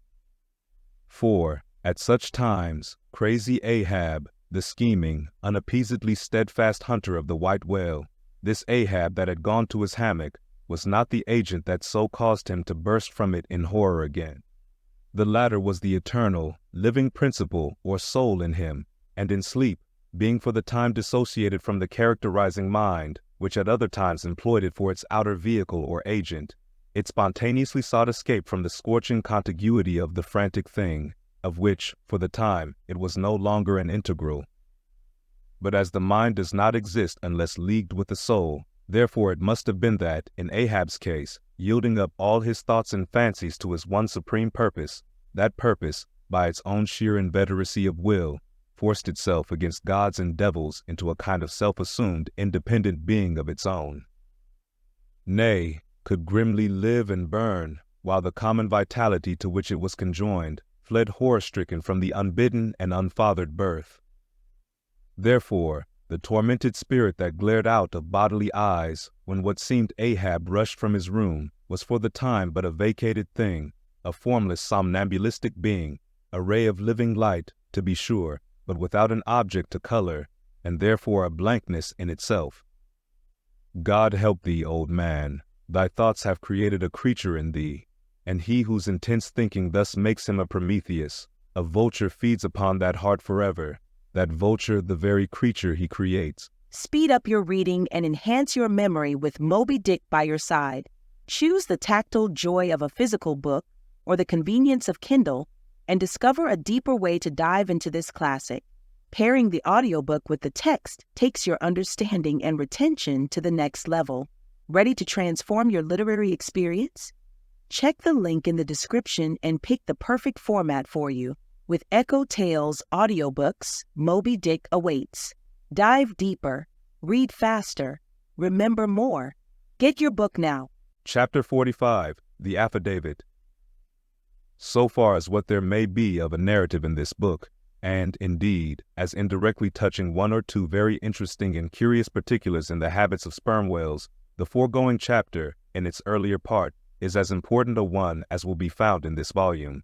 But the leading matter of it requires to be still further and more familiarly enlarged upon, in order to be adequately understood, and moreover to take away any incredulity which a profound ignorance of the entire subject may induce in some minds, as to the natural verity of the main points of this affair. I care not to perform this part of my task methodically, but shall be content to produce the desired impression by separate citations of items practically or reliably known to me as a whaleman, and from these citations, I take it, the conclusion aimed at will naturally follow of itself. First, I have personally known 3 instances where a whale, after receiving a harpoon, has effected a complete escape, and, after an interval, in one instance of 3 years, has been again struck by the same hand and slain, when the 2 irons, both marked by the same private cipher, have been taken from the body.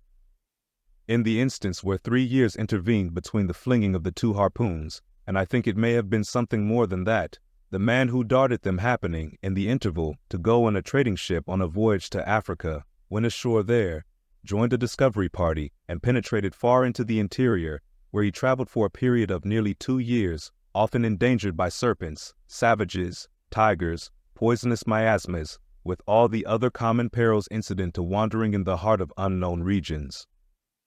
Meanwhile, the whale he had struck must also have been on its travels. No doubt it had thrice circumnavigated the globe, brushing with its flanks all the coasts of Africa, but to no purpose. This man and this whale again came together, and the one vanquished the other.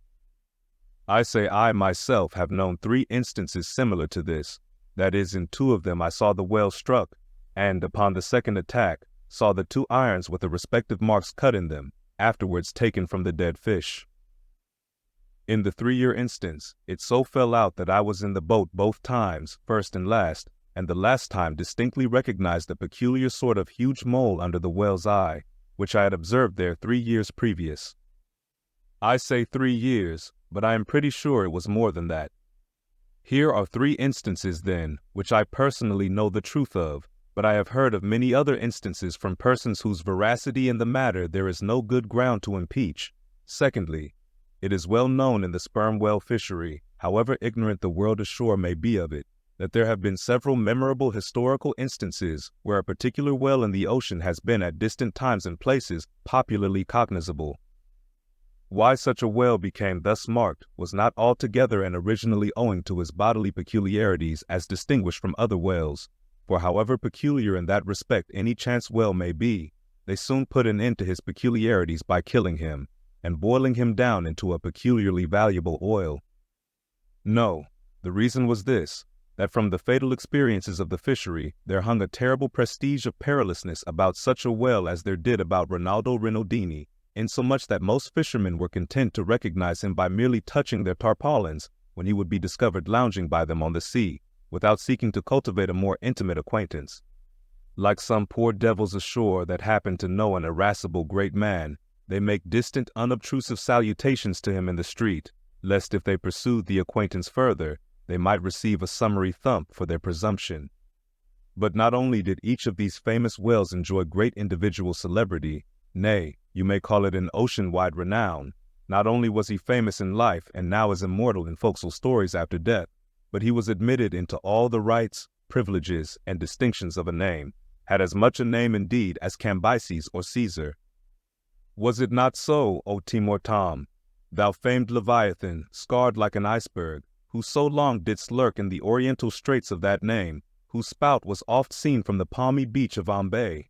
Was it not so, O New Zealand Jack, thou terror of all cruisers that crossed their wakes in the vicinity of the Tattoo Land? Was it not so, O Morkin, King of Japan, whose lofty jet they say at times assumed the semblance of a snow-white cross against the sky. Was it not so, O Don Miguel, thou Chilean whale, marked like an old tortoise with mystic hieroglyphics upon the back? In plain prose, here are 4 whales as well known to the students of cetacean history as Marius or Scylla to the classic scholar. But this is not all.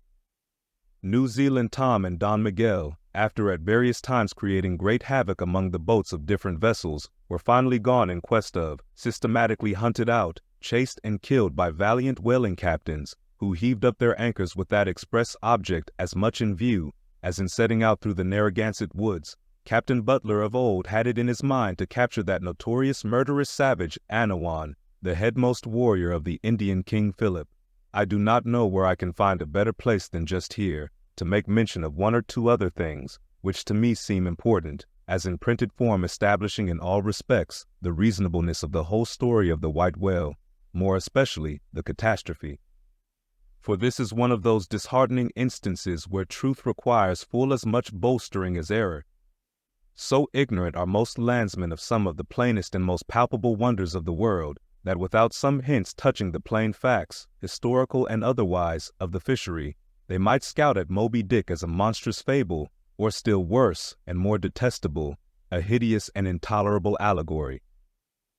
First, though most men have some vague, flitting ideas of the general perils of the grand fishery, yet they have nothing like a fixed, vivid conception of those perils, and the frequency with which they recur.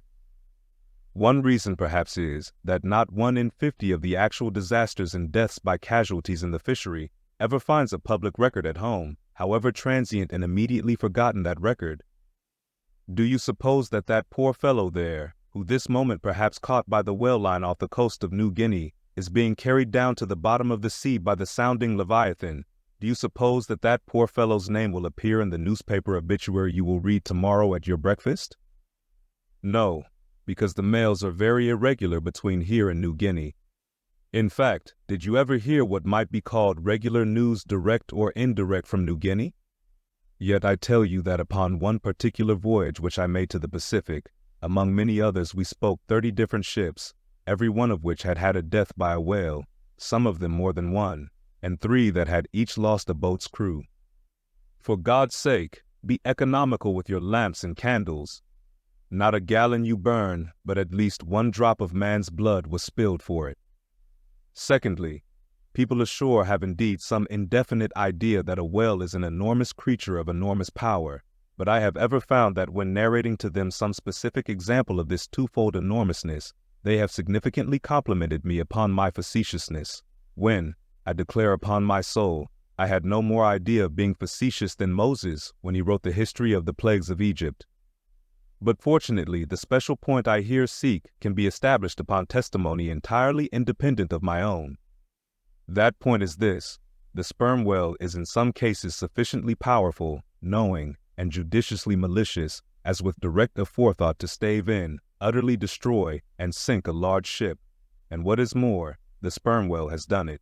First, in the year 1820, the ship Essex, Captain Pollard of Nantucket, was cruising in the Pacific Ocean.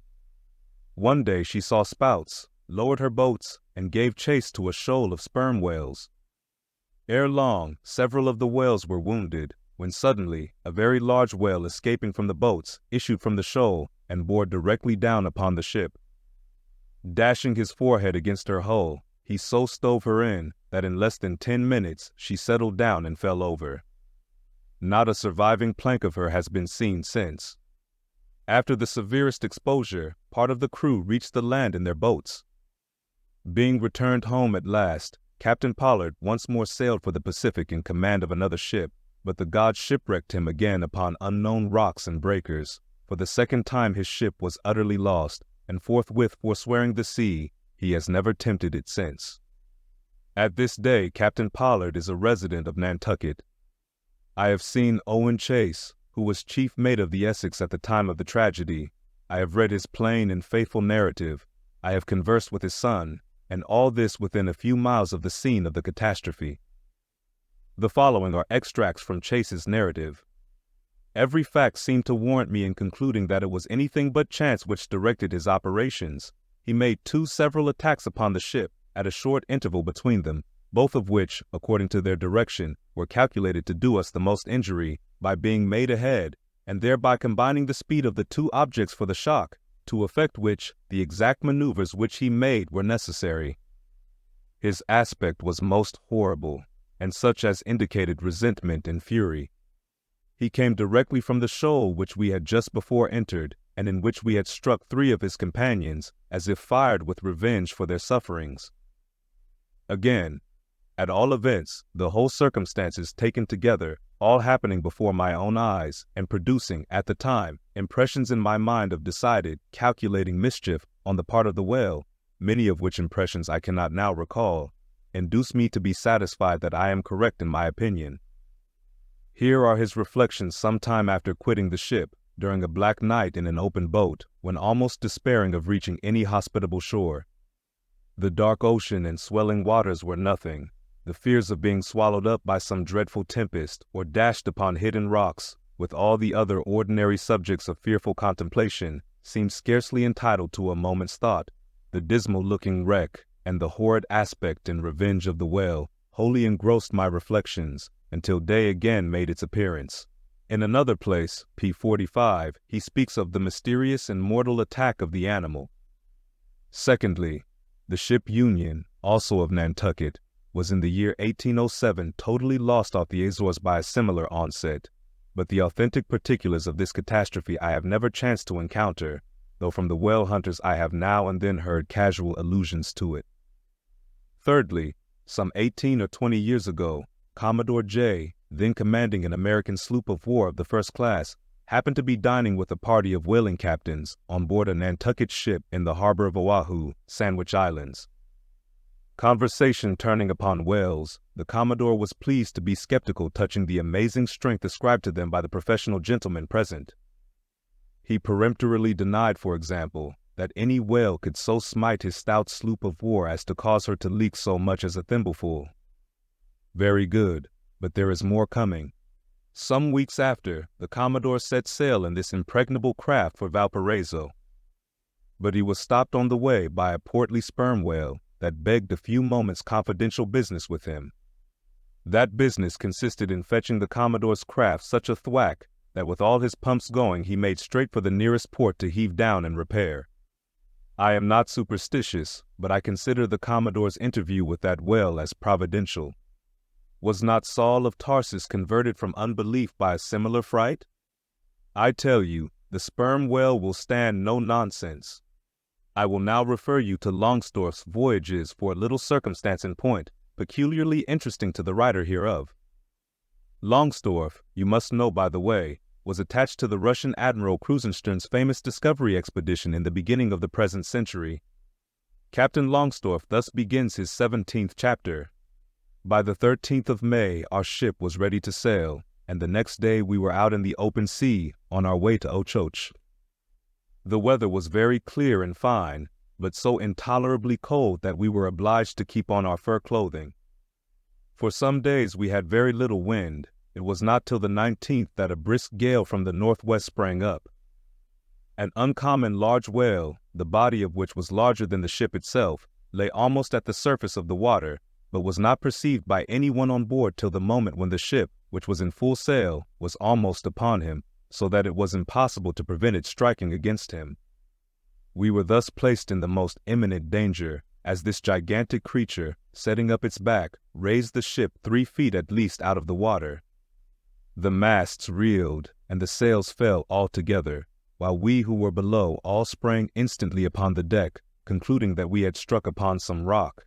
Instead of this, we saw the monster sailing off with the utmost gravity and solemnity. Captain De Wolf applied immediately to the pumps to examine whether or not the vessel had received any damage from the shock, but we found that very happily it had escaped entirely uninjured. Now, the Captain De Wolf here alluded to as commanding the ship in question is a New Englander who, after a long life of unusual adventures as a sea captain, this day resides in the village of Dorchester near Boston. I have the honor of being a nephew of his. I have particularly questioned him concerning this passage in Longsdorff. He substantiates every word. The ship, however, was by no means a large one, a Russian craft built on the Siberian coast and purchased by my uncle after bartering away the vessel in which he sailed from home. In that up-and-down manly book of old-fashioned adventure, so full, too, of honest wonders, the voyage of Lionel Wafer, one of Ancient Dampier's old chums, I found a little matter set down so like that just quoted from Longstorff that I cannot forbear inserting it here for a corroborative example, if such be needed. Lionel, it seems, was on his way to John Ferdinando, as he calls the modern Juan Fernandez. In our way thither, he says, about 4 o'clock in the morning, when we were about 150 leagues from the main of America, our ship felt a terrible shock, which put our men in such consternation that they could hardly tell where they were or what to think, but everyone began to prepare for death. And, indeed, the shock was so sudden and violent that we took it for granted the ship had struck against a rock, but when the amazement was a little over, we cast the lead and sounded, but found no ground. The suddenness of the shock made the guns leap in their carriages, and several of the men were shaken out of their hammocks. Captain Davis, who lay with his head on a gun, was thrown out of his cabin. Lionel then goes on to impute the shock to an earthquake, and seems to substantiate the imputation by stating that a great earthquake, somewhere about that time, did actually do great mischief along the Spanish land. But I should not much wonder if, in the darkness of that early hour of the morning, the shock was after all caused by an unseen whale vertically bumping the hull from beneath. I might proceed with several more examples, one way or another known to me, of the great power and malice at times of the sperm whale. In more than one instance, he has been known not only to chase the assailing boats back to their ships, but to pursue the ship itself, and long withstand all the lances hurled at him from its decks. The English ship Pussy Hall can tell a story on that head. And, as for his strength, let me say that there have been examples where the lines attached to a running sperm whale have, in a calm, been transferred to the ship and secured there, the whale towing her great hull through the water, as a horse walks off with a cart.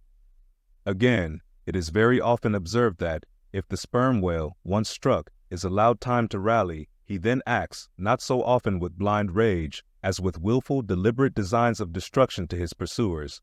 Nor is it without conveying some eloquent indication of his character, that upon being attacked he will frequently open his mouth and retain it in that dread expansion for several consecutive minutes. But I must be content with only one more and a concluding illustration, a remarkable and most significant one, by which you will not fail to see that not only is the most marvelous event in this book corroborated by plain facts of the present day, but that these marvels, like all marvels, are mere repetitions of the ages, so that for the millionth time we say Amen with Solomon, verily, there is nothing new under the sun. In the 6th Christian century lived Procopius, a Christian magistrate of Constantinople, in the days when Justinian was emperor and Belisarius general. As many know, he wrote the history of his own times, a work every way of uncommon value. By the best authorities, he has always been considered a most trustworthy and unexaggerating historian, except in some 1 or 2 particulars, not at all affecting the matter presently to be mentioned. Now, in this history of his, Procopius mentions that, during the term of his prefecture at Constantinople, a great sea monster was captured in the neighboring Propontis, or Sea of Marmara, after having destroyed vessels at intervals in those waters for a period of more than 50 years. A fact thus set down in substantial history cannot easily be gainsaid, nor is there any reason it should be. Of what precise species this sea monster was, is not mentioned. But as he destroyed ships, as well as for other reasons, he must have been a whale, and I am strongly inclined to think a sperm whale, and I will tell you why. For a long time I fancied that the sperm whale had been always unknown in the Mediterranean and the deep waters connecting with it. Even now I am certain that those seas are not, and perhaps never can be, in the present constitution of things, a place for his habitual gregarious resort. But further investigations have recently proved to me that in modern times there have been isolated instances of the presence of the sperm whale in the Mediterranean. I am told, on good authority, that on the Barbary coast, a Commodore Davis of the British Navy found the skeleton of a sperm whale. Now, as a vessel of war readily passes through the Dardanelles, hence a sperm whale could, by the same route, pass out of the Mediterranean into the Propontis. In the Propontis, as far as I can learn, none of that peculiar substance called brit is to be found, the aliment of the right whale. But I have every reason to believe that the food of the sperm whale, squid or cuttlefish, lurks at the bottom of that sea, because large creatures, but by no means the largest of that sort, have been found at its surface. If, then, you properly put these statements together and reason upon them a bit, you will clearly perceive that, according to all human reasoning, Procopius's sea monster, that for half a century stove the ships of a Roman emperor, must in all probability have been a sperm whale. Speed up your reading and enhance your memory with Moby Dick by your side. Choose the tactile joy of a physical book or the convenience of Kindle and discover a deeper way to dive into this classic. Pairing the audiobook with the text takes your understanding and retention to the next level. Ready to transform your literary experience?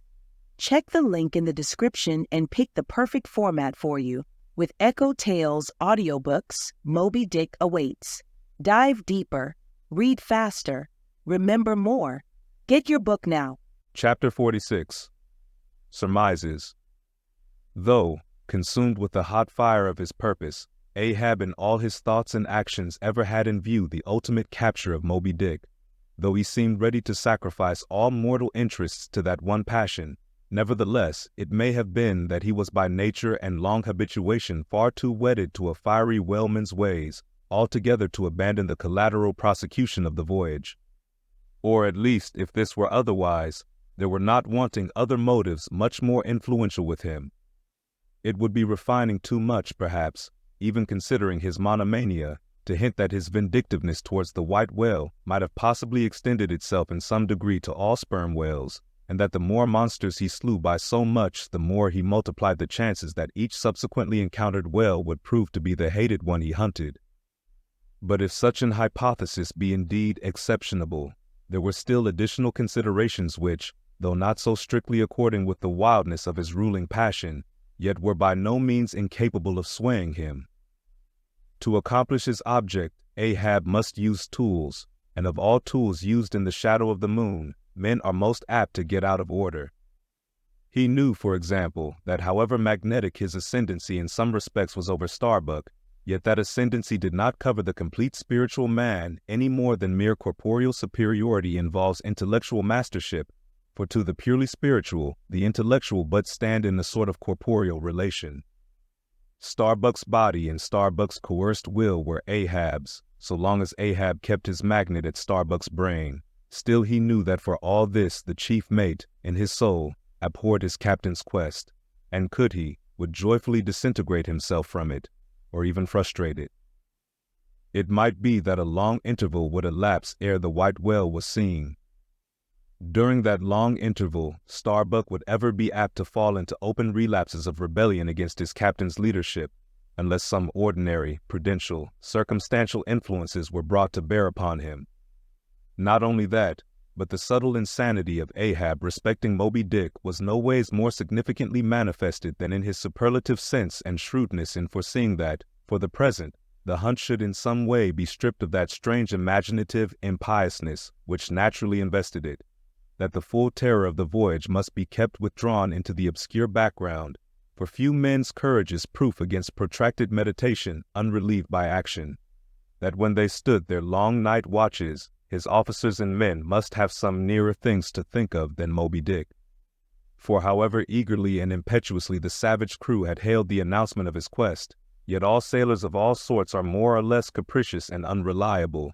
They live in the varying outer weather, and they inhale its fickleness, and when retained for any object remote and blank in the pursuit, however promissory of life and passion in the end, it is above all things requisite that temporary interests and employments should intervene and hold them healthily suspended for the final dash. Nor was Ahab unmindful of another thing. In times of strong emotion mankind disdain all base considerations, but such times are evanescent. The permanent constitutional condition of the manufactured man, thought Ahab, is sordidness. Granting that the white whale fully incites the hearts of this my savage crew, and playing round their savageness even breeds a certain generous knight-errantism in them, still, while for the love of it they give chase to Moby Dick, they must also have food for their more common, daily appetites. For even the high-lifted and chivalric crusaders of old times were not content to traverse 2,000 miles of land to fight for their holy sepulchre, without committing burglaries, picking pockets, and gaining other pious perquisites by the way.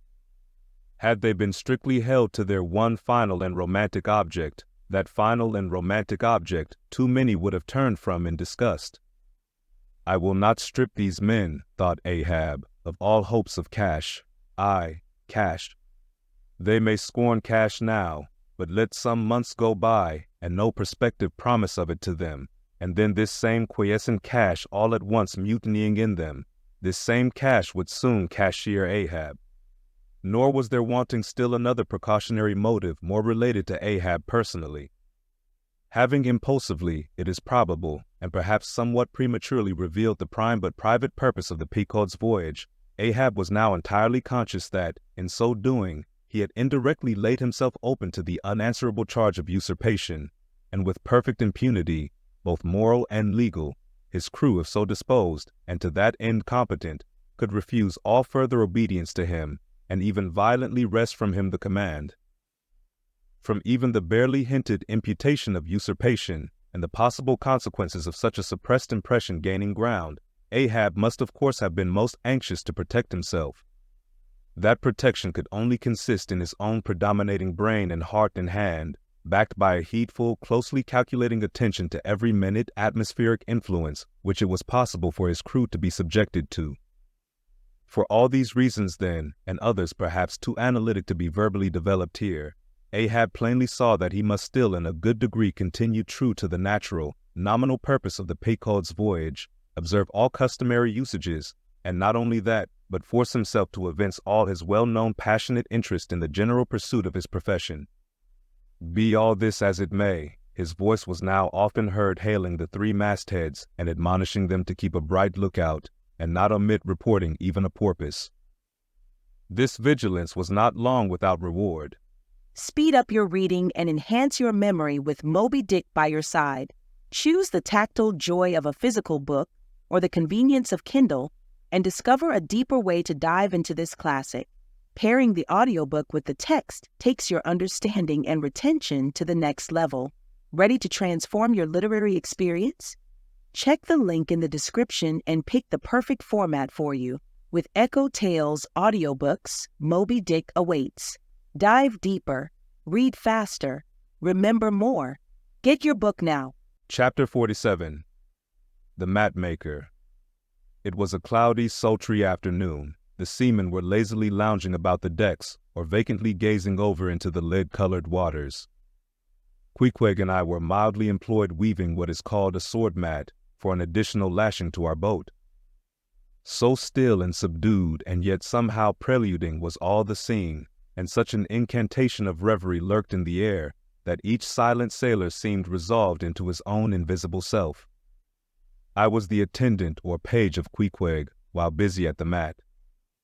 As I kept passing and repassing the filling or woof of marline between the long yarns of the warp, using my own hand for the shuttle, and as Pequod, standing sideways, ever and anon slid his heavy oaken sword between the threads, and idly looking off upon the water, carelessly and unthinkingly drove home every yarn. I say, so strange a dreaminess did there then reign all over the ship and all over the sea, only broken by the intermitting dull sound of the sword, that it seemed as if this were the loom of time, and I myself were a shuttle mechanically weaving and weaving away at the fates. There lay the fixed threads of the warp, subject to but one single, ever-returning, unchanging vibration, and that vibration merely enough to admit of the crosswise interblending of other threads with its own. This warp seemed necessity, and here, thought I, with my own hand I ply my own shuttle and weave my own destiny into these unalterable threads.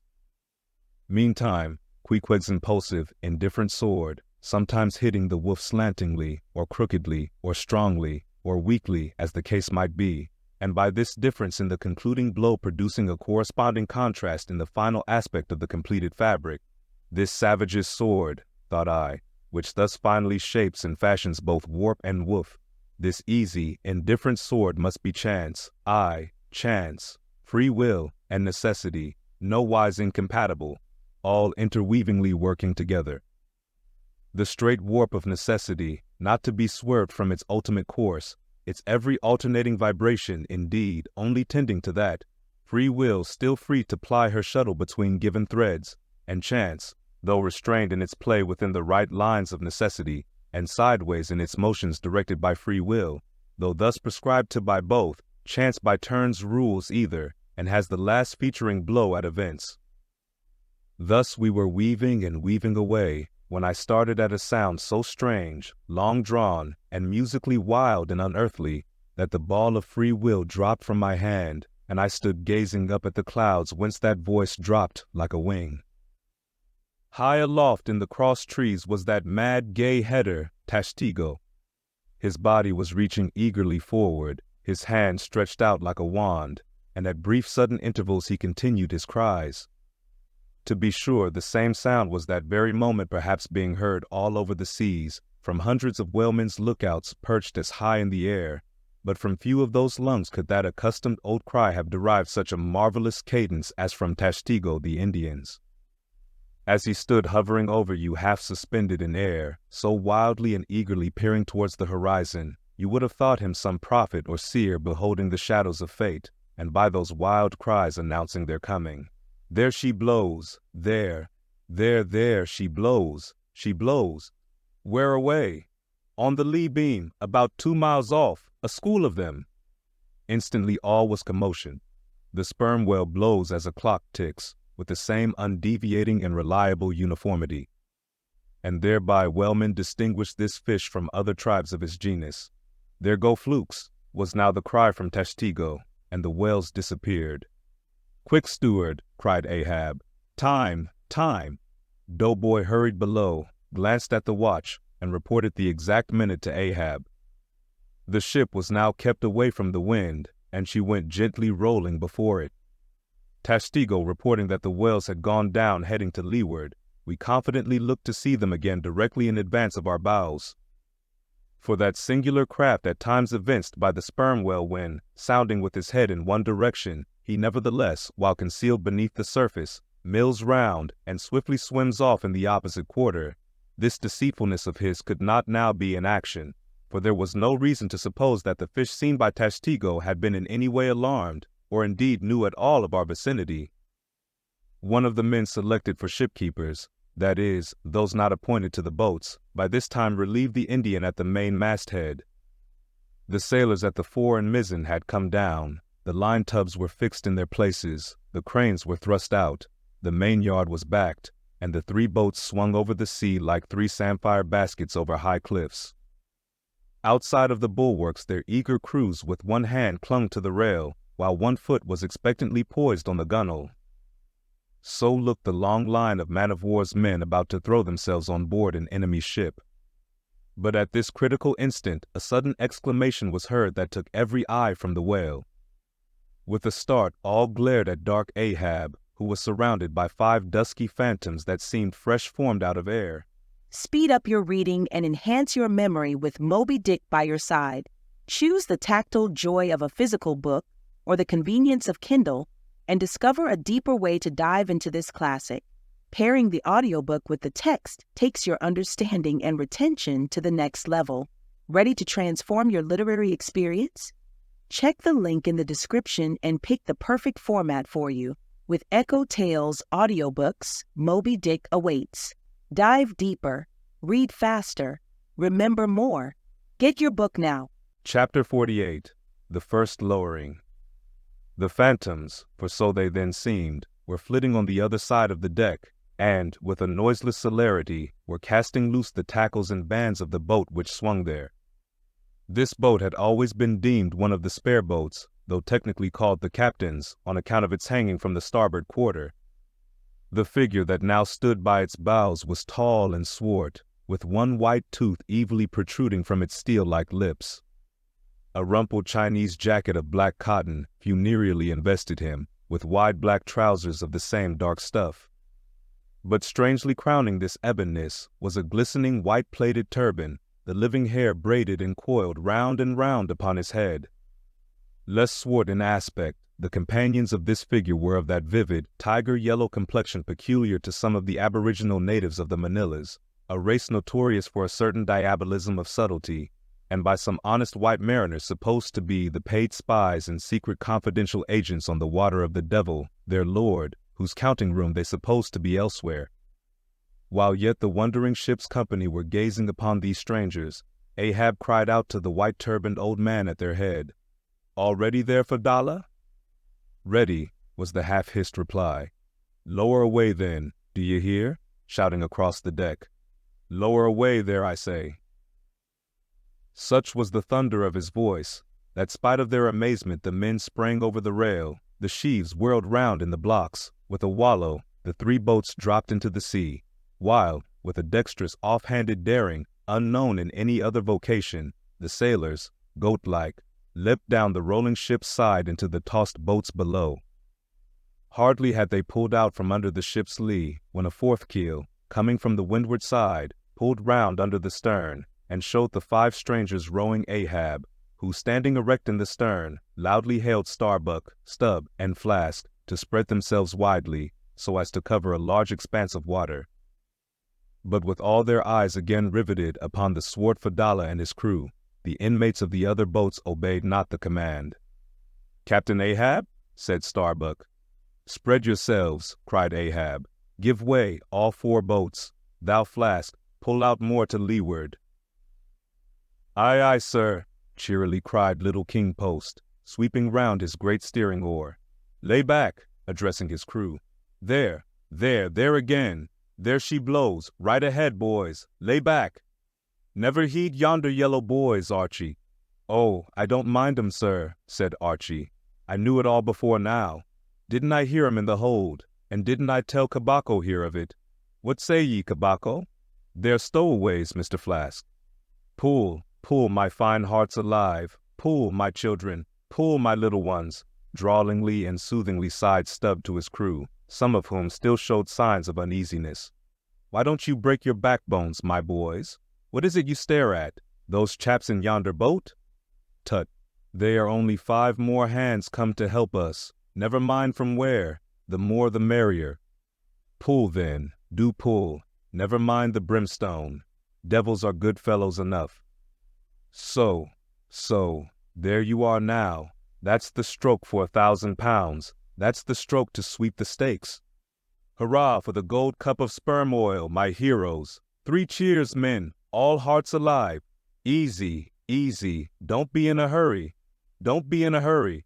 Why don't you snap your oars, you rascals? Bite something, you dogs. So, then. Softly, softly. That's it. Long and strong. Give way there, give way. The devil fetch ye, ye ragamuffin rapscallions. Ye are all asleep. Stop snoring, ye sleepers, and pull. Pull, will ye? Pull, can't ye? Pull, won't ye? Why in the name of gudgeons and ginger cakes don't ye pull? Pull and break something. Pull and start your eyes out. Here, whipping out the sharp knife from his girdle. Every mother's son of ye draw his knife, and pull with the blade between his teeth. That's it. Now ye do something. That looks like it, my steel bits. Start her, my silver spoons. Start her, marling spikes. Stubb's exordium to his crew is given here at large, because he had rather a peculiar way of talking to them in general, and especially in inculcating the religion of rowing. But you must not suppose from this specimen of his sermonizings that he ever flew into downright passions with his congregation. Not at all, and therein consisted his chief peculiarity. He would say the most terrific things to his crew in a tone so strangely compounded of fun and fury, and the fury seemed so calculated merely as a spice to the fun, that no oarsman could hear such queer invocations without pulling for dear life, and yet pulling for the mere joke of the thing. Besides, he all the time looked so easy and indolent himself, so loungingly managed his steering oar, and so broadly gaped, open-mouthed at times, that the mere sight of such a yawning commander, by sheer force of contrast, acted like a charm upon the crew. Then again, Stubb was one of those odd sort of humorists, whose jollity is sometimes so curiously ambiguous as to put all inferiors on their guard in the matter of obeying them. In obedience to a sign from Ahab, Starbuck was now pulling obliquely across Stubb's bow, and when for a minute or so the 2 boats were pretty near to each other, Stubb hailed the mate. Mr. Starbuck, larboard boat there, ahoy! A word with ye, sir, if ye please." "Halloa," returned Starbuck, turning round not a single inch as he spoke, still earnestly but whisperingly urging his crew, his face set like a flint from Stubbs. "What think ye of those yellow boys, sir? Smuggled on board somehow before the ship sailed. Strong, strong boys," in a whisper to his crew, then speaking out loud again. "A sad business, Mr. Stubb. Seethe her, my lads. But never mind, Mr. Stubb, all for the best. Let all your crew pull strong, come what will. Spring, my men, spring. There's hogsheads of sperm ahead, Mr. Stubb, and that's what ye came for. Pull, my boys. Sperm's the play. This at least is duty and profit hand in hand." "Aye, I thought as much," soliloquized Stubb, when the boats diverged. "As soon as I clapped eye on 'em, I thought so." "Aye, and that's what he went into the afterhold for, so often, as Doughboy long suspected. They were hidden down there. The white whale's at the bottom of it. Well, so be it. Can't be helped. All right, give way, men. It ain't the white whale today. Give way!" Now the advent of these outlandish strangers at such a critical instant as the lowering of the boats from the deck, this had not unreasonably awakened a sort of superstitious amazement in some of the ship's company, but Archie's fancied discovery having some time previous got abroad among them, though indeed not credited then, this had in some small measure prepared them for the event. It took off the extreme edge of their wonder, and so what with all this and Stubbs' confident way of accounting for their appearance, they were for the time freed from superstitious surmisings, though the affair still left abundant room for all manner of wild conjectures as to dark Ahab's precise agency in the matter from the beginning. For me, I silently recalled the mysterious shadows I had seen creeping on board the Pequod during the dim Nantucket dawn, as well as the enigmatical hintings of the unaccountable Elijah. Meantime, Ahab, out of hearing of his officers, having sighted the furthest to windward, was still ranging ahead of the other boats, a circumstance bespeaking how potent a crew was pulling him. Those tiger-yellow creatures of his seemed all steel and whalebone. Like 5-trip hammers they rose and fell with regular strokes of strength, which periodically started the boat along the water like a horizontal burst boiler out of a Mississippi steamer. As for Fadalla, who was seen pulling the harpooner oar, he had thrown aside his black jacket and displayed his naked chest with the whole part of his body above the gunwale, clearly cut against the alternating depressions of the watery horizon, while at the other end of the boat, Ahab, with one arm, like a fencer's, thrown half backward into the air, as if to counterbalance any tendency to trip. Ahab was seen steadily managing his steering oar as in 1,000 boat lowerings ere the white whale had torn him. All at once the outstretched arm gave a peculiar motion and then remained fixed, while the boat's 5 oars were seen simultaneously peaked. Boat and crew sat motionless on the sea. Instantly, the 3 spread boats in the rear paused on their way. The whales had irregularly settled bodily down into the blue, thus giving no distantly discernible token of the movement, though from his closer vicinity Ahab had observed it. "Every man look out along his oars," cried Starbuck. "Thou, Queequeg, stand up." Nimbly springing up on the triangular raised box in the bow, the savage stood erect there, and with intensely eager eyes gazed off towards the spot where the chase had last been descried. Likewise upon the extreme stern of the boat, where it was also triangularly platformed level with the gunwale, Starbuck himself was seen coolly and adroitly balancing himself to the jerking tossings of his chip of a craft, and silently eyeing the vast blue eye of the sea. Not very far distant Flask's boat was also lying breathlessly still, its commander recklessly standing upon the top of the loggerhead, a stout sort of post rooted in the keel, and rising some 2 feet above the level of the stern platform. It is used for catching turns with the whale line. Its top is not more spacious than the palm of a man's hand, and standing upon such a base as that, Flask seemed perched at the masthead of some ship which had sunk to all but her trucks. But Little King Post was small and short, and at the same time Little King Post was full of a large and tall ambition, so that this loggerhead standpoint of his did by no means satisfy King Post. "I can't see 3 seas off," Tip us up an oar there, and let me on to that." Upon this, Daggoo, with either hand upon the gunwale to steady his way, swiftly slid aft, and then erecting himself volunteered his lofty shoulders for a pedestal. "Good a masthead as any, sir. Will you mount?" "That I will, and thank ye very much, my fine fellow, only I wish you 50 feet taller." Whereupon, planting his feet firmly against two opposite planks of the boat, the gigantic Negro, stooping a little, presented his flat palm to Flask's foot, and then putting Flask's hand on his hearse-plumed head, and bidding him spring as he himself should toss, with one dexterous fling, landed the little man high and dry on his shoulders. And here was Flask now standing, Daggoo with one lifted arm furnishing him with a breastband to lean against and steady himself by. At any time it is a strange sight to the tyro to see with what wondrous habitude of unconscious skill the whaleman will maintain an erect posture in his boat, even when pitched about by the most riotously perverse and cross-running seas. Still more strange to see him giddily perched upon the loggerhead itself, under such circumstances. But the sight of little Flask mounted upon gigantic Daggoo was yet more curious, for sustaining himself with a cool, indifferent, easy, unthought-of, barbaric majesty, the noble Negro to every roll of the sea harmoniously rolled his fine form. On his broad back, flaxen-haired Flask seemed a snowflake. The bearer looked nobler than the rider. Though truly vivacious, tumultuous, ostentatious little Flask would now and then stamp with impatience, but not one added heave did he thereby give to the Negro's lordly chest. So have I seen passion and vanity stamping the living magnanimous earth, but the earth did not alter her tides and her seasons for that. Meanwhile, Stubb, the third mate, betrayed no such far-gazing solicitudes.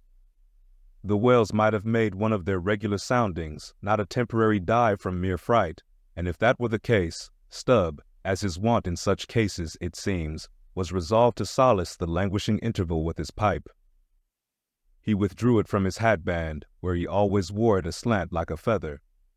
He loaded it, and rammed home the loading with his thumb end, but hardly had he ignited his match across the rough sandpaper of his hand, when Tashtego, his harpooner, whose eyes had been setting to windward like two fixed stars, suddenly dropped like light from his erect attitude to his seat, crying out in a quick frenzy of hurry, "Down, down all, and give way! There they are!" To a landsman, no whale, nor any sign of a herring, would have been visible at that moment, nothing but a troubled bit of greenish-white water, and thin scattered puffs of vapor hovering over it, and suffusingly blowing off to leeward, like the confused scud from white rolling billows. The air around suddenly vibrated and tingled, as it were, like the air over intensely heated plates of iron. Beneath this atmospheric waving and curling, and partially beneath a thin layer of water, also, the whales were swimming. Seen in advance of all the other indications, the puffs of vapor they spouted seemed their forerunning couriers and detached flying outriders. All four boats were now in keen pursuit of that one spot of troubled water and air. But it bade fair to outstrip them.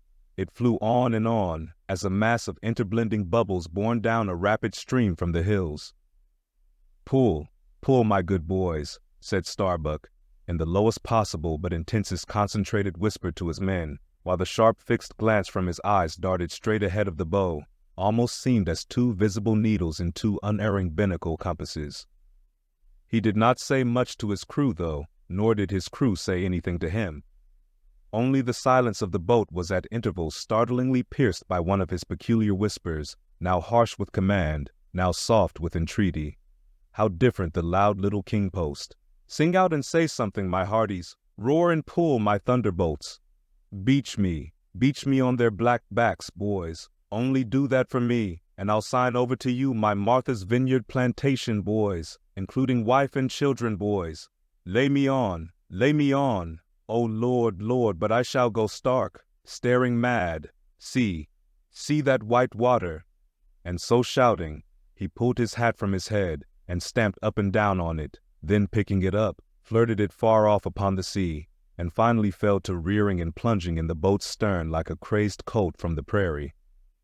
"Look at that chap now," philosophically drawled Stubb, who, with his unlighted short pipe, mechanically retained between his teeth, at a short distance, followed after. "He's got fits, that Flask has." "Fits?" "Yes, give him fits, that's the very word. Pitch fits into 'em. Merrily, merrily, hearts alive, pudding for supper, you know. Merry's the word. Pull, babes, pull, sucklings, pull all. But what the devil are you hurrying about? Softly, softly, and steadily, my men. Only pull and keep pulling, nothing more. Crack all your backbones and bite your knives in two, that's all. Take it easy. Why don't ye take it easy, I say, and burst all your livers and lungs?" But what it was that inscrutable Ahab said to that tiger-yellow crew of his, these were words best omitted here, for you live under the blessed light of the evangelical land. Only the infidel sharks in the audacious seas may give ear to such words, when, with tornado brow and eyes of red murder and foam-glued lips, Ahab leaped after his prey. Meanwhile, all the boats tore on. The repeated specific allusions of Flask to that whale, as he called the fictitious monster which he declared to be incessantly tantalizing his boat's bow with its tail, these allusions of his were at times so vivid and lifelike that they would cause some one or two of his men to snatch a fearful look over the shoulder. But this was against all rule, for the oarsmen must put out their eyes and ram a skewer through their necks, usage pronouncing that they must have no organs but ears and no limbs but arms in these critical moments. It was a sight full of quick wonder and awe. The vast swells of the omnipotent sea, the surging, hollow roar they made as they rolled along the 8 gunwales like gigantic bowls in a boundless bowling green, the brief suspended agony of the boat as it would tip for an instant on the knife-like edge of the sharper waves that almost seemed threatening to cut it in two, the sudden profound dip into the watery glens and hollows, the keen spurrings and goadings to gain the top of the opposite hill, the headlong sled-like slide down its other side, all these, with the cries of the headsmen and harpooneers, and the shuddering gasps of the oarsmen, with the wondrous sight of the ivory Pequod bearing down upon her boats with outstretched sails, like a wild hen after her screaming brood, all this was thrilling. Not the raw recruit, marching from the bosom of his wife into the fever heat of his first battle, not the dead man's ghost encountering the first unknown phantom in the other world. Neither of these can feel stranger and stronger emotions than that man does, who for the first time finds himself pulling into the charmed, churned circle of the hunted sperm whale. The dancing white water made by the chase was now becoming more and more visible, owing to the increasing darkness of the dun cloud shadows flung upon the sea. The jets of vapor no longer blended, but tilted everywhere to right and left. The whales seemed separating their wakes. The boats were pulled more apart, Starbuck giving chase to 3 whales running dead to leeward. Our sail was now set, and with the still rising wind, we rushed along, the boat going with such madness through the water that the lee oars could scarcely be worked rapidly enough to escape being torn from the rowlocks. Soon we were running through a suffusing wide veil of mist, neither ship nor boat to be seen. "Give way, men," whispered Starbuck, drawing still further aft the sheet of his sail. "There is time to kill a fish yet before the squall comes. There's white water again, close to, spring." Soon after, 2 cries in quick succession on each side of us denoted that the other boats had got fast, but hardly were they overheard, when with a lightning-like hurtling whisper Starbuck said, "Stand up," and Queequeg, harpoon in hand, sprang to his feet. Though not one of the oarsmen was then facing the life-and-death peril so close to them ahead, yet with their eyes on the intense countenance of the mate in the stern of the boat, they knew that the imminent instant had come. They heard, too, an enormous wallowing sound as of 50 elephants stirring in their litter. Meanwhile, the boat was still booming through the mist, the waves curling and hissing around us like the erected crests of enraged serpents. "That's his hump. There, give it to him," whispered Starbuck. A short rushing sound leapt out of the boat. It was the darted iron of Queequeg. Then, all in one welded commotion came an invisible push from astern, while forward the boat seemed striking on a ledge. The sail collapsed and exploded. A gush of scalding vapor shot up nearby. Something rolled and tumbled like an earthquake beneath us. The whole crew were half suffocated as they were tossed helter-skelter into the white curdling cream of the squall. Squall, whale, and harpoon had all blended together, and the whale, merely grazed by the iron, escaped. Though completely swamped, the boat was nearly unharmed. Swimming round it, we picked up the floating oars, and lashing them across the gunwale, tumbled back to our places. There we sat up to our knees in the sea, the water covering every rib and plank, so that to our downward-gazing eyes the suspended craft seemed a coral boat grown up to us from the bottom of the ocean. The wind increased to a howl, the waves dashed their bucklers together, the whole squall roared, forked, and crackled around us like a white fire upon the prairie, in which, unconsumed, we were burning, immortal in these jaws of death. In vain we hailed the other boats, as well roar to the live coals down the chimney of a flaming furnace as hailed those boats in that storm. Meanwhile the driving scud, rack, and mist grew darker with the shadows of night. No sign of the ship could be seen. The rising sea forbade all attempts to bail out the boat. The oars were useless as propellers, performing now the office of life preservers. So, cutting the lashing of the waterproof match keg, after many failures, Starbuck contrived to ignite the lamp in the lantern, then stretching it on a waif pole, handed it to Queequeg as the standard-bearer of this forlorn hope. There, then, he sat, holding up that imbecile candle in the heart of that almighty forlornness. There, then, he sat, the sign and symbol of a man without faith, hopelessly holding up hope in the midst of despair. Wet, drenched through, and shivering cold, despairing of ship or boat, we lifted up our eyes as the dawn came on. The mist still spread over the sea. The empty lantern lay crushed in the bottom of the boat.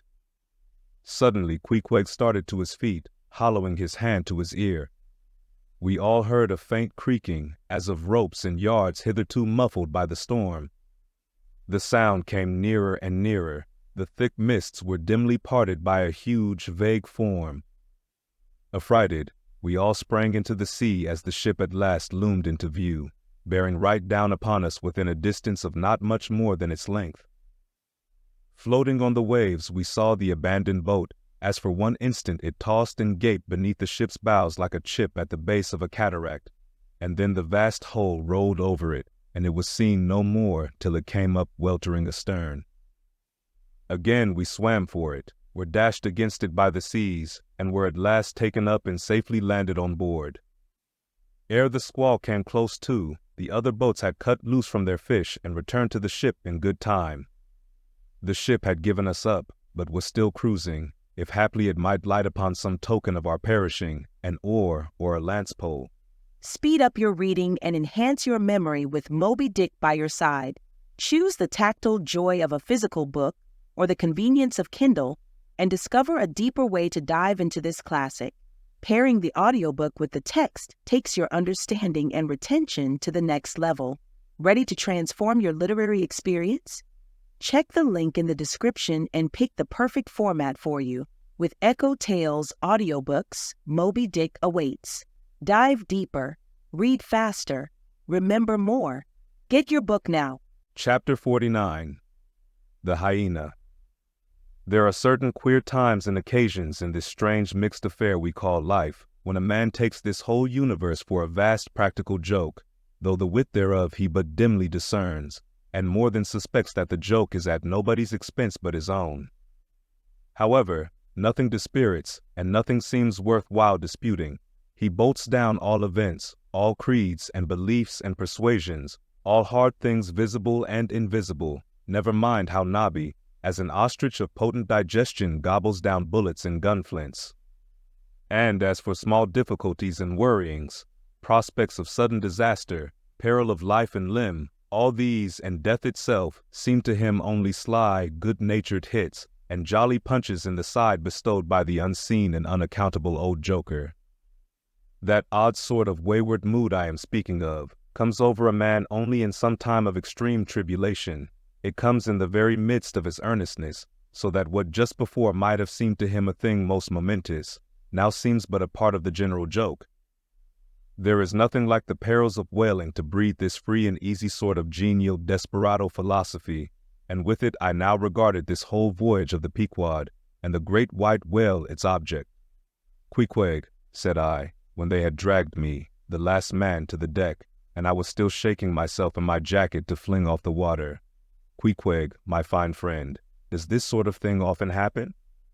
Without much emotion, though soaked through just like me, he gave me to understand that such things did often happen. Mr. Stubb, said I, turning to that worthy, who, buttoned up in his oil jacket, was now calmly smoking his pipe in the rain. Mr. Stubb, I think I have heard you say that of all whalemen you ever met, our chief mate, Mr. Starbuck, is by far the most careful and prudent.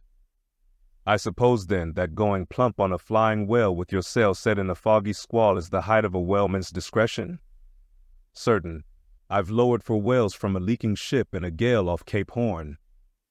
Mr. Flask, said I, turning to little King Post, who was standing close by, you are experienced in these things, and I am not. Will you tell me whether it is an unalterable law in this fishery, Mr. Flask, for an oarsman to break his own back, pulling himself back foremost into death's jaws? Can't you twist that smaller? Said Flask. Yes, that's the law. I should like to see a boat's crew backing water up to a whale face foremost. Ha ha! The whale would give them squint for squint, mind that. Here then, from 3 impartial witnesses, I had a deliberate statement of the entire case. Considering, therefore, that squalls and capsizings in the water and consequent bivouacs on the deep were matters of common occurrence in this kind of life, considering that at the superlatively critical instant of going on to the whale, I must resign my life into the hands of him who steered the boat, oftentimes a fellow who at that very moment is in his impetuousness upon the point of scuttling the craft with his own frantic stampings, considering that the particular disaster to our own particular boat was chiefly to be imputed to Starbuck's driving on to his well almost in the teeth of a squall, and considering that Starbuck, notwithstanding, was famous for his great heedfulness in the fishery, considering that I belonged to this uncommonly prudent Starbuck's boat, and finally considering in what a devil's chase I was implicated, touching the white whale, taking all things together, I say, I thought I might as well go below and make a rough draft of my will. Pequod, said I, come along. You shall be my lawyer, executor, and legatee. It may seem strange that of all men sailors should be tinkering at their last wills and testaments, but there are no people in the world more fond of that diversion. This was the 4th time in my nautical life that I had done the same thing. After the ceremony was concluded upon the present occasion, I felt all the easier. A stone was rolled away from my heart. Besides, all the days I should now live would be as good as the days that Lazarus lived after his resurrection, a supplementary clean gain of so many months or weeks as the case might be. I survived myself. My death and burial were locked up in my chest. I looked round me tranquilly and contentedly, like a quiet ghost with a clean conscience sitting inside the bars of a snug family vault. Now then, thought I, unconsciously rolling up the sleeves of my frock, here goes for a cool, collected dive at death and destruction, and the devil fetch the hindmost. Speed up your reading and enhance your memory with Moby Dick by your side. Choose the tactile joy of a physical book or the convenience of Kindle and discover a deeper way to dive into this classic. Pairing the audiobook with the text takes your understanding and retention to the next level. Ready to transform your literary experience? Check the link in the description and pick the perfect format for you. With EchoTales Audiobooks, Moby Dick awaits. Dive deeper, read faster, remember more. Get your book now. Chapter 50, Ahab's Boat and Crew. Fadala. Who would have thought it, Flask? Cried Stubb.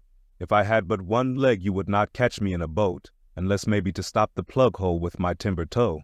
Oh, he's a wonderful old man. I don't think it's so strange after all, on that account, said Flask. If his leg were off at the hip, now, it would be a different thing.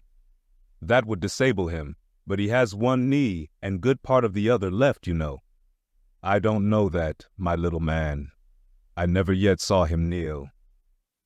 Among well-wise people it has often been argued whether, considering the paramount importance of his life to the success of the voyage, it is right for a whaling captain to jeopardize that life in the active perils of the chase. So Tamerlane's soldiers often argued with tears in their eyes whether that invaluable life of his ought to be carried into the thickest of the fight. But with Ahab, the question assumed a modified aspect. considering that with 2 legs man is but a hobbling wight in all times of danger, considering that the pursuit of whales is always under great and extraordinary difficulties, that every individual moment, indeed, then comprises a peril. Under these circumstances, is it wise for any maimed man to enter a whaleboat in the hunt? As a general thing, the joint owners of the Pequod must have plainly thought not.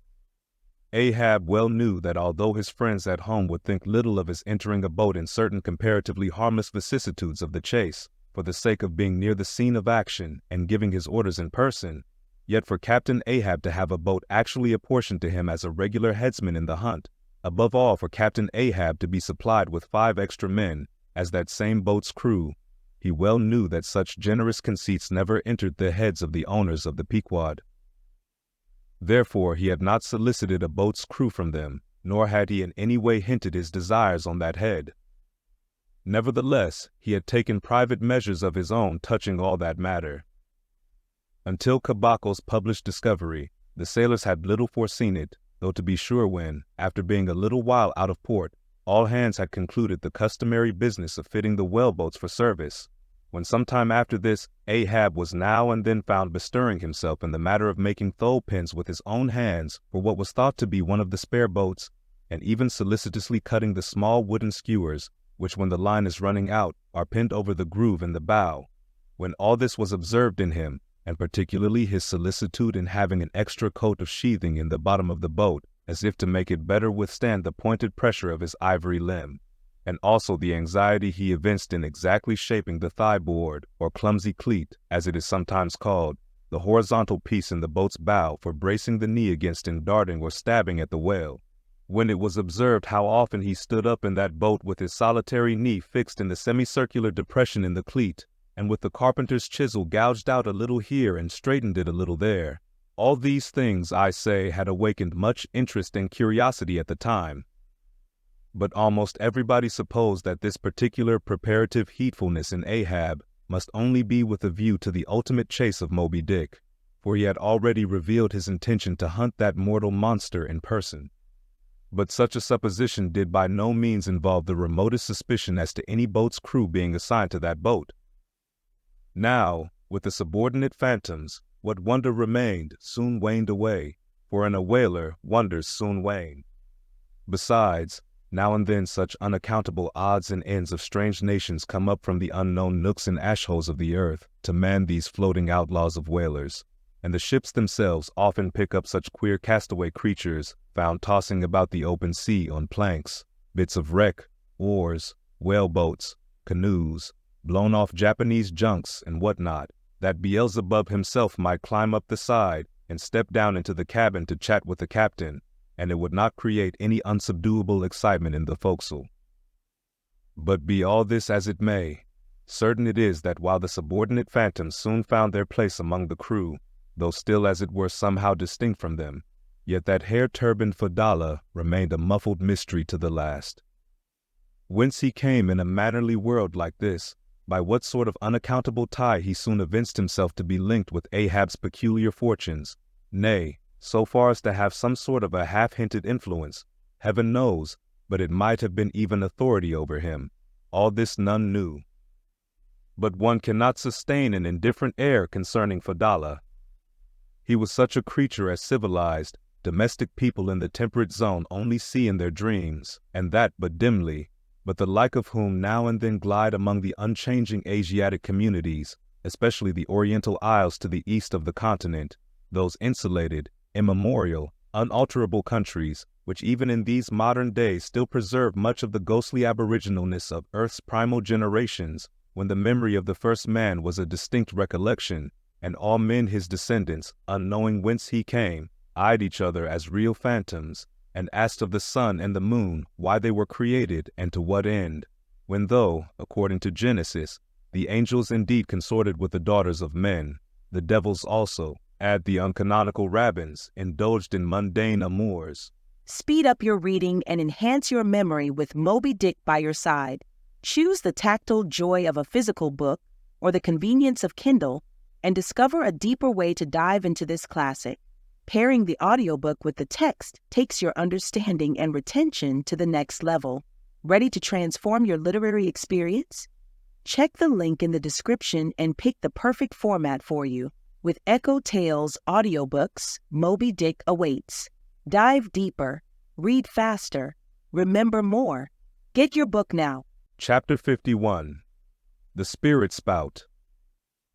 Days, weeks passed, and under easy sail, the ivory Pequod had slowly swept across 4 several cruising grounds, that off the Azores, off the Cape de Verdes, on the Plate, so-called, being off the mouth of the Rio de la Plata, and the Caro ground, an unstaked, watery locality, southerly from St. Helena. It was while gliding through these latter waters that one serene and moonlight night, when all the waves rolled by like scrolls of silver, and by their soft, suffusing seethings, made what seemed a silvery silence, not a solitude. On such a silent night, a silvery jet was seen far in advance of the white bubbles at the bow. Lit up by the moon, it looked celestial, seemed some plumed and glittering god uprising from the sea. Fadala first described this jet, for of these moonlight nights it was his wont to mount to the main masthead and stand a lookout there with the same precision as if it had been day. And yet, though herds of whales were seen by night, not one whaleman in 100 would venture a lowering for them. You may think with what emotions, then, the seaman beheld this old Oriental perched aloft at such unusual hours, his turban and the moon, companions in one sky. But when, after spending his uniform interval there for several successive nights without uttering a single sound, when, after all this silence, his unearthly voice was heard announcing that silvery, moonlit jet, every reclining mariner started to his feet as if some winged spirit had lighted in the rigging and hailed the mortal crew. There she blows. Had the trump of judgment blown, they could not have quivered more, yet still they felt no terror, rather pleasure. For though it was a most unwonted hour, yet so impressive was the cry, and so deliriously exciting, that almost every soul on board instinctively desired a lowering. Walking the deck with quick, side-lunging strides, Ahab commanded the gallant sails and royals to be set, and every stunsail spread. The best man in the ship must take the helm. Then, with every masthead manned, the piled-up craft rolled down before the wind. The strange, upheaving, lifting tendency of the taffrail breeze filling the hollows of so many sails made the buoyant, hovering deck to feel like air beneath the feet, while still she rushed along, as if 2 antagonistic influences were struggling in her, one to mount direct to heaven, the other to drive youngly to some horizontal goal. And had you watched Ahab's face that night, you would have thought that in him also 2 different things were warring. While his one-lived leg made lively echoes along the deck, every stroke of his dead limb sounded like a coffin tap. On life and death this old man walked. But though the ship so swiftly sped, and though from every eye, like arrows, the eager glances shot, yet the silvery jet was no more seen that night. Every sailor swore he saw it once, but not a second time. This midnight spout had almost grown a forgotten thing, when, some days after, lo, at the same silent hour, it was again announced.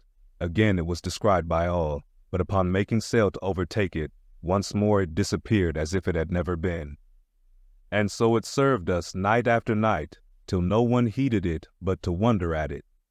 Mysteriously jetted into the clear moonlight, or starlight, as the case might be, disappearing again for one whole day, or 2 days, or 3, and somehow seeming at every distinct repetition to be advancing still further and further in our van, this solitary jet seemed forever alluring us on. Nor with the immemorial superstition of their race, and in accordance with the preternaturalness, as it seemed, which in many things invested the Pequod, were there wanting some of the seamen who swore that whenever and wherever descried, at however remote times, or in however far apart latitudes and longitudes, that unerrable spout was cast by one self-same whale, and that whale, Moby Dick. For a time, there reigned, too, a sense of peculiar dread at this flitting apparition, as if it were treacherously beckoning us on, in order that the monster might turn round upon us, and rend us at last in the remotest and most savage seas. These temporary apprehensions, so vague but so awful, derived a wondrous potency from the contrasting serenity of the weather, in which, beneath all its blue blandness, some thought there lurked a devilish charm, as for days and days we voyaged along, through seas so wearily, lonesomely mild, that all space, in repugnance to our vengeful errand, seemed vacating itself of life before our urn-like prow. But, at last, when turning to the eastward, the Cape winds began howling around us, and we rose and fell upon the long, troubled seas that are there, when the ivory-tusked Pequod sharply bowed to the blast, and gored the dark waves in her madness, till, like showers of silver chips, the foam flakes flew over her bulwarks.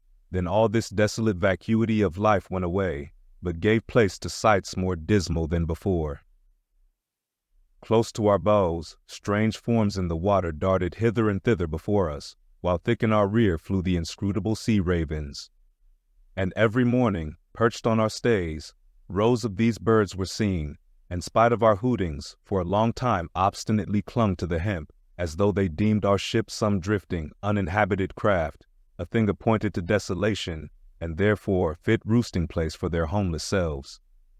And heaved, still unrestingly heaved the black sea, as if its vast tides were a conscience, and the great mundane soul were in anguish and remorse for the long sin and suffering it had bred. Cape of Good Hope, do they call ye? Rather Cape Tormentoso, as called of yore, for long allured by the perfidious silences that before had attended us, we found ourselves launched into this tormented sea, where guilty beings transformed into those fowls and these fish seemed condemned to swim on everlastingly without any haven in store, or beat that black air without any horizon. But calm, snow-white, and unvarying, still directing its fountain of feathers to the sky, still beckoning us on from before, the solitary jet would at times be descried. During all this blackness of the elements, Ahab, though assuming for the time the almost continual command of the drenched and dangerous deck, manifested the gloomiest reserve, and more seldom than ever addressed his mates. In tempestuous times like these, after everything above and aloft has been secured, nothing more can be done but passively to await the issue of the gale. Then captain and crew become practical fatalists. So, with his ivory leg inserted into its accustomed hole, and with one hand firmly grasping a shroud, Ahab for hours and hours would stand gazing dead to windward, while an occasional squall of sleet or snow would all but congeal his very eyelashes together. Meantime, the crew, driven from the forward part of the ship by the perilous seas that burstingly broke over its bows, stood in a line along the bulwarks in the waist, and the better to guard against the leaping waves, each man had slipped himself into a sort of bowline secured to the rail, in which he swung as in a loosened belt. Few or no words were spoken, and the silent ship, as if manned by painted sailors in wax, day after day tore on through all the swift madness and gladness of the demoniac waves. By night the same muteness of humanity before the shrieks of the ocean prevailed. Still in silence the men swung in the bowlines. Still wordless Ahab stood up to the blast. Even when wearied nature seemed demanding repose, he would not seek that repose in his hammock. Never could Starbuck forget the old man's aspect, when one night going down into the cabin to mark how the barometer stood, he saw him with closed eyes sitting straight in his floor-screwed chair, the rain and half-melted sleet of the storm, from which he had some time before emerged, still slowly dripping from the unremoved hat and coat. On the table beside him lay unrolled one of those charts of tides and currents which have previously been spoken of. His lantern swung from his tightly clenched hand. Though the body was erect, the head was thrown back so that the closed eyes were pointed towards the needle of the telltale that swung from a beam in the ceiling. The cabin compass is called the telltale, because without going to the compass at the helm, the captain, while below, can inform himself of the course of the ship. Terrible old man, thought Starbuck with a shudder, sleeping in this gale, still thou steadfastly eyest thy purpose. Speed up your reading and enhance your memory with Moby Dick by your side. Choose the tactile joy of a physical book or the convenience of Kindle and discover a deeper way to dive into this classic. Pairing the audiobook with the text takes your understanding and retention to the next level. Ready to transform your literary experience? Check the link in the description and pick the perfect format for you. With EchoTales Audiobooks, Moby Dick awaits. Dive deeper, read faster, remember more. Get your book now. Chapter 52, The Albatross. Southeastward from the Cape, off the distant Crozettes, a good cruising ground for right whalemen, a sail loomed ahead, the Gawney, Albatross by name. As she slowly drew nigh from my lofty perch at the fore-masthead, I had a good view of that sight so remarkable to a tyro in the far ocean fisheries, a whaler at sea, and long absent from home. As if the waves had been fullers, this craft was bleached like the skeleton of a stranded walrus. All down her sides, this spectral appearance was traced with long channels of reddened rust, while all her spars and her rigging were like the thick branches of trees furred over with hoarfrost. Only her lower sails were set. A wild sight it was to see her long-bearded lookouts at those three mastheads. They seemed clad in the skins of beasts, so torn and bepatched the raiment that had survived nearly 4 years of cruising.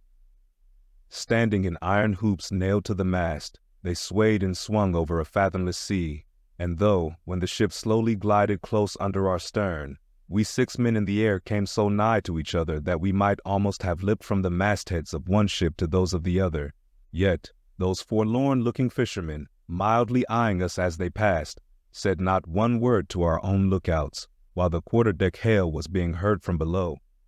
"Ship ahoy! Have ye seen the white whale?" But as the strange captain, leaning over the pallid bulwarks, was in the act of putting his trumpet to his mouth, it somehow fell from his hand into the sea, and the wind now rising amain, he in vain strove to make himself heard without it. Meantime his ship was still increasing the distance between, while in various silent ways the seamen of the Pequod were evincing their observance of this ominous incident at the first mere mention of the white whale's name to another ship. Ahab for a moment paused. It almost seemed as though he would have lowered a boat to board the stranger, had not the threatening wind forbade. But taking advantage of his windward position, he again seized his trumpet, and knowing by her aspect that the stranger vessel was a Nantucketer, and shortly bound home, he loudly hailed, "Ahoy there! This is the Pequod, bound round the world. Tell them to address all future letters to the Pacific Ocean. And this time 3 years, if I am not at home, tell them to address them too." At that moment the 2 wakes were fairly crossed, and instantly then, in accordance with their singular ways, shoals of small harmless fish, that for some days before had been placidly swimming by our side, darted away with what seemed shuddering fins, and ranged themselves fore and aft with the stranger's flanks. Though in the course of his continual voyagings, Ahab must often before have noticed a similar sight, yet to any monomaniac man, the veriest trifles capriciously carry meanings. "Swim away from me, do ye?" murmured Ahab, gazing over into the water.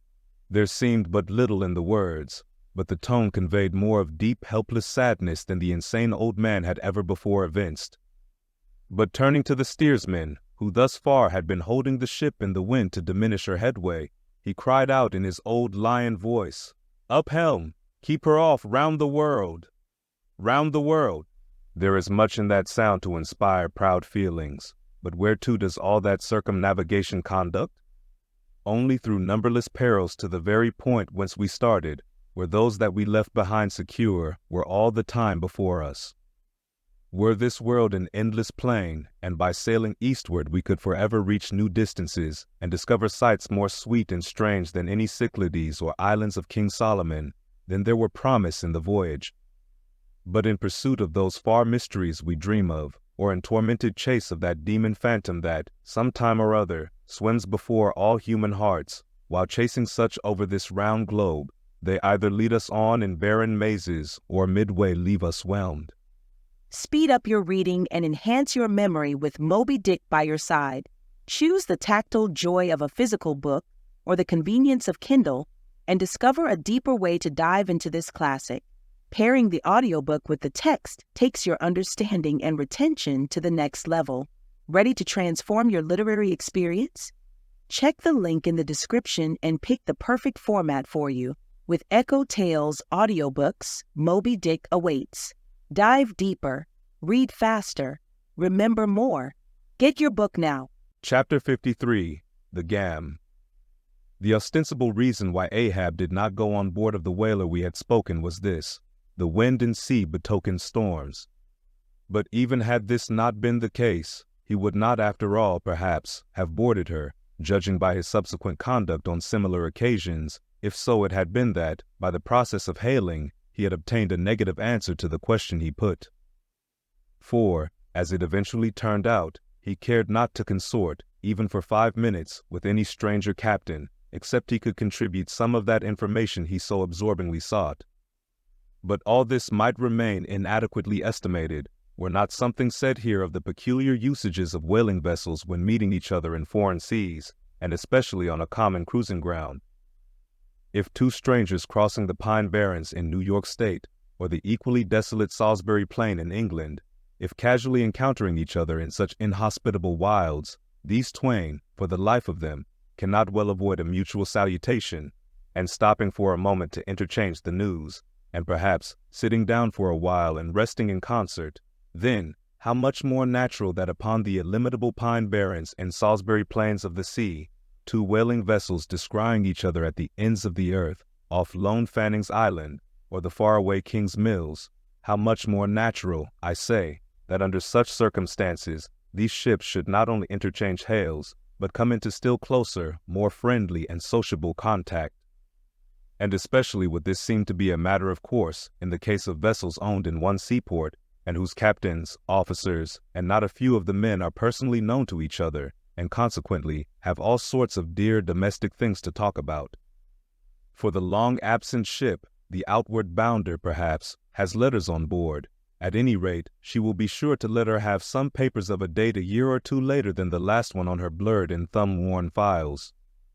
And in return for that courtesy, the outward-bound ship would receive the latest whaling intelligence from the cruising ground to which she may be destined, a thing of the utmost importance to her. And in degree, all this will hold true concerning whaling vessels crossing each other's track on the cruising ground itself, even though they are equally long absent from home. For one of them may have received a transfer of letters from some third, and now far remote vessel, and some of those letters may be for the people of the ship she now meets. Besides, they would exchange the whaling news, and have an agreeable chat. For not only would they meet with all the sympathies of sailors, but likewise with all the peculiar congenialities arising from a common pursuit and mutually shared privations and perils.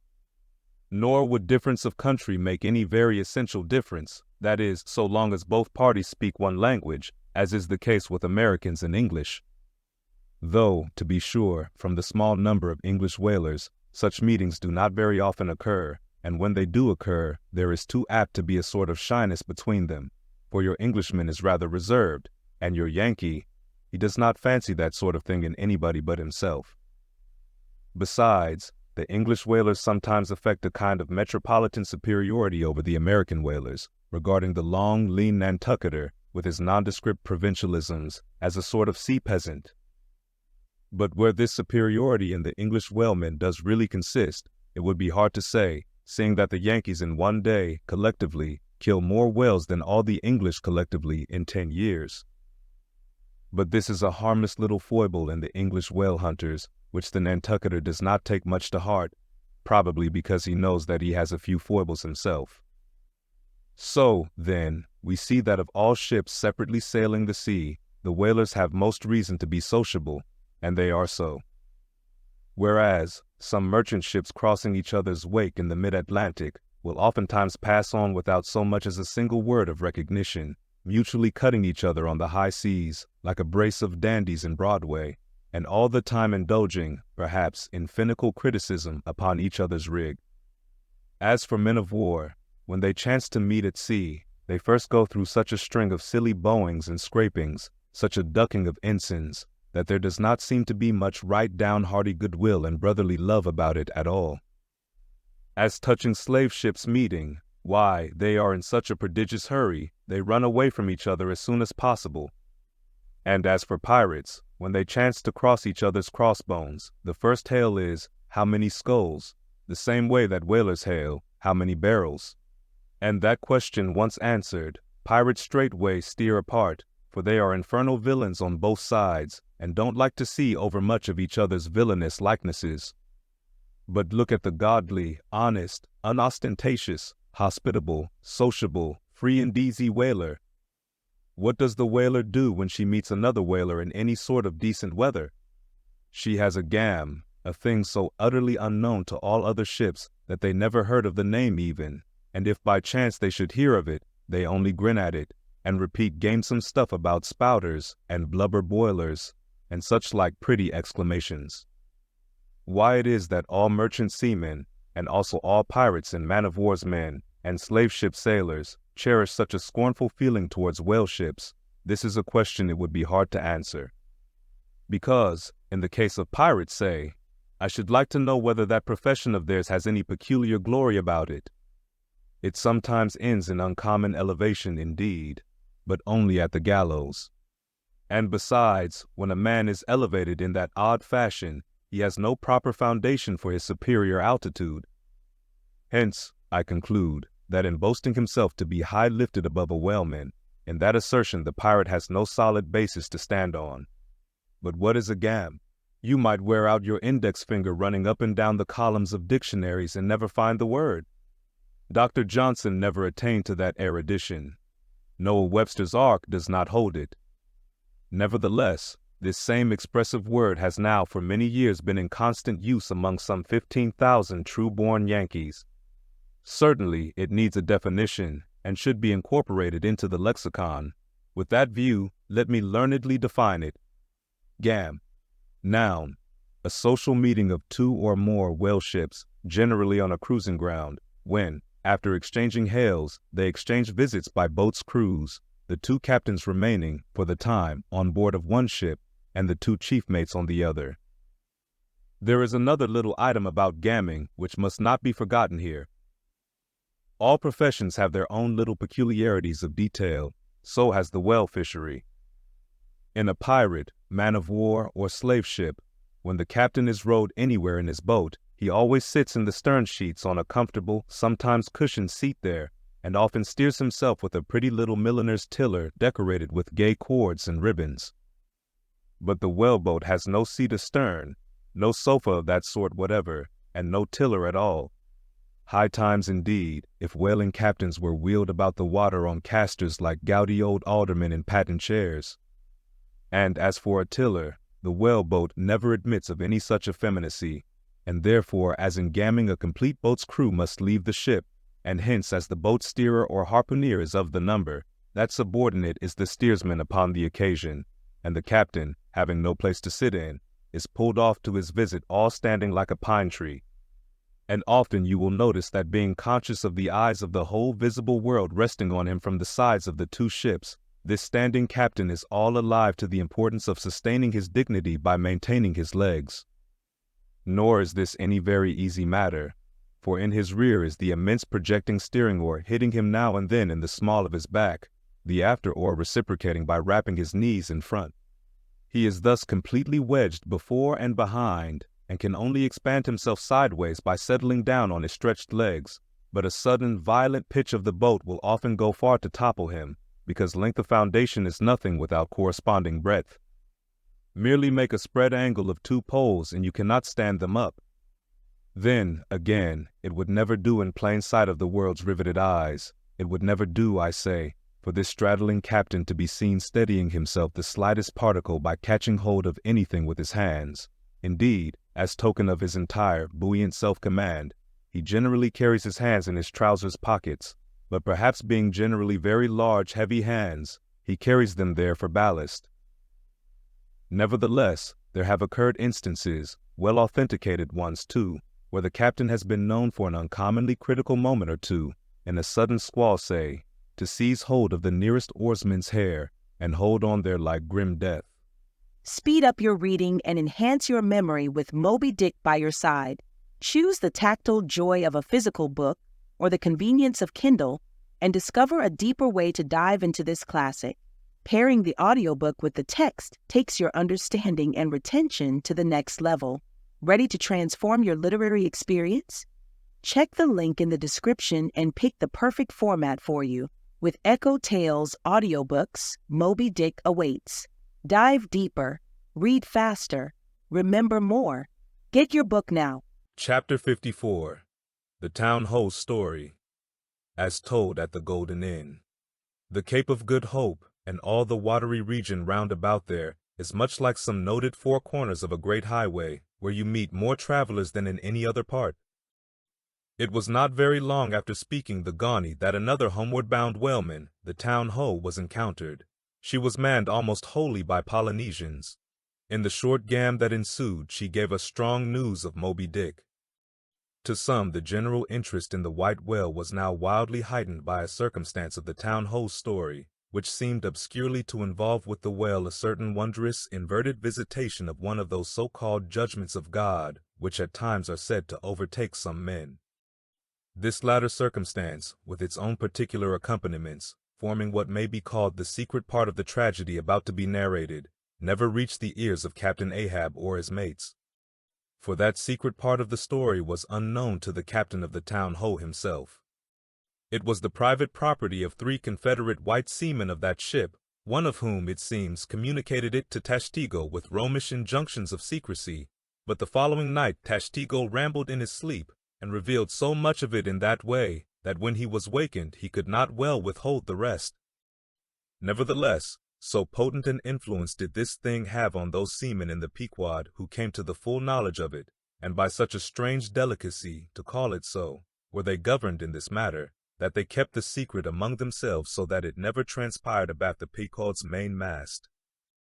Interweaving in its proper place this darker thread with the story as publicly narrated on the ship, the whole of this strange affair I now proceed to put on lasting record. The ancient whale cry upon first sighting a whale from the masthead, still used by whalemen in hunting the famous Galapagos terrapin. For my humor's sake, I shall preserve the style in which I once narrated it at Lima, to a lounging circle of my Spanish friends, one Saint's Eve, smoking upon the thick gilt-tiled piazza of the Golden Inn. Of those fine cavaliers, the young Dons, Pedro and Sebastian, were on the closer terms with me, and hence the interluding questions they occasionally put, and which are duly answered at the time. Some 2 years prior to my first learning the events which I am about rehearsing to you, gentlemen, the Town Ho, sperm whaler of Nantucket, was cruising in your Pacific here, not very many days' sail eastward from the eaves of this good Golden Inn. She was somewhere to the northward of the line. One morning upon handling the pumps, according to daily usage, it was observed that she made more water in her hold than common. They supposed a swordfish had stabbed her, gentlemen. But the captain, having some unusual reason for believing that rare good luck awaited him in those latitudes, and therefore being very averse to quit them, and the leak not being then considered at all dangerous, though indeed they could not find it after searching the hold as low down as was possible in rather heavy weather, the ship still continued her cruisings, the mariners working at the pumps at wide and easy intervals, but no good luck came. More days went by, and not only was the leak yet undiscovered, but it sensibly increased. So much so, that now taking some alarm, the captain, making all sail, stood away for the nearest harbor among the islands, there to have his hull hove out and repaired. Though no small passage was before her, yet, if the commonest chance favored, he did not at all fear that his ship would founder by the way, because his pumps were of the best, and being periodically relieved at them, those 36 men of his could easily keep the ship free, never mind if the leak should double on her. In truth, well nigh the whole of this passage being attended by very prosperous breezes, the Town Ho had all but certainly arrived in perfect safety at her port without the occurrence of the least fatality, had it not been for the brutal overbearing of Radney, the mate, a vineyarder, and the bitterly provoked vengeance of Steelkilt, a lakeman and desperado from Buffalo. Lakeman, Buffalo, pray, what is a lakeman, and where is Buffalo? Said Don Sebastian, rising in his swinging mat of grass. On the eastern shore of our Lake Erie, Don. But, I crave your courtesy. May be, you shall soon hear further of all that. Now, gentlemen, in square-sail brigs and 3-masted ships, well nigh as large and stout as any that ever sailed out of your old Callao to far Manila, this lakeman, in the landlocked heart of our America, had yet been nurtured by all those agrarian freebooting impressions popularly connected with the open ocean. For in their interflowing aggregate, those grand freshwater seas of ours, Erie and Ontario, and Huron and Superior and Michigan, possess an ocean-like expansiveness, with many of the ocean's noblest traits, with many of its rimmed varieties of races and of climes. They contain round archipelagos of romantic isles, even as the Polynesian waters do, in large part are shored by two great contrasting nations, as the Atlantic is. They furnish long maritime approaches to our numerous territorial colonies from the east, dotted all round their banks, here and there are frowned upon by batteries, and by the goat-like craggy guns of lofty Mackinaw. They have heard the fleet thunderings of naval victories. At intervals, they yield their beaches to wild barbarians, whose red-painted faces flash from out their peltry wigwams. For leagues and leagues are flanked by ancient and unentered forests, where the gaunt pines stand like serried lines of kings in Gothic genealogies, those same woods harboring wild Afric beasts of prey, and silken creatures whose exported furs give robes to Tartar emperors. They mirror the paved capitals of Buffalo and Cleveland, as well as Winnebago villages. They float alike, the full-rigged merchant ship, the armed cruiser of the state, the steamer, and the beach canoe. They are swept by borean and dismasting blasts as direful as any that lash the salted wave. They know what shipwrecks are, for out of sight of land, however inland, they have drowned full many a midnight ship with all its shrieking crew. Thus, gentlemen, though an inlander, Steelkilt was wild ocean born, and wild ocean nurtured, as much of an audacious mariner as any. And for Radney, though in his infancy he may have laid him down on the lone Nantucket beach to nurse at his maternal sea, though in after life he had long followed our austere Atlantic and your contemplative Pacific, yet was he quite as vengeful and full of social quarrel as the backwoods seaman, fresh from the latitudes of buckhorn-handled bowie knives. Yet was this Nantucketer a man with some good-hearted traits, and this Lakeman a mariner, who though a sort of devil indeed, might yet by inflexible firmness, only tempered by that common decency of human recognition, which is the meanest slave's right. Thus treated, this Steelkilt had long been retained harmless and docile. At all events, he had proved so thus far, but Radney was doomed and made mad, and Steelkilt, but gentlemen, you shall hear. It was not more than a day or two at the furthest after pointing her prow for her island haven, that the town-ho's leaks seemed again increasing, but only so as to require an hour or more at the pumps every day. You must know that in a settled and civilized ocean like our Atlantic, for example, some skippers think little of pumping their whole way across it, though of a still, sleepy night, should the officer of the deck happen to forget his duty in that respect, the probability would be that he and his shipmates would never again remember it, on account of all hands gently subsiding to the bottom. Nor in the solitary and savage seas, far from you to the westward, gentlemen, is it altogether unusual for ships to keep clanging at their pump handles in full chorus, even for a voyage of considerable length, that is, if it lie along a tolerably accessible coast, or if any other reasonable retreat is afforded them. It is only when a leaky vessel is in some very out-of-the-way part of those waters, some really landless latitude, that her captain begins to feel a little anxious. Much this way had it been with the town-ho, so when her leak was found gaining once more, there was in truth some small concern manifested by several of her company, especially by Radney the mate. He commanded the upper sails to be well hoisted, sheeted home anew, and every way expanded to the breeze. Now this Radney, I suppose, was as little of a coward, and as little inclined to any sort of nervous apprehensiveness touching his own person, as any fearless, unthinking creature on land or on sea, that you can conveniently imagine, gentlemen. Therefore, when he betrayed this solicitude about the safety of the ship, some of the seamen declared that it was only on account of his being a part owner in her. So, when they were working that evening at the pumps, there was on this head no small gamesomeness slyly going on among them, as they stood with their feet continually overflowed by the rippling clear water, clear as any mountain spring, gentlemen, that bubbling from the pumps ran across the deck, and poured itself out in steady spouts at the lee scupper holes. Now, as you well know, it is not seldom the case in this conventional world of ours, watery or otherwise, that when a person placed in command over his fellow men finds one of them to be very significantly his superior in general pride of manhood, straightway against that man he conceives an unconquerable dislike and bitterness, and if he have a chance he will pull down and pulverize that subaltern's tower, and make a little heap of dust of it. Be this conceit of mine as it may, gentlemen, at all events Steelkilt was a tall and noble animal with a head like a Roman, and a flowing golden beard like the tasseled housings of your last viceroy's snorting charger, and a brain, and a heart, and a soul in him, gentlemen, which had made steel-killed Charlemagne, had he been born son to Charlemagne's father. But Radney, the mate, was ugly as a mule, yet as hardy, as stubborn, as malicious. He did not love Steelkilt, and Steelkilt knew it. Espying the mate drawing near as he was toiling at the pump with the rest, the lakeman affected not to notice him, but unawed, went on with his gay banterings. "Aye, aye, my merry lads, it's a lively leak this. Hold a cannikin, one of ye, and let's have a taste. By the Lord, it's worth bottling. I tell ye what, men, old Rad's investment must go for it. He had best cut away his part of the hull and tow it home.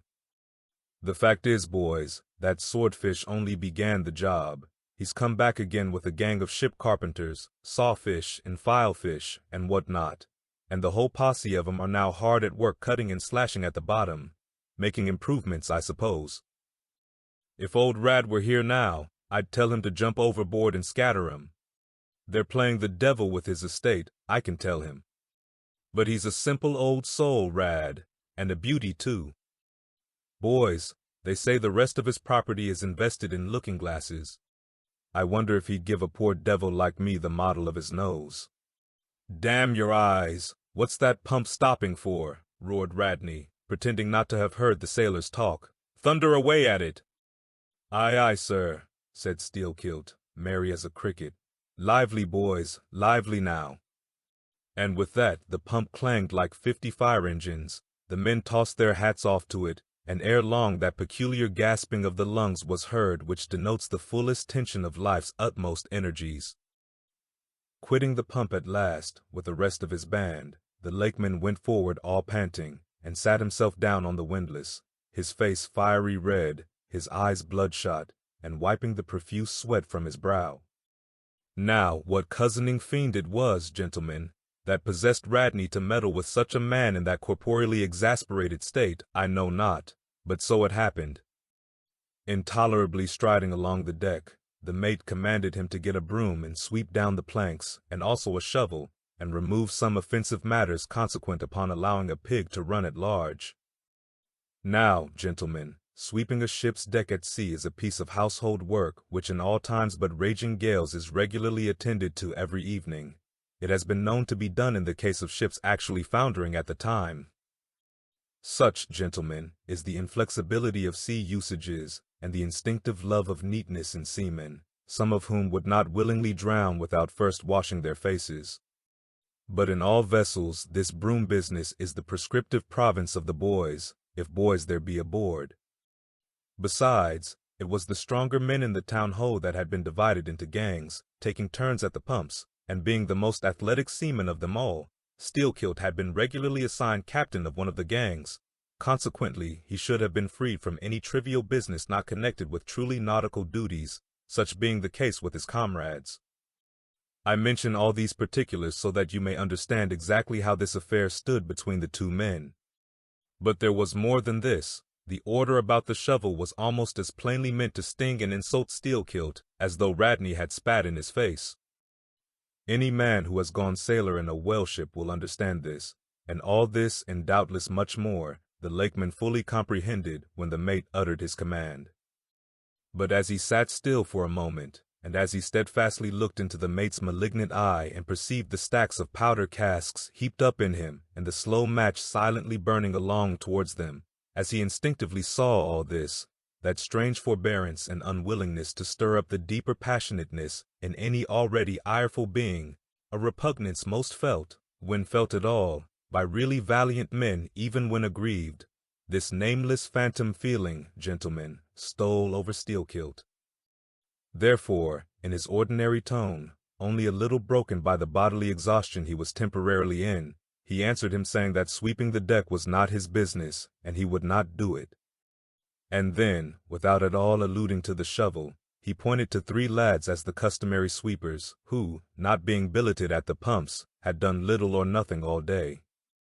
To this, Radney replied with an oath, in a most domineering and outrageous manner, unconditionally reiterating his command, meanwhile advancing upon the still-seated lakemen, with an uplifted cooper's club hammer which he had snatched from a cask nearby. Heated and irritated as he was by his spasmodic toil at the pumps, for all his first nameless feeling of forbearance, the sweating Steelkilt could but ill brook this bearing in the mate, but somehow, still smothering the conflagration within him, without speaking he remained doggedly rooted to his seat, till at last the incensed Radney shook the hammer within a few inches of his face, furiously commanding him to do his bidding. Steelkilt rose, and slowly retreating round the windlass, steadily followed by the mate with his menacing hammer, deliberately repeated his intention not to obey. Seeing, however, that his forbearance had not the slightest effect, by an awful and unspeakable intimation with his twisted hand, he warned off the foolish and infatuated man, but it was to no purpose. And in this way the two went once slowly round the windlass, when, resolved at last no longer to retreat, bethinking him that he had now forborne as much as comported with his humor, the lakeman paused on the hatches, and thus spoke to the officer. "Mr. Radney, I will not obey you. Take that hammer away, or look to yourself." But the predestinated mate, coming still closer to him, where the lakeman stood fixed, now shook the heavy hammer within an inch of his teeth, meanwhile repeating a string of insufferable maledictions.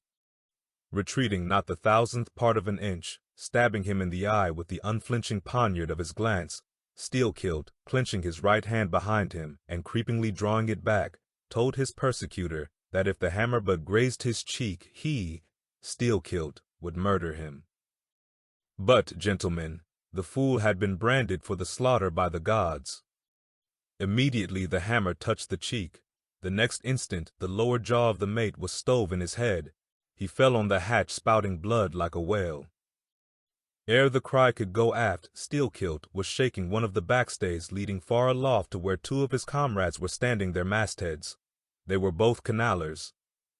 "Canallers!" cried Don Pedro. "We have seen many whale ships in our harbors, but never heard of your canallers. Pardon, who and what are they?" "Canallers, Don, are the boatmen belonging to our Grand Erie Canal. You must have heard of it." "Nay, senor. Hereabouts in this dull, warm, most lazy and hereditary land, we know but little of your vigorous north." "Aye. Well then, Don, refill my cup. Your cheech is very fine, and ere proceeding further, I will tell ye what our canallers are, for such information may throw sidelight upon my story.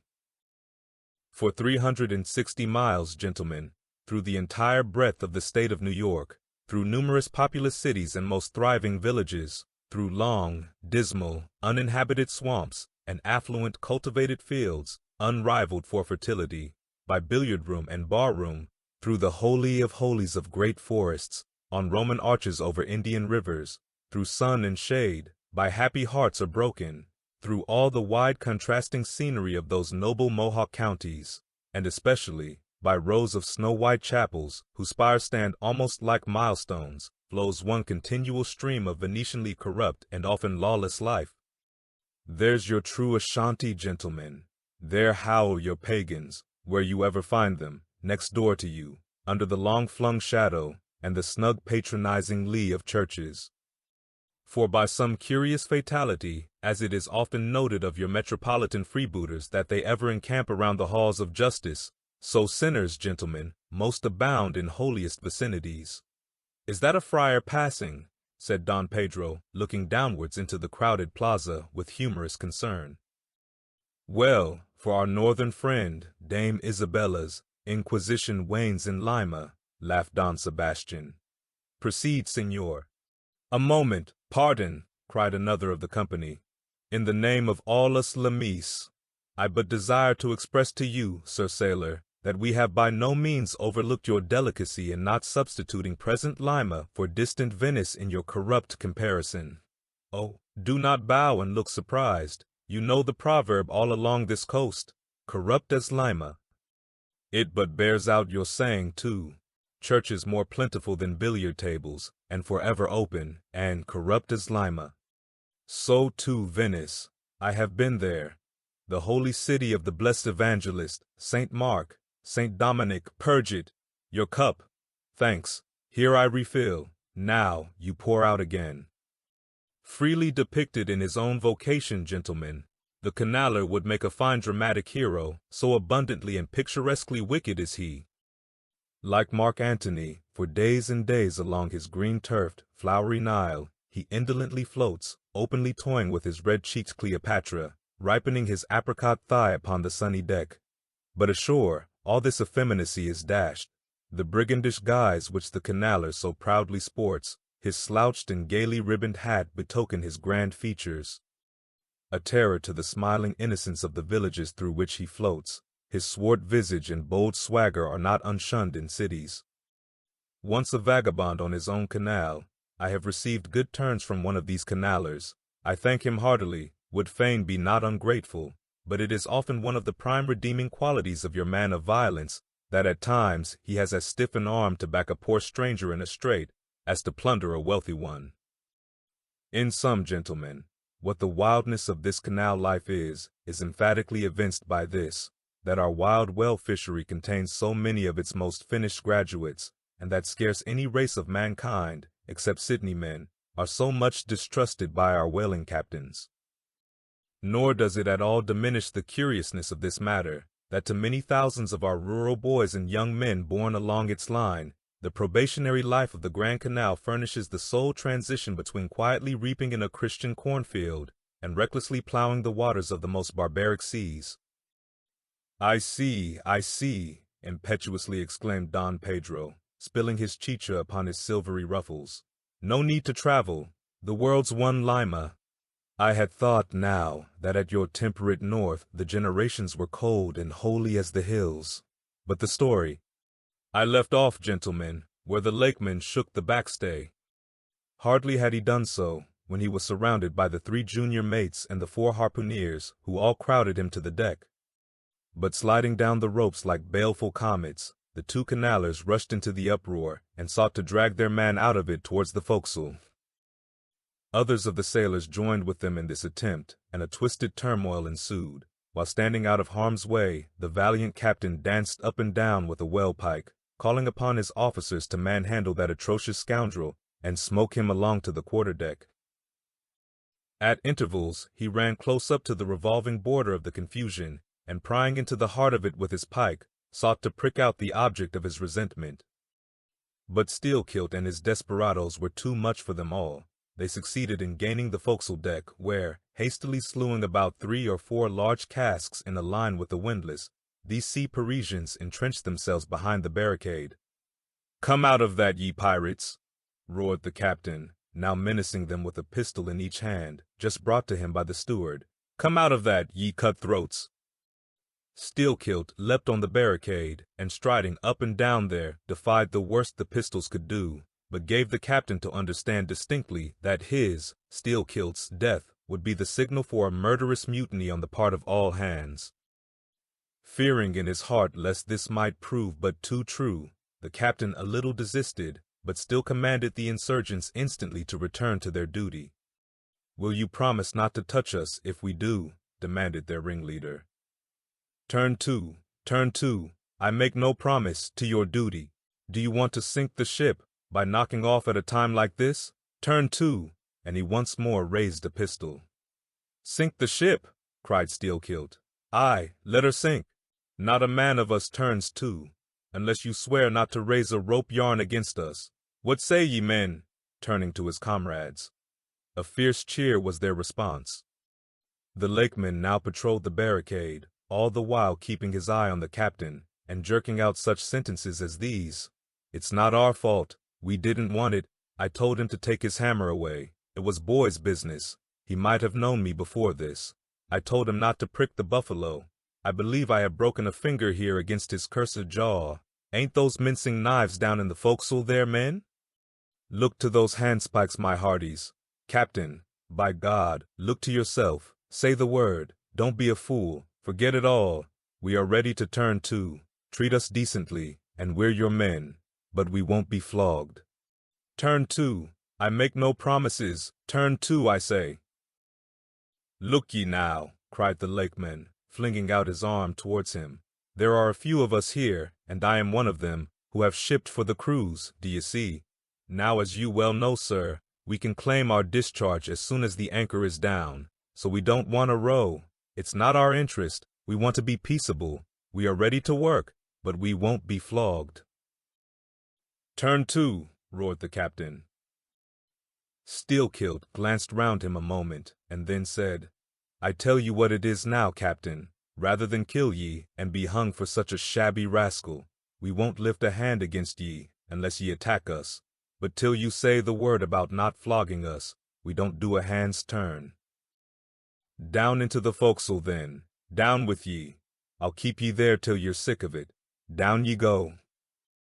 "Shall we?" cried the ringleader to his men. Most of them were against it, but at length, in obedience to Steelkilt, they preceded him down into their dark den, growlingly disappearing, like bears into a cave. As the lakeman's bare head was just level with the planks, the captain and his posse leapt the barricade, and rapidly drawing over the slide of the scuttle, planted their group of hands upon it, and loudly called for the steward to bring the heavy brass padlock belonging to the companionway. Then, opening the slide a little, the captain whispered something down the crack, closed it, and turned the key upon them, 10 in number, leaving on deck some 20 or more, who thus far had remained neutral. All night a wide-awake watch was kept by all the officers, forward and aft, especially about the forecastle scuttle and fore hatchway, at which last place it was feared the insurgents might emerge, after breaking through the bulkhead below. But the hours of darkness passed in peace, the men who still remained at their duty toiling hard at the pumps, whose clinking and clanking at intervals through the dreary night dismally resounded through the ship. At sunrise the captain went forward, and knocking on the deck, summoned the prisoners to work, but with a yell they refused. Water was then lowered down to them, and a couple of handfuls of biscuit were tossed after it, when again turning the key upon them and pocketing it, the captain returned to the quarterdeck. Twice every day for 3 days this was repeated, but on the 4th morning a confused wrangling and then a scuffling was heard, as the customary summons was delivered, and suddenly 4 men burst up from the forecastle, saying they were ready to turn to. The fetid closeness of the air and a famishing diet, united perhaps to some fears of ultimate retribution, had constrained them to surrender at discretion. Emboldened by this, the captain reiterated his demand to the rest, but Steelkilt shouted up to him a terrific hint to stop his babbling and betake himself where he belonged.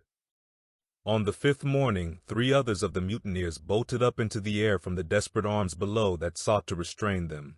Only 3 were left. "Better turn to now," said the captain with a heartless jeer. "Shut us up again, will ye?" cried Steelkilt.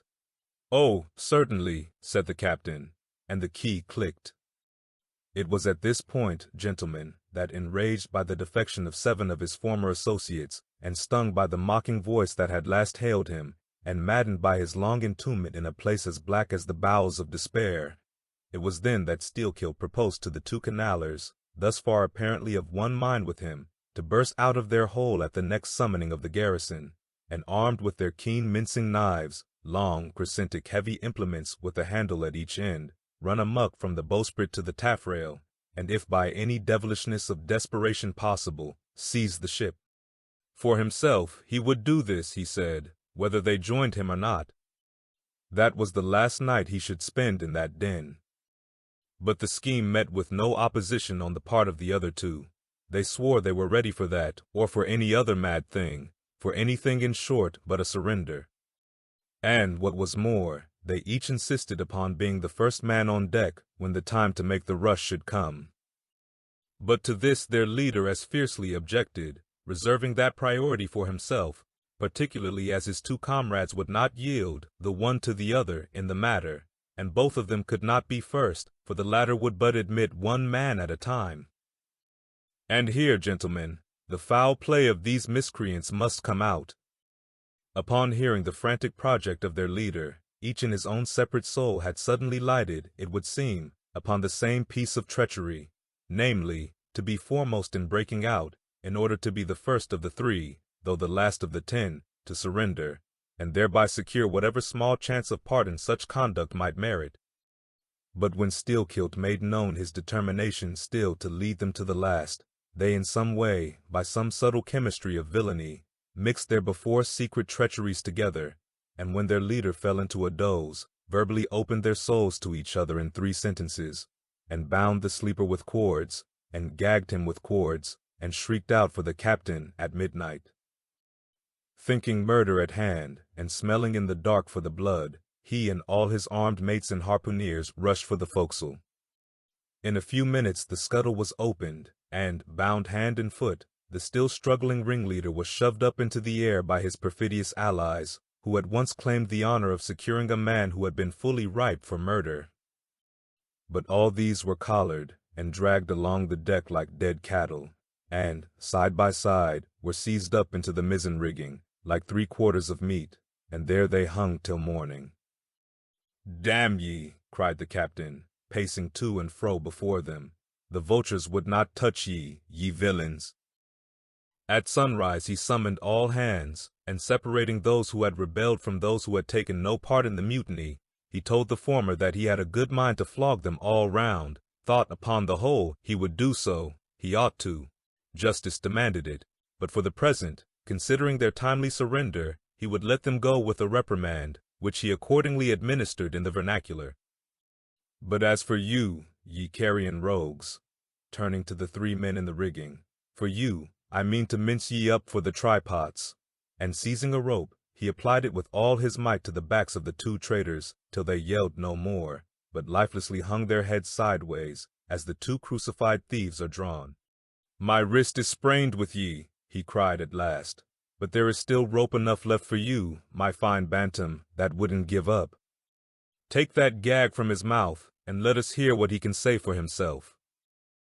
For a moment the exhausted mutineer made a tremulous motion of his cramped jaws, and then painfully twisting round his head, said in a sort of hiss, "What I say is this, and mind it well, if you flog me, I murder you.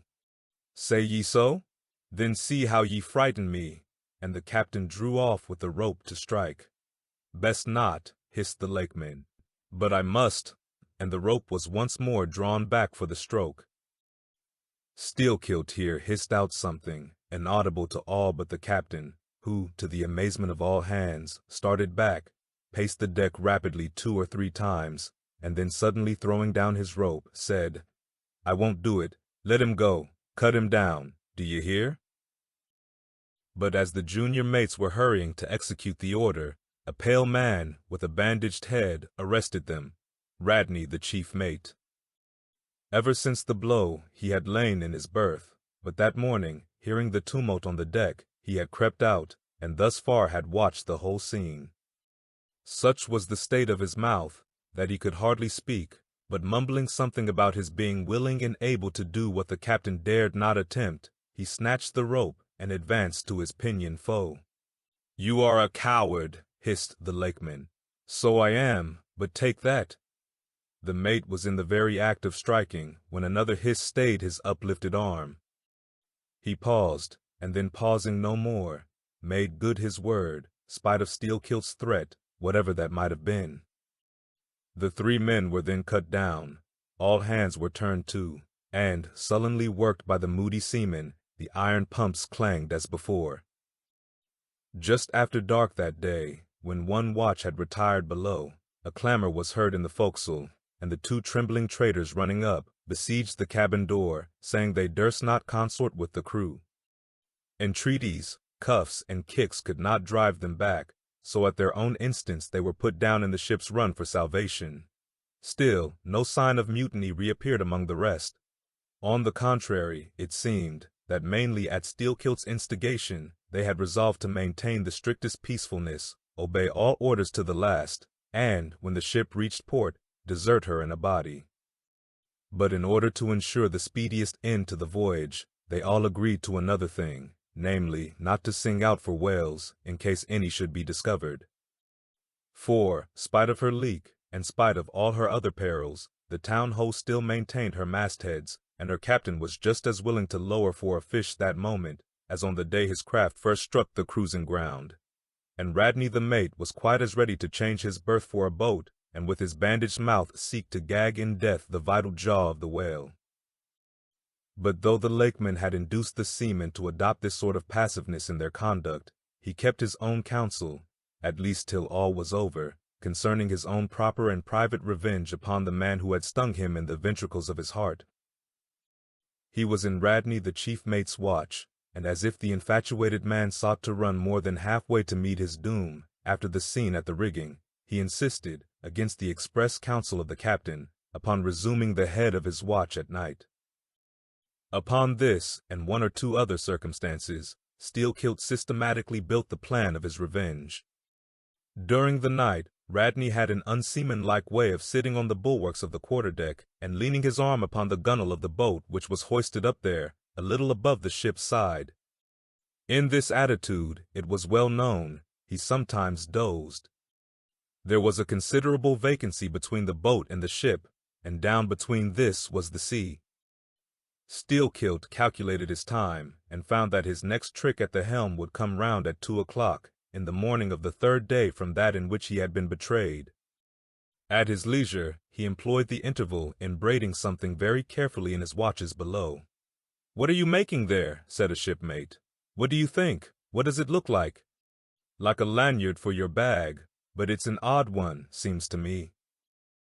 "Yes, rather oddish," said the lakeman, holding it at arm's length before him. "But I think it will answer. Shipmate, I haven't enough twine. Have you any?" But there was none in the forecastle. "Then I must get some from old Rad," and he rose to go aft. "You don't mean to go a-begging to him," said a sailor. "Why not?" "Do you think he won't do me a turn when it's to help himself in the end, shipmate?" And going to the mate, he looked at him quietly and asked him for some twine to mend his hammock. It was given him. Neither twine nor lanyard were seen again, but the next night an iron ball, closely netted, partly rolled from the pocket of the lakeman's monkey jacket as he was tucking the coat into his hammock for a pillow. 24 hours after, his trick at the silent helm, nigh to the man who was apt to doze over the grave always ready dug to the seaman's hand, that fatal hour was then to come, and in the foreordaining soul of Steelkilt, the mate was already stark and stretched as a corpse, with his forehead crushed in. But, gentlemen, a fool saved the would-be murderer from the bloody deed he had planned. Yet complete revenge he had, and without being the avenger. For by a mysterious fatality, heaven itself seemed to step in to take out of his hands into its own the damning thing he would have done. It was just between daybreak and sunrise of the morning of the second day, when they were washing down the decks, that a stupid Tenerife man, drawing water in the main chains, all at once shouted out, "There she rolls! There she rolls! Jesu, what a whale!" It was Moby Dick. "Moby Dick!" cried Don Sebastian. "Saint Dominic! Sir Sailor, but do whales have christenings? Whom call you Moby Dick?" "A very white, and famous, and most deadly immortal monster, Don. But that would be too long a story." "How? How?" cried all the young Spaniards, crowding. "Nay, Dons, nay, nay, I cannot rehearse that now. Let me get more into the air, sirs." The chicha," cried Don Pedro. "Our vigorous friend looks faint. Fill up his empty glass." "No need, gentlemen. One moment, and I proceed. Now, gentlemen," so suddenly perceiving the snowy whale within 50 yards of the ship, forgetful of the compact among the crew, in the excitement of the moment, the Tenerife man had instinctively and involuntarily lifted his voice for the monster, though for some little time past it had been plainly beheld from the 3 sullen mastheads. All was now a frenzy. "The white whale! The white whale!" was the cry from captain, mates, and harpooneers, who, undeterred by fearful rumors, were all anxious to capture so famous and precious a fish, while the dog crew eyed askance, and with curses, the appalling beauty of the vast milky mass, that, lit up by a horizontal spangling sun, shifted and glistened like a living opal in the blue morning sea. Gentlemen, a strange fatality pervades the whole career of these events, as if verily mapped out before the world itself was charted. The mutineer was the bowsman of the mate, and when fast to a fish, it was his duty to sit next him, while Radney stood up with his lance in the prow, and haul in or slacken the line at the word of command. Moreover, when the 4 boats were lowered, the mates got the start, and none howled more fiercely with delight than did Steelkilt, as he strained at his oar. After a stiff pull, their harpooner got fast, and, spear in hand, Radney sprang to the bow. He was always a furious man, it seems, in a boat. And now his bandaged cry was, to beach him on the whale's topmost back.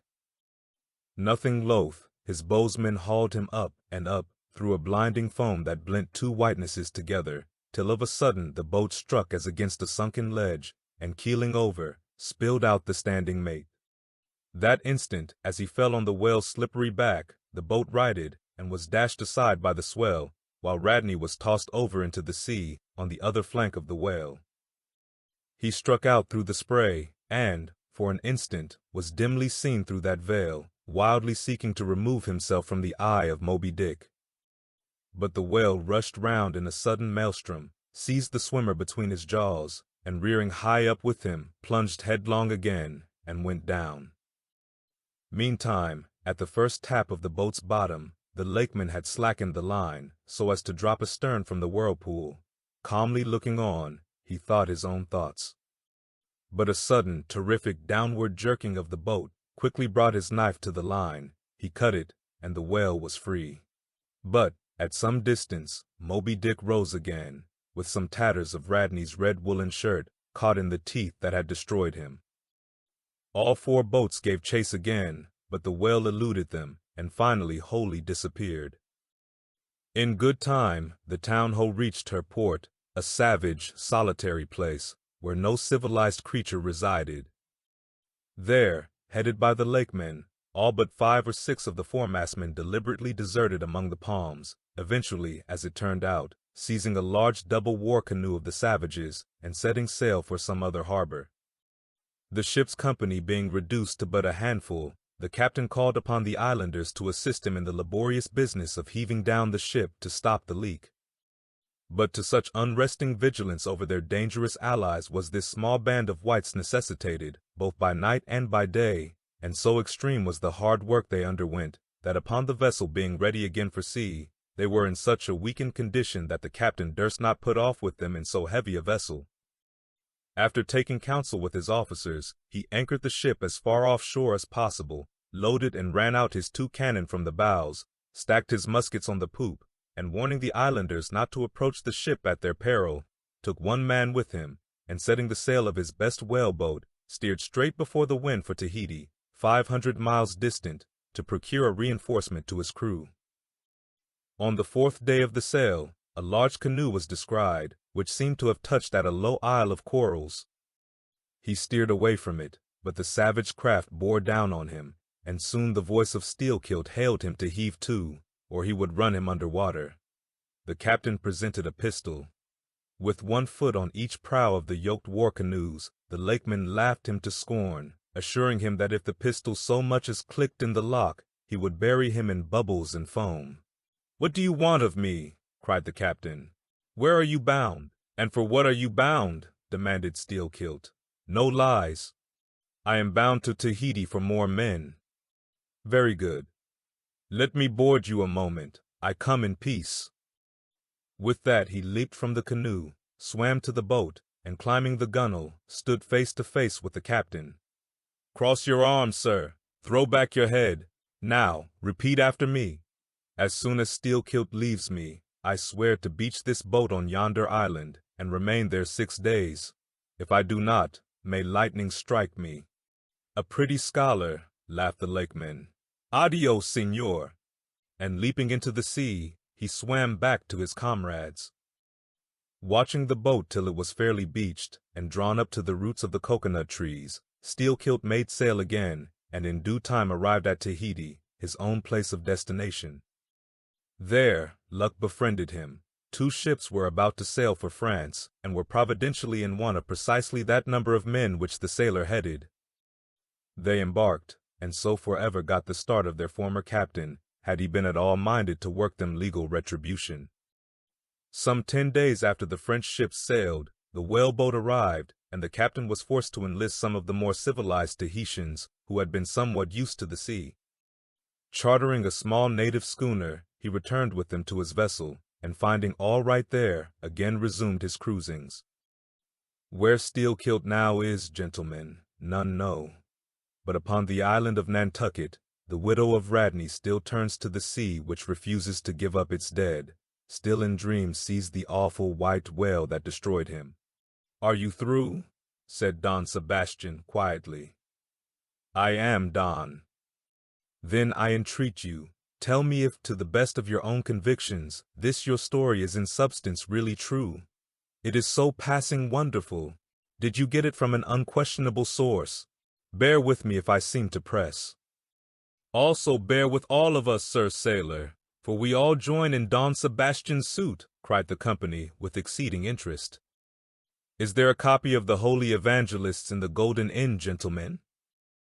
"Nay," said Don Sebastian, "but I know a worthy priest nearby who will quickly procure one for me. I go for it, but are you well advised? This may grow too serious." "Will you be so good as to bring the priest also, Don?" "Though there are no auto-da-fés in Lima now," said one of the company to another, "I fear our sailor friend runs risk of the archiepiscopacy. Let us withdraw more out of the moonlight. I see no need of this." "Excuse me for running after you, Don Sebastian, but may I also beg that you will be particular in procuring the largest-sized evangelists you can?" "This is the priest. He brings you the evangelists," said Don Sebastian gravely, returning with a tall and solemn figure. "Let me remove my hat. Now, venerable priest, further into the light, and hold the holy book before me that I may touch it. So help me heaven, and on my honor the story I have told ye, gentlemen, is in substance and its great items true. I know it to be true. It happened on this ball. I trod the ship. I knew the crew. I have seen and talked with Steelkilt since the death of Radney." Speed up your reading and enhance your memory with Moby Dick by your side. Choose the tactile joy of a physical book or the convenience of Kindle and discover a deeper way to dive into this classic. Pairing the audiobook with the text takes your understanding and retention to the next level. Ready to transform your literary experience? Check the link in the description and pick the perfect format for you. With EchoTales Audiobooks, Moby Dick awaits. Dive deeper, read faster, remember more. Get your book now. Chapter 55 of the Monstrous Pictures of Whales. "I shall ere long paint to you as well as one can without canvas, something like the true form of the whale as he actually appears to the eye of the whaleman when in his own absolute body the whale is moored alongside the whaleship so that he can be fairly stepped upon there. It may be worthwhile, therefore, previously to advert to those curious imaginary portraits of him which even down to the present day confidently challenge the faith of the landsman. It is time to set the world right in this matter, by proving such pictures of the whale all wrong. It may be that the primal source of all those pictorial delusions will be found among the oldest Hindu, Egyptian, and Grecian sculptures. For ever since those inventive but unscrupulous times when on the marble panelings of temples, the pedestals of statues, and on shields, medallions, cups, and coins, the dolphin was drawn in scales of chain armor like Saladin's, and a helmeted head like St. George's. Ever since then has something of the same sort of license prevailed, not only in most popular pictures of the whale, but in many scientific presentations of him. Now, by all odds, the most ancient extant portrait anyways purporting to be the whale's is to be found in the famous cavern pagoda of Elephanta in India. The Brahmins maintain that in the almost endless sculptures of that immemorial pagoda, all the trades and pursuits, every conceivable avocation of man, were prefigured ages before any of them actually came into being. No wonder, then, that in some sort our noble profession of whaling should have been there shadowed forth. The Hindu whale referred to occurs in a separate department of the wall, depicting the incarnation of Vishnu in the form of Leviathan, learnedly known as the Matsi avatar. But though this sculpture is half man and half whale, so as only to give the tail of the latter, yet that small section of him is all wrong. It looks more like the tapering tail of an anaconda than the broad palms of the true whale's majestic flukes. But go to the old galleries and look now at a great Christian painter's portrait of this fish, for he succeeds no better than the antediluvian Hindu. It is Guido's picture of Perseus rescuing Andromeda from the sea monster or whale. Where did Guido get the model of such a strange creature as that? Nor does Hogarth, in painting the same scene in his own, Perseus Descending, make out one whit better. The huge corpulence of that Hogarthian monster undulates on the surface, scarcely drawing 1 inch of water. It has a sort of howdah on its back, and its distended tusked mouth into which the billows are rolling might be taken for the Traitor's Gate leading from the Thames by water into the Tower. Then there are the prodromus whales of old Scotch Sibbald and Jonah's whale, as depicted in the prints of old Bibles and the cuts of old primers. What shall be said of these? As for the bookbinder's whale winding like a vine stalk round the stock of a descending anchor, as stamped and gilded on the backs and title pages of many books both old and new, that is a very picturesque but purely fabulous creature, imitated, I take it, from the like figures on antique vases. Though universally denominated a dolphin, I nevertheless call this bookbinder's fish an attempt at a whale, because it was so intended when the device was first introduced. It was introduced by an old Italian publisher somewhere about the 15th century, during the revival of learning, and in those days, and even down to a comparatively late period, dolphins were popularly supposed to be a species of the Leviathan. In the vignettes and other embellishments of some ancient books, you will at times meet with very curious touches at the whale, where all manner of spouts, jet stow, hot springs and cold, Saratoga and Baden-Baden, come bubbling up from his unexhausted brain. In the title page of the original edition of The Advancement of Learning, you will find some curious whales. But quitting all these unprofessional attempts, let us glance at those pictures of Leviathan, purporting to be sober scientific delineations by those who know. In Old Harris's collection of voyages, there are some plates of whales extracted from a Dutch book of voyages, A.D. 1671, entitled A Whaling Voyage to Spitzbergen in the ship Jonas in the Whale, Peter Peterson of Friesland, master. In one of those plates the whales, like great rafts of logs, are represented lying among ice isles, with white bears running over their living backs. In another plate, the prodigious blunder is made of representing the whale with perpendicular flukes. Then again, there is an imposing quarto, written by one Captain Colnett, a post-captain in the English Navy, entitled A Voyage Round Cape Horn into the South Seas for the purpose of extending the spermaceti whale fisheries. In this book is an outline purporting to be a picture of a physator or spermaceti whale, drawn by scale from one killed on the coast of Mexico, August 1793, and hoisted on deck. I doubt not the captain had this veracious picture taken for the benefit of his marines. To mention but one thing about it, let me say that it has an eye which applied, according to the accompanying scale, to a full-grown sperm whale, would make the eye of that whale a bow window some 5 feet long. Ah, my gallant captain, why did ye not give us Jonah looking out of that eye? Nor are the most conscientious compilations of natural history for the benefit of the young and tender, free from the same heinousness of mistake. Look at that popular work, Goldsmith's Animated Nature. In the abridged London edition of 1807, there are plates of an alleged whale and a narwhal. I do not wish to seem inelegant, but this unsightly whale looks much like an amputated sow, and as for the narwhal, one glimpse at it is enough to amaze one, that in this 19th century such a hippogriff could be palmed for genuine upon any intelligent public of schoolboys.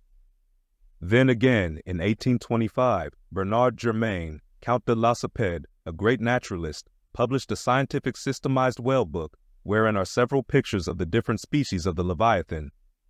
All these are not only incorrect, but the picture of the Mysticetus or Greenland whale, that is to say, the right whale, even Scoresby, a long-experienced man as touching that species, declares not to have its counterpart in nature. But the placing of the capsheaf to all this blundering business was reserved for the scientific Frederick Cuvier, brother to the famous Baron. In 1836, he published a natural history of whales, in which he gives what he calls a picture of the sperm whale. Before showing that picture to any Nantucketer, you had best provide for your summary retreat from Nantucket. In a word, Frederick Cuvier's sperm whale is not a sperm whale, but a squash. Of course, he never had the benefit of a whaling voyage. Such men seldom have. But whence he derived that picture, who can tell? Perhaps he got it as his scientific predecessor in the same field, Immerse, got one of his authentic abortions, that is, from a Chinese drawing. And what sort of lively lads with the pencil those Chinese are, many queer cups and saucers inform us. As for the sign painters' whales seen in the streets hanging over the shops of oil dealers, what shall be said of them? They are generally Richard III. Whales with dromedary humps and very savage, breakfasting on 3 or 4 sailor tarts, that is whaleboats full of mariners, their deformities floundering in seas of blood and blue paint. But these manifold mistakes in depicting the whale are not so very surprising after all. Consider, most of the scientific drawings have been taken from the stranded fish, and these are about as correct as a drawing of a wrecked ship with broken back would correctly represent the noble animal itself in all its undashed pride of hull and spars. Though elephants have stood for their full lengths, the living Leviathan has never yet fairly floated himself for his portrait. The living whale, in his full majesty and significance, is only to be seen at sea in unfathomable waters, and afloat the vast bulk of him is out of sight, like a launched line of battleship, and out of that element it is a thing eternally impossible for mortal man to hoist him bodily into the air, so as to preserve all his mighty swells and undulations. And, not to speak of the highly presumable difference of contour between a young sucking whale and a full-grown Platonian Leviathan, yet, even in the case of one of those young sucking whales hoisted to a ship's deck, such is then the outlandish, eel-like, limbered, varying shape of him, that his precise expression the devil himself could not catch. But it may be fancied that from the naked skeleton of the stranded whale, accurate hints may be derived touching his true form. Not at all, for it is one of the more curious things about this Leviathan that his skeleton gives very little idea of his general shape. Though Jeremy Bentham's skeleton, which hangs for candelabra in the library of one of his executors, correctly conveys the idea of a burly-browed utilitarian old gentleman, with all Jeremy's other leading personal characteristics, yet nothing of this kind could be inferred from any Leviathan's articulated bones. In fact, as the great Hunter says, the mere skeleton of the whale bears the same relation to the fully invested and padded animal as the insect does to the chrysalis that so roundingly envelopes it. This peculiarity is strikingly evinced in the head, as in some part of this book will be incidentally shown. It is also very curiously displayed in the side fin, the bones of which almost exactly answer to the bones of the human hand, minus only the thumb. This fin has 4 regular bone fingers, the index, middle, ring, and little finger. But all these are permanently lodged in their fleshy covering, as the human fingers in an artificial covering. However recklessly the whale may sometimes serve us, said humorous Stubb one day, he can never be truly said to handle us without mittens. For all these reasons, then, any way you may look at it, you must needs conclude that the great Leviathan is that one creature in the world which must remain unpainted to the last. True, one portrait may hit the mark much nearer than another, but none can hit it with any very considerable degree of exactness. So there is no earthly way of finding out precisely what the whale really looks like. And the only mode in which you can derive even a tolerable idea of his living contour is by going a whaling yourself, but by so doing, you run no small risk of being eternally stove and sunk by him. Wherefore, it seems to me you had best not be too fastidious in your curiosity touching this Leviathan. Speed up your reading and enhance your memory with Moby Dick by your side. Choose the tactile joy of a physical book or the convenience of Kindle and discover a deeper way to dive into this classic. Pairing the audiobook with the text takes your understanding and retention to the next level. Ready to transform your literary experience? Check the link in the description and pick the perfect format for you. With EchoTales Audiobooks, Moby Dick awaits. Dive deeper, read faster, remember more. Get your book now. Chapter 56 of the less erroneous pictures of whales and the true pictures of whaling scenes. In connection with the monstrous pictures of whales, I am strongly tempted here to enter upon those still more monstrous stories of them which are to be found in certain books, both ancient and modern, especially in Pliny, Purchas, Hakluyt, Harris, Cuvier, etc. But I pass that matter by. I know of only 4 published outlines of the great sperm whale, Colnett's, Huggins's, Frederick Cuvier's, and Beale's. In the previous chapter, Colnet and Cuvier have been referred to. Huggins's is far better than theirs, but, by great odds, Beale's is the best. All Beale's drawings of this whale are good, excepting the middle figure in the picture of 3 whales in various attitudes, capping his second chapter. His frontispiece, boats attacking sperm whales, though no doubt calculated to excite the civil skepticism of some parlourmen, is admirably correct and lifelike in its general effect.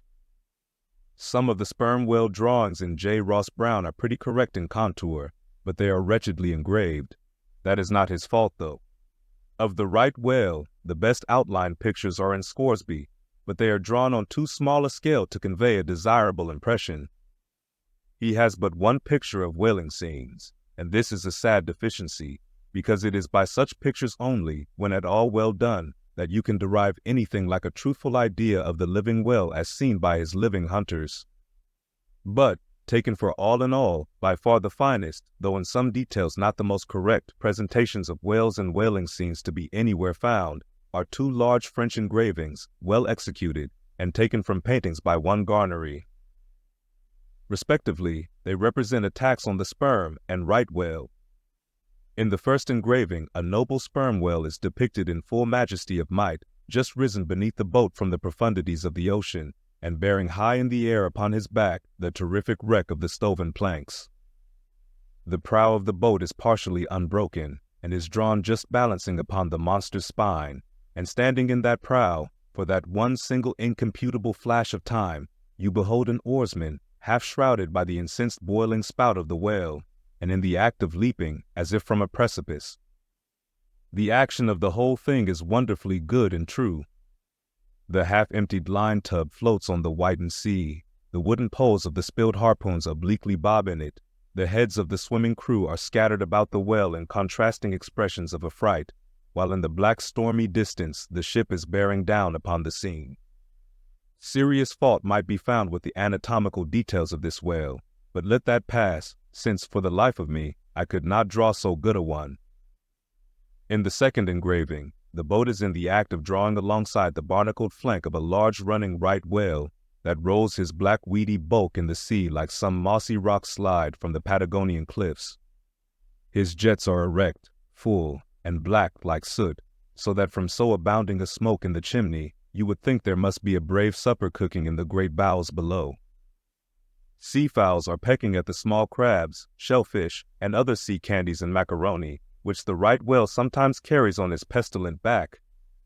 And all the while the thick-lipped Leviathan is rushing through the deep, leaving tons of tumultuous white curds in his wake, and causing the slight boat to rock in the swells like a skiff caught nigh the paddle wheels of an ocean steamer. Thus, the foreground is all raging commotion, but behind, in admirable artistic contrast, is the glassy level of a sea becalmed, the drooping unstarched sails of the powerless ship, and the inert mass of a dead whale, a conquered fortress, with the flag of capture lazily hanging from the whale pole inserted into his spout hole. Who Garnery the painter is, or was, I know not. But my life for it he was either practically conversant with his subject, or else marvelously tutored by some experienced whaleman. The French are the lads for painting action. Go and gaze upon all the paintings of Europe, and where will you find such a gallery of living and breathing commotion on canvas, as in that triumphal hall at Versailles, where the beholder fights his way pell-mell through the consecutive great battles of France, where every sword seems a flash of the northern lights, and the successive armed kings and emperors dash by, like a charge of crowned centaurs? Not wholly unworthy of a place in that gallery are these sea battle pieces of Garnery. The natural aptitude of the French for seizing the picturesqueness of things seems to be peculiarly evinced in what paintings and engravings they have of their whaling scenes.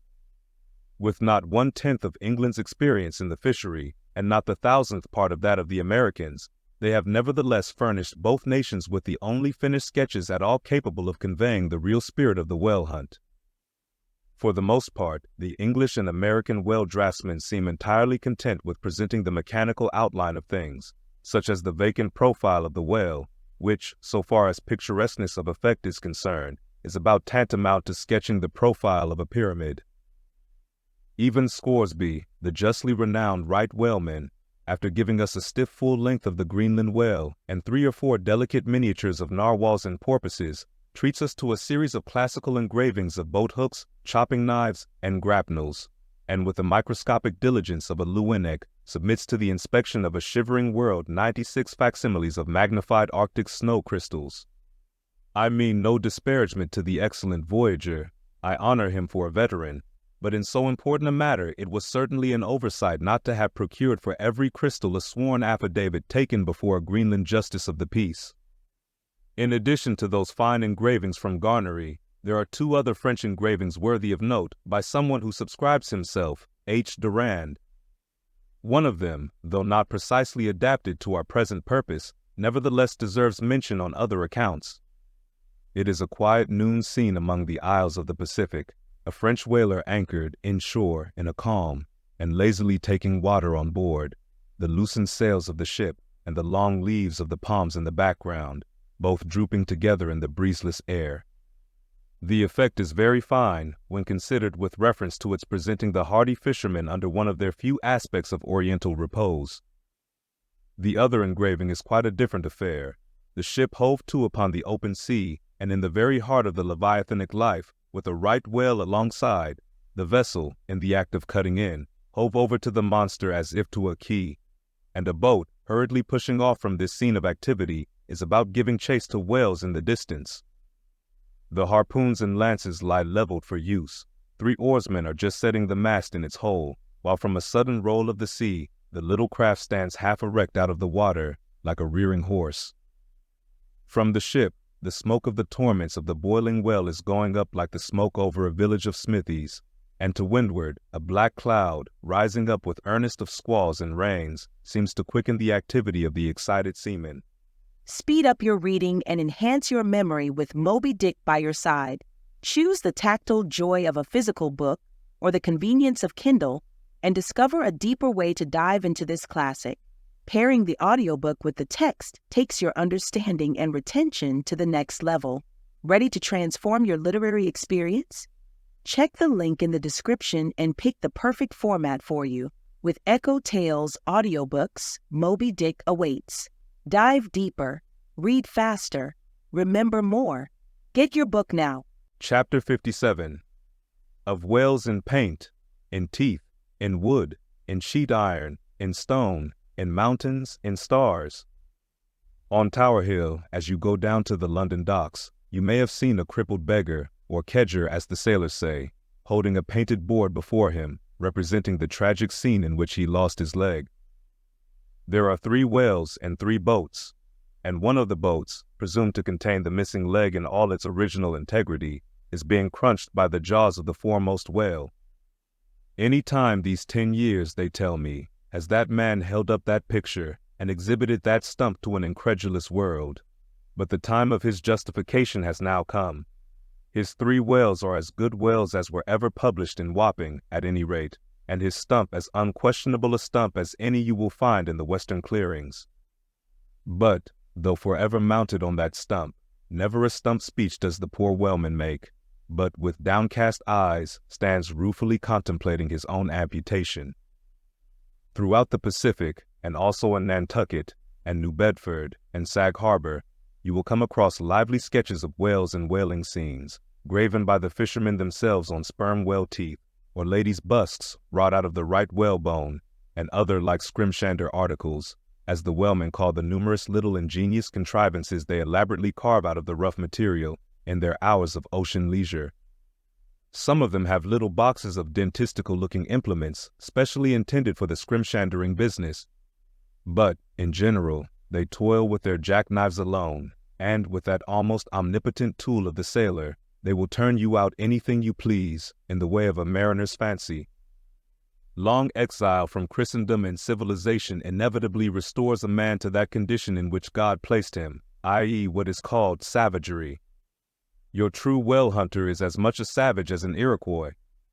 I myself am a savage, owning no allegiance but to the king of the cannibals, and ready at any moment to rebel against him. Now, one of the peculiar characteristics of the savage in his domestic hours is his wonderful patience of industry. An ancient Hawaiian war club or spear paddle, in its full multiplicity and elaboration of carving, is as great a trophy of human perseverance as a Latin lexicon. For, with but a bit of broken seashell or a shark's tooth, that miraculous intricacy of wooden network has been achieved, and it has cost steady years of steady application. As with the Hawaiian savage, so with the white sailor savage. With the same marvelous patience, and with the same single shark's tooth of his one poor jackknife, he will carve you a bit of bone sculpture, not quite as workmanlike, but as close packed in its maziness of design as the Greek savage, Achilles' shield, and full of barbaric spirit and suggestiveness as the prince of that fine old Dutch savage, Albert Dürer. Wooden whales, or whales cut in profile out of the small dark slabs of the noble South Sea warwood, are frequently met with in the forecastles of American whalers. Some of them are done with much accuracy. At some old gable-roofed country houses, you will see brass whales hung by the tail for knockers to the roadside door. When the porter is sleepy, the anvil-headed whale would be best. But these knocking whales are seldom remarkable as faithful essays. On the spires of some old-fashioned churches, you will see sheet-iron whales placed there for weathercocks, but they are so elevated, and besides that are to all intents and purposes so labeled with "hands off." You cannot examine them closely enough to decide upon their merit. In bony, ribby regions of the earth, where at the base of high broken cliffs masses of rock lie strewn in fantastic groupings upon the plain, you will often discover images as of the petrified forms of the Leviathan partly merged in grass, which of a windy day breaks against them in a surf of green surges.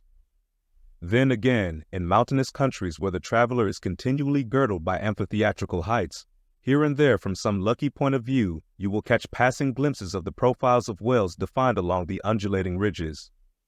But you must be a thorough whaleman to see these sights, and not only that, but if you wish to return to such a sight again, you must be sure and take the exact intersecting latitude and longitude of your first standpoint, else so chance-like are such observations of the hills that your precise, previous standpoint would require a laborious rediscovery, like the Solomon Islands, which still remain incognita, though once high-roughed Mendana trod them and old Figuera chronicled them.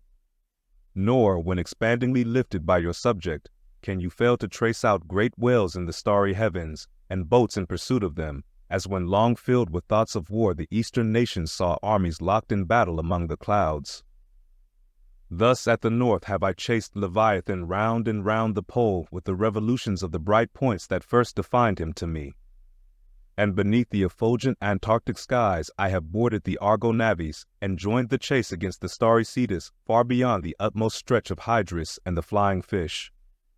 With a frigate's anchors for my bridle bits and fasces of harpoons for spurs, would I could mount that whale and leap the topmost skies to see whether the fabled heavens with all their countless tints really lie encamped beyond my mortal sight. Speed up your reading and enhance your memory with Moby Dick by your side. Choose the tactile joy of a physical book or the convenience of Kindle and discover a deeper way to dive into this classic. Pairing the audiobook with the text takes your understanding and retention to the next level. Ready to transform your literary experience? Check the link in the description and pick the perfect format for you. With EchoTales Audiobooks, Moby Dick awaits. Dive deeper, read faster, remember more. Get your book now. Chapter 58. Brit. Steering northeastward from the Crozettes, we fell in with vast meadows of brit, the minute, yellow substance upon which the right whale largely feeds. For leagues and leagues it undulated round us, so that we seemed to be sailing through boundless fields of ripe and golden wheat. On the second day, numbers of right whales were seen, who, secure from the attack of a sperm whaler like the Pequod, with open jaws sluggishly swam through the brit, which, adhering to the fringing fibers of that wondrous Venetian blind in their mouths, was in that manner separated from the water that escaped at the lip. As morning mowers, who side by side slowly and seethingly advanced their scythes through the long wet grass of marshy meads, even so these monsters swam, making a strange, grassy cutting sound, and leaving behind them endless swaths of blue upon the yellow sea. That part of the sea known among whalemen as the Brazil Banks does not bear that name as the banks of Newfoundland do, because of there being shallows and soundings there, but because of this remarkable meadow-like appearance, caused by the vast drifts of brit continually floating in those latitudes where the right whale is often chased. But it was only the sound they made as they parted the brit which at all reminded one of mowers. Seen from the mastheads, especially when they paused and were stationary for a while, their vast black forms looked more like lifeless masses of rock than anything else. And, as in the great hunting countries of India, the stranger at a distance will sometimes pass on the plains recumbent elephants without knowing them to be such, taking them for bare, blackened elevations of the soil. Even so, often, with him, who for the first time beholds this species of the leviathans of the sea. And even when recognized at last, their immense magnitude renders it very hard really to believe that such bulky masses of overgrowth can possibly be instinct, in all parts, with the same sort of life that lives in a dog or a horse. Indeed, in other respects, you can hardly regard any creatures of the deep with the same feelings that you do those of the shore. For though some old naturalists have maintained that all creatures of the land are of their kind in the sea, and though taking a broad general view of the thing, this may very well be, yet coming to specialties, where, for example, does the ocean furnish any fish that in disposition answers to the sagacious kindness of the dog? The accursed shark alone can in any generic respect be said to bear comparative analogy to him. But though, to landsmen in general, the native inhabitants of the seas have ever been regarded with emotions unspeakably unsocial and repelling, though we know the sea to be an everlasting terra incognita, so that Columbus sailed over numberless unknown worlds to discover his one superficial western one, though, by vast odds, the most terrific of all mortal disasters have immemorially and indiscriminately befallen tens and hundreds of thousands of those who have gone upon the waters, though but a moment's consideration will teach that however baby man may brag of his science and skill, and however much, in a flattering future, that science and skill may augment, yet forever and forever, to the crack of doom, the sea will insult and murder him, and pulverize the stateliest, stiffest frigate he can make. Nevertheless, by the continual repetition of these very impressions, man has lost that sense of the full awfulness of the sea, which aboriginally belongs to it. The first boat we read of floated on an ocean that with Portuguese vengeance had whelmed a whole world without leaving so much as a widow. That same ocean rolls now. That same ocean destroyed the wrecked ships of last year. Yea, foolish mortals, Noah's flood is not yet subsided. 2/3 of the fair world it yet covers. Wherein differ the sea and the land, that a miracle upon one is not a miracle upon the other? Preternatural terrors rested upon the Hebrews when under the feet of Korah and his company the live ground opened and swallowed them up forever. Yet not a modern sun ever sets, but in precisely the same manner the live sea swallows up ships and crews. But not only is the sea such a foe to man who is an alien to it, but it is also a fiend to its own offspring, worse than the Persian host who murdered his own guests, sparing not the creatures which itself hath spawned. Like a savage tigress that tossing in the jungle overlays her own cubs, so the sea dashes even the mightiest whales against the rocks, and leaves them there side by side with the split wrecks of ships. No mercy, no power but its own controls it. Panting and snorting like a mad battle steed that has lost its rider, the masterless ocean overruns the globe. Consider the subtleness of the sea, how its most dreaded creatures glide under water, unapparent for the most part, and treacherously hidden beneath the loveliest tints of azure. Consider also the devilish brilliance and beauty of many of its most remorseless tribes, as the dainty embellished shape of many species of sharks. Consider, once more, the universal cannibalism of the sea, all whose creatures prey upon each other, carrying on eternal war since the world began. Consider all this, and then turn to this green, gentle, and most docile earth. Consider them both, the sea and the land, and do you not find a strange analogy to something in yourself? For as this appalling ocean surrounds the verdant land, so in the soul of man there lies one insular Tahiti, full of peace and joy, but encompassed by all the horrors of the half-known life. God keep thee. Push not off from that isle, thou canst never return. Speed up your reading and enhance your memory with Moby Dick by your side. Choose the tactile joy of a physical book or the convenience of Kindle and discover a deeper way to dive into this classic. Pairing the audiobook with the text takes your understanding and retention to the next level. Ready to transform your literary experience? Check the link in the description and pick the perfect format for you. With EchoTales Audiobooks, Moby Dick awaits. Dive deeper, read faster, remember more. Get your book now. Chapter 59. Squid. Slowly wading through the meadows of Brit, the Pequod still held on her way northeastward towards the island of Java, a gentle air impelling her keel, so that in the surrounding serenity her three tall tapering masts mildly waved to that languid breeze, as three mild palms on a plain. And still, at wide intervals in the silvery night, the lonely, alluring jet would be seen.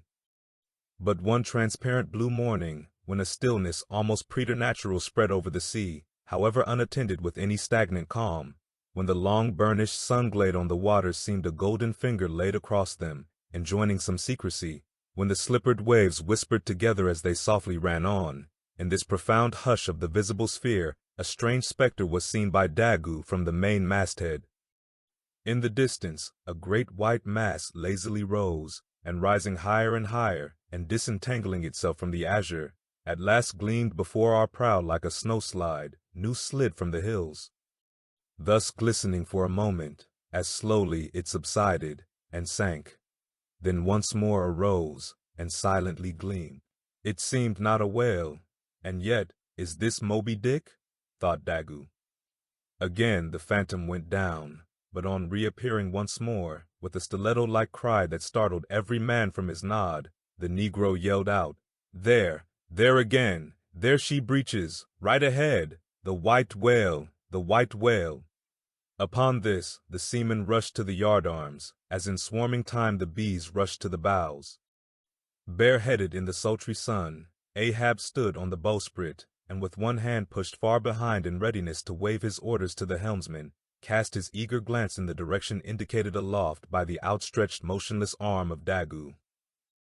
Whether the flitting attendance of the one still and solitary jet had gradually worked upon Ahab, so that he was now prepared to connect the ideas of mildness and repose with the first sight of the particular whale he pursued, however this was, or whether his eagerness betrayed him, whichever way it might have been, no sooner did he distinctly perceive the white mass than with a quick intensity he instantly gave orders for lowering. The 4 boats were soon on the water, Ahab's in advance, and all swiftly pulling towards their prey.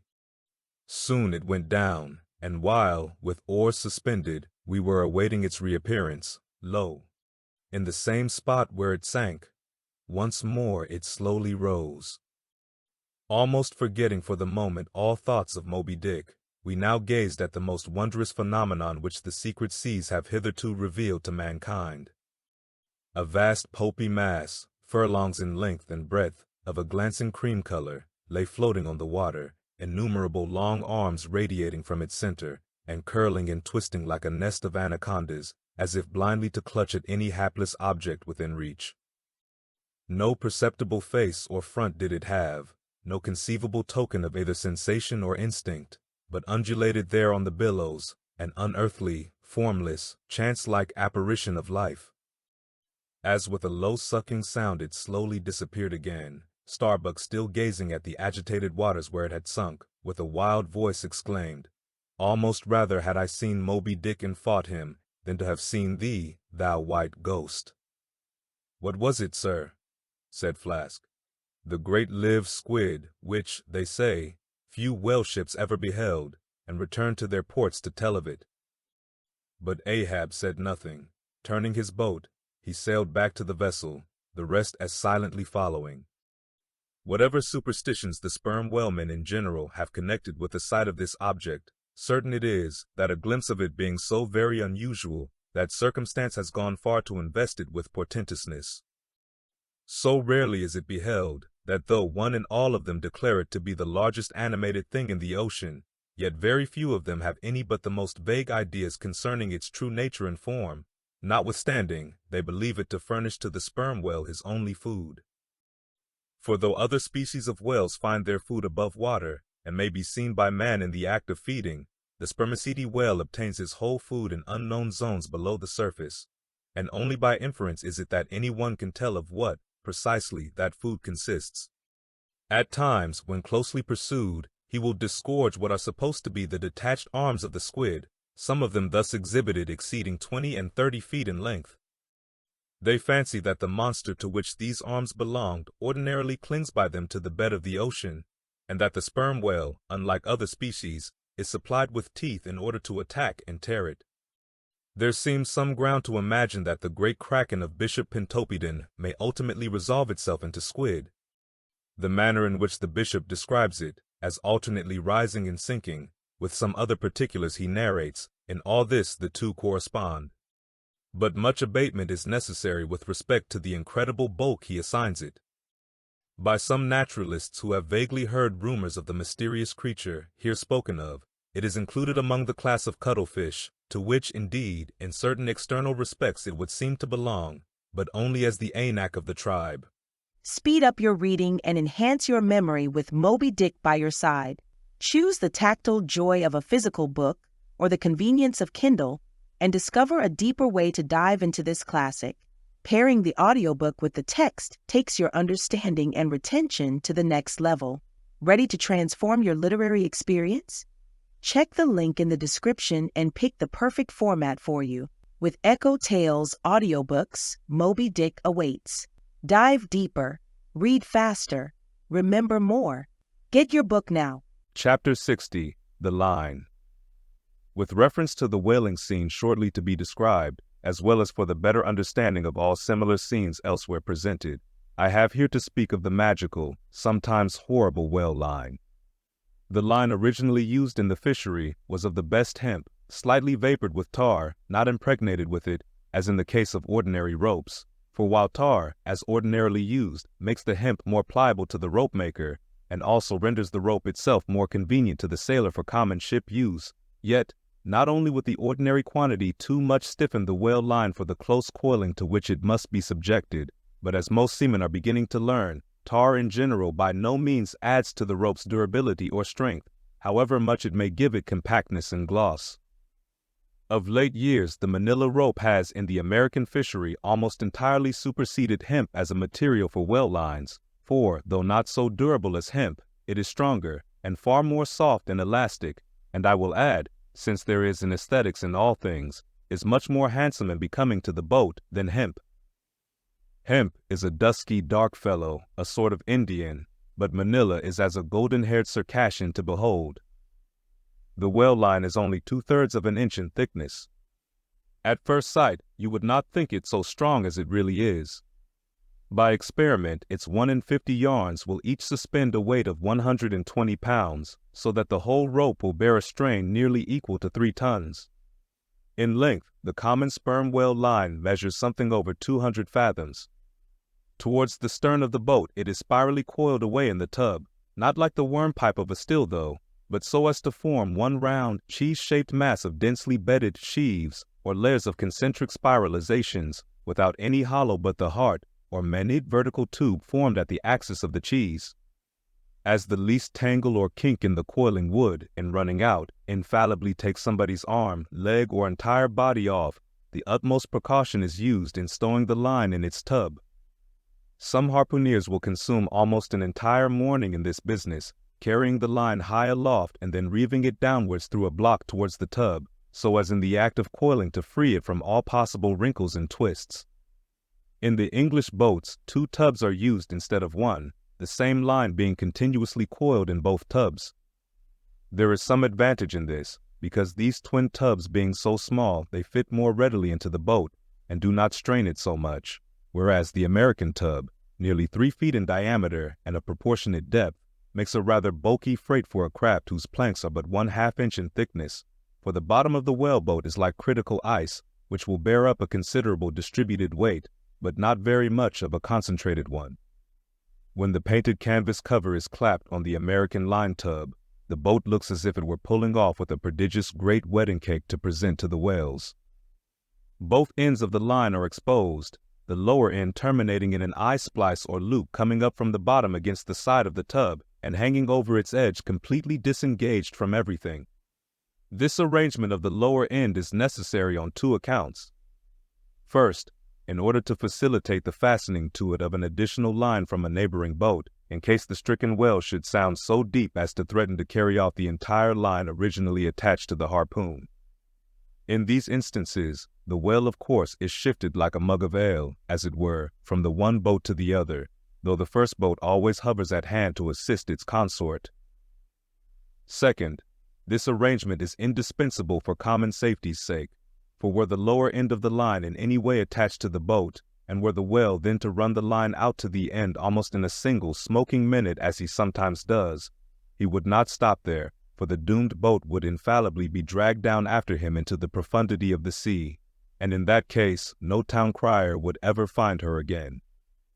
Before lowering the boat for the chase, the upper end of the line is taken aft from the tub, and passing round the loggerhead there, is again carried forward the entire length of the boat, resting crosswise upon the loom or handle of every man's oar, so that it jogs against his wrist in rowing, and also passing between the men as they alternately sit at the opposite gunwales to the leaded chocks or grooves in the extreme pointed prow of the boat, where a wooden pin or skewer the size of a common quill prevents it from slipping out.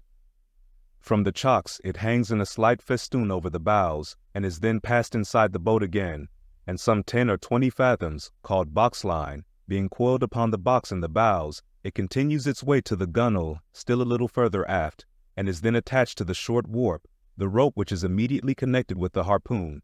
But previous to that connection, the short warp goes through sundry mystifications too tedious to detail. Thus the whale line folds the whole boat in its complicated coils, twisting and writhing around it in almost every direction. All the oarsmen are involved in its perilous contortions, so that to the timid eye of the landsmen they seem as Indian jugglers, with the deadliest snakes sportively festooning their limbs. Nor can any son of mortal woman, for the first time, seat himself amid those hempen intricacies, and while straining his utmost at the oar, bethink him that at any unknown instant the harpoon may be darted, and all these horrible contortions be put in play like ringed lightnings. He cannot be thus circumstanced without a shudder that makes the very marrow in his bones to quiver in him like a shaken jelly. Yet habit, strange thing, what cannot habit accomplish? Gayer sallies, more merry mirth, better jokes, and brighter repartees you never heard over your mahogany than you will hear over the half-inch white cedar of the whale-boat, when thus hung in hangman's nooses, and, like the 6 burghers of Calais before King Edward, the 6 men composing the crew pull into the jaws of death, with a halter around every neck, as you may say. Perhaps a very little thought will now enable you to account for those repeated whaling disasters, some few of which are casually chronicled, of this man or that man being taken out of the boat by the line and lost. For, when the line is darting out, to be seated then in the boat is like being seated in the midst of the manifold whizzings of a steam engine in full play, when every flying beam and shaft and wheel is grazing you. It is worse, for you cannot sit motionless in the heart of these perils, because the boat is rocking like a cradle, and you are pitched one way and the other, without the slightest warning, and only by a certain self-adjusting buoyancy and simultaneousness of volition and action can you escape being made a Mazeppa of, and run away with where the all-seeing sun himself could never pierce you out.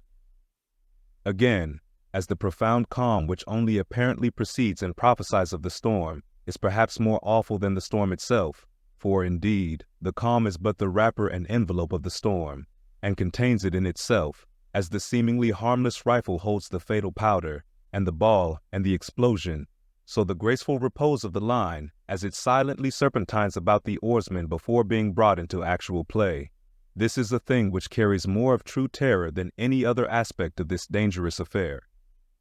But why say more? All men live enveloped in whale lines. All are born with halters round their necks, but it is only when caught in the swift, sudden turn of death that mortals realize the silent, subtle, ever-present perils of life. And if you be a philosopher, though seated in the whale-boat, you would not at heart feel one whit more of terror than though seated before your evening fire with a poker and not a harpoon by your side. Speed up your reading and enhance your memory with Moby Dick by your side. Choose the tactile joy of a physical book or the convenience of Kindle and discover a deeper way to dive into this classic. Pairing the audiobook with the text takes your understanding and retention to the next level. Ready to transform your literary experience? Check the link in the description and pick the perfect format for you. With EchoTales Audiobooks, Moby Dick awaits. Dive deeper, read faster, remember more. Get your book now. Chapter 61. Stubb Kills a Whale. If to Starbuck the apparition of the squid was a thing of portents, to Queequeg it was quite a different object. "When you see him quid," said the savage, honing his harpoon in the bow of his hoisted boat, "then you quick see him parm whale." The next day was exceedingly still and sultry, and with nothing special to engage them, the Pequod's crew could hardly resist the spell of sleep induced by such a vacant sea. For this part of the Indian Ocean, through which we then were voyaging, is not what whalemen call a lively ground. That is, it affords fewer glimpses of porpoises, dolphins, flying fish, and other vivacious denizens of more stirring waters than those off the Rio de la Plata or the inshore ground off Peru. It was my turn to stand at the foremast head, and with my shoulders leaning against the slackened royal shrouds, to and fro I idly swayed in what seemed an enchanted air. No resolution could withstand it. In that dreamy mood, losing all consciousness, at last my soul went out of my body, though my body still continued to sway as a pendulum will, long after the power which first moved it is withdrawn. Ere forgetfulness altogether came over me, I had noticed that the seamen at the main and mizzen mastheads were already drowsy, so that at last all three of us lifelessly swung from the spars, and for every swing that we made there was a nod from below from the slumbering helmsman. The waves, too, nodded their indolent crests, and across the wide trance of the sea, east nodded to west, and the sun over all. Suddenly bubbles seemed bursting beneath my closed eyes. Like vices my hands grasped the shrouds. Some invisible, gracious agency preserved me. With a shock I came back to life. And lo, close under our lee, not 40 fathoms off, a gigantic sperm whale lay rolling in the water like the capsized hull of a frigate, his broad, glossy back, of an Ethiopian hue, glistening in the sun's rays like a mirror. But lazily undulating in the trough of the sea, and ever and anon tranquilly spouting his vapory jet, the whale looked like a portly burgher smoking his pipe of a warm afternoon. But that pipe, poor whale, was thy last. As if struck by some enchanter's wand, the sleepy ship and every sleeper in it all at once started into wakefulness, and more than a score of voices from all parts of the vessel, simultaneously with the 3 notes from aloft, shouted forth the accustomed cry, as the great fish slowly and regularly spouted the sparkling brine into the air. "Clear away the boats! Luff!" cried Ahab. And obeying his own order, he dashed the helm down before the helmsman could handle the spokes.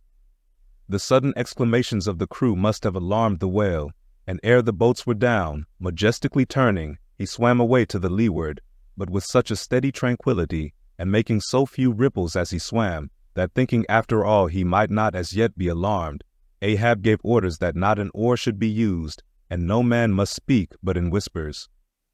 So, seated like Ontario Indians on the gunwales of the boats, we swiftly but silently paddled along, the calm not admitting of the noiseless sails being set.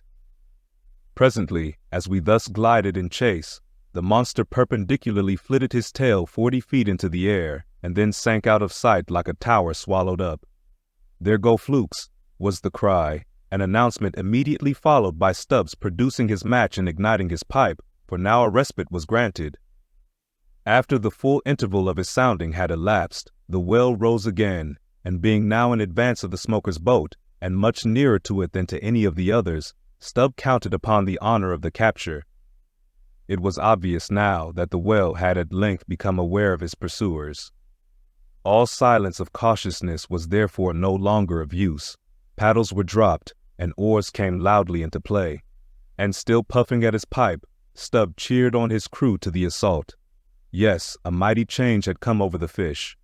All alive to his jeopardy, he was going, head out, that part obliquely projecting from the mad yeast which he brewed. It will be seen in some other place of what a very light substance the entire interior of the sperm whale's enormous head consists. Though apparently the most massive, it is by far the most buoyant part about him. so that with ease he elevates it in the air and invariably does so when going at his utmost speed. Besides, such is the breadth of the upper part of the front of his head, and such the tapering cutwater formation of the lower part, that by obliquely elevating his head, he thereby may be said to transform himself from a bluff-bowed sluggish galliot into a sharp-pointed New York pilot boat. Start her, my men. Don't hurry yourselves. Take plenty of time, but start her like thunderclaps, that's all, cried Stubb, spluttering out the smoke as he spoke. Start her now. Give 'em the long and strong stroke, Testigo. Start her, Tash, my boy. Start her, all, but keep cool. Cucumbers is the word. Easy. Only start her like grim death and grinning devils, and raise the buried dead perpendicular out of their graves, boys, that's all. Start her. Woo-hoo, wah-hee, screamed the gay header in reply, raising some old war whoop to the skies, as every oarsman in the strained boat involuntarily bounced forward with the one tremendous leading stroke which the eager Indian gave. But his wild screams were answered by others quite as wild. Kee-hee, kee-hee, yelled Daggoo, straining forwards and backwards on his seat, like a pacing tiger in his cage. Kala, Kulu, howled Queequeg, as if smacking his lips over a mouthful of grenadier steak. And thus with oars and yells the keels cut the sea. Meanwhile, Stubb, retaining his place in the van, still encouraged his men to the onset, all the while puffing the smoke from his mouth. Like desperadoes they tugged and they strained, till the welcome cry was heard. Stand up, Testigo, give it to him. The harpoon was hurled. Stern all. The oarsmen backed water. The same moment something went hot and hissing along every one of their wrists. It was the magical line. An instant before, Stubb had swiftly caught 2 additional turns with it round the loggerhead, whence, by reason of its increased rapid circlings, a hempen blue smoke now jetted up and mingled with the steady fumes from his pipe. As the line passed round and round the loggerhead, so also, just before reaching that point, it blisteringly passed through and through both of Stubb's hands, from which the handcloths, or squares of quilted canvas sometimes worn at these times, had accidentally dropped. It was like holding an enemy's sharp, 2-edged sword by the blade, and that enemy all the time striving to wrest it out of your clutch. Wet the line, cried Stubb to the tub oarsman, him seated by the tub, who, snatching off his hat, dashed sea-water into it. More turns were taken, so that the line began holding its place. The boat now flew through the boiling water like a shark all fins. Stubb and Testigo here changed places, stem for stern, a staggering business truly in that rocking commotion.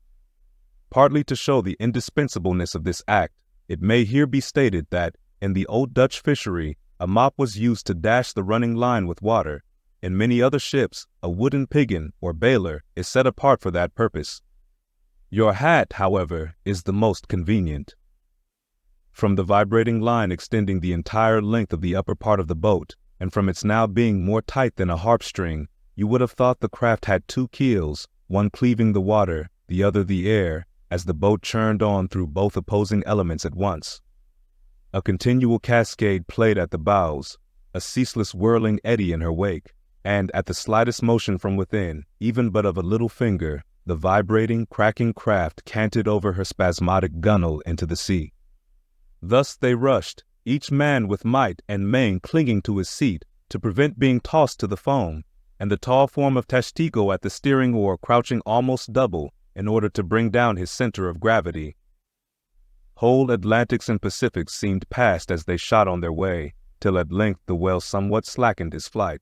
Haul in, cried Stubb to the bowsman, and facing round towards the whale, all hands began pulling the boat up to him, while yet the boat was being towed on. Soon ranging up by his flank, Stubb, firmly planting his knee in the clumsy cleat, darted dart after dart into the flying fish. At the word of command, the boat alternately sterning out of the way of the whale's horrible wallow, and then ranging up for another fling. The red tide now poured from all sides of the monster-like brooks down a hill. His tormented body rolled not in brine, but in blood, which bubbled and seethed for furlongs behind in their wake. The slanting sun playing upon this crimson pond in the sea sent back its reflection into every face, so that they all glowed to each other like red men. And all the while, jet after jet of white smoke was agonizingly shot from the spiracle of the whale, and vehement puff after puff from the mouth of the excited headsman, as at every dart, hauling in upon his crooked lance by the line attached to it, Stubbs straightened it again and again by a few rapid blows against the gunwale, then again and again sent it into the whale. Pull up, he now cried to the bowsmen, as the waning whale relaxed in his wrath. Pull up, close to, and the boat ranged along the fish's flank. When reaching far over the bow, Stubbs slowly churned his long sharp lance into the fish, and kept it there, carefully churning and churning, as if cautiously seeking to feel after some gold watch that the whale might have swallowed, and which he was fearful of breaking ere he could hook it out. But that gold watch he sought was the innermost life of the fish. And now it is struck, for starting from his trance into that unspeakable thing called his flurry, the monster horribly wallowed in his blood, overwrapped himself in impenetrable, mad, boiling spray, so that the imperiled craft, instantly dropping astern, had much ado blindly to struggle out from that frenzied twilight into the clear air of the day. And now abating in his flurry, the whale once more rolled out into view, surging from side to side, spasmodically dilating and contracting his spout hole with sharp, cracking, agonized respirations. At last, gush after gush of clotted red gore, as if it had been the purple lees of red wine, shot into the frighted air, and falling back again, ran dripping down his motionless flanks into the sea. His heart had burst. "He's dead, Mr. Stubb," said Daggoo. "Yes, both pipes smoked out." And withdrawing his own from his mouth, Stubb scattered the dead ashes over the water, and for a moment stood thoughtfully eyeing the vast corpse he had made. Speed up your reading and enhance your memory with Moby Dick by your side. Choose the tactile joy of a physical book or the convenience of Kindle, and discover a deeper way to dive into this classic. Pairing the audiobook with the text takes your understanding and retention to the next level. Ready to transform your literary experience? Check the link in the description and pick the perfect format for you. With EchoTales Audiobooks, Moby Dick awaits. Dive deeper, read faster, remember more. Get your book now. Chapter 62. The Dart. A word concerning an incident in the last chapter. According to the invariable usage of the fishery, the whaleboat pushes off from the ship with the headsman or whale killer as temporary steersman, and the harpooner or whale fastener pulling the foremost oar, the one known as the harpooner oar. Now it needs a strong, nervous arm to strike the first iron into the fish, for often, in what is called a long dart, the heavy implement has to be flung to the distance of 20 or 30 feet. But however prolonged and exhausting the chase, the harpooner is expected to pull his oar meanwhile to the uttermost. Indeed, he is expected to set an example of superhuman activity to the rest, not only by incredible rowing, but by repeated loud and intrepid exclamations, and what it is to keep shouting at the top of one's compass, while all the other muscles are strained and half-started. What that is, none know but those who have tried it. For one, I cannot bawl very heartily and work very recklessly at one and the same time.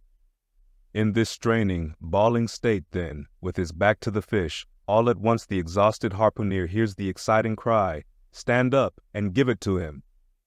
He now has to drop and secure his oar, turn round on his center halfway, seize his harpoon from the crotch, and with what little strength may remain, he essays to pitch it somehow into the whale. No wonder, taking the whole fleet of whalemen in a body, that out of 50 fair chances for a dart, not 5 are successful. No wonder that so many hapless harpooneers are madly cursed and disrated. No wonder that some of them actually burst their blood vessels in the boat. No wonder that some sperm whalemen are absent 4 years with 4 barrels. No wonder that to many ship owners, whaling is but a losing concern. For it is the harpooner that makes the voyage, and if you take the breath out of his body, how can you expect to find it there when most wanted? Again, if the dart be successful, then at the second critical instant, that is, when the whale starts to run, the boat header and harpooner likewise start to running fore and aft, to the imminent jeopardy of themselves and everyone else. It is then they change places, and the headsman, the chief officer of the little craft takes his proper station in the bows of the boat. Now, I care not who maintains the contrary, but all this is both foolish and unnecessary. The headsman should stay in the bows from first to last. He should both dart the harpoon and the lance, and no rowing whatever should be expected of him, except under circumstances obvious to any fisherman. I know that this would sometimes involve a slight loss of speed in the chase, but long experience in various whalemen of more than one nation has convinced me that in the vast majority of failures in the fishery, it has not by any means been so much the speed of the whale as the before described exhaustion of the harpooner that has caused them. To ensure the greatest efficiency in the dart, the harpooneers of this world must start to their feet from out of idleness, and not from out of toil. Speed up your reading and enhance your memory with Moby Dick by your side. Choose the tactile joy of a physical book or the convenience of Kindle, and discover a deeper way to dive into this classic. Pairing the audiobook with the text takes your understanding and retention to the next level. Ready to transform your literary experience? Check the link in the description and pick the perfect format for you. With EchoTales Audiobooks, Moby Dick awaits. Dive deeper, read faster, remember more. Get your book now. Chapter 63. The Crotch. Out of the trunk the branches grow, out of them the twigs. So in productive subjects grow the chapters. The crotch alluded to on a previous page deserves independent mention. It is a notched stick of a peculiar form, some 2 feet in length, which is perpendicularly inserted into the starboard gunwale near the bow, for the purpose of furnishing a rest for the wooden extremity of the harpoon, whose other naked, barbed end slopingly projects from the prow. Thereby the weapon is instantly at hand to its hurler, who snatches it up as readily from its rest as a backwoodsman swings his rifle from the wall. It is customary to have 2 harpoons reposing in the crotch, respectively called the first and second irons. But these 2 harpoons, each by its own cord, are both connected with the line, the object being this, to dart them both, if possible, one instantly after the other into the same whale, so that if, in the coming drag, one should draw out, the other may still retain a hold. It is a doubling of the chances. But it very often happens that owing to the instantaneous, violent, convulsive running of the whale upon receiving the first iron, it becomes impossible for the harpooner, however lightning-like in his movements, to pitch the second iron into him. Nevertheless, as the second iron is already connected with the line, and the line is running, hence that weapon must, at all events, be anticipatingly tossed out of the boat, somehow and somewhere, else the most terrible jeopardy would involve all hands. Tumbled into the water, it accordingly is, in such cases, the spare coils of box line, mentioned in a preceding chapter, making this feat, in most instances, prudently practicable. But this critical act is not always unattended with the saddest and most fatal casualties. Furthermore, you must know that when the second iron is thrown overboard, it thenceforth becomes a dangling, sharp-edged terror, skittishly curvetting about both boat and whale, entangling the lines or cutting them, and making a prodigious sensation in all directions. Nor, in general, is it possible to secure it again until the whale is fairly captured and a corpse. Consider now how it must be in the case of 4 boats all engaging one unusually strong, active, and knowing whale, when owing to these qualities in him, as well as to the 1,000 concurring accidents of such an audacious enterprise, 8 or 10 loose second irons may be simultaneously dangling about him. For, of course, each boat is supplied with several harpoons to bend on to the line should the first one be ineffectually darted without recovery. All these particulars are faithfully narrated here, as they will not fail to elucidate several most important, however intricate passages, in scenes hereafter to be painted. Speed up your reading and enhance your memory with Moby Dick by your side. Choose the tactile joy of a physical book or the convenience of Kindle, and discover a deeper way to dive into this classic. Pairing the audiobook with the text takes your understanding and retention to the next level. Ready to transform your literary experience? Check the link in the description and pick the perfect format for you. With EchoTales Audiobooks, Moby Dick awaits. Dive deeper, read faster, remember more. Get your book now. Chapter 64. Stubb's Supper. Stubb's whale had been killed some distance from the ship. It was a calm, so, forming a tandem of 3 boats, we commenced the slow business of towing the trophy to the Pequod.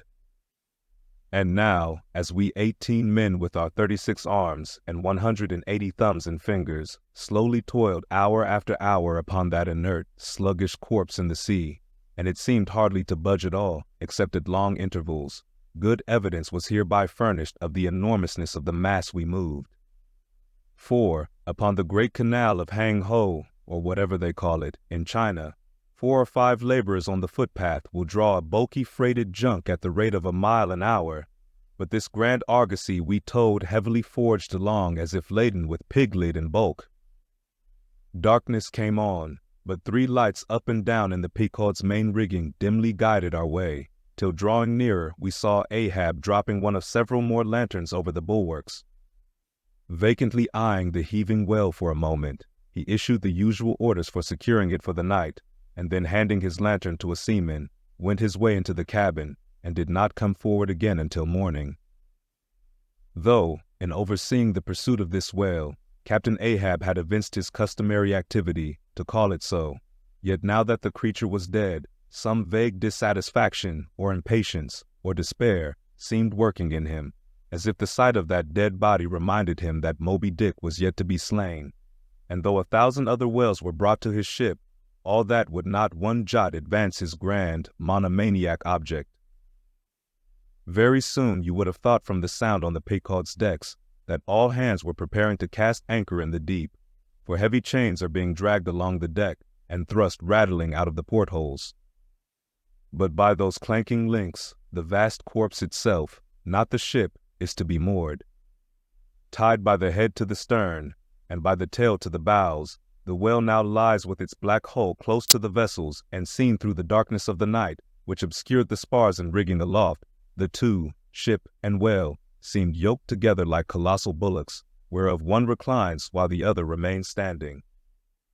A little item may as well be related here. The strongest and most reliable hold which the ship has upon the whale when moored alongside is by the flukes or tail, and as from its greater density that part is relatively heavier than any other, excepting the side fins, its flexibility even in death causes it to sink low beneath the surface, so that with the hand you cannot get at it from the boat in order to put the chain round it. But this difficulty is ingeniously overcome. A small, strong line is prepared with a wooden float at its outer end and a weight in its middle, while the other end is secured to the ship.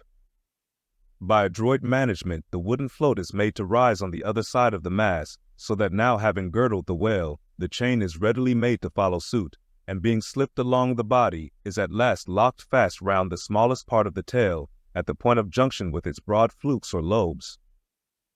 If moody Ahab was now all quiescence, at least so far as could be known on deck, Stubb, his second mate, flushed with conquest, betrayed an unusual but still good-natured excitement.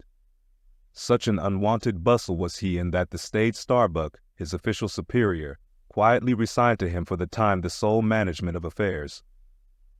One small helping cause of all this liveliness in Stubb was soon made strangely manifest. Stubb was a high liver. He was somewhat intemperately fond of the whale as a flavorish thing to his palate. A steak, ere I sleep. You, Daggoo, overboard you go, and cut me one from his small. Here be it known, that though these wild fishermen do not, as a general thing, and according to the great military maxim, make the enemy defray the current expenses of the war, at least before realizing the proceeds of the voyage, yet now and then you find some of these Nantucketers who have a genuine relish for that particular part of the sperm whale designated by Stubb, comprising the tapering extremity of the body. About midnight that steak was cut and cooked, and lighted by 2 lanterns of sperm oil, Stubb stoutly stood up to his spermaceti supper at the capstan head, as if that capstan were a sideboard. Nor was Stubb the only banqueter on whale's flesh that night.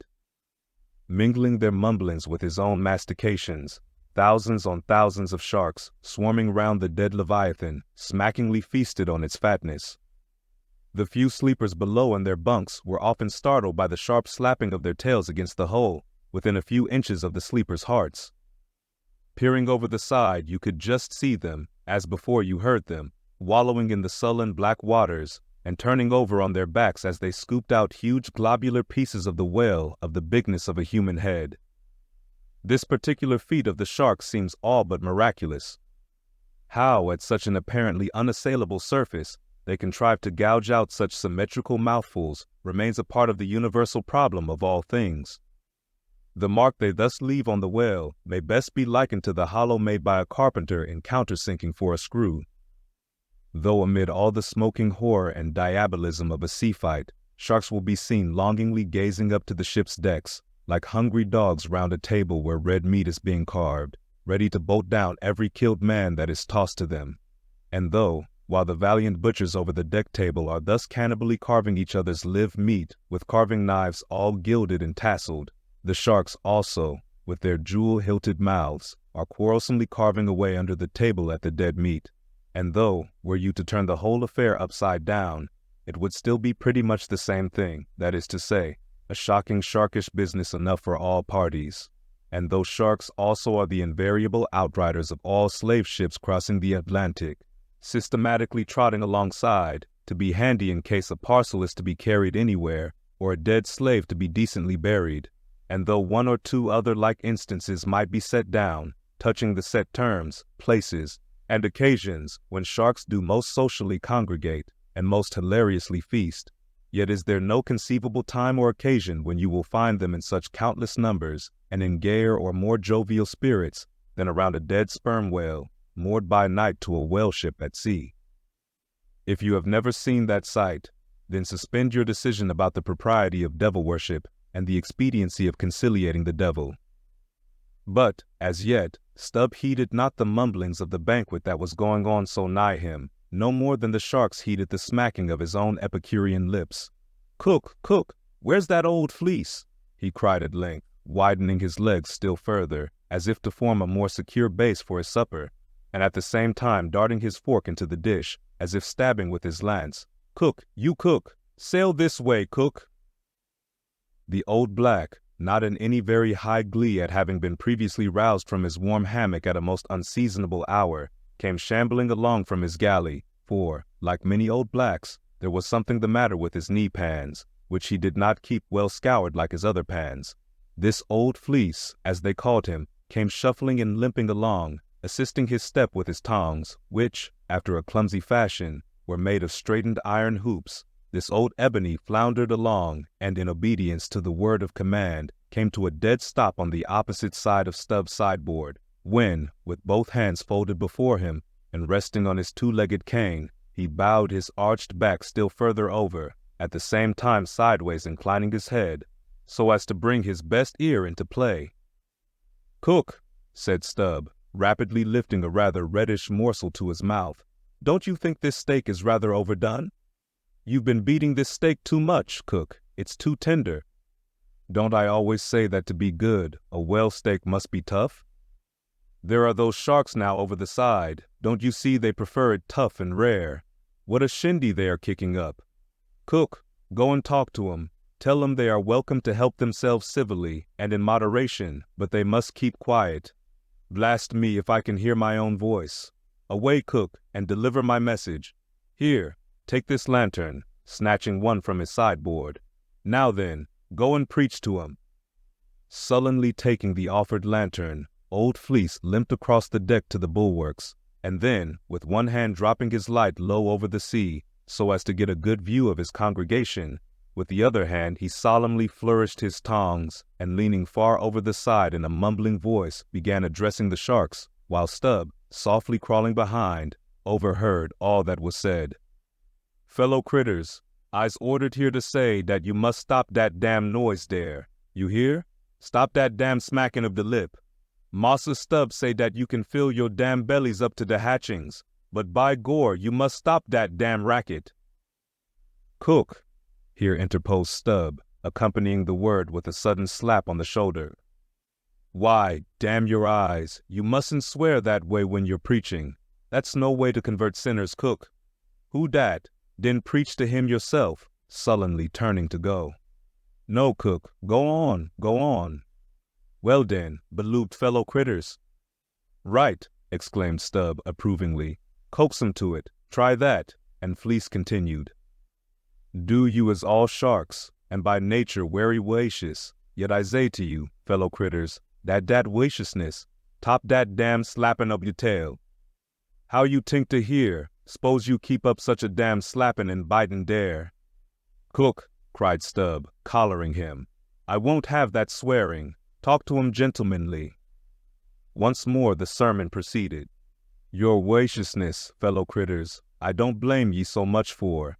That is nature, and can't be helped, but to govern that wicked nature, that is the pint. You is sharks, sartin, but if you govern the shark in you, why then you be angel, for all angel is noting more than the shark well governed. Now, look here, brethren, just try once to be civil, a-helping yourselves from that whale. Don't be tearing the blubber out your neighbor's mood, I say. Is not one shark dude right as toter to that whale? And by gore, none on you has the right to that whale. That whale belong to someone else. I know some of you has berry brig moot, brigger than odors, but then the brig mouth sometimes has the small bellies, so that the brigness of the mood is not to swaller wid, but to bit off the blubber for the small fry of sharks that can't get into the scrooge to help themselves. Well done, old fleece, cried Stubb. That's Christianity. Go on. No use going on. The damn willains will keep a scourging and slapping each other, Massa Stubb. They don't hear one word. No use of preaching to such damn guttons as you call 'em, till their bellies is full, and their bellies is bottomless. And when they do get 'em full, they won't hear you then, for then they sink in the sea, go fast to sleep on the coral, and can't hear noting at all, no more, for ever and ever. Upon my soul, I am about of the same opinion, so give the benediction, Fleece, and I'll away to my supper. Upon this, Fleece, holding both hands over the fishy mob, raised his shrill voice and cried, Cussed fellow critters, kick up the damnedest row as ever you can, fill your damn bellies till they bust, and then die. Now, cook, said Stubb, resuming his supper at the capstan, stand just where you stood before, there, over against me, and pay particular attention. All dention, said Fleece, again stooping over upon his tongs in the desired position. Well, said Stubb, helping himself freely meanwhile, I shall now go back to the subject of this steak. In the first place, how old are you, cook? What dat do with de teak? Said the old black testily. Silence. How old are you, cook? 'Bout 90, they say, he gloomily muttered. And you have lived in this world hard upon 100 years, cook, and don't know yet how to cook a whale steak, rapidly bolting another mouthful at the last word, so that morsel seemed a continuation of the question. Where were you born, cook? Hind the hatchway, in ferry boat, going over the Roanoke. Born in a ferry boat? That's queer, too. But I want to know what country you were born in, cook. Didn't I say the Roanoke country? He cried sharply. No, you didn't, cook. But I'll tell you what I'm coming to, cook. You must go home and be born over again. You don't know how to cook a whale steak yet. Bless my soul, if I cook noter one, he growled angrily, turning round to depart. Come back, cook. Here, hand me those tongs. Now take that bit of steak there, and tell me if you think that steak cooked as it should be. Take it, I say, holding the tongs towards him. Take it, and taste it. Faintly smacking his withered lips over it for a moment, the old negro muttered, Best cooked teak I ever taste. Josie, berry Josie. Cook, said Stubb, squaring himself once more. Do you belong to the church? Passed one once in Cape Town, said the old man sullenly. And you have once in your life passed a holy church in Cape Town, where you doubtless overheard a holy parson addressing his hearers as his beloved fellow creatures, have you, cook? And yet you come here and tell me such a dreadful lie as you did just now, eh? Said Stubb. Where do you expect to go to, cook? Go to bed very soon, he mumbled, half turning as he spoke. Avast, heave to. I mean when you die, cook. It's an awful question. Now what's your answer? When this old brack man dies, said the negro slowly, changing his whole air and demeanor, he hisself won't go nowhere, but some breast angel will come and fetch him.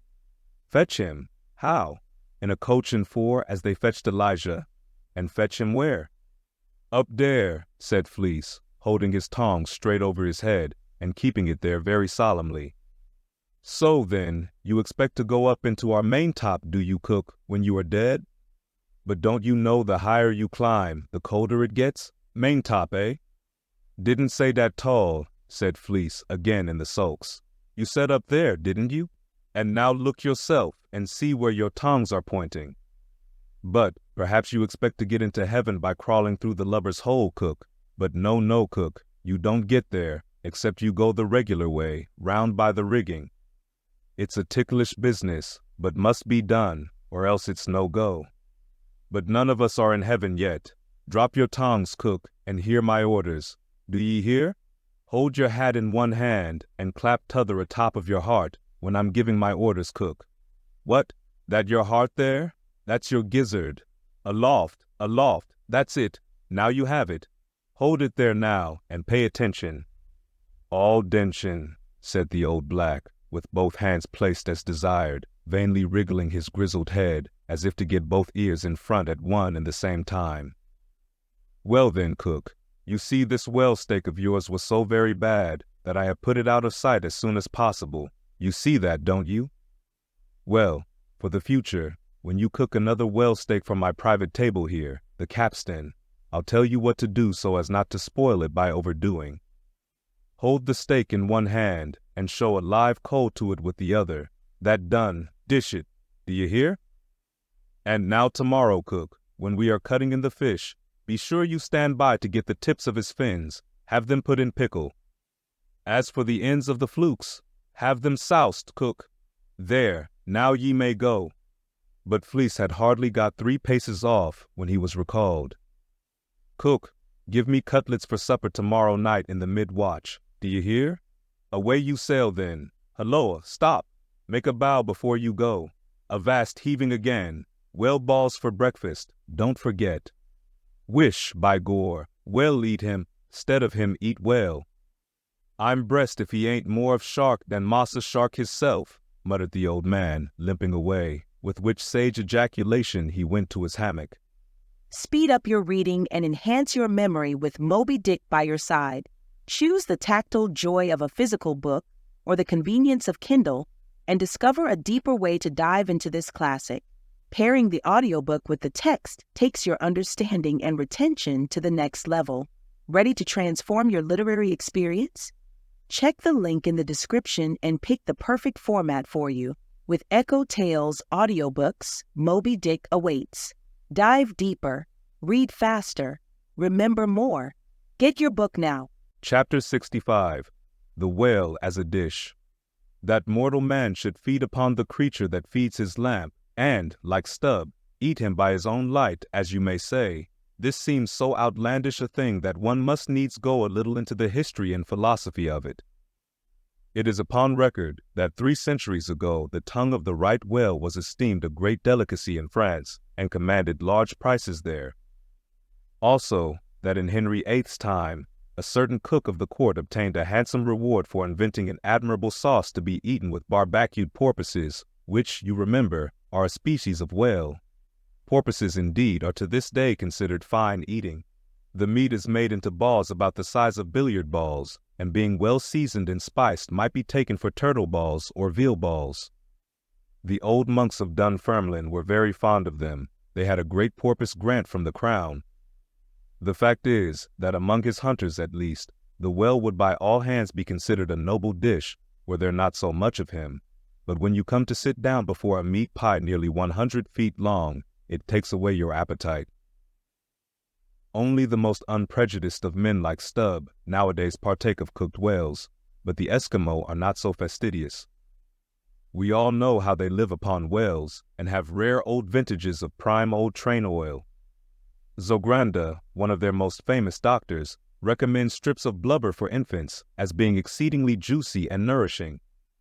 And this reminds me that certain Englishmen, who long ago were accidentally left in Greenland by a whaling vessel, that these men actually lived for several months on the moldy scraps of whales which had been left ashore after trying out the blubber. Among the Dutch whalemen, these scraps are called fritters, which indeed they greatly resemble, being brown and crisp and smelling something like old Amsterdam housewives' donuts or olykoeks when fresh. They have such an eatable look that the most self-denying stranger can hardly keep his hands off. But what further depreciates the whale as a civilized dish is his exceeding richness. He is the great prize ox of the sea, too fat to be delicately good. Look at his hump, which would be as fine eating as the buffalo's, which is esteemed a rare dish, were it not such a solid pyramid of fat. But the spermaceti itself, how bland and creamy that is, like the transparent, half-jellied white meat of a coconut in the 3rd month of its growth, yet far too rich to supply a substitute for butter. Nevertheless, many whalemen have a method of absorbing it into some other substance and then partaking of it. In the long try watches of the night, it is a common thing for the seamen to dip their ship biscuit into the huge oil pots and let them fry there a while.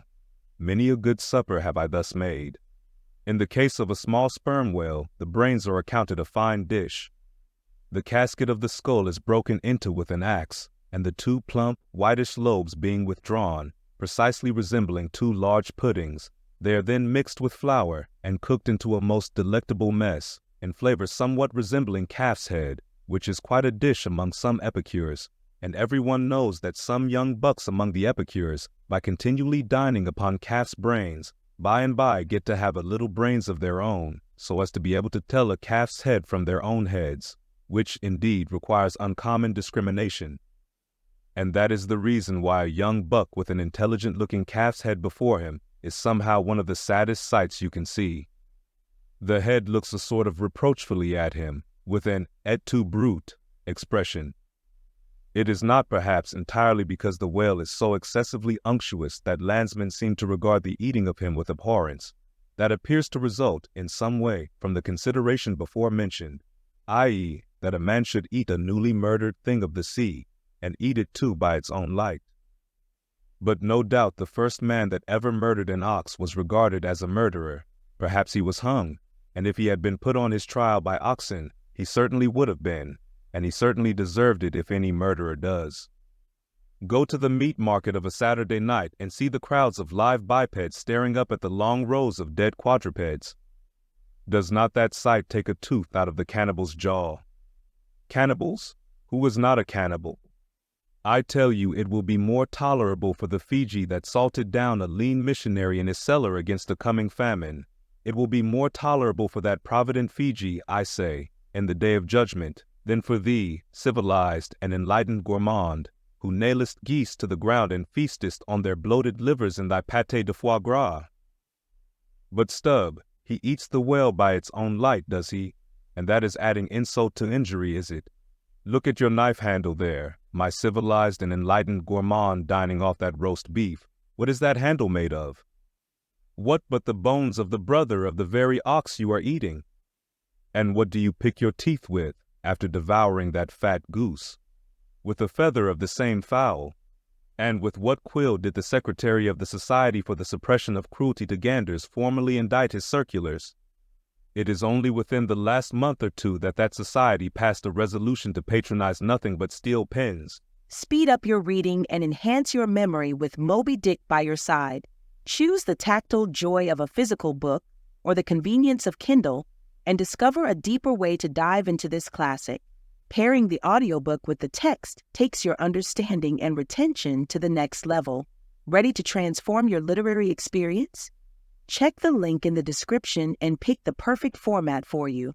With EchoTales Audiobooks, Moby Dick awaits. Dive deeper, read faster, remember more. Get your book now. Chapter 66, The Shark Massacre. When in the southern fishery, a captured sperm whale, after long and weary toil, is brought alongside late at night, it is not, as a general thing at least, customary to proceed at once to the business of cutting him in. For that business is an exceedingly laborious one, is not very soon completed, and requires all hands to set about it. Therefore, the common usage is to take in all sail, lash the helm a-lee, and then send everyone below to his hammock till daylight, with the reservation that, until that time, anchor watches shall be kept, that is, 2 and 2 for an hour, each couple, the crew in rotation shall mount the deck to see that all goes well. But sometimes, especially upon the line in the Pacific, this plan will not answer at all, because such incalculable hosts of sharks gather round the moored carcass, that were he left so for 6 hours, say, on a stretch, little more than the skeleton would be visible by morning. In most other parts of the ocean, however, where these fish do not so largely abound, their wondrous voracity can be at times considerably diminished by vigorously stirring them up with sharp whaling spades, a procedure notwithstanding which, in some instances, only seems to tickle them into still greater activity. But it was not thus in the present case with the Pequod sharks, though, to be sure, any man unaccustomed to such sights, to have looked over her side that night, would have almost thought the whole round sea was one huge cheese, and those sharks the maggots in it.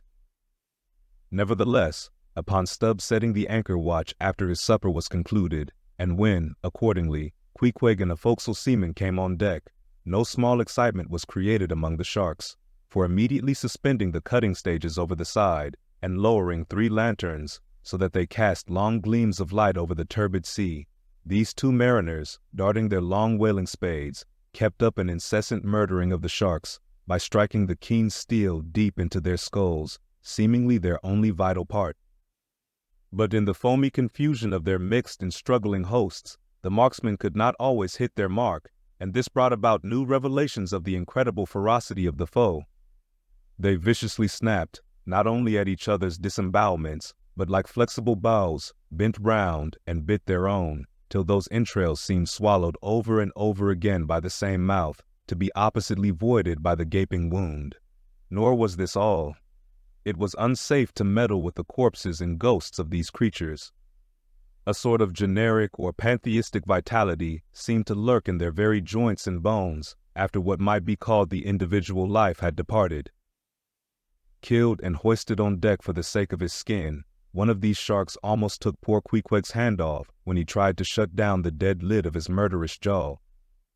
The whaling spade used for cutting in is made of the very best steel, is about the bigness of a man's spread hand, and in general shape corresponds to the garden implement after which it is named, only its sides are perfectly flat and its upper end considerably narrower than the lower. This weapon is always kept as sharp as possible, and when being used is occasionally honed, just like a razor. In its socket, a stiff pole from 20 to 30 feet long is inserted for a handle. Queequeg no care what god made him shark, said the savage, agonizingly lifting his hand up and down, whether Fiji god or Nantucket god, but to God what made shark must be one damn engine. Speed up your reading and enhance your memory with Moby Dick by your side. Choose the tactile joy of a physical book or the convenience of Kindle and discover a deeper way to dive into this classic. Pairing the audiobook with the text takes your understanding and retention to the next level. Ready to transform your literary experience? Check the link in the description and pick the perfect format for you. With EchoTales Audiobooks, Moby Dick awaits. Dive deeper, read faster, remember more. Get your book now. Chapter 67. Cutting In. It was a Saturday night, and such a Sabbath as followed. Ex officio professors of Sabbath breaking are all whalemen. The ivory Pequod was turned into what seemed a shamble, every sailor a butcher. You would have thought we were offering up 10,000 red oxen to the sea gods. In the first place, the enormous cutting tackles, among other ponderous things comprising a cluster of blocks generally painted green, and which no single man can possibly lift, this vast bunch of grapes was swayed up to the maintop and firmly lashed to the lower masthead, the strongest point anywhere above a ship's deck. The end of the hawser-like rope winding through these intricacies was then conducted to the windlass, and the huge lower block of the tackles was swung over the whale. To this block the great blubber hook, weighing some 100 pounds, was attached. And now suspended in stages over the side, Starbuck and Stubb, the mates, armed with their long spades, began cutting a hole in the body for the insertion of the hook just above the nearest of the 2 side fins. This done, a broad semicircular line is cut round the hole, the hook is inserted, and the main body of the crew, striking up a wild chorus, now commence heaving in one dense crowd at the windlass. when instantly the entire ship careens over on her side. Every bolt in her starts like the nail heads of an old house in frosty weather. She trembles, quivers, and nods her frighted mastheads to the sky.